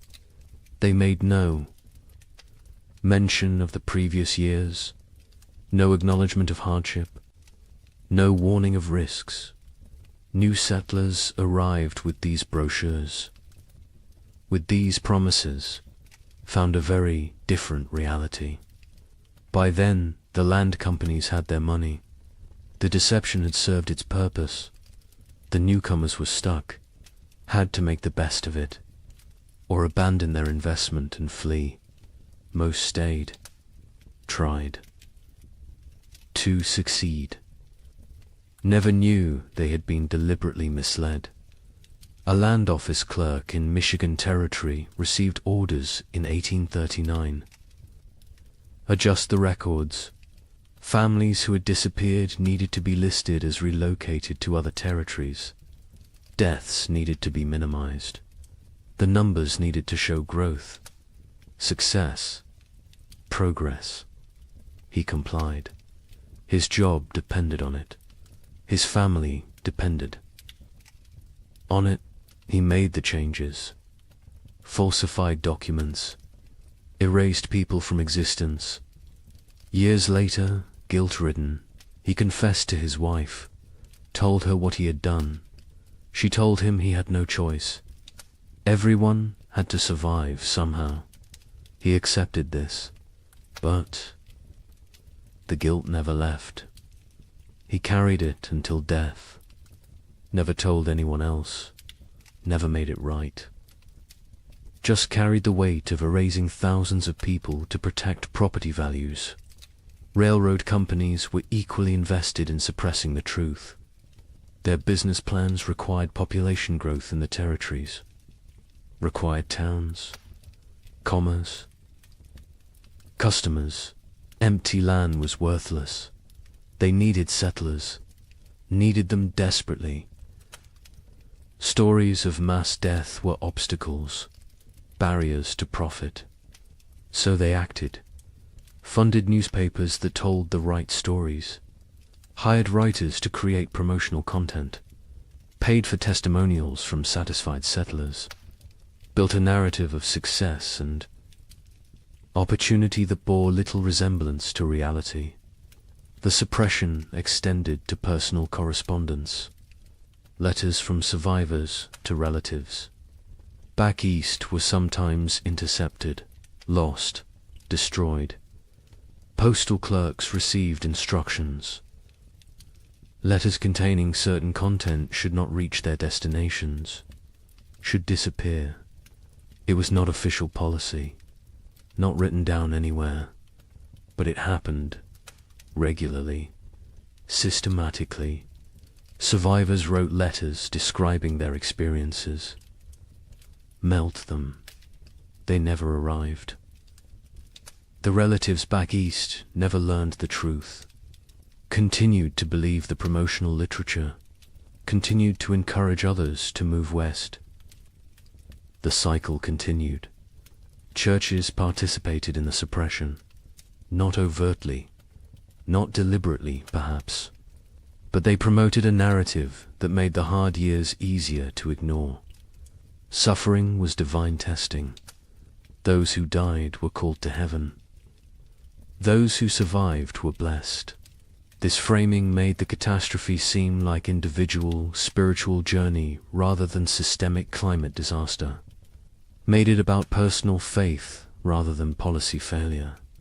Made it easier to move forward without asking difficult questions, without assigning blame, without demanding accountability.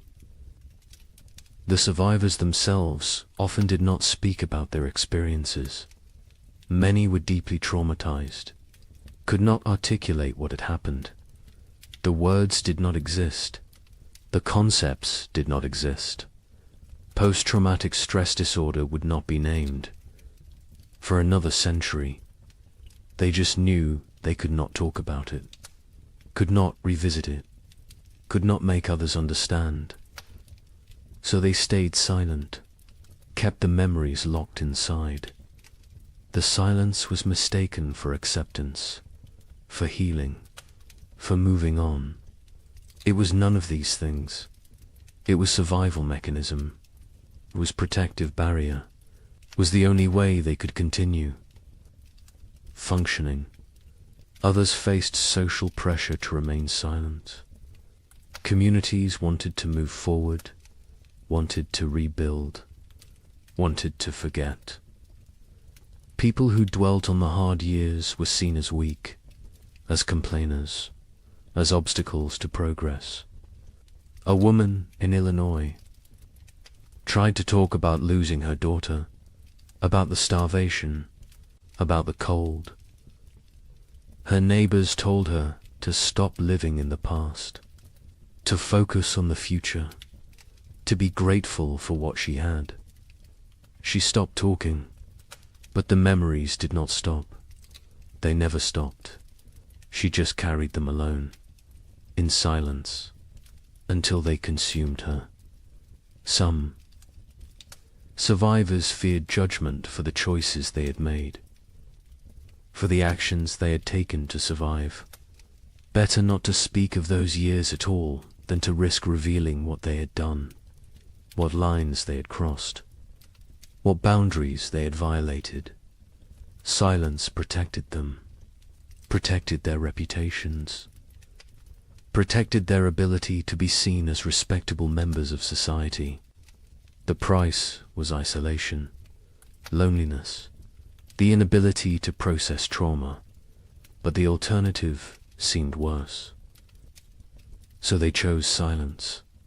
The scientific community of the era struggled to explain the phenomenon. Without modern climate science, they lacked frameworks for understanding. Some suggested it was localized, exaggerated, not as severe as reported. Others proposed natural cycles, temporary aberrations, nothing to worry about long term. A few recognized it as significant climate event, but their voices were minority, were drowned out by those who preferred simpler explanations, who preferred not to see pattern, not to acknowledge that this could happen again. Meteorological records from the period are incomplete. Weather stations were sparse. Record keeping was inconsistent. The data that exists shows temperature anomalies, shows unusual patterns, but gaps in the record allow for interpretation, allow for doubt, allow for dismissal. Later research, looking at the fragmentary data, could conclude it was not that bad, could argue the survivors exaggerated, could minimize the catastrophe. The incomplete record became excuse for incomplete acknowledgement. By 1850, just 12 years after the final winter ended, the 3 winters were rarely mentioned. Textbooks focused on westward expansion, on Oregon Trail, on Gold Rush. on the exciting narrative of American growth. The dark years from 1836 to 1838 were footnote at best. More often, they were completely absent. A generation of children learned American history without knowing thousands had died in the supposedly empty territories, without knowing their parents or grandparents had survived horror. The erasure was nearly complete. The Civil War cemented. The forgetting. After 1861, the nation had new trauma, new deaths, new catastrophe to process. The frontier winters seemed distant, irrelevant. Why dwell on old suffering when new suffering was everywhere? The few survivors who tried to tell their stories found no audience, found a nation consumed by present crisis. Unwilling to hear about past pain, they gave up, accepted that their experience would die with them, that no one would remember, that no one cared. The American mythology of the frontier required triumph, required success, required the narrative of bold pioneers conquering wilderness, building civilization, creating something from nothing. The three winters did not fit this mythology, could not be incorporated, so they were excluded. The myth was more important than history. The story was more important than truth. America needed heroes, needed victories, needed to believe in manifest destiny, needed to believe that will and work were enough, that nature could be tamed, that progress was inevitable. The erasure served another purpose. It protected those in power, politicians who had encouraged westward expansion, who had promoted territorial development, who had promised safety and opportunity. Acknowledging the winters meant acknowledging failure, meant admitting they had sent people into danger, had promised what they could not deliver, had prioritized expansion over safety. This admission was politically unacceptable, so the winters were forgotten. And the politicians continued promoting westward movement, continued making promises, continued prioritizing growth over caution. Survivors who tried to speak faced ridicule, disbelief, accusations of exaggeration, of hysteria, of attention-seeking. The young man in Michigan attempted to tell his story to a traveling writer in 1845. The writer listened politely, then suggested perhaps the cold had not been quite as severe as remembered. Perhaps trauma had distorted memory. Perhaps things had been difficult but not impossible. The young man stopped talking mid-sentence, realized there was no point. People would believe what they chose to believe. Truth was irrelevant. He never tried to tell his story again.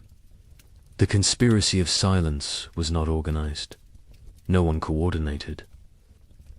The suppression, no central authority dictated what could be said. But the incentives aligned perfectly. Land speculators needed silence. Railroads needed silence. Governments needed silence. Churches preferred silence. Survivors chose silence. The result was comprehensive, effective, devastating.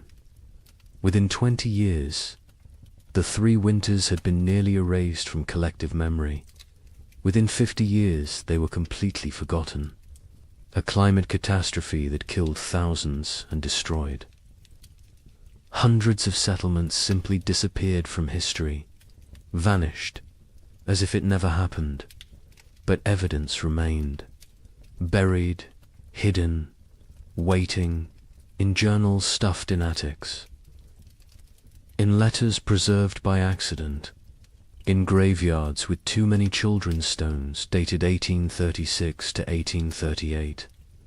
In the population records that did not add up, in the archaeological evidence, in the tree rings, in the ice cores, in the gaps in genealogies where entire families simply ended. The evidence was there, scattered, fragmentary, ignored, but there, waiting for someone to look, someone to ask questions, someone to remember. Wait until you hear what we found. Modern science has uncovered what deliberate forgetting tried to erase. The evidence exists, scattered across disciplines, buried in places most people never think to look. But it is there, consistent, compelling, undeniable. The 3 winters happened, were as severe as survivors claimed, perhaps more severe than they could articulate. The truth has emerged slowly, piece by piece, building into a picture that validates everything the survivors tried to tell us. Tree ring analysis provides the most objective evidence. Trees record their growing conditions in their rings. Wide rings mean good growing seasons. Narrow rings mean stress, cold, drought, poor conditions. Researchers examining old-growth trees across the Midwest discovered something remarkable. The rings from 1836 to 1838 are extraordinarily narrow, some of the narrowest in the entire record. These trees were stressed, struggling, barely growing. The pattern is consistent across species, across regions, across thousands of individual trees. The cold was real, was widespread. Was severe ice core samples from Greenland tell a similar story. Each layer of ice preserves atmospheric conditions from when the snow fell. Chemical analysis reveals volcanic particulates, sulfur compounds, evidence of major eruptions. The layers from 1835 and 1836 show unusually high concentrations, multiple eruptions. The volcanic material entered the upper atmosphere, circled the globe, blocked sunlight, lowered temperatures, created the conditions for catastrophic cooling. The ice remembers what humans forgot. A volcanic eruption near Japan in late 1835 was particularly significant. Mount Osama, not as famous as Tombora, which caused a year without summer in 1816, but substantial, combined with other eruptions in the Pacific. In Central America, the cumulative effect was devastating. The particulates in the atmosphere created a cascade of cooling, blocked solar radiation, disrupted weather patterns. The effects were most severe in continental interiors, places far from moderating ocean influences, places like the American. Midwest soil analysis from archaeological sites shows frost penetration to unusual depths. In normal years, frost might penetrate 12 to 18 inches. In the affected years, it went deeper, 24 inches, 30 inches. In some locations, the ground never fully thawed. Permafrost conditions in places that should never experience them. The soil remembers, holds evidence of cold that survivors described but scientists initially dismissed as impossible. Mass grave sites have been discovered during modern construction projects. A housing development in Michigan in 1985 uncovered a burial site. 47 bodies, men, women, children, no markers, no records. Carbon dating placed them in the late 1830s. The bones showed signs of extreme malnutrition, scurvy, rickets, starvation. Some showed evidence of violent death. circumstances no one wants to examine too closely. The site was quietly reburied, a small memorial placed. Most people who drive past have no idea what lies beneath. Cabin sites across the frontier show evidence of desperate measures. Archaeological excavations reveal layers that tell stories. Burned furniture, charred cabin walls, butchered animals that would normally never be eaten. Rats, squirrels. In one site in Indiana, researchers found evidence suggesting the inhabitants had eaten leather. Boot leather, harness leather, anything that might contain nutrition. The desperation is written in the debris, in what people consumed, in what they burned, in how they died. Historical Society archives contain survivor accounts, journals that sat ignored for over a century. A diary from a woman in Illinois was donated in 1923, filed away, not examined until 1998. It documented day-by-day survival through all 3 winters, the declining food stores, the deaths of neighbors, the choices she made to keep her family alive, the guilt she carried. The final entry was in March 1838. It said simply that spring had come, that they had survived, that she did not know if survival was blessing or curse. The journal was published in 2005. 90 academics read it. The general public remained unaware. More journals continued to surface, in estate sales, in attics, in old trunks, in historical societies. Each one adds detail, adds confirmation, adds validation to what survivors tried to tell anyone who would. Listen. A journal from Ohio described November 1836. The cold that went beyond anything imaginable. The wind that never stopped. The children asking when they could go outside again. Being told maybe spring, knowing spring might never come. The journal, as a matter of fact, unemotional, which makes it more powerful. The horror is in what is not said, in the gaps, in the things too terrible to write. Census records show the truth when examined carefully. The 1840 census recorded population in the affected territories. Researchers comparing it to 1830 projections found massive discrepancies. The expected population based on immigration rates and natural growth should have been far higher. Tens of thousands of people were simply missing, not relocated, not accounted for, gone. The census takers noted the discrepancies at the time. Their concerns were dismissed. The records were filed. The questions remained unasked for over a century. Statistical analysis reveals the scope of the catastrophe. Researchers in the late 20th century compiled data from multiple sources: church records, land claims, tax rolls, census data, letters, journals, everything available. They built demographic models. The model showed that approximately 15,000 families entered their affected territories between 1830 and 1835. The 1840 census showed fewer than 7,000 families. The missing 8,000 families represented perhaps 40,000 individuals. Some fled, but many died. The exact numbers will never be known, but the scale is clear. This was demographic catastrophe. Climate modeling supports the survivor accounts.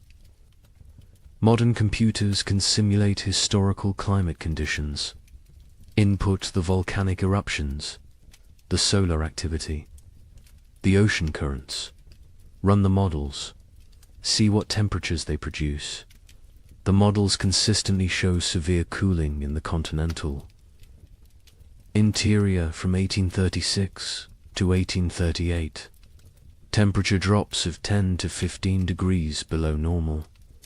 Extended growing seasons by 30 to 60 days. The kind of conditions that make agriculture nearly impossible. The kind of conditions that kill. The models validate what survivors said. Validate what written records document. Validate what physical evidence proves.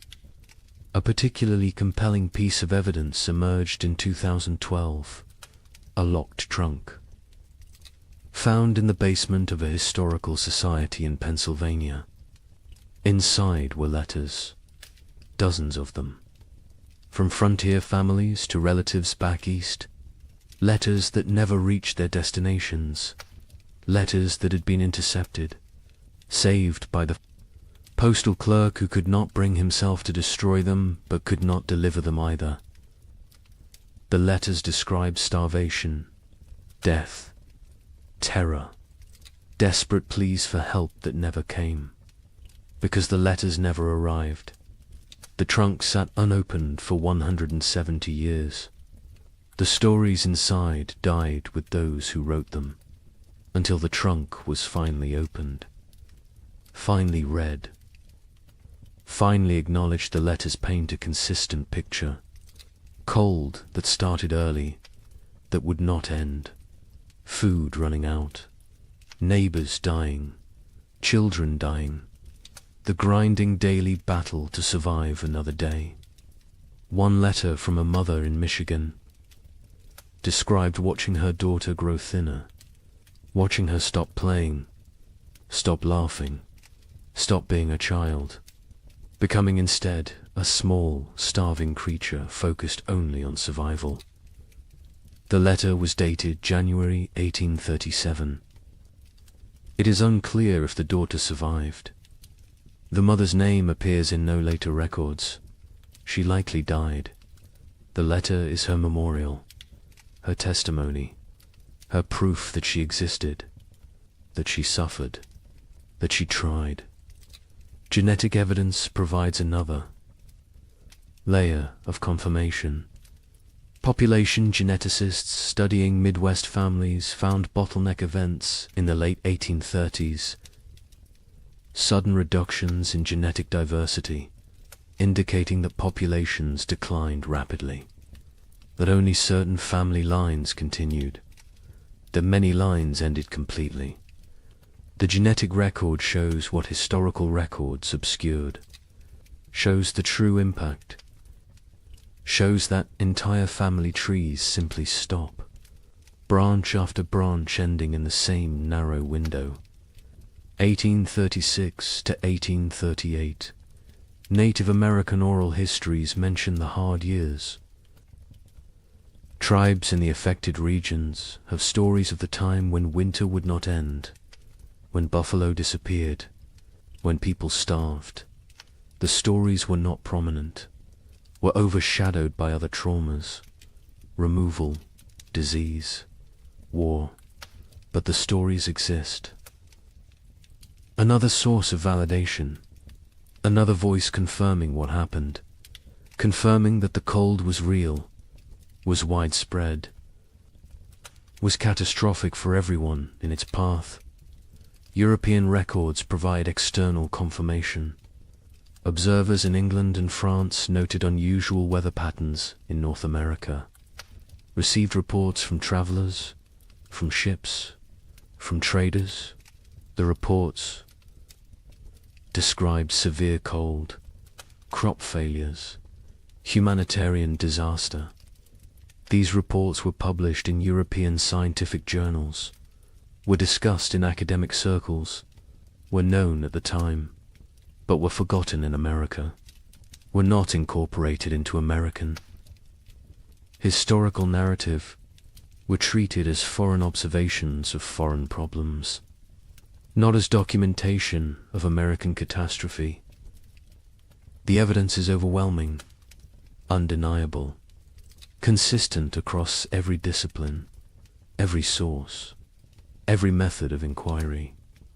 The 3 winters happened, were as bad as survivors claimed, killed thousands, destroyed hundreds of settlements, set back westward expansion by years, changed the trajectory of American development, and was systematically erased from memory, deliberately forgotten, buried under more palatable narratives.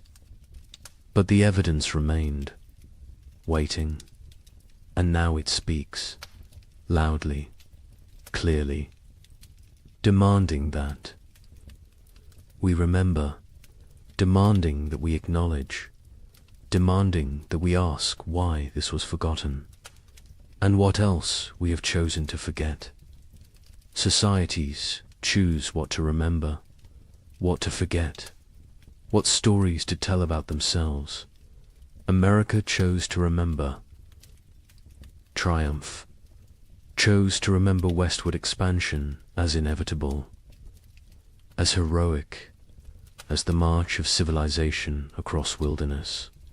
The 3 winters did not fit that story, so they were extruded, erased, forgotten, not through conspiracy exactly, but through collective decision that some truths are inconvenient, some realities undermine necessary myths, some histories are better left buried, but forgetting comes with costs.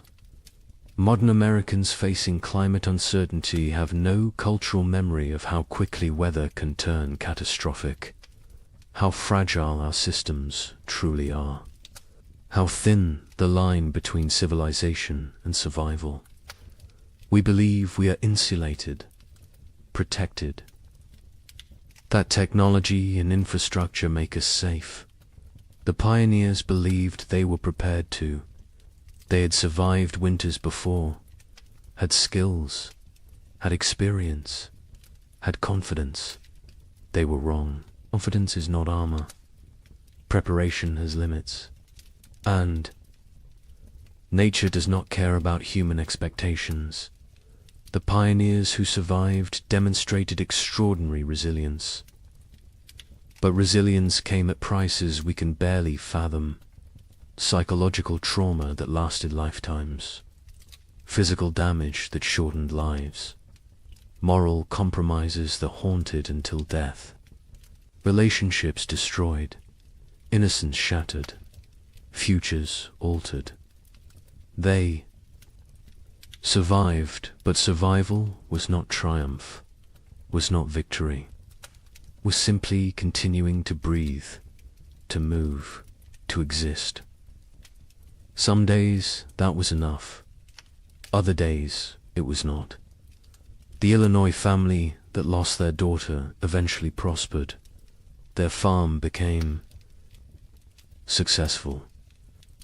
They appeared to outside observers as model frontier family, hard-working, productive, respectable. But the father never spoke of the hard years, not to his children, not to his neighbors, not to anyone. When he died in 1871, his wife burned his journal.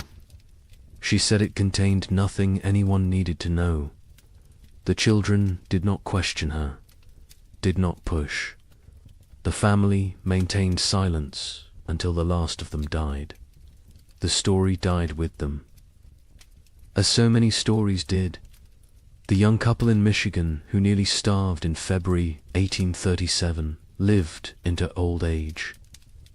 They watched their children grow, saw grandchildren born, built prosperity from the ruins of trauma, but they never truly healed. The wife developed hoarding behaviors, stored food obsessively, could not throw anything away, could not trust that abundance would continue. The fear never left. The husband, startled at sudden noises, had nightmares until he died, woke, screaming about cold, about hunger, about his daughter dying. They lived together for 40 years after the winters ended, but part of them never left those years.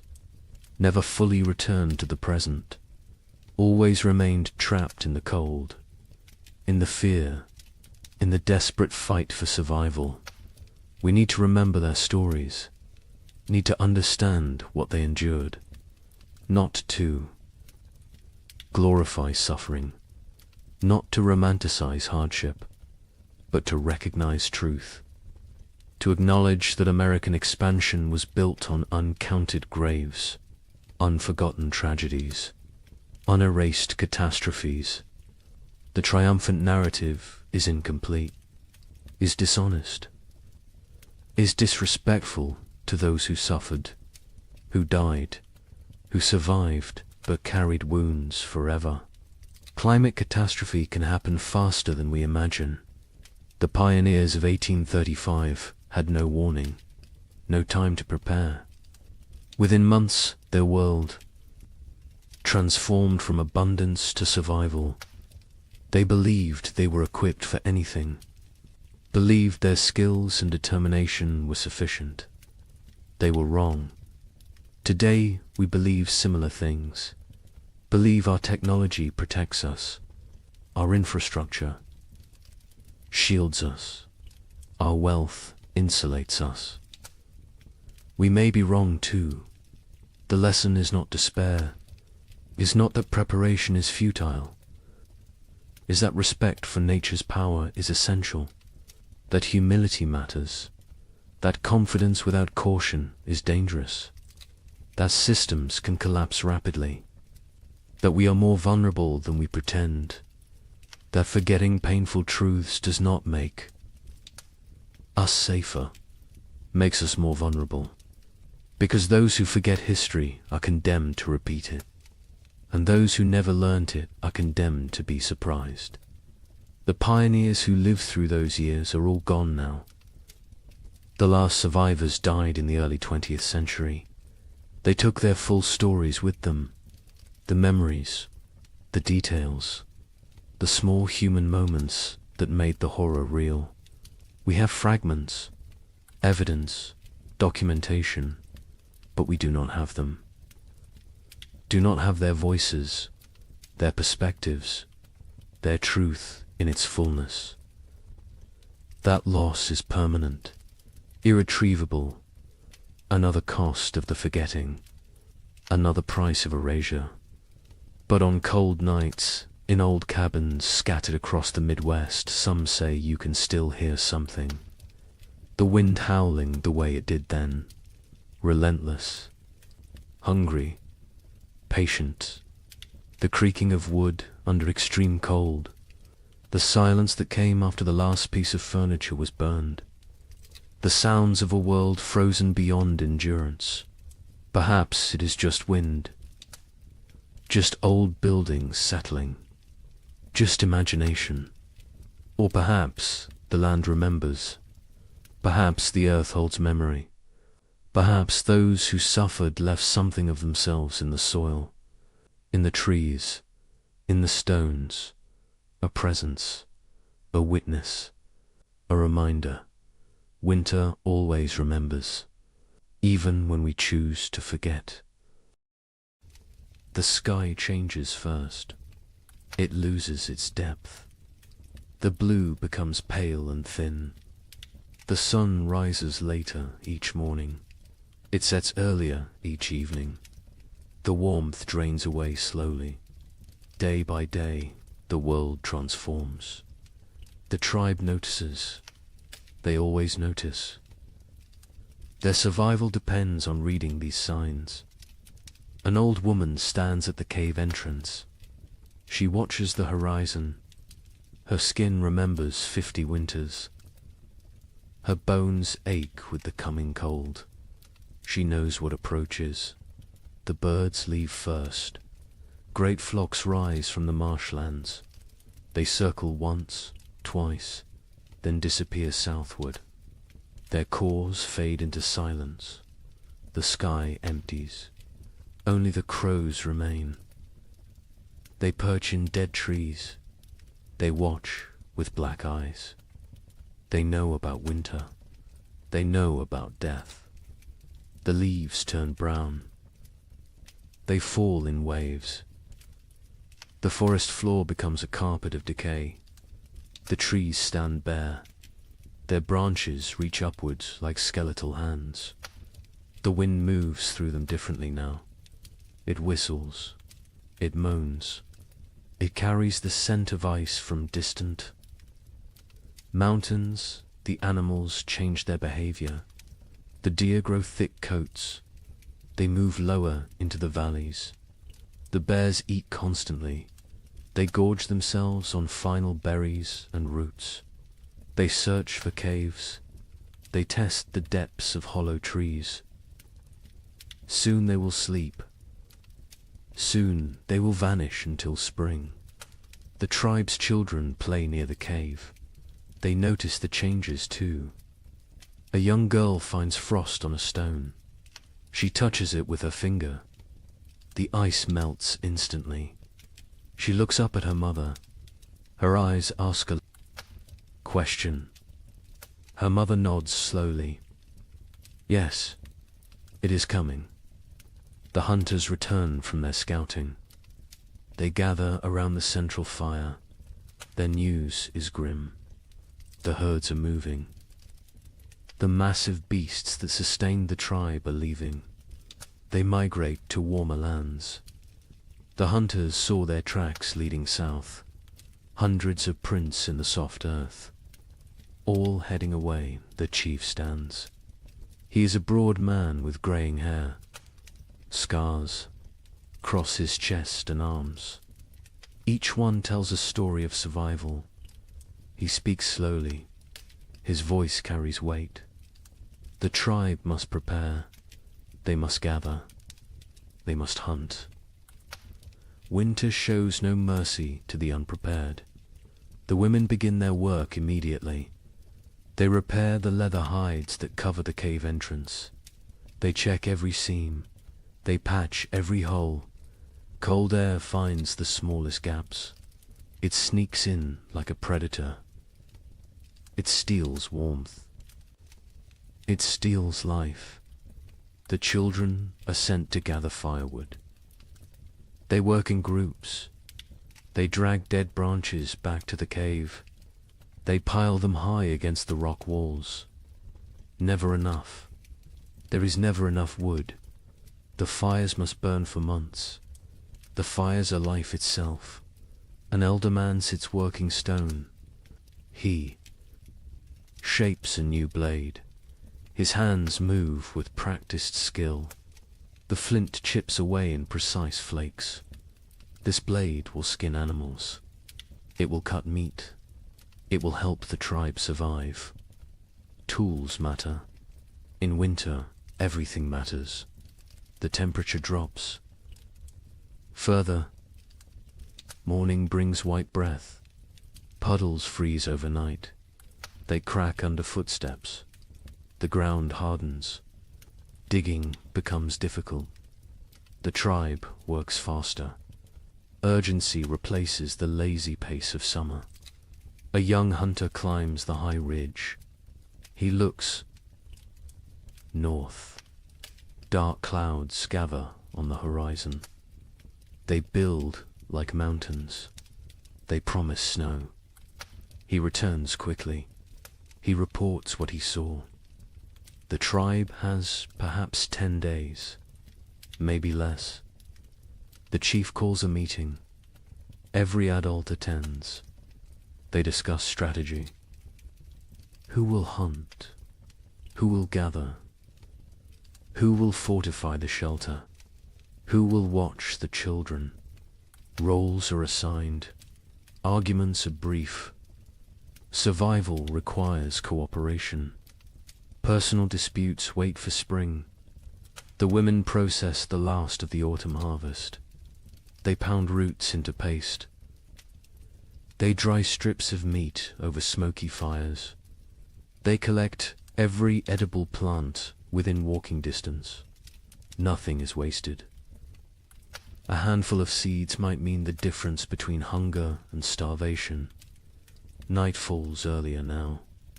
The darkness lasts longer.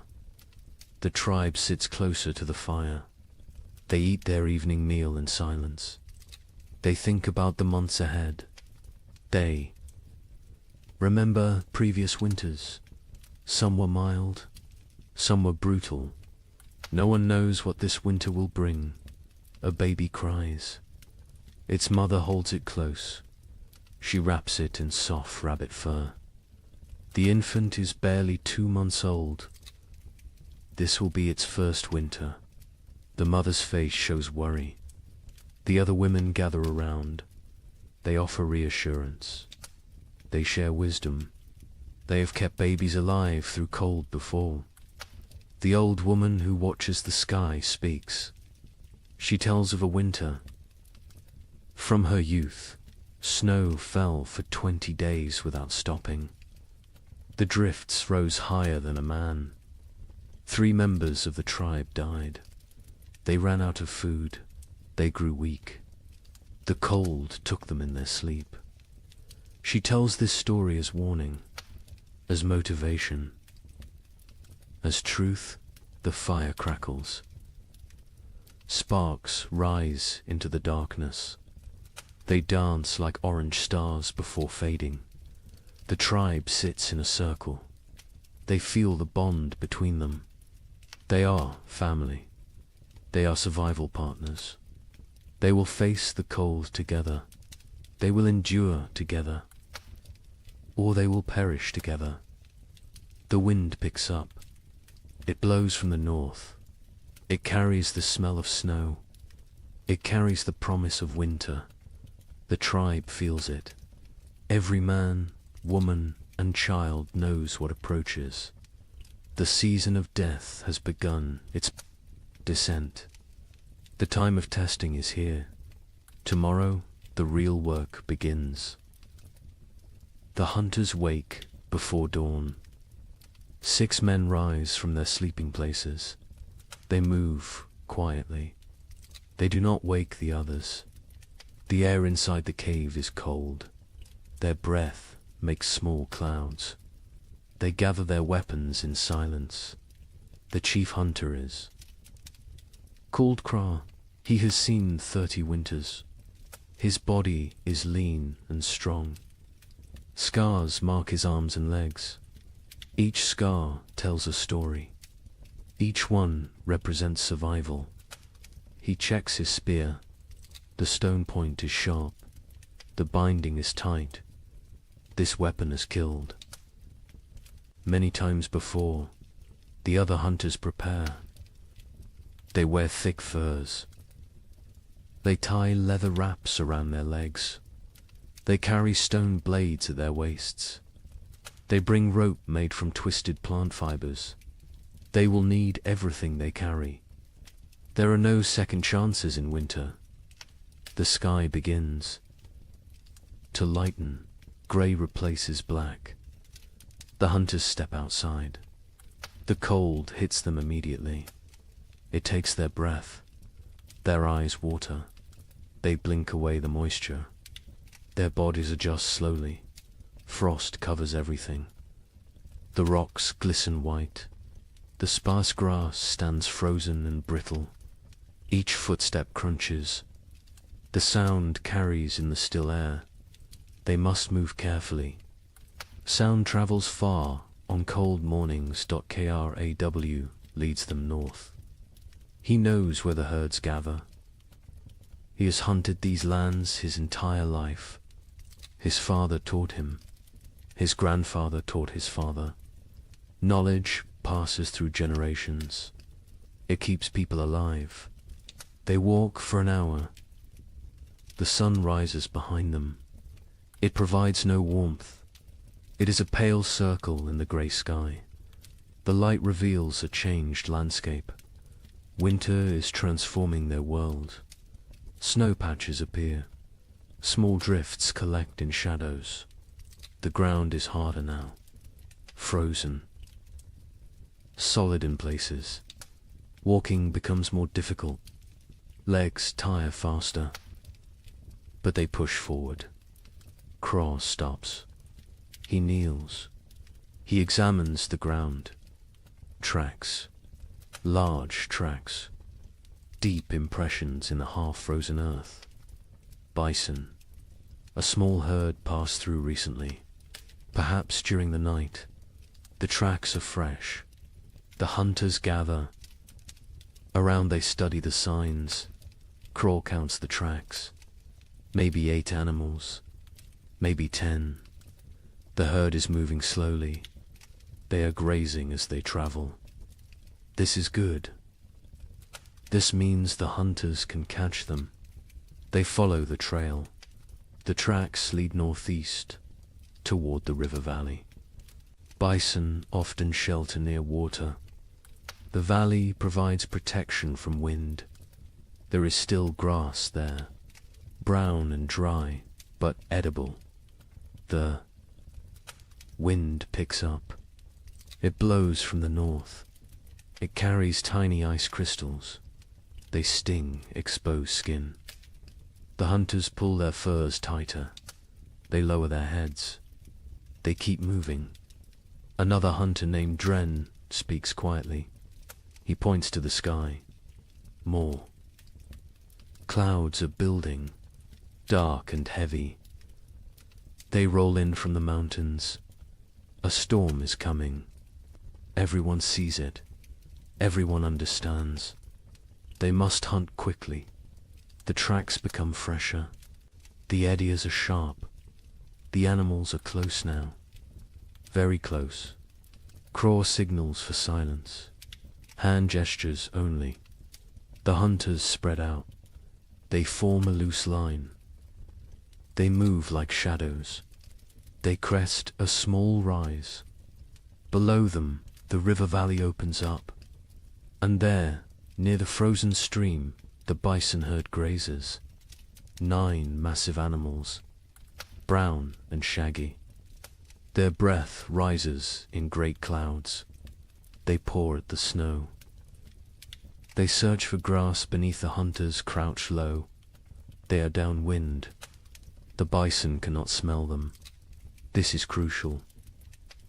Bison have poor eyesight but excellent noses.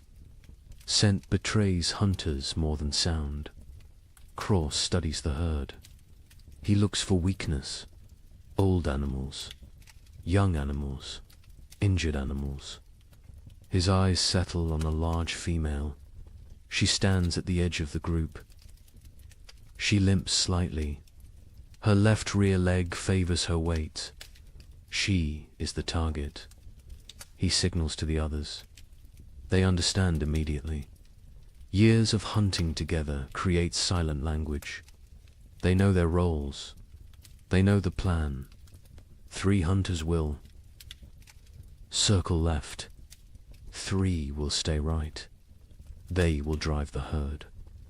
They will separate the weak one. The maneuver begins. The hunters move like wolves, patient, calculated. They use every rock for cover, every depression in the ground. They become part of the landscape. The left group reaches position.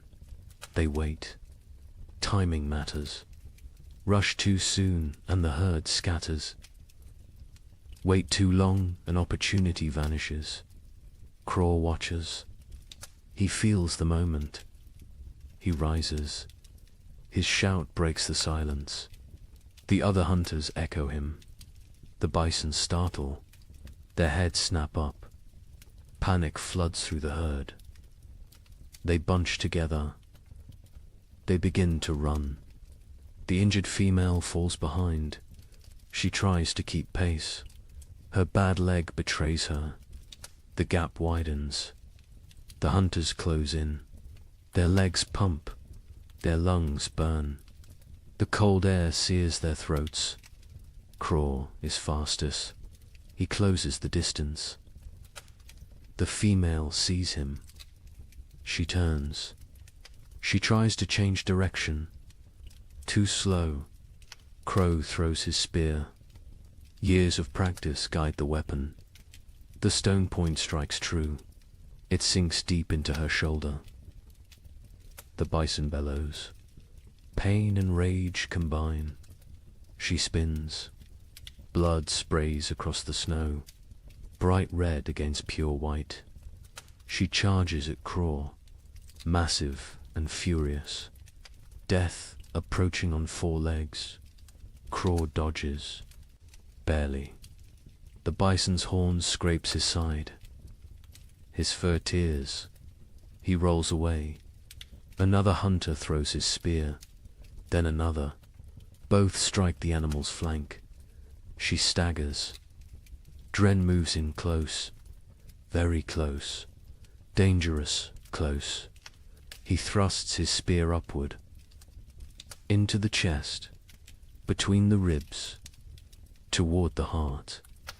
The bison's front legs buckle. She goes down. The hunters surround her. They wait. She kicks twice. Her breath comes in gasps. Her eyes roll, then stillness. The fight ends. The hunt succeeds. The hunters stand panting. Their bodies steam in the cold. Sweat freezes on their skin. They look at each other. Grins break across their faces. They survived. They won. They have meat. But celebration is brief. Craw points at the sky. The storm clouds are closer, much closer. The wind grows stronger. Snow begins to fall. Light flakes at first, then heavier. They must work fast. Butchering takes time.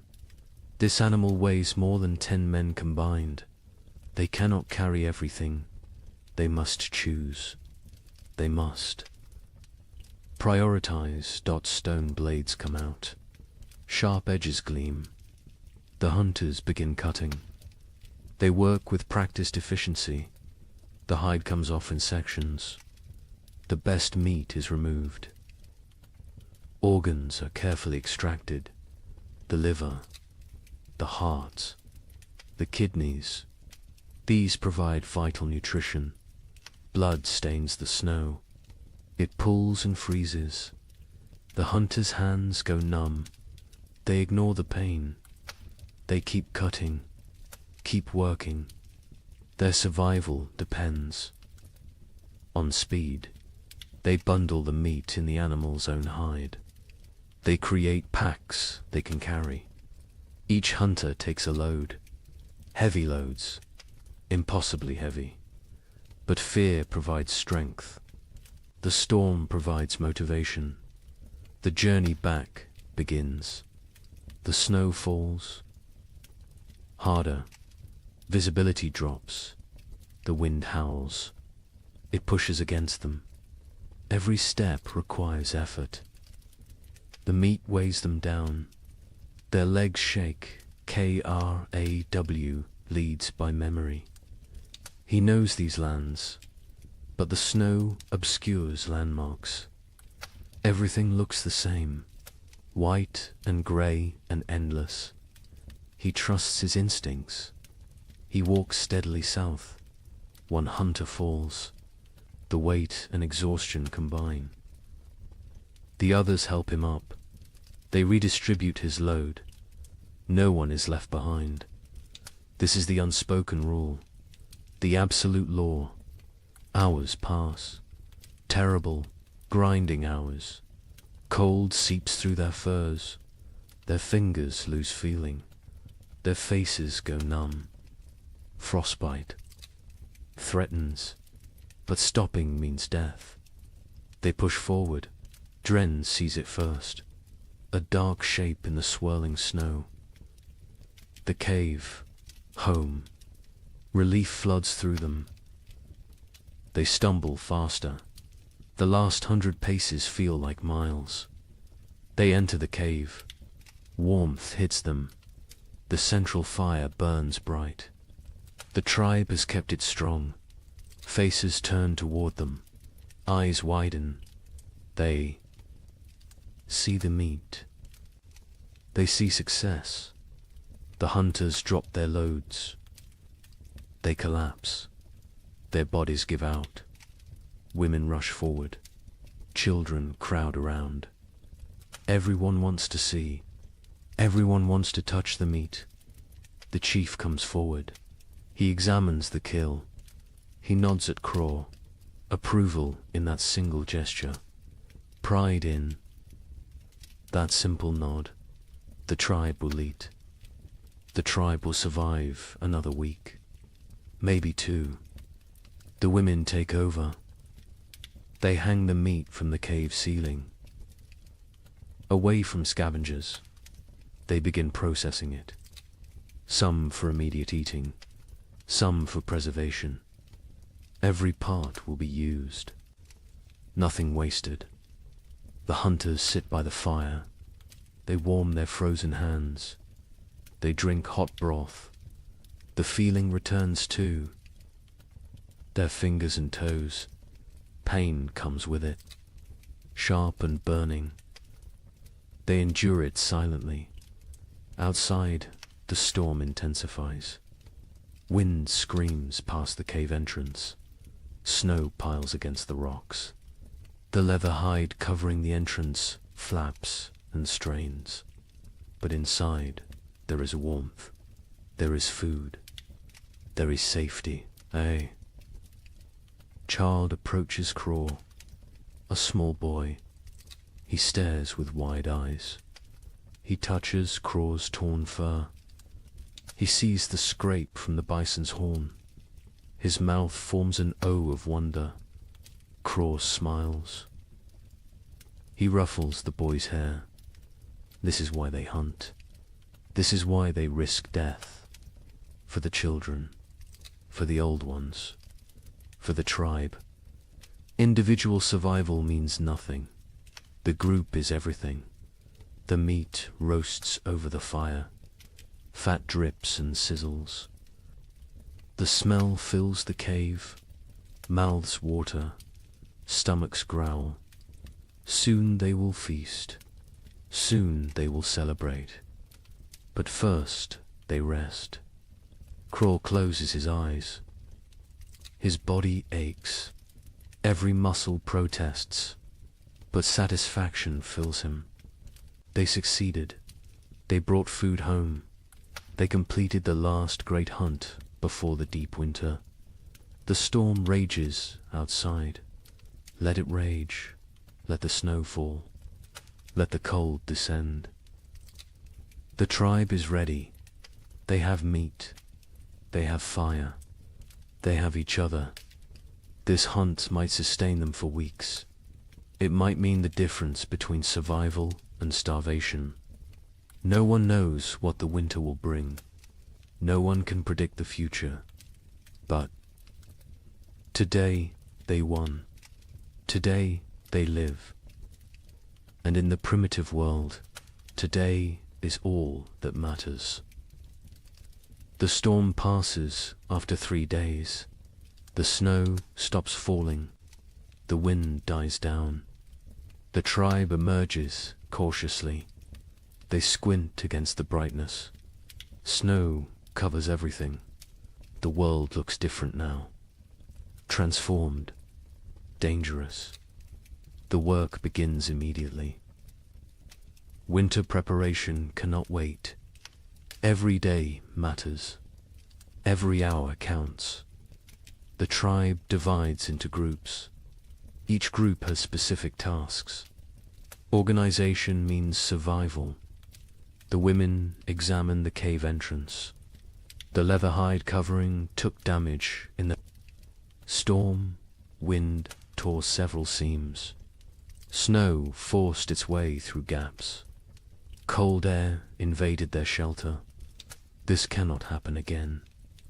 An older woman named Mira leads this work. She has repaired shelters for 20 winters. Her hands know the work.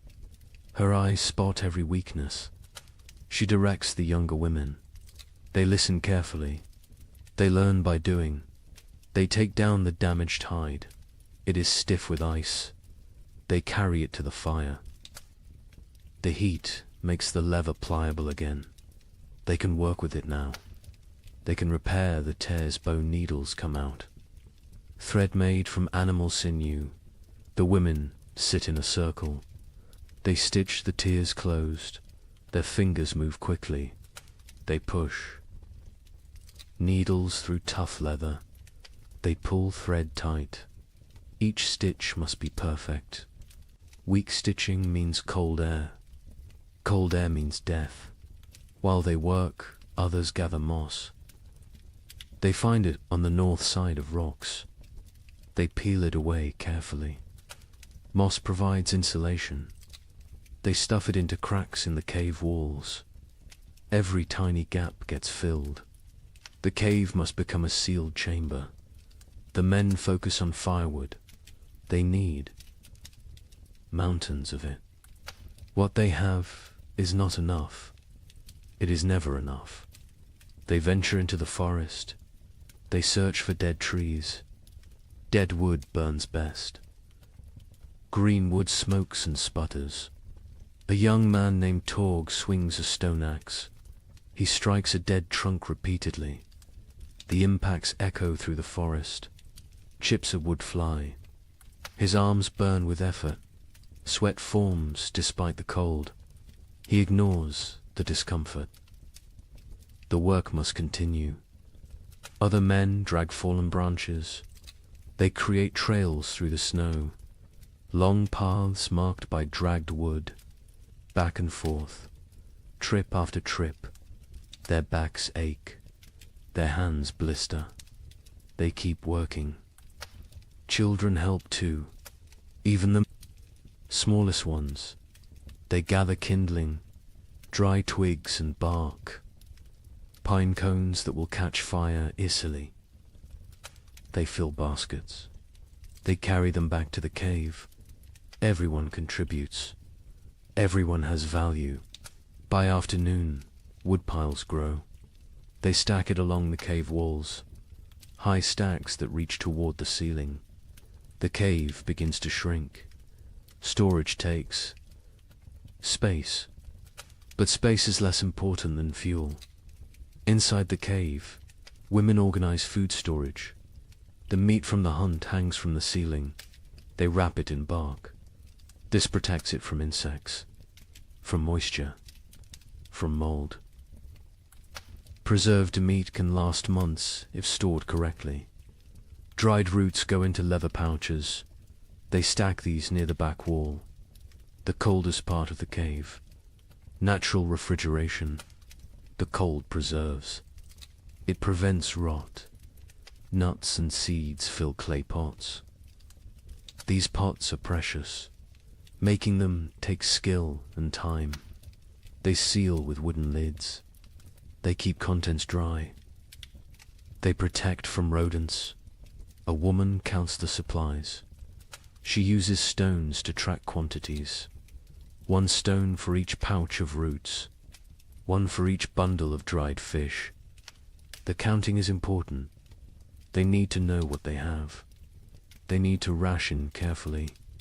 The chief watches this inventory. His face shows concern. They have food, but is it enough? 6 months of winter stretch ahead, maybe 7. No one knows how harsh this winter will be. He makes a decision.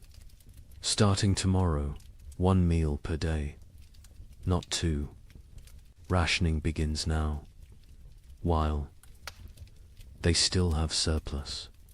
Better to be cautious early. Starvation at winter's end kills many tribes. The sleeping areas need attention. The tribe sleeps in a specific arrangement. This is not random. This is survival strategy. The weakest sleep closest to the fire. Infants and small children. The very old. Those who are sick. Adults sleep in the middle ring. They provide a barrier. Their bodies block drafts. They generate warmth. They protect the vulnerable. The strongest hunters sleep near the entrance. They endure the coldest positions. They wake first if danger approaches. They are the first defense. This hierarchy never changes. Women spread fresh pine boughs on the ground. These create mattresses. They provide insulation from the cold stone floor.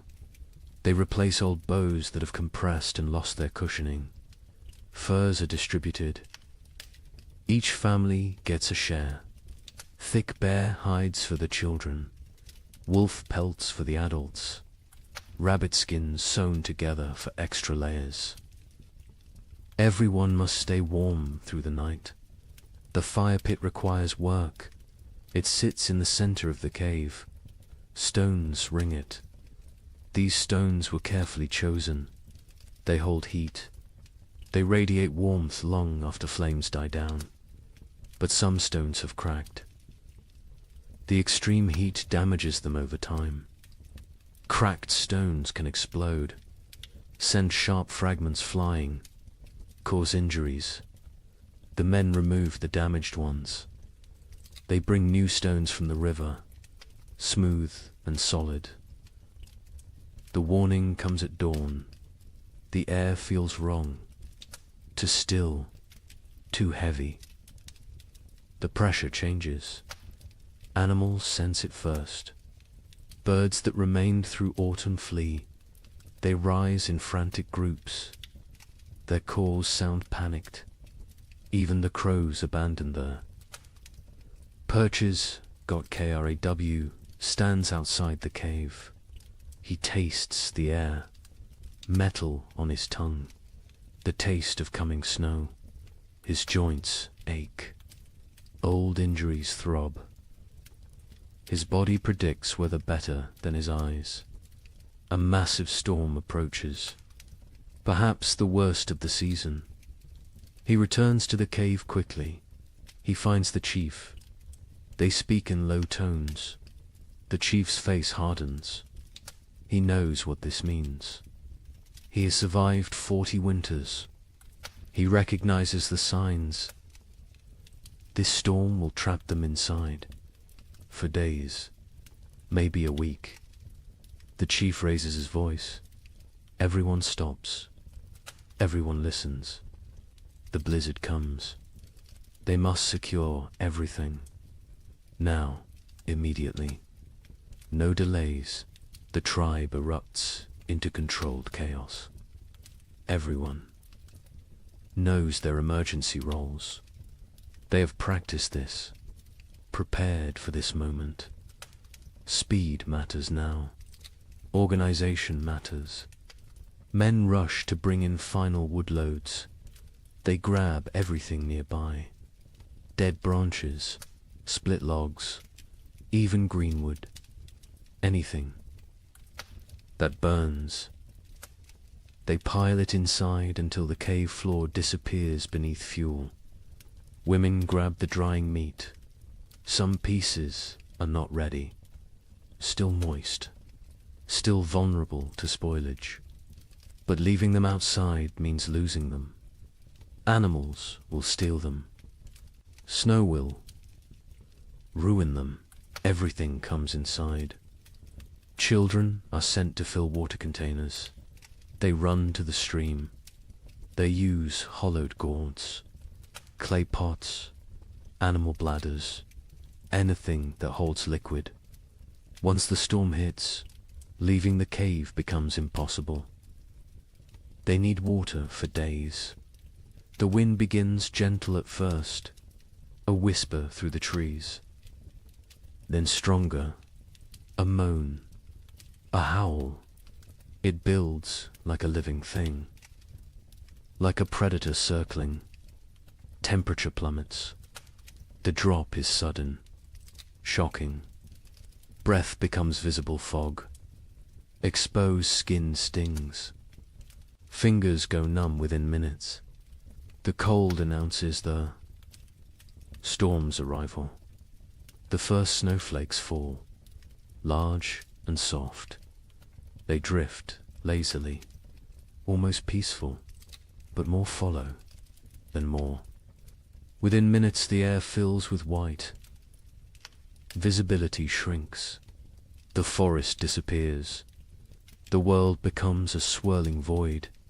The tribe retreats inside. The hunters enter last. They pull the leather hides tight. They secure every fastening. They add the extra layer. The interior darkness deepens. Only firelight remains. The storm intensifies. Wind screams past the cave mouth. It sounds almost human. Anguished wails and shrieks. The leather hide strains against its bindings. It flaps and snaps. The noise is constant, overwhelming. Snow drives. Horizontally, it finds every tiny gap. Fine powder forces through the leather weaving. It dusts the cave floor near the entrance, creates small drifts. The tribe watches with concern. They cannot stop this invasion.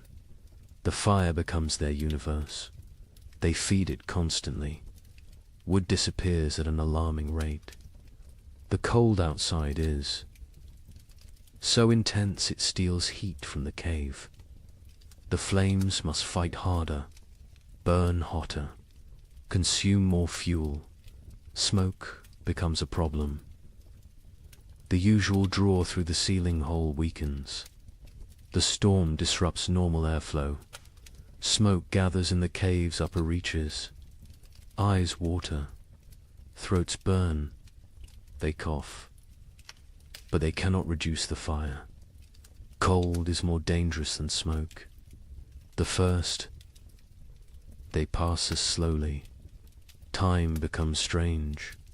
Without sun, without normal rhythms, hours blend together. The tribe sits in their designated areas. They wait. Patience is a survival skill. Children grow restless first. They are used to running, playing, exploring. Now they must sit still, stay quiet, conserve energy. This is torture for young bodies. They squirm and fidget. A little girl begins to cry. She wants to go outside. She does not understand. Her mother holds her, rocks her, sings softly, old songs, wordless melodies. The girl eventually quiets. She falls into fitful sleep. The adults fare better, but tension builds. Too many people. In too small a space, personal conflicts simmer. Old grievances resurface. A young hunter glares at another. Some past dispute, some imagined slight. The chief notices. He moves between them. His presence prevents escalation. Mira tells stories. Her voice cuts through the wind's howl. She speaks of ancient times, of the first people, of how they discovered fire, how they learned to speak, how they survived when the world was even colder. The children gather around her, even the restless. Once her words captivate them, transport them. For a while, they forget the storm, forget the confinement. They live in her stories. Night comes. They know this only because their bodies tell them. Fatigue sets in. Eyelids grow heavy. The fire must be maintained through darkness. The hunters establish a watch rotation. 2 men awake at all times. 1 feeds the fire. 1 watches the entrance.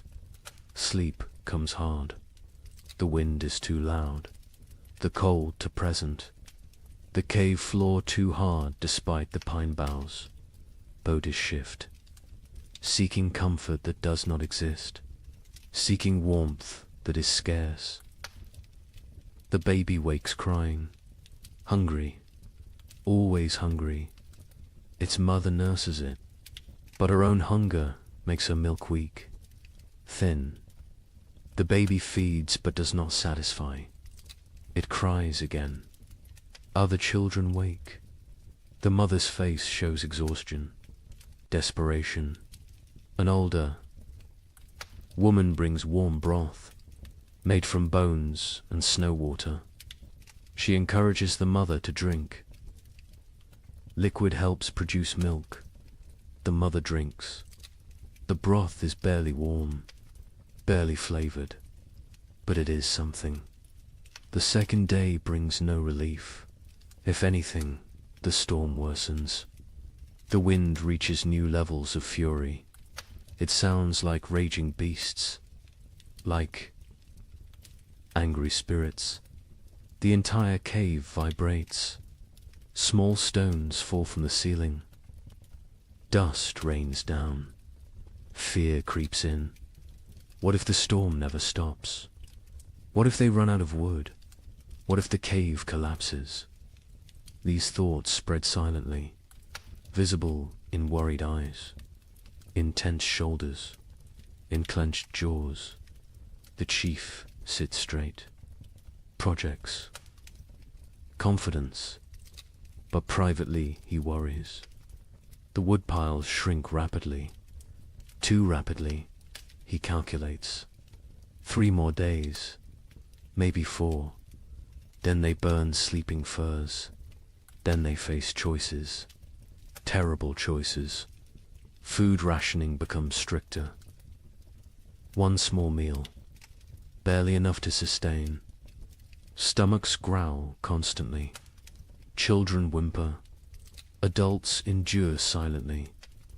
Hunger is familiar. Hunger is survivable. For a while, Torg's hands have healed from the axe work. Now they crack from the dry cold. Blood seeps from split skin. He wraps them in leather strips. The bleeding stops, but the pain remains. He says nothing. Complaining helps no one. A hunter notices moisture on the cave walls, condensation from their breath, from their bodies. This moisture freezes, creates a thin layer of ice. The cave becomes a frozen chamber. Beauty and danger combined. Mira leads. The women in work. They cannot hunt, cannot gather, but they can prepare. They sort through supplies. They repair torn clothing. They sharpen stone blades. Idle hands create despair. Work provides purpose. The women sit together. They speak quietly. They share memories of other winters. Some worse than this, some better. They draw strength from survival stories. From knowing others endured. One woman speaks of losing her first child to cold 10 winters ago. The baby simply did not wake one morning, frozen in sleep. Her voice breaks. Others reach out, touch her shoulder, her arm. Physical. Connection matters. They grieve together. They heal together. The third day breaks their spirits slightly. The storm continues unabated. White chaos outside. Grey despair inside. Hope becomes harder to maintain. Faith in survival wavers. A young child develops a cough, deep and wet. The sound echoes in the cave.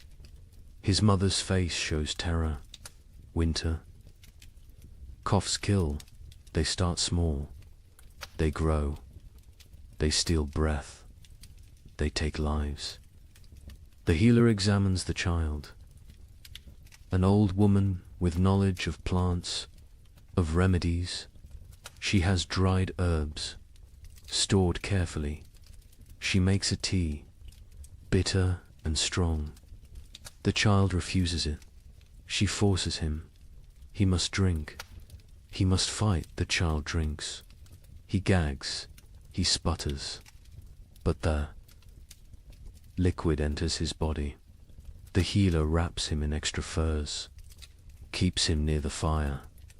She monitors his breathing, his color. She has saved children before. She has lost children before. She does what she can. The fire burns lower. Fuel supplies deplete. The chief makes a decision.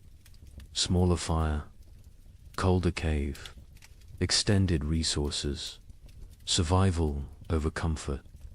The tribe huddles closer. They share body heat.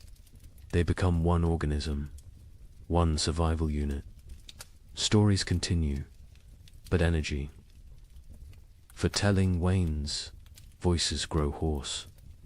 Throats hurt from smoke and dryness. Still they persist. Stories are medicine. Stories are hope. Stories are memory. Kraw dreams fitfully. He dreams of the hunt, of running through snow, of warm blood on cold ground, of meat and plenty. He wakes to cold and hunger. Reality disappoints. But reality is what they have. The fourth day brings a subtle change. The wind decreases slightly. Not much, but enough to notice. Enough to spark hope. Ears strain, listening for further improvement. Praying for silence. By afternoon, the wind drops to a steady roar instead of a scream. The leather hide stops its violent flapping. Stillness seems possible, seems real. The tribe exchanges glances. Cautious optimism. The chief crawls to the entrance. He carefully lifts the hide edge. A tiny gap. Snow immediately blows in, but he can see outside. Barely. The world is still white, still falling, but less violent, less deadly. He drops the hide. He turns to face the tribe. His expression gives them their answer before he speaks. The storm weakens, not over, but weakening. They will survive. They will see the end. Relief flows through the cave, visible, tangible. Shoulders relax. Faces soften. Tears form in some eyes. The trial continues, but the worst has passed. That evening, the coughing child breathes easier. The healer's tea worked, or luck worked, or sheer will worked.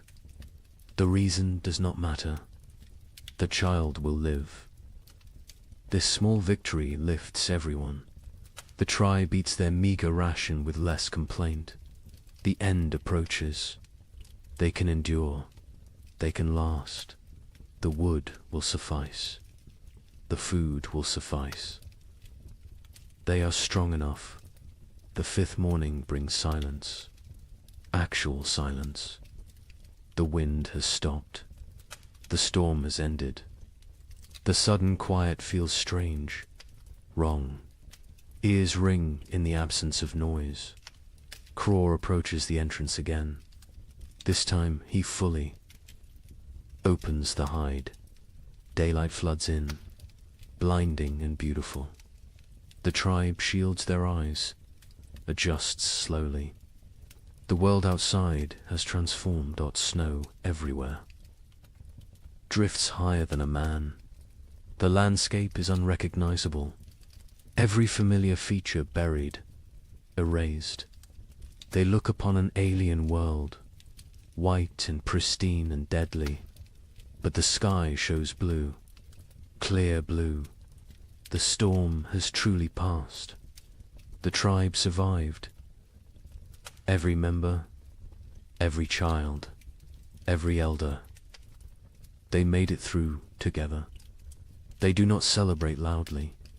They have no energy for celebration. But quiet satisfaction fills the cave. They endured. They protected each other. They remained human in inhuman conditions. The first blizzard has ended. Many more will come, but this one is done, and they are alive. Cold, hungry, exhausted, but alive. That is enough. That is everything.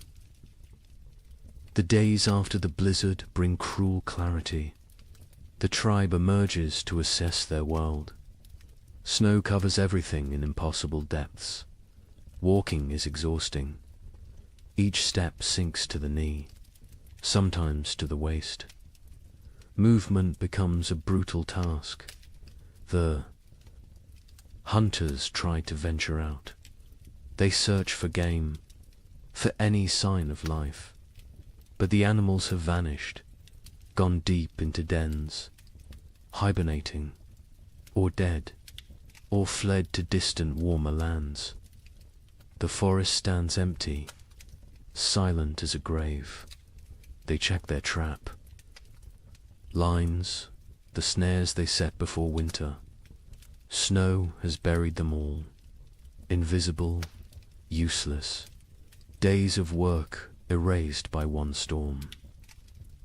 They dig frantically. They find 3 traps, all empty. All sprung by falling snow. The tribe returns to the cave. Their faces tell the story. No food, no prospects, only what they stored. Only what hangs from the ceiling. Only what sits in clay pots. They must make it last. They must ration carefully. The chief counts the supplies again. He uses his stones. He moves them slowly. His count confirms his fears. Not enough. Even with strict rationing, even with 1 meal per day, they will run out before spring arrives. Weeks before, he does not share this calculation. Not yet. Fear helps no one. Panic kills faster than hunger. He will wait. He will hope. Perhaps another opportunity will come. Perhaps luck will shift. The moon rises full and bright. It illuminates the frozen landscape. Everything glows silver, beautiful and deadly. This moon marks the deepest part of winter, the coldest nights, the longest darkness. The tribe calls it the moon of hunger. Every winter it appears. Every winter it tests them. Food becomes an obsession. Stomachs growl constantly. Sleep brings dreams of feasting, of plenty, of meat dripping fat. People wake disappointed, wake to cold reality, wake to emptiness. The single daily meal shrinks. Further, what filled a palm now fits in fingers, barely enough to taste, never enough to satisfy. Children cry after eating, still hungry, always hungry. Mothers have nothing more to give.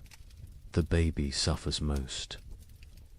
Its mother's milk dries up. Her body has nothing left to convert. She tries to nurse. The infant sucks desperately, gets nothing.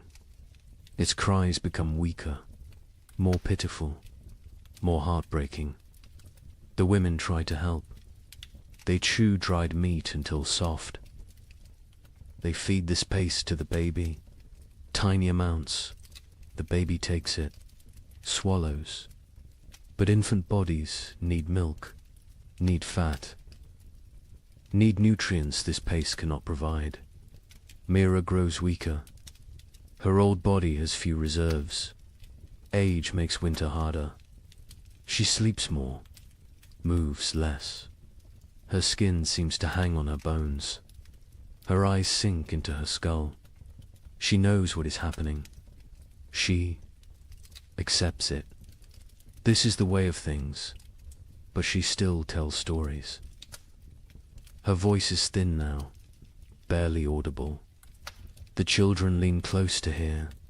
She speaks of abundance, of spring, of flowers and green grass, of warm sun on skin. She gives them hope. She gives them something beyond hunger. A hunter named Breck volunteers to venture far, to search for game in distant valleys. Perhaps the herd's sheltered somewhere. Perhaps hunting is possible. The chief considers this. The risk is enormous. But starvation is certain. He agrees. Breck leaves at dawn. He carries a spear, a stone blade, nothing else. Weight would slow him. He must move fast, cover distance, return quickly, or not return. At all, the tribe watches him go. A small figure against vast white. He grows smaller, smaller, then disappears over a ridge. They pray to spirits, to ancestors, to anything that might listen. Bring him back with food. Days pass. Breck does not return. Hope fades. The tribe assumes the worst. The cold took him, or hunger, or predators, or simple bad luck. They mourn silently. They cannot waste energy on elaborate grief. The fire burns lower, with supplies critical now. They cannot gather more easily. The snow is too deep, the cold too intense. They burn less. The cave grows colder. Ice forms on interior walls. Breath becomes visible even inside. People huddle together constantly.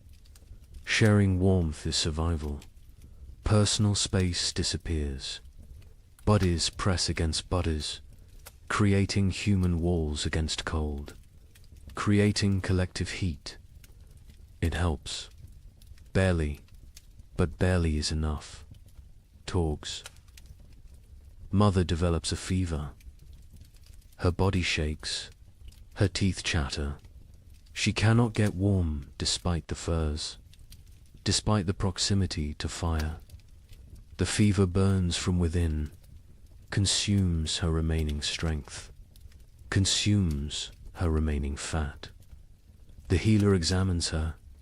She recognizes the signs. Starvation, fever, the body eating itself, trying to generate heat, trying to survive. But without food, the body destroys itself. Muscles become fuel, organs become fuel. Death approaches. The healer makes another tea. Her herbs are nearly gone. Only a few precious leaves remain. She must choose. Who gets treatment? Who goes without? These choices haunt her, but she must make them. She gives the tea to Torg's mother. A chance. A small chance. The woman drinks. The liquid burns her throat.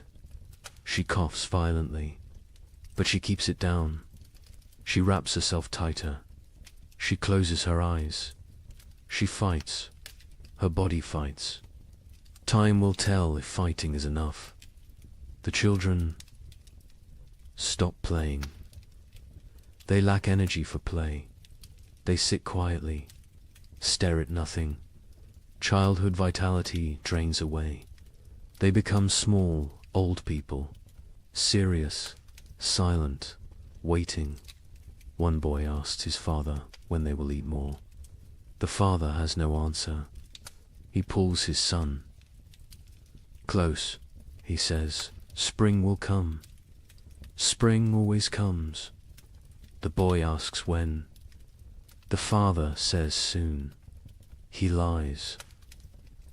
Spring is months away, but the lie is kindness.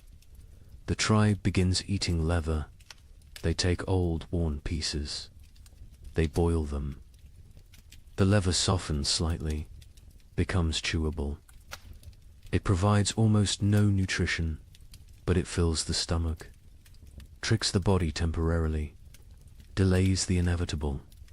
They scrape hide scraps, collect tiny bits of dried meat, particles that fell, that were missed. They gathered these with desperate care. Every crumb matters. Every fragment could mean another day. The chief notices people eyeing the stored seed. Small amounts save for spring planting. Eating that seed means no crops next year.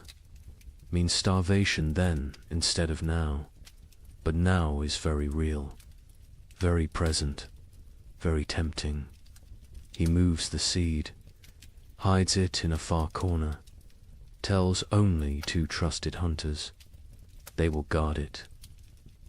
Die before allowing it to be eaten. Future survival demands this sacrifice. Present suffering must be endured. On the 7th day of the moon of hunger, the baby dies. It simply stops breathing during the night. Its mother wakes to cold stillness. She does not scream. She has no energy for screaming. She holds the small body, rocks it, as if warmth could return life. The women come. They gently take the infant. They wrap it in soft rabbit fur. They place it near the cave entrance. The frozen section, it will keep there. When the ground thaws, they will bury it properly. For now, this is all they can do. The mother sits empty. Her arms feel wrong without the weight. Her chest aches with useless milk that finally came. Too late, always too late. Other women sit beside her. No words exist for this loss. Presence is enough. Mira's breathing becomes labored, wet and rattling. She lies on her furs. She does not complain, does not demand attention. She simply fades. Life seeping away like water into sand. The tribe knows. They have seen this before. Young. Ones are brought to her, one by one.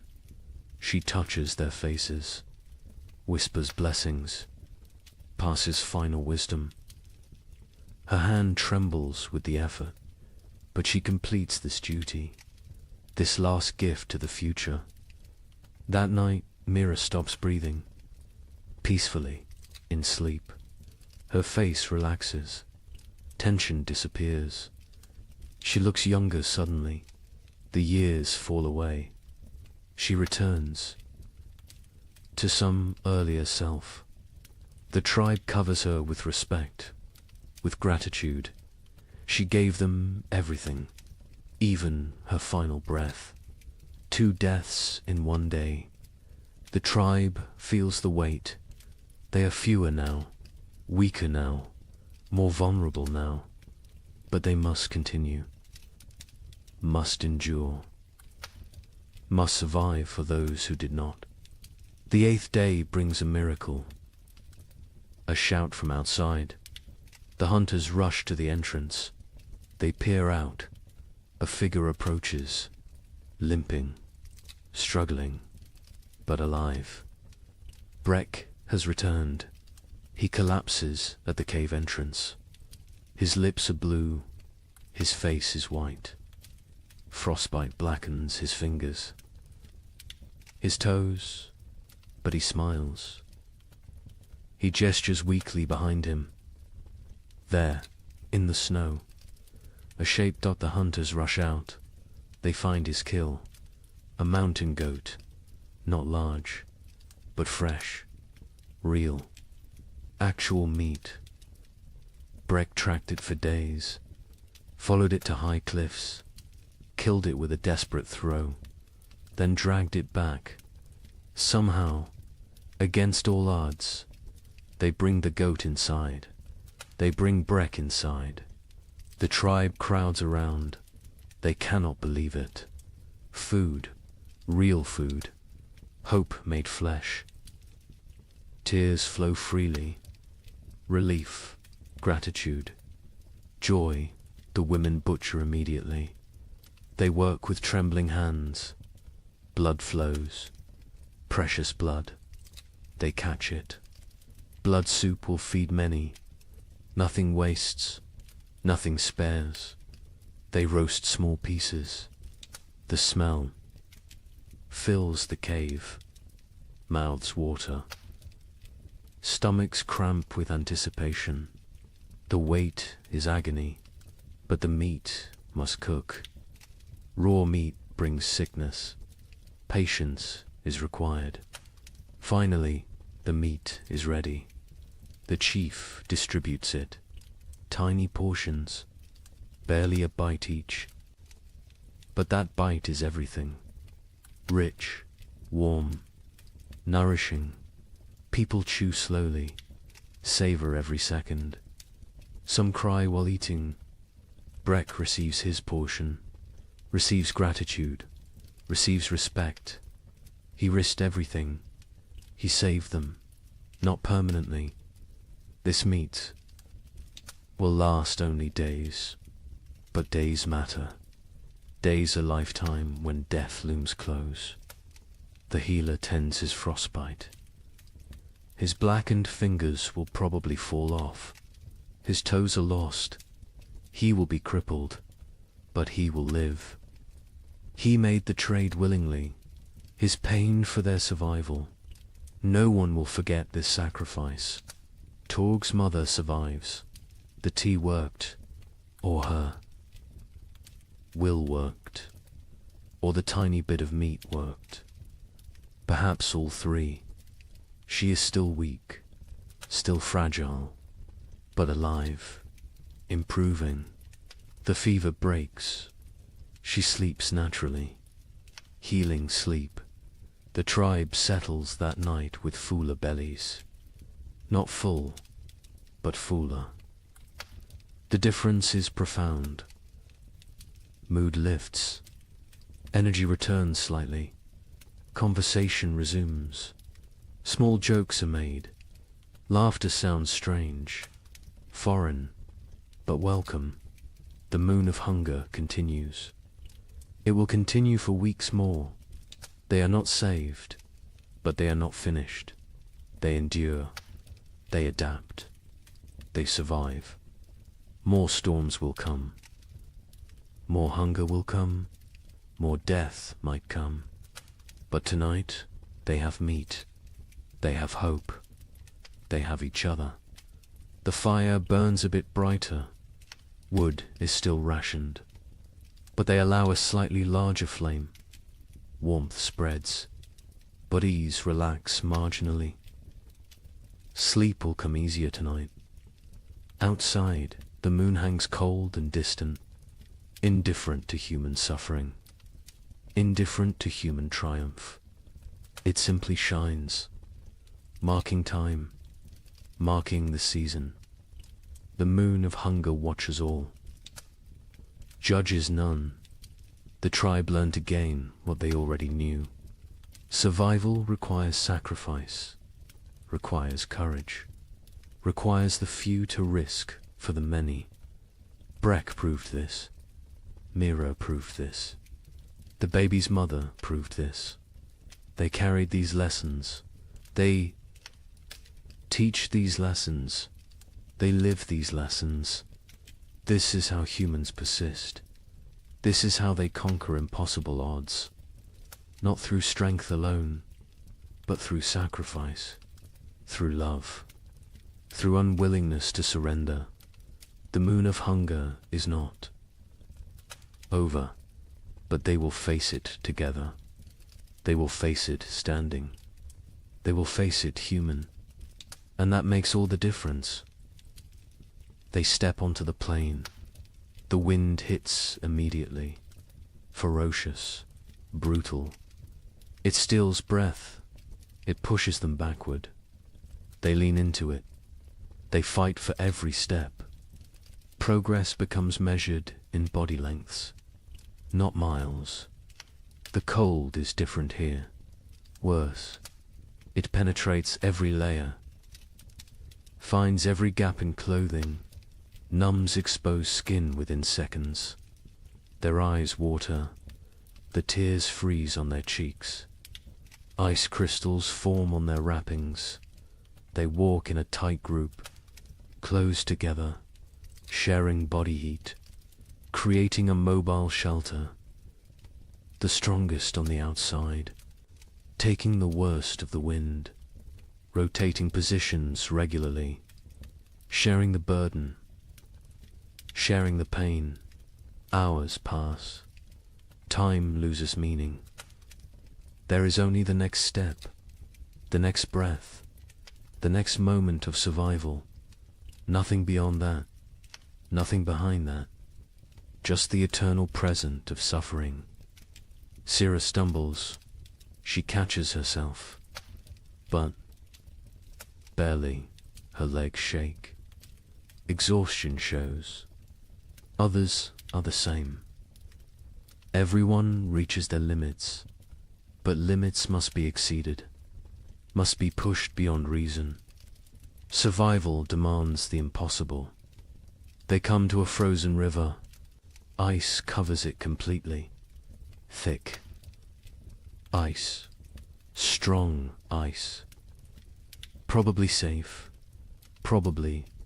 But ice is treacherous. Currents flow underneath. Weak spots form. One wrong step means freezing water, means death. Crawl tests the edge. He stamps hard. The ice holds. He ventures further, still solid. He waves the others forward. They cross one at a time, spreading out, distributing weight. Every step careful, every movement calculated. Halfway across, the ice groans. A deep, ominous sound. Everyone freezes. They wait.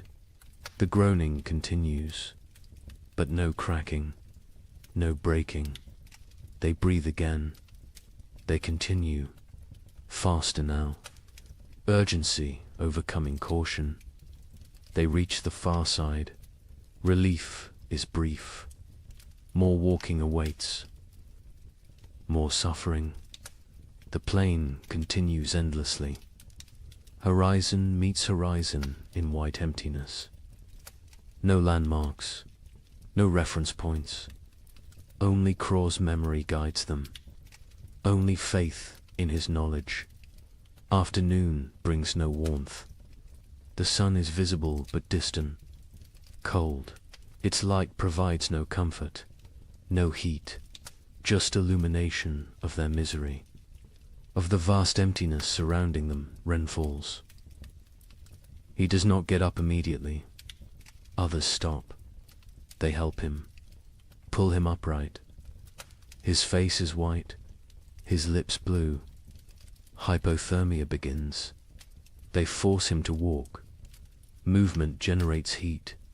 Stopping means dying. He walks, stumbling, barely conscious.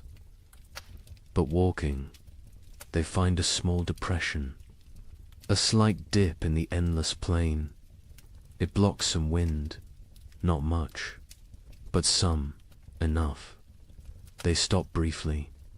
They need rest, need water, need to check their bodies. They huddle together. They share warmth. They drink from water skins. The water is partially frozen. They break ice with their teeth. The cold liquid burns going down, but hydration matters. Dehydration kills in cold. Silently, quickly, Syrah checks everyone's extremities. Fingers, toes, noses, ears. Looking for white patches, for frozen flesh. She finds some on Ren.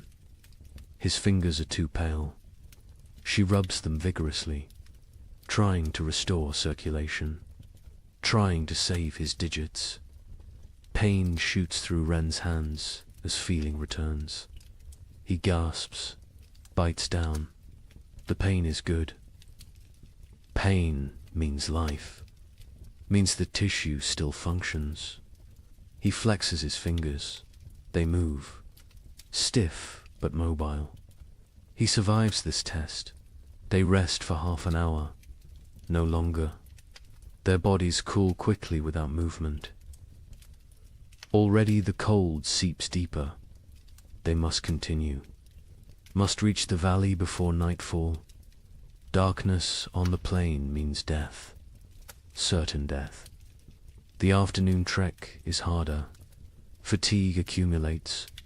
Muscles refuse commands. Minds grow foggy. This is dangerous. Clear thinking preserves life. Confusion kills. They focus on simple goals. Next 100 steps. Then next 100. Then next, they see shapes ahead. Dark forms against white.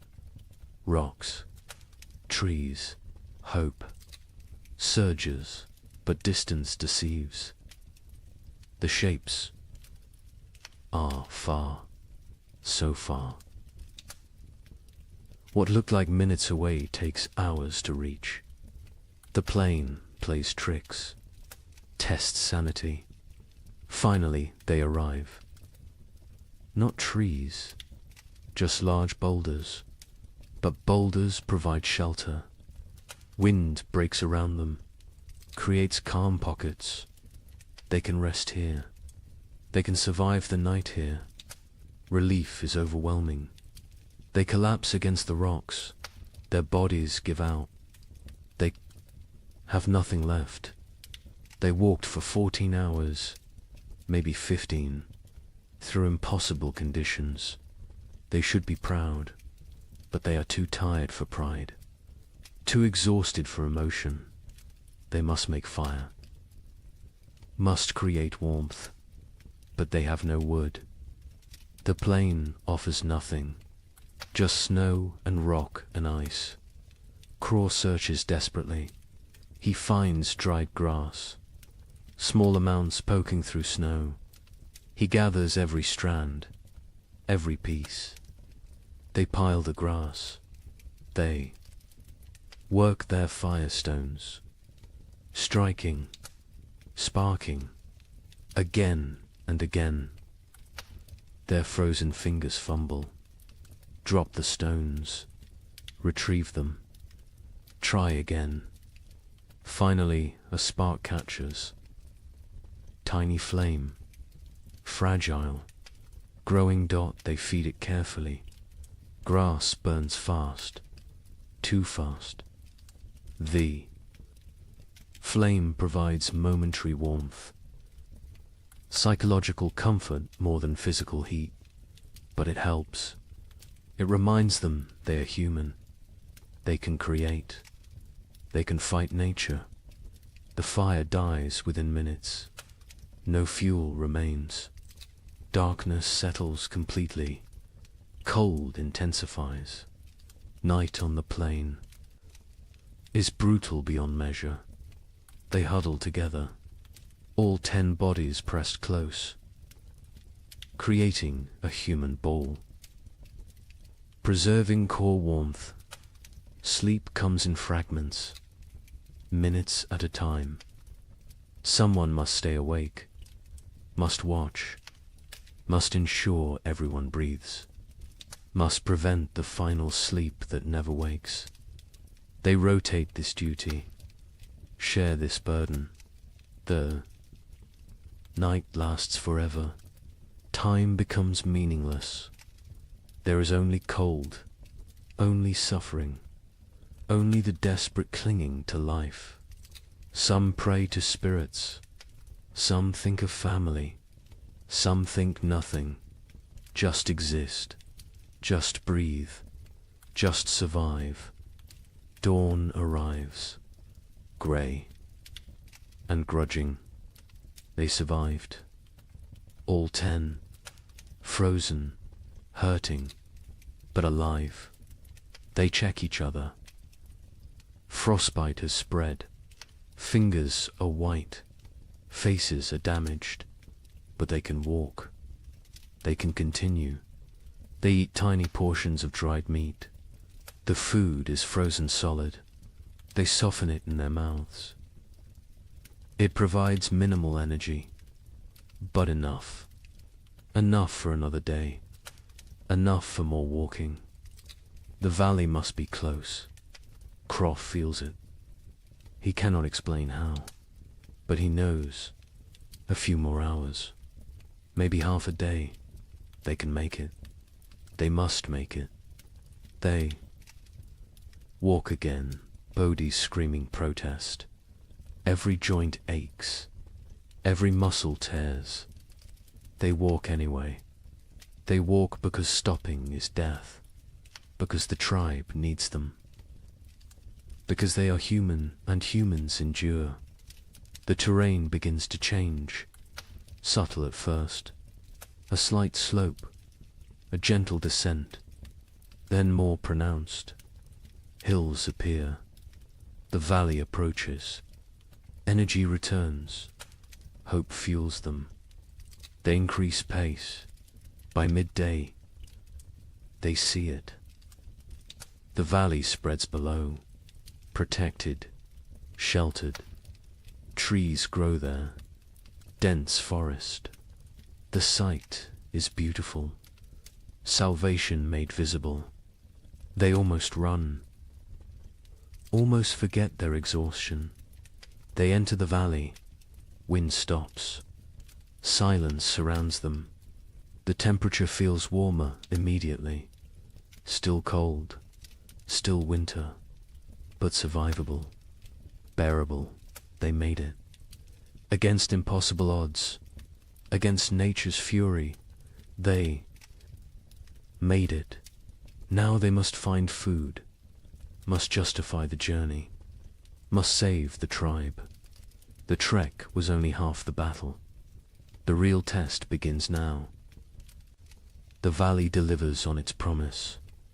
The hunters find game within hours, deer sheltering in thick forest. A small herd, 5 animals, healthy and fat. They have survived winter well, protected by the valley's embrace. The hunt is successful. 2 deer fall, 2 coordinated spears. The hunters work efficiently. They butcher, they preserve, they prepare for the return journey. Success tastes sweet, sweeter than the meat itself. They saved the tribe. They accomplished the impossible. The journey back takes 4 days. They carry heavy loads, meat wrapped in hide, dragging it through snow. The weight slows them, but spirits are high, high enough to overcome exhaustion, high enough to push through pain. The tribe spots them from a distance, 10 figures approaching, all walking, all alive, and carrying something, carrying hope. The cave erupts in celebration, crying, shouting, relief pours out. They feast that night, controlled feasting, rationed celebration, but feast nonetheless. Meat fills bellies, strength returns to limbs, color returns to faces. The tribe steps back from death's edge, not far, but enough days pass into weeks. The meat lasts longer than expected. Careful rationing, careful preservation. The tribe survives, continues, endures. Then something changes, subtle at first, easy to miss, but Craw notices. He always notices. The air feels different, less sharp, less cutting. The quality of cold has shifted. He mentions it to the chief. The chief feels it too. Something is coming, something changing. They watch, they wait, they observe. The days grow longer, minutes at a time, barely noticeable, but cumulative. Dawn arrives earlier. Dusk comes later. Light increases. Darkness retreats. The balance shifts. The sun rises higher in the sky.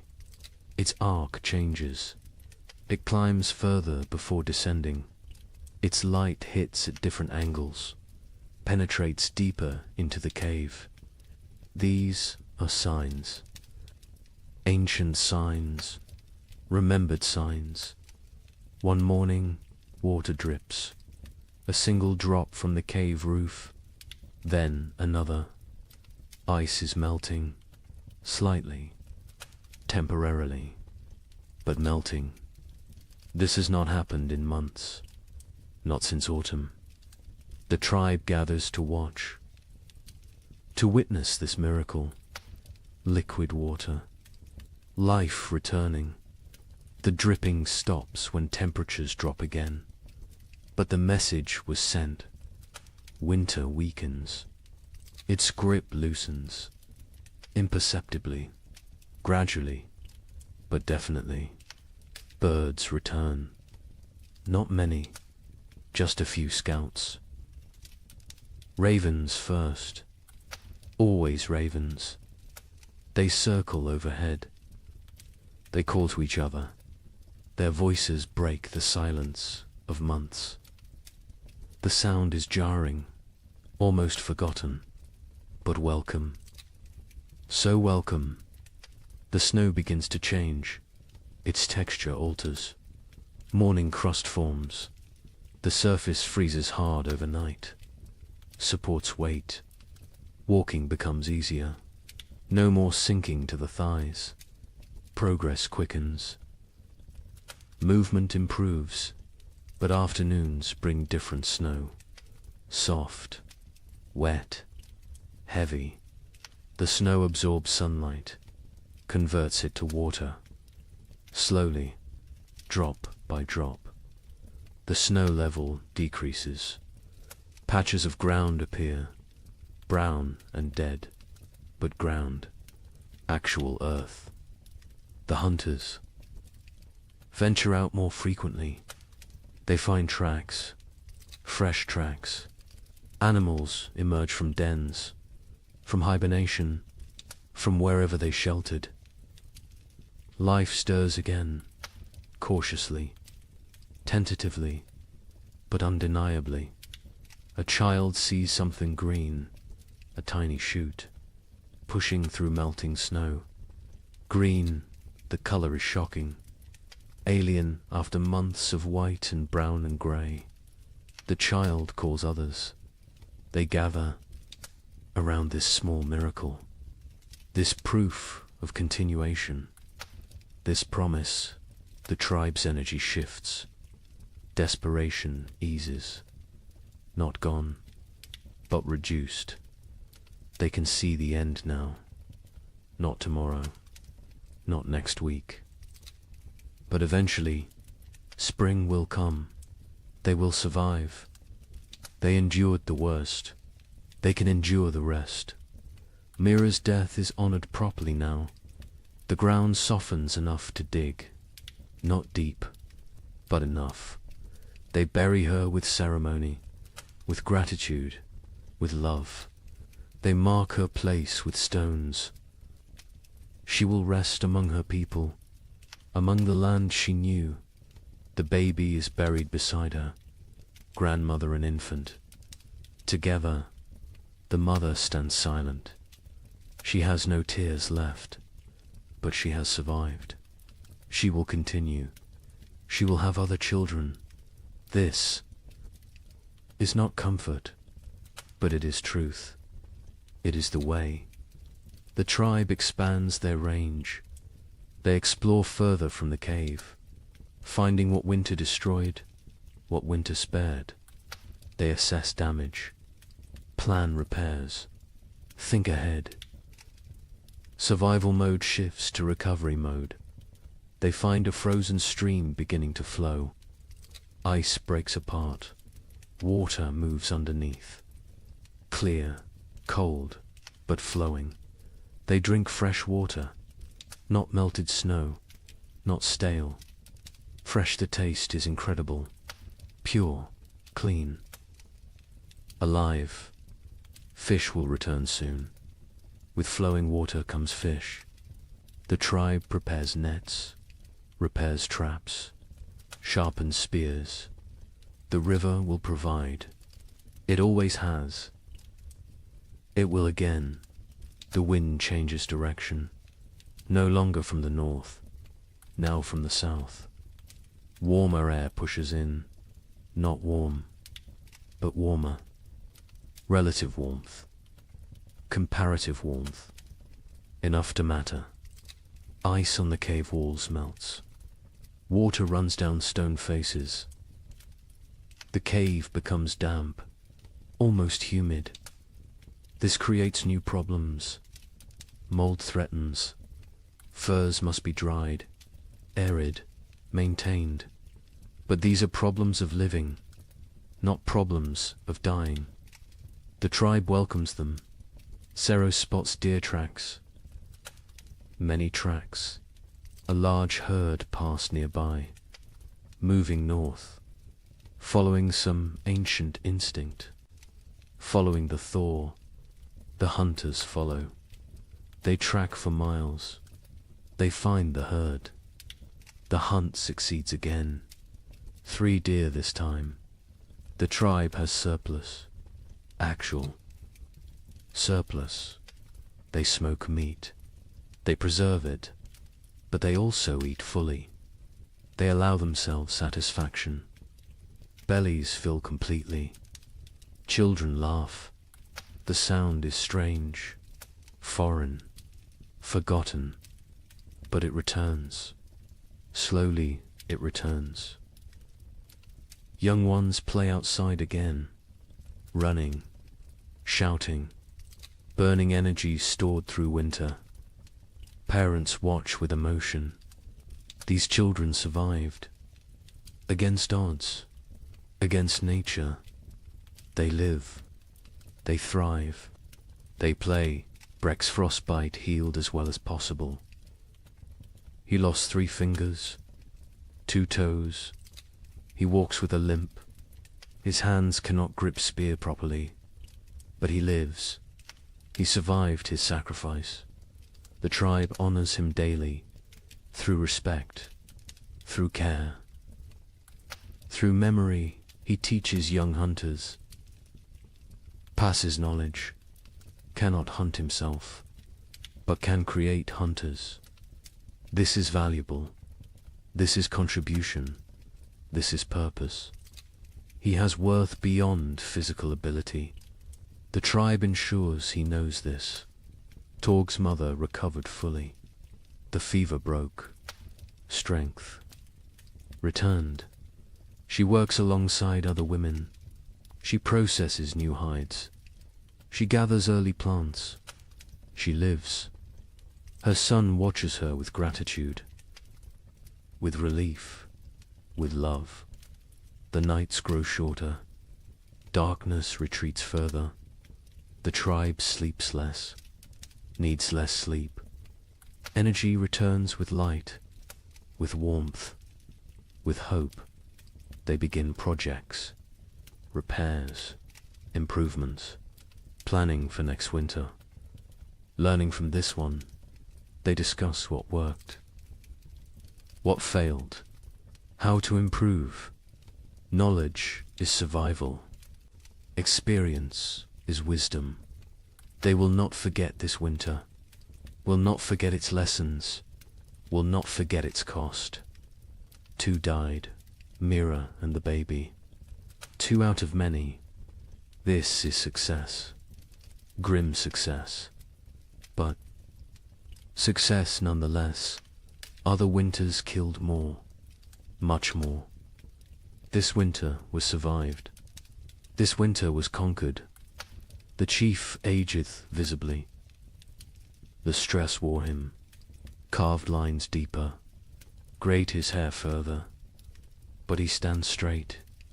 He led well. He made hard choices. He saved the tribe. Leadership exacted its price. He paid willingly. Cross joins ache more. The track damaged him. Pushed his aging body beyond limits. He knows his hunting days near their end. Soon he will teach only, lead only. hunt vicariously through younger men. This is natural. This is right. This is the cycle, but not yet. This spring he will hunt. This summer he will provide. He has a few good seasons left. He will use them fully, will extract every last contribution. This is his way. This has always been his way. The tribe ventures to high ground. They look north, the direction of the killing cold, the direction of death. Snow still covers distant mountains. Ice still gleams on peaks. Winter remains there, will remain for months. But here, in the valley, in their home, spring approaches, green spreads, slowly, gradually, but visibly. Grass emerges, leaves bud, flowers prepare to bloom. Color returns to the world. The monochrome existence ends. Life reasserts itself. Birds return in waves, small ones first, then larger. They sing, they call, they mate, they build nests. They choose to live here, choose to raise young here. The tribe takes this as blessing, as approval, as sin. Children collect eggs, carefully, leaving some, taking some. The birds can spare them. The birds will lay more. This is balance. This is sustainable. This is how it works. A bear emerges, thin, hungry, dangerous. It approaches the cave. The hunters drive it away. They cannot kill it. Too dangerous, too large. But they make their presence known, establish dominance, protect their territory. The bear leaves, seeks easier prey. The tribe remains vigilant. More bears will come, more predators. Spring brings life, but also competition, also danger, different danger than winter, but real. They prepare defenses, reinforce barriers, sharpen weapons. Spring is not safety. Spring is different challenge. Different tests, but they survived winter. They can handle spring. The elderly who remained in the cave through the trek are recovering. They endured. They kept fire burning.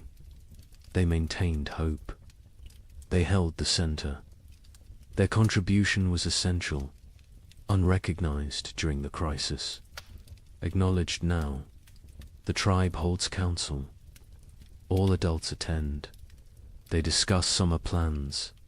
Where to hunt, where to gather, what to store, how to prepare for next winter. Always next winter. Winter always comes again. But between now and then, between this moment and that future threat, there is spring. There is summer. There is abundance. There is life. They will live fully, live completely, live gratefully. The thaw continues, accelerates, snow vanishes, rivers swell, the land transforms. The frozen death world becomes living green world. The change is profound, almost unbelievably, but real. Witnessed, experienced. The tribe survived. All but two. They endured when winter meant death. They outlasted the brutal cold. They conquered the primitive darkness. They proved again what humans are, what humans do, what humans will always do. They survive. They adapt.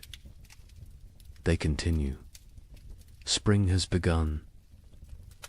The tribe gathers in evening light, not inside the cave, outside, under open sky.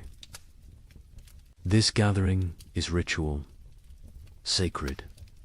It happens after every winter, after every survival. The time has come to speak, to remember, to learn. The chief sits at the center. Elders form a circle around him, hunters behind them, women next, children at the outer ring. Everyone has place, everyone has voice. This is how knowledge passes. This is how wisdom survives. The fire burns. Between them, not for warmth now, for ceremony, for focus, for connection. Flames dance, sparks rise. The tribe watches, reflects, prepares to speak their truths. The chief begins.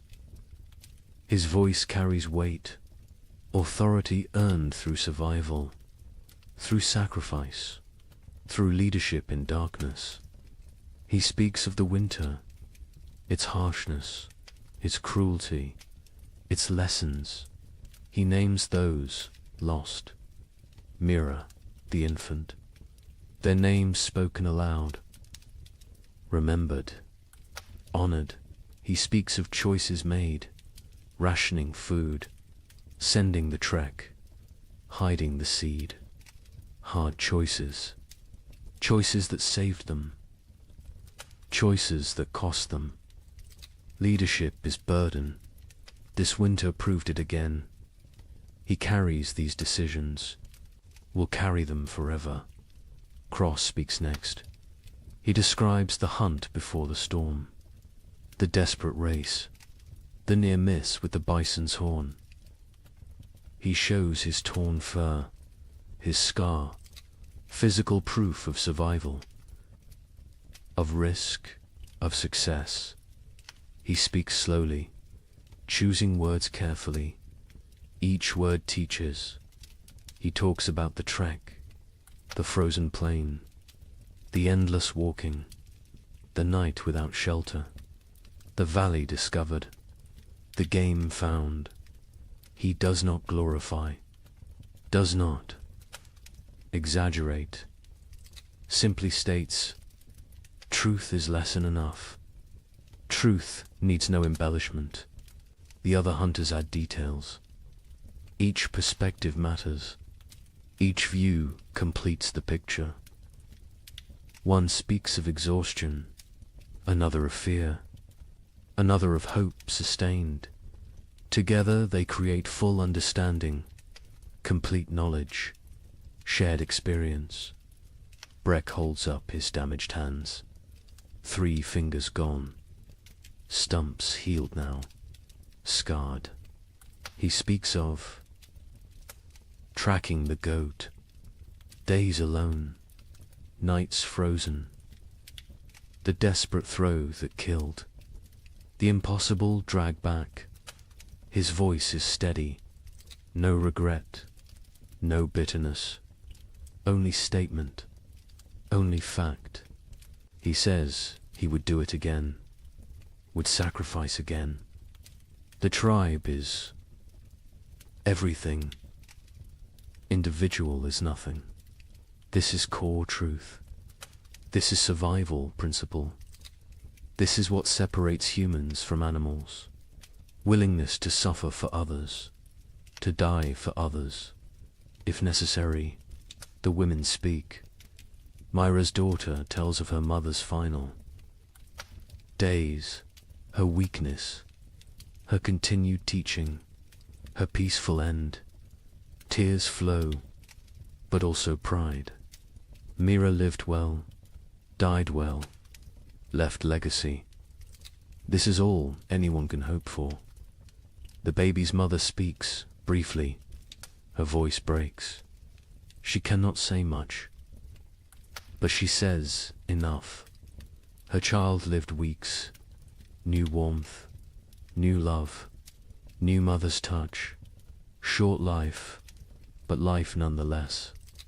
She will honor it, will remember it, will carry it forward.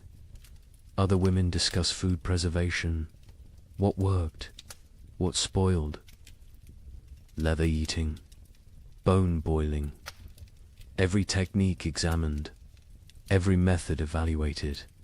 They share improvements, better ways, smarter approaches. Next winter, they will do better. This is the point. Always improve. Always learn. Ciro speaks of navigation, of reading snow, of finding signs, of keeping group together. She describes the river crossing, the groaning ice, the careful steps. She explains her fears, her doubts, but also her determination. Leadership is not certainty, is not confidence, is commitment despite uncertainty. The young ones ask questions. How did you stay warm? How did you stay brave? How did you keep going? The answers vary. Honesty prevails. Sometimes we did not stay warm.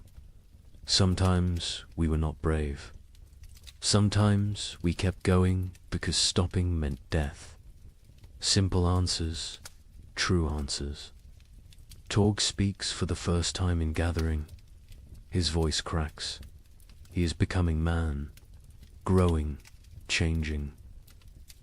He talks about the wood gathering, the blistered hands, the aching back, the satisfaction of contribution. He learned his value, his worth, his place in the tribe. This winter made him adult. His mother adds her story. The fever, the weakness, the tea that saved her. She thanks the healer publicly. Gratitude expressed. Debt acknowledged. The healer nods, accepts thanks, but says she only did what she knew, what others taught her, what Myra taught her years ago. Knowledge circles, returns, perpetuates. The healer discusses her herbs, what she used, what she saved, what she needs to gather. She lists plants, describes locations, teaches identification. Several women listen intently. They want to learn, want to help, want to preserve this knowledge. The healer accepts students, welcomes them. Knowledge must spread, cannot die with one person. Talk turns to preparations. What they should have done, what they will do next time. More wood, always more wood. Better storage, improved insulation, stronger entrance barriers, backup supplies, hidden caches, distributed resources. They brainstorm, they plan, they commit. Someone suggests splitting the tribe, half in one cave, half in another. If one location fails, the other survives. Discussion follows. Arguments for, arguments against. The chief listens, considers, makes no decision tonight. This needs thought, needs time. Will be decided before next winter. The feast day arrives with warmth, actual warmth. The sun climbs higher. It stays longer. Its rays penetrate winter's final defense. The cold retreats, step by step, day by day. Life returns. The tribe moves through mourning with purpose.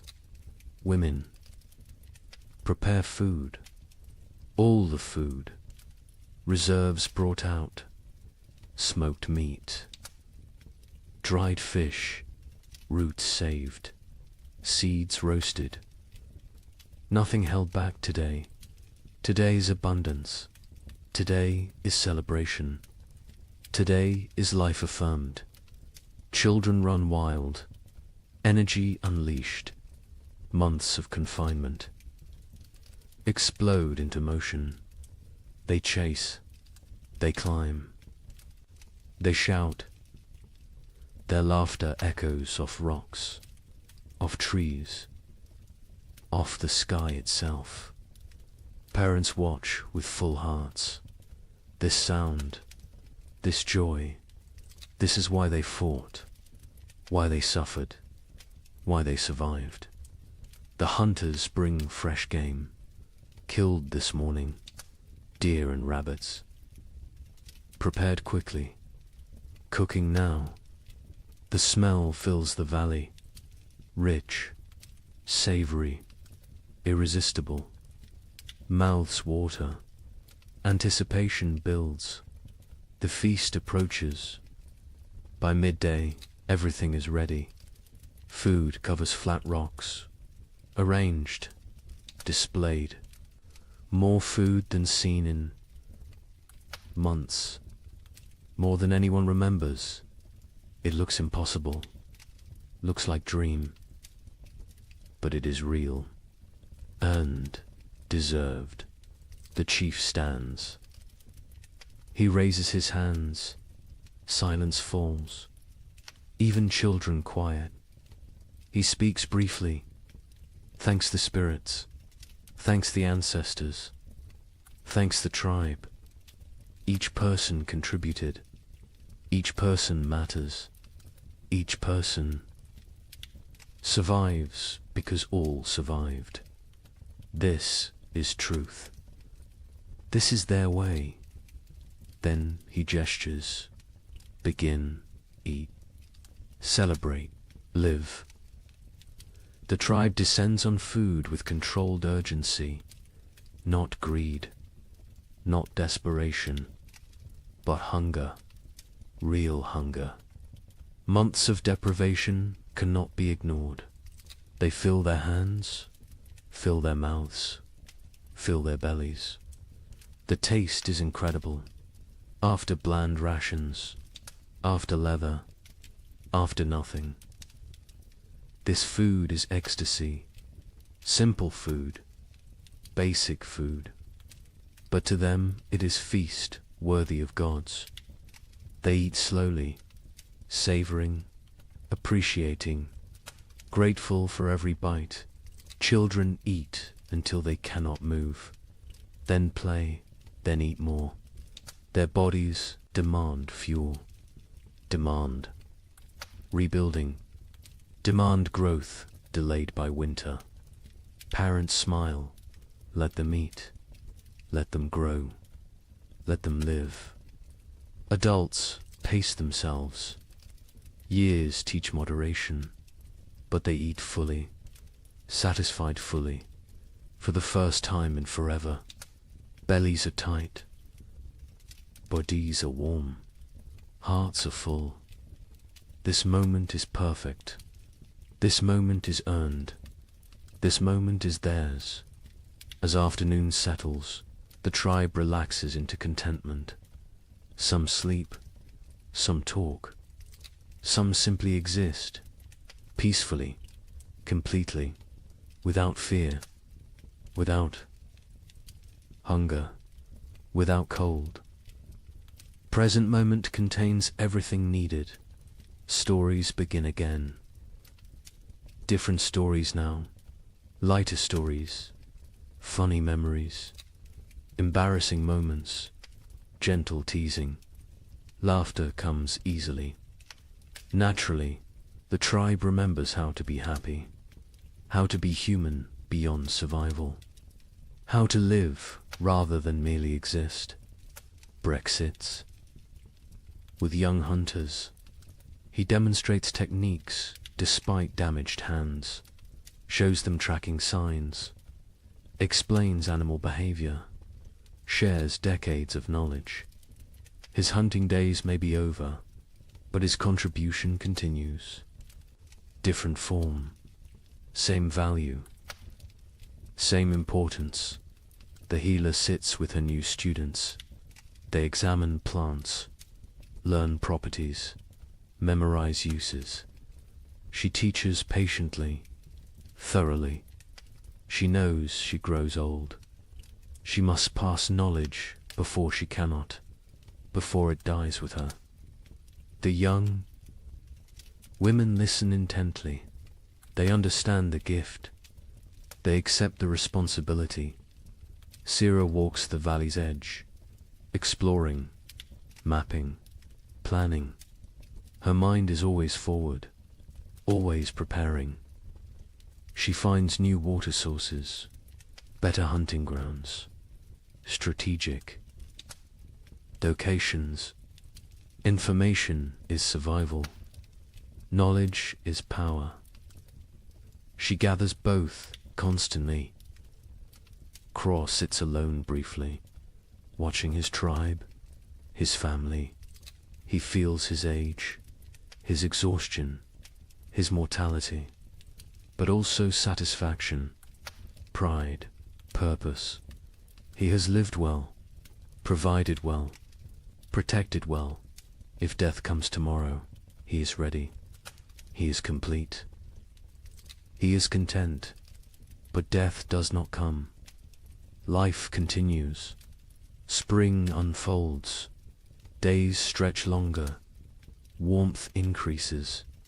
Green spreads across the land like water, flowing, growing, transforming everything it touches. Other tribes exist. Other peoples, scattered across the vast lands. Each endured their own winter. Each fought their own battles. Each lost their own members. Each survived through strength and sacrifice and will to the north. Coastal peoples weathered storms. Ocean. Winds brought different cold. Wet cold. Penetrating cold. They huddled in driftwood shelters. Ate fish when they could. Kelp when they must. They survived.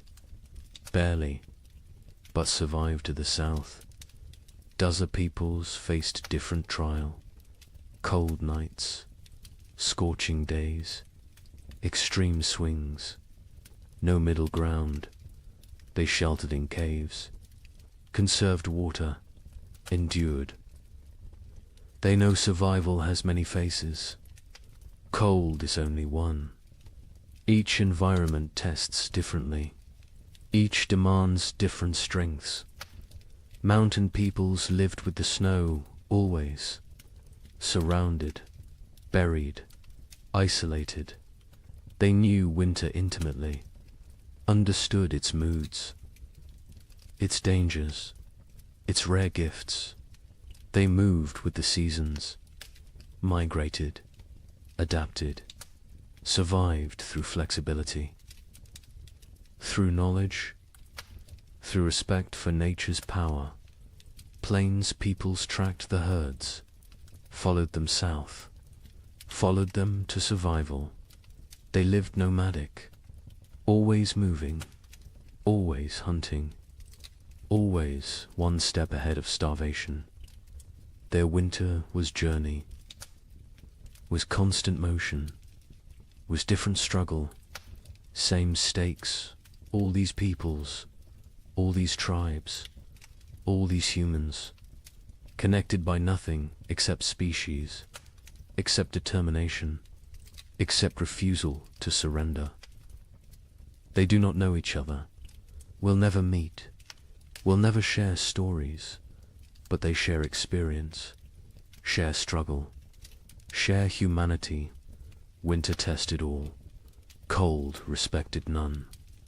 It killed without preference, without mercy, without meaning. It simply was nature being nature, indifferent, eternal, unstoppable. But humans stopped it anyway.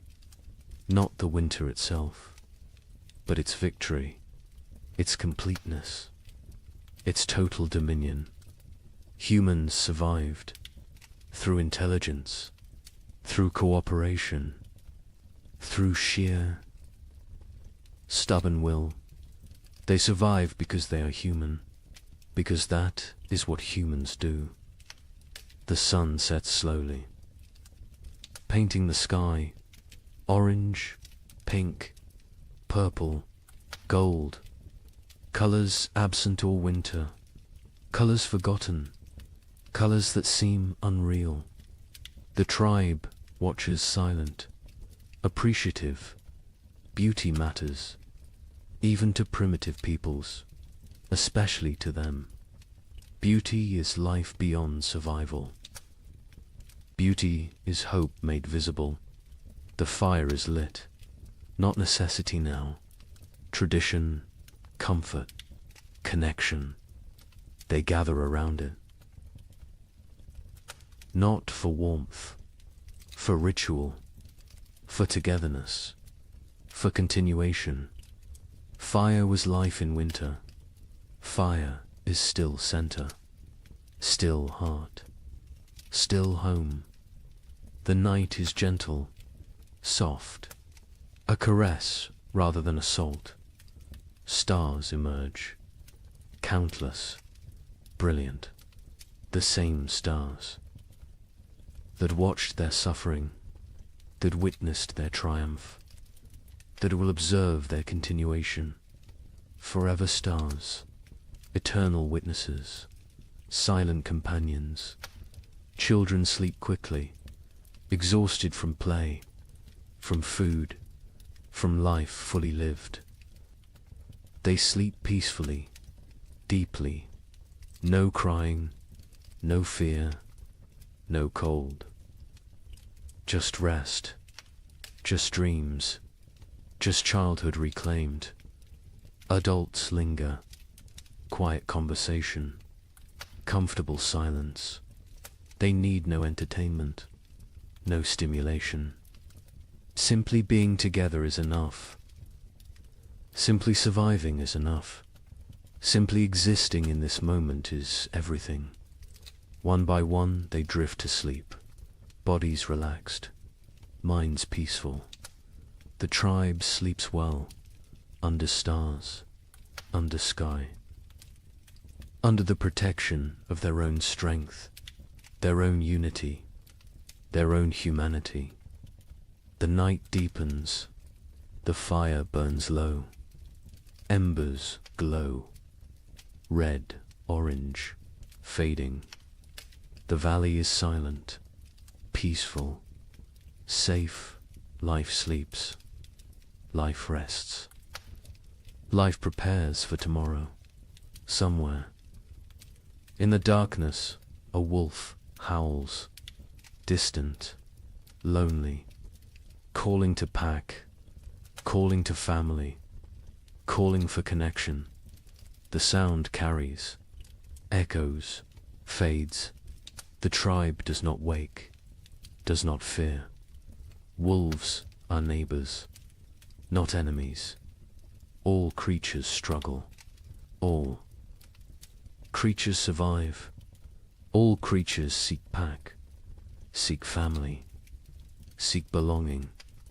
The echo continues. Not just wolf, but all sounds, all voices, all stories. They echo through time, through generations, through eternity. This tribe will fade. These people will die, but their echo continues. Their legacy persists. Their survival matters, because they are not the end. They are the beginning, the foundation, the root. From them come others, many others, countless others. Every human alive carries their echo, their determination, their refusal to quit. These primitive peoples, these ancient survivors, these frozen warriors, they are ancestors to everyone, to all of humanity. Their winter is our winter. Their struggle is our struggle. Their survival is why we exist. The night holds all of this, all of history, all of future. all of possibility. It holds the sleeping tribe, the dying fire, the silent stars. It holds everything that was, everything that is, everything that will be. And in the morning, they will wake, they will continue, they will live another day, then another, then another, until winter comes again. And they will face it, and they will endure, because that is what they do, what they have always done, what they will always do. They are human. They survive. The night knows this. The stars know this. The earth knows this. And now you know this. To dot rest now. Sleep now. Dream of warm fires. Of full bellies. Of tribes that endure. Of humans who refuse to quit. Of ancestors who gave us everything, including survival itself. The echoes continue, forever, always, in the night.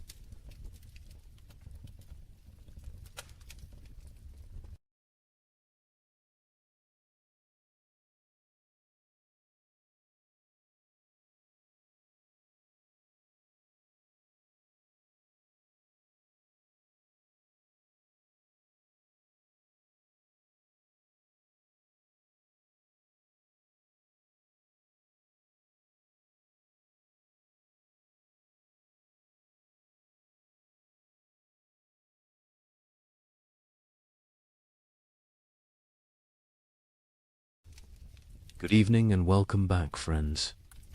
Tonight we're diving into the fascinating world of the Roman Empire. As always, let me know where in the world you're listening from. Get cozy, settle in, and let's begin. The torches burned low against the marble walls of the Colosseum, their flames bending and snapping in the night wind. Smoke curled upward, painting the corridors in shifting shadows that seemed alive. Somewhere deep within those walls, cages rattled. The guttural growl of a lion broke the silence, followed by the shrill cry of a panther pacing its enclosure. The air was thick with the scent of straw, iron, and blood.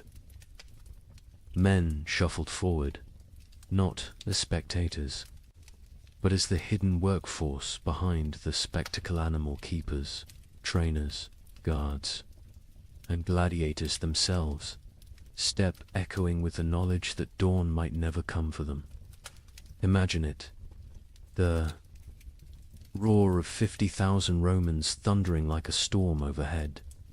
Yet before the games even began, death was already at work in the corridors below. Lions lunged against their bars, their claws scraping sparks across iron. Elephants, chained and restless, shifted their massive weight, shaking the earth beneath the workers' feet. A single slip of a chain, a missed strike of the trainers.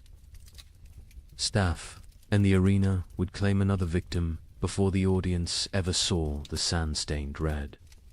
Now, ask yourself, what would it feel like to wake each morning knowing that your job itself, the task you were paid or forced to perform, was a gamble with death? Not a soldier in battle, not a rebel hunted by Rome, but a worker, a laborer, a craftsman whose daily duties carried a sentence no law had to write. Would you sleep at night? Or would your dreams be haunted by the growls from the cages, the weight of the stones above your head, or the smell of lead dust clinging to your breath? History books love to tell us about emperors, senators, and generals. They speak of triumphs, victories, and architectural marvels, but rarely do they dwell on the hands that bled to build those monuments, or the men and women whose very survival depended on risking their lives in silence.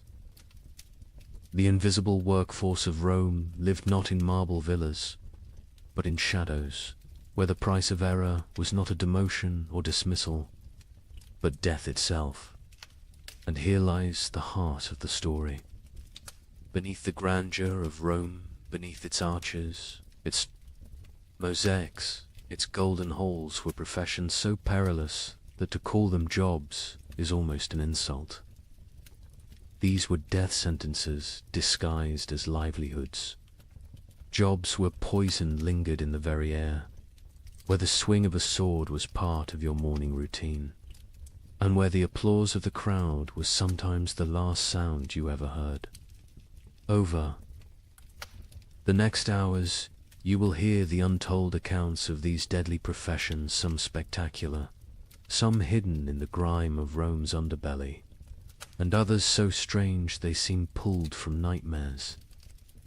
From the men who faced wild beasts before breakfast, to the miners whose lungs filled with poison in the empire's dark tunnels. We will walk step by step into the shadows Rome tried to leave behind. But let this question guide you as we begin. If your job demanded your life as payment, would you accept the risk for glory, for survival, or simply because you had no choice? When most people picture ancient Rome, they imagine the shimmering surfaces of marble temples, the echo of sandals across polished floors, and the thunder of cenotes debating in the forum. They think of emperors draped in purple robes, feasts piled high with roasted boar and honey cakes, and gladiators striding into the arena beneath the roar of 50,000 voices. Rome has always been remembered for its grandeur, its victories, and the magnificence of its architecture. But what history books often gloss over is that the empire wasn't built on marble, it was built on blood, sweat, and the fragile bodies of millions of workers whose daily lives were defined by danger. Rome was not just emperors and generals. Behind every golden banquet, behind every aqueduct arching across the countryside, behind every amphitheater filled with spectacle, there were invisible laborers who risked everything to keep the empire alive. For every senator reclining in luxury, there were hundreds of slaves and freedmen hauling water, shaping stone, smelting iron, cleaning streets, or fighting beasts. Their names were rarely recorded. Their stories were rarely told.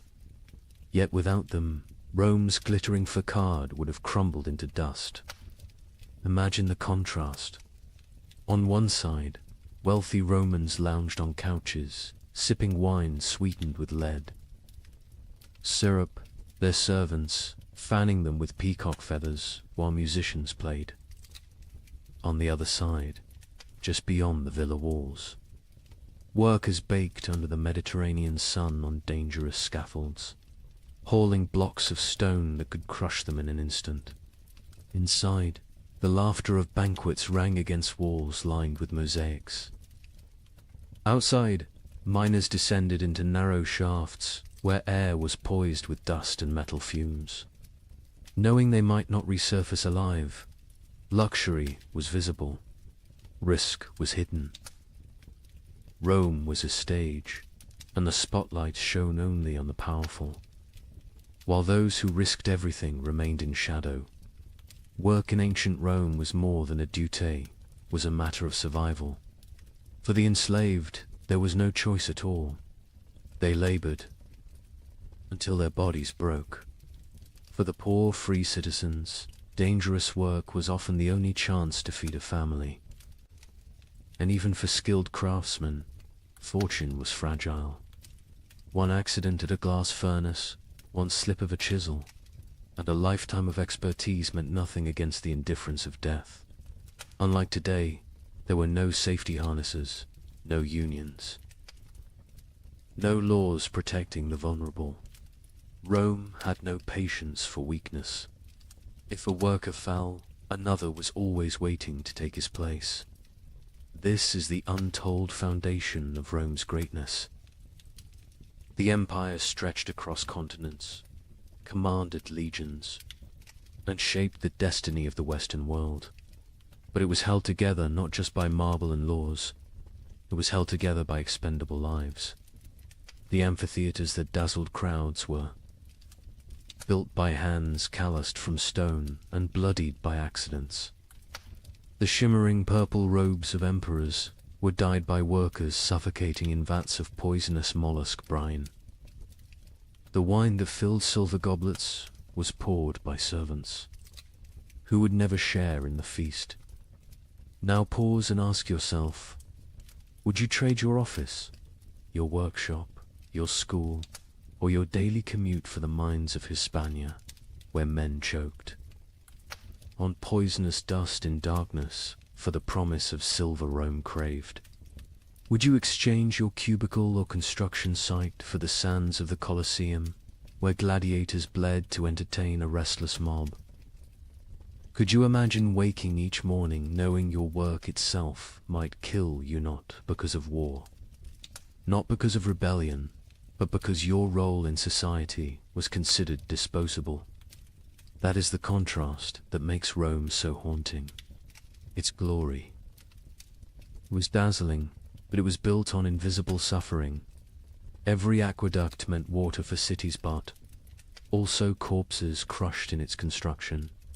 Every road meant trade and travel, but also slaves dying in the ditches.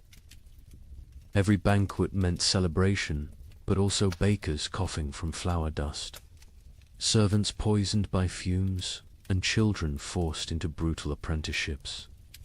Rome was not just a civilization of luxury, it was a civilization of calculated risk, where millions lived knowing their value extended only as far as their usefulness to the empire. As we step deeper into these stories, keep this in mind. The history of ancient Rome is not just about triumphs and monuments. It is about the unseen workers who carried the weight of empire on their shoulders, often until those shoulders broke. Tonight, we will walk in their footsteps. We will stand in the mines, in the furnaces, in the arenas, and in the shadows of temples to uncover the professions so perilous they could rightfully be called the deadliest jobs of the ancient world. So, settle in. The story you are about to hear is not one of emperors' speeches or military campaigns. It is the story of ordinary men and women whose names we will never know, but whose risks carved Rome into the world's memory. And as we journey through these forgotten professions, I'll ask you again to reflect. How safe is your work compared to theirs? And more importantly, would you have survived in their place? Beneath the Colosseum, night was never silent. Torches sputtered against damp stone walls, smoke trailing upward into the labyrinth of corridors. From the shadows came the sound that froze even hardened gladiators in their tracks, the rattling of iron bars, the scrape of claws against cage doors, the guttural growl of beasts that did not belong to Rome but had been dragged here from the farthest corners of the empire. Leopards shipped from the rocky coasts of North Africa, half-starved, to make them hungrier. Tigers, stolen from distant India, pacing in restless fury. Bears hauled from the frozen forests of Germania. Even elephants, towering and furious after months of brutal marshes, swayed on their chains, slamming tusks into wooden barriers that cracked under the strain. The ground itself trembled when these creatures roared, and the men tasked with keeping them under control knew the truth. They were one mistake away from being torn to pieces. These men were the Venator shadows, the animal trainers. History rarely records their names, but their presence haunted every spectacle. Before the crowd even took their seats, before a single gladiator raised a sword, these workers had already stared death in the eye. Their jobs were simple in description, yet terrifying in practice. Feed the beasts, transport them, prepare them for combat, and release them into the arena at just the right moment. But simplicity on paper did not translate to safety in reality. Feeding a lion wasn't a matter of tossing meat over a wall. Trainers stepped into cages, armed with nothing but a staff, a whip, and their nerve. One slip of the boot on blood-slick straw, one moment of hesitation while securing a gate, and the outcome was certain. The animal lunged, claws raked, jaws snapped shut, and no one risked entering the cage to drag the trainer's body back. The suspense of those moments was unbearable. Imagine holding a slab of raw meat in your hand, the smell driving the lion to frenzy, its amber eyes locked onto yours as though you yourself were the meal. Imagine the tremor of the bars as the beast hurled itself against them, the iron shrieking like thunder in the confined corridors. Every feeding was a gamble. Every day survived was a small victory. The Empire did nothing to soften the danger. In fact, it often heightened it. Trainers were ordered to starve animals before games, ensuring they would be more violent, more dramatic for the crowd. They baited the beasts with wooden dummies soaked in blood, conditioning them to attack on sight. They lit torches in the faces of elephants to keep them agitated, lashing their trunks until the massive creatures charged blindly into the sand. To the Romans above, these were thrilling displays of power. To the men below, they were acts of survival. The fallout of this profession was as bloody as the games themselves. There are accounts of trainers being dragged into cages, shredded within seconds by the very animals they sought to control. Some were mauled in the holding chambers before the beasts ever saw the light of the arena. Ships carrying exotic predators sometimes became floating prisons of chaos, with handlers torn apart mid-voyage. And when things went wrong during the games, it was often the trainers who were sacrificed first, thrown into the sand alongside the beasts to buy time while soldiers rallied. Picture this. The gates rise, and a tiger bursts into the sunlight, its muscles coiled with hunger. The crowd roars with excitement, but backstage, panic has already erupted. A handler failed to secure the second chain. The tiger lashes back toward the holding corridor, tearing into the men behind the scenes. For the audience, the spectacle remains seamless. They see only the drama in the arena. But behind the curtain, death is quiet, fast, and unacknowledged. Ask yourself, would you take that job?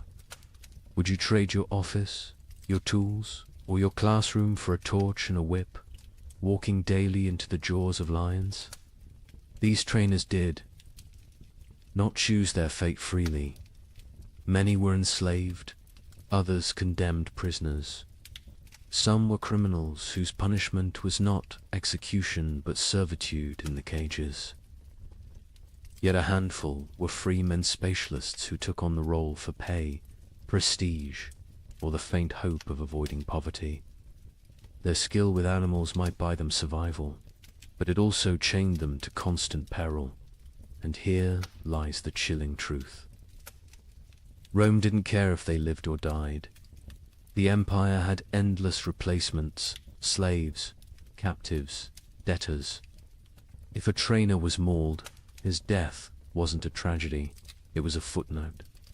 The games continued, the crowd cheered, and the emperor smiled. The expendable lives of these men fueled the endless appetite of spectacle.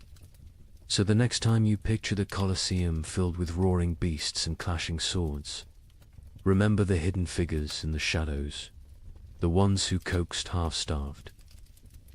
Predators from their cages, who held their breath each time an iron gate groaned open. Who knew that at any moment the sand might drink their blood instead of the gladiators. Their work was not honored. Their names were not recorded. Yet without them, Rome's greatest spectacles would never have existed. They lived every day, with death brushing at their heels, and more often than not, death caught up. And as terrible as this sounds, these animal trainers were only the first link in the Colosseum's deadly chain of professions. Others stood in workshops, hammering weapons that decided life or death. Others knelt in the sand, stitching wounds under the gaze of the emperor himself. If the cages were a place of constant suspense, the armories and infirmaries were no less haunted. And it is to those shadows that we turn next. Step away from the roaring cages of the beasts and follow the sound of hammer against iron. Deep within the Colosseum's hidden chambers lay another world entirely, one that smelled not of blood and straw, but of smoke, oil, and molten metal. This was the domain of the weapons masters, the unseen craftsmen whose work shaped the fate of every gladiator who walked onto the sand. Picture it, a forge glowing in the half-dark, the air heavy with heat, sparks flying like fireflies as iron is struck again and again on the anvil. Grindstones hiss as edges are sharpened, the rhythm of stone against blade echoing like a heartbeat through the chamber. The tension here was no less suffocating than in the animal pens above, for in this place, the smallest error did not simply ruin a weapon, it ruined a man's life. Every sword, every dagger, every spear carried into combat bore the silent touch of these craftsmen. Their responsibility was immense. A blade had to be balanced to the hand, sharp enough to slice in an instant, strong enough to withstand the crushing force of an opponent's strike. A dull edge could mean a wound that failed to stop an enemy. A brittle spine could snap on impact, leaving its wielder defenseless in front of 50,000 roaring spectators. For the gladiator, trust in his weapon was trust in his survival, and that trust lay entirely in the hands of someone working in the shadows. This was not artistry for beauty's sake. This was artistry for survival, and the stakes were cruel. If a blade bent or shattered in the arena, it was not only the gladiator who suffered. The weapons master's reputation, and often his life, stood trial alongside the man who wielded the steel. A mistake could mean flogging, imprisonment, or worse, condemnation to the sands themselves, forced to fight with the very weapons they had once forged. Imagine that reversal. One day you are sharpening a gladius, the next day you are thrust into the arena, clutching it desperately as the crowd demands your blood. The drama of their work was constant. Fire licked at their hands, sparks scarred their faces, blades slipped and cut through flesh with the same ease they were designed to cut through armor. The grindstone could seize a weapon, spinning it from their grip and into bone. Their lungs, filled with smoke and ash, slowly poisoning them over years of labor. Many weapons masters bore the permanent marks of their craft, missing fingers, burned arms, eyes clouded by accidents at the forge. But the danger was not only physical, it was psychological. Consider the weight of knowing that your grindstone may determine whether a man returns to his cell alive or is carried out on a stretcher. Consider the burden of every edge you failed to hone, every weapon that may falter when it matters most. These men lived with the knowledge that steel, once it left their hands, could carry another's soul with it. And here's the chilling thought. Gladiators had no choice but to place their lives in this trust. They picked up their weapons and fought, never knowing if the craftsman behind the forge had been skilled, rushed, careless, or distracted. Now ask yourself, would you trust your life to a stranger's grindstone? Would you walk into combat knowing that one unseen error could turn your fight into a death sentence? Weapons masters also carried the impossible responsibility of balance. Too sharp, and a blade snapped after one vicious strike. Too heavy, and the gladiator's arm grew slow and clumsy. Too light, and it lacked the force to kill.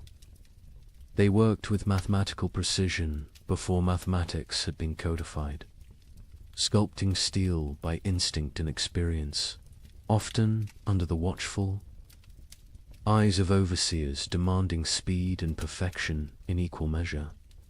The irony was bitter. If they succeeded, no one noticed. The crowd cheered the gladiator's skill. The emperor judged the fight, and the craftsman remained invisible. If they failed, however, the consequences were immediate and catastrophic. The Colosseum was merciless, not only to fighters, but to those who supported them. And yet, despite the danger, some sought this path willingly. Freedmen and poor citizens took apprenticeships, learning to hammer steel in hopes of steady work. Others inherited the trade through family lines, fathers teaching sons to temper blades in the same fires that scarred their own hands. For them, the forge was not just survival, it was a way to carve meaning into their anonymity. Even if history forgot their names, still, every clang of the hammer carried tension. Every hiss of the grindstone was a reminder that death hovered close. These were not glamorous artisans. They were men whose craft was measured in heartbeats on the sand above. So as you imagine the gladiators locked in battle, their swords flashing in the sun, remember the unseen masters in the forge. Their sweat coated the blades. Their mistakes bled into the sand. Their unseen hands carried just as much responsibility for life and death as the fighters themselves. And this was only one profession in the Colosseum's deadly ecosystem. If weapons masters held life in their fire and steel, the next group, the arena's medics, held it in their bloodied hands. But were they healers, or accomplices to cruelty? That question waits just beyond the gates. The crowd roared like a storm, its thunder rolling through the Colosseum. A steel clashed and blood spattered the sand. Beneath the deafening cries of 50,000 spectators, another group of men waited in silence, tense and watchful. They carried no swords, no shields, no armor. Their tools were knives, clamps, bandages, and basins. They were the arena's medical staff, men who lived in the narrow space between death and survival, forced to sprint onto the sand while blood still poured from open wounds. Picture it. A gladiator falls, his leg shattered by a hammer strike. The crowd surges with excitement, some demanding mercy, others howling for death. The referee signals, and suddenly the medics rush forward, kneeling in the dust as the injured man writhes in agony.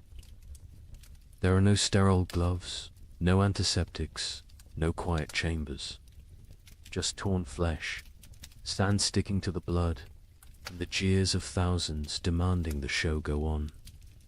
With crude tools, they splint bones, cauterize bleeding vessels, and stitch wounds. Right there on the arena floor. Every second is a battle against time, infection, and the chaos raging around them. The suspense of their work was constant. At any moment, a wounded fighter could lash out in delirium.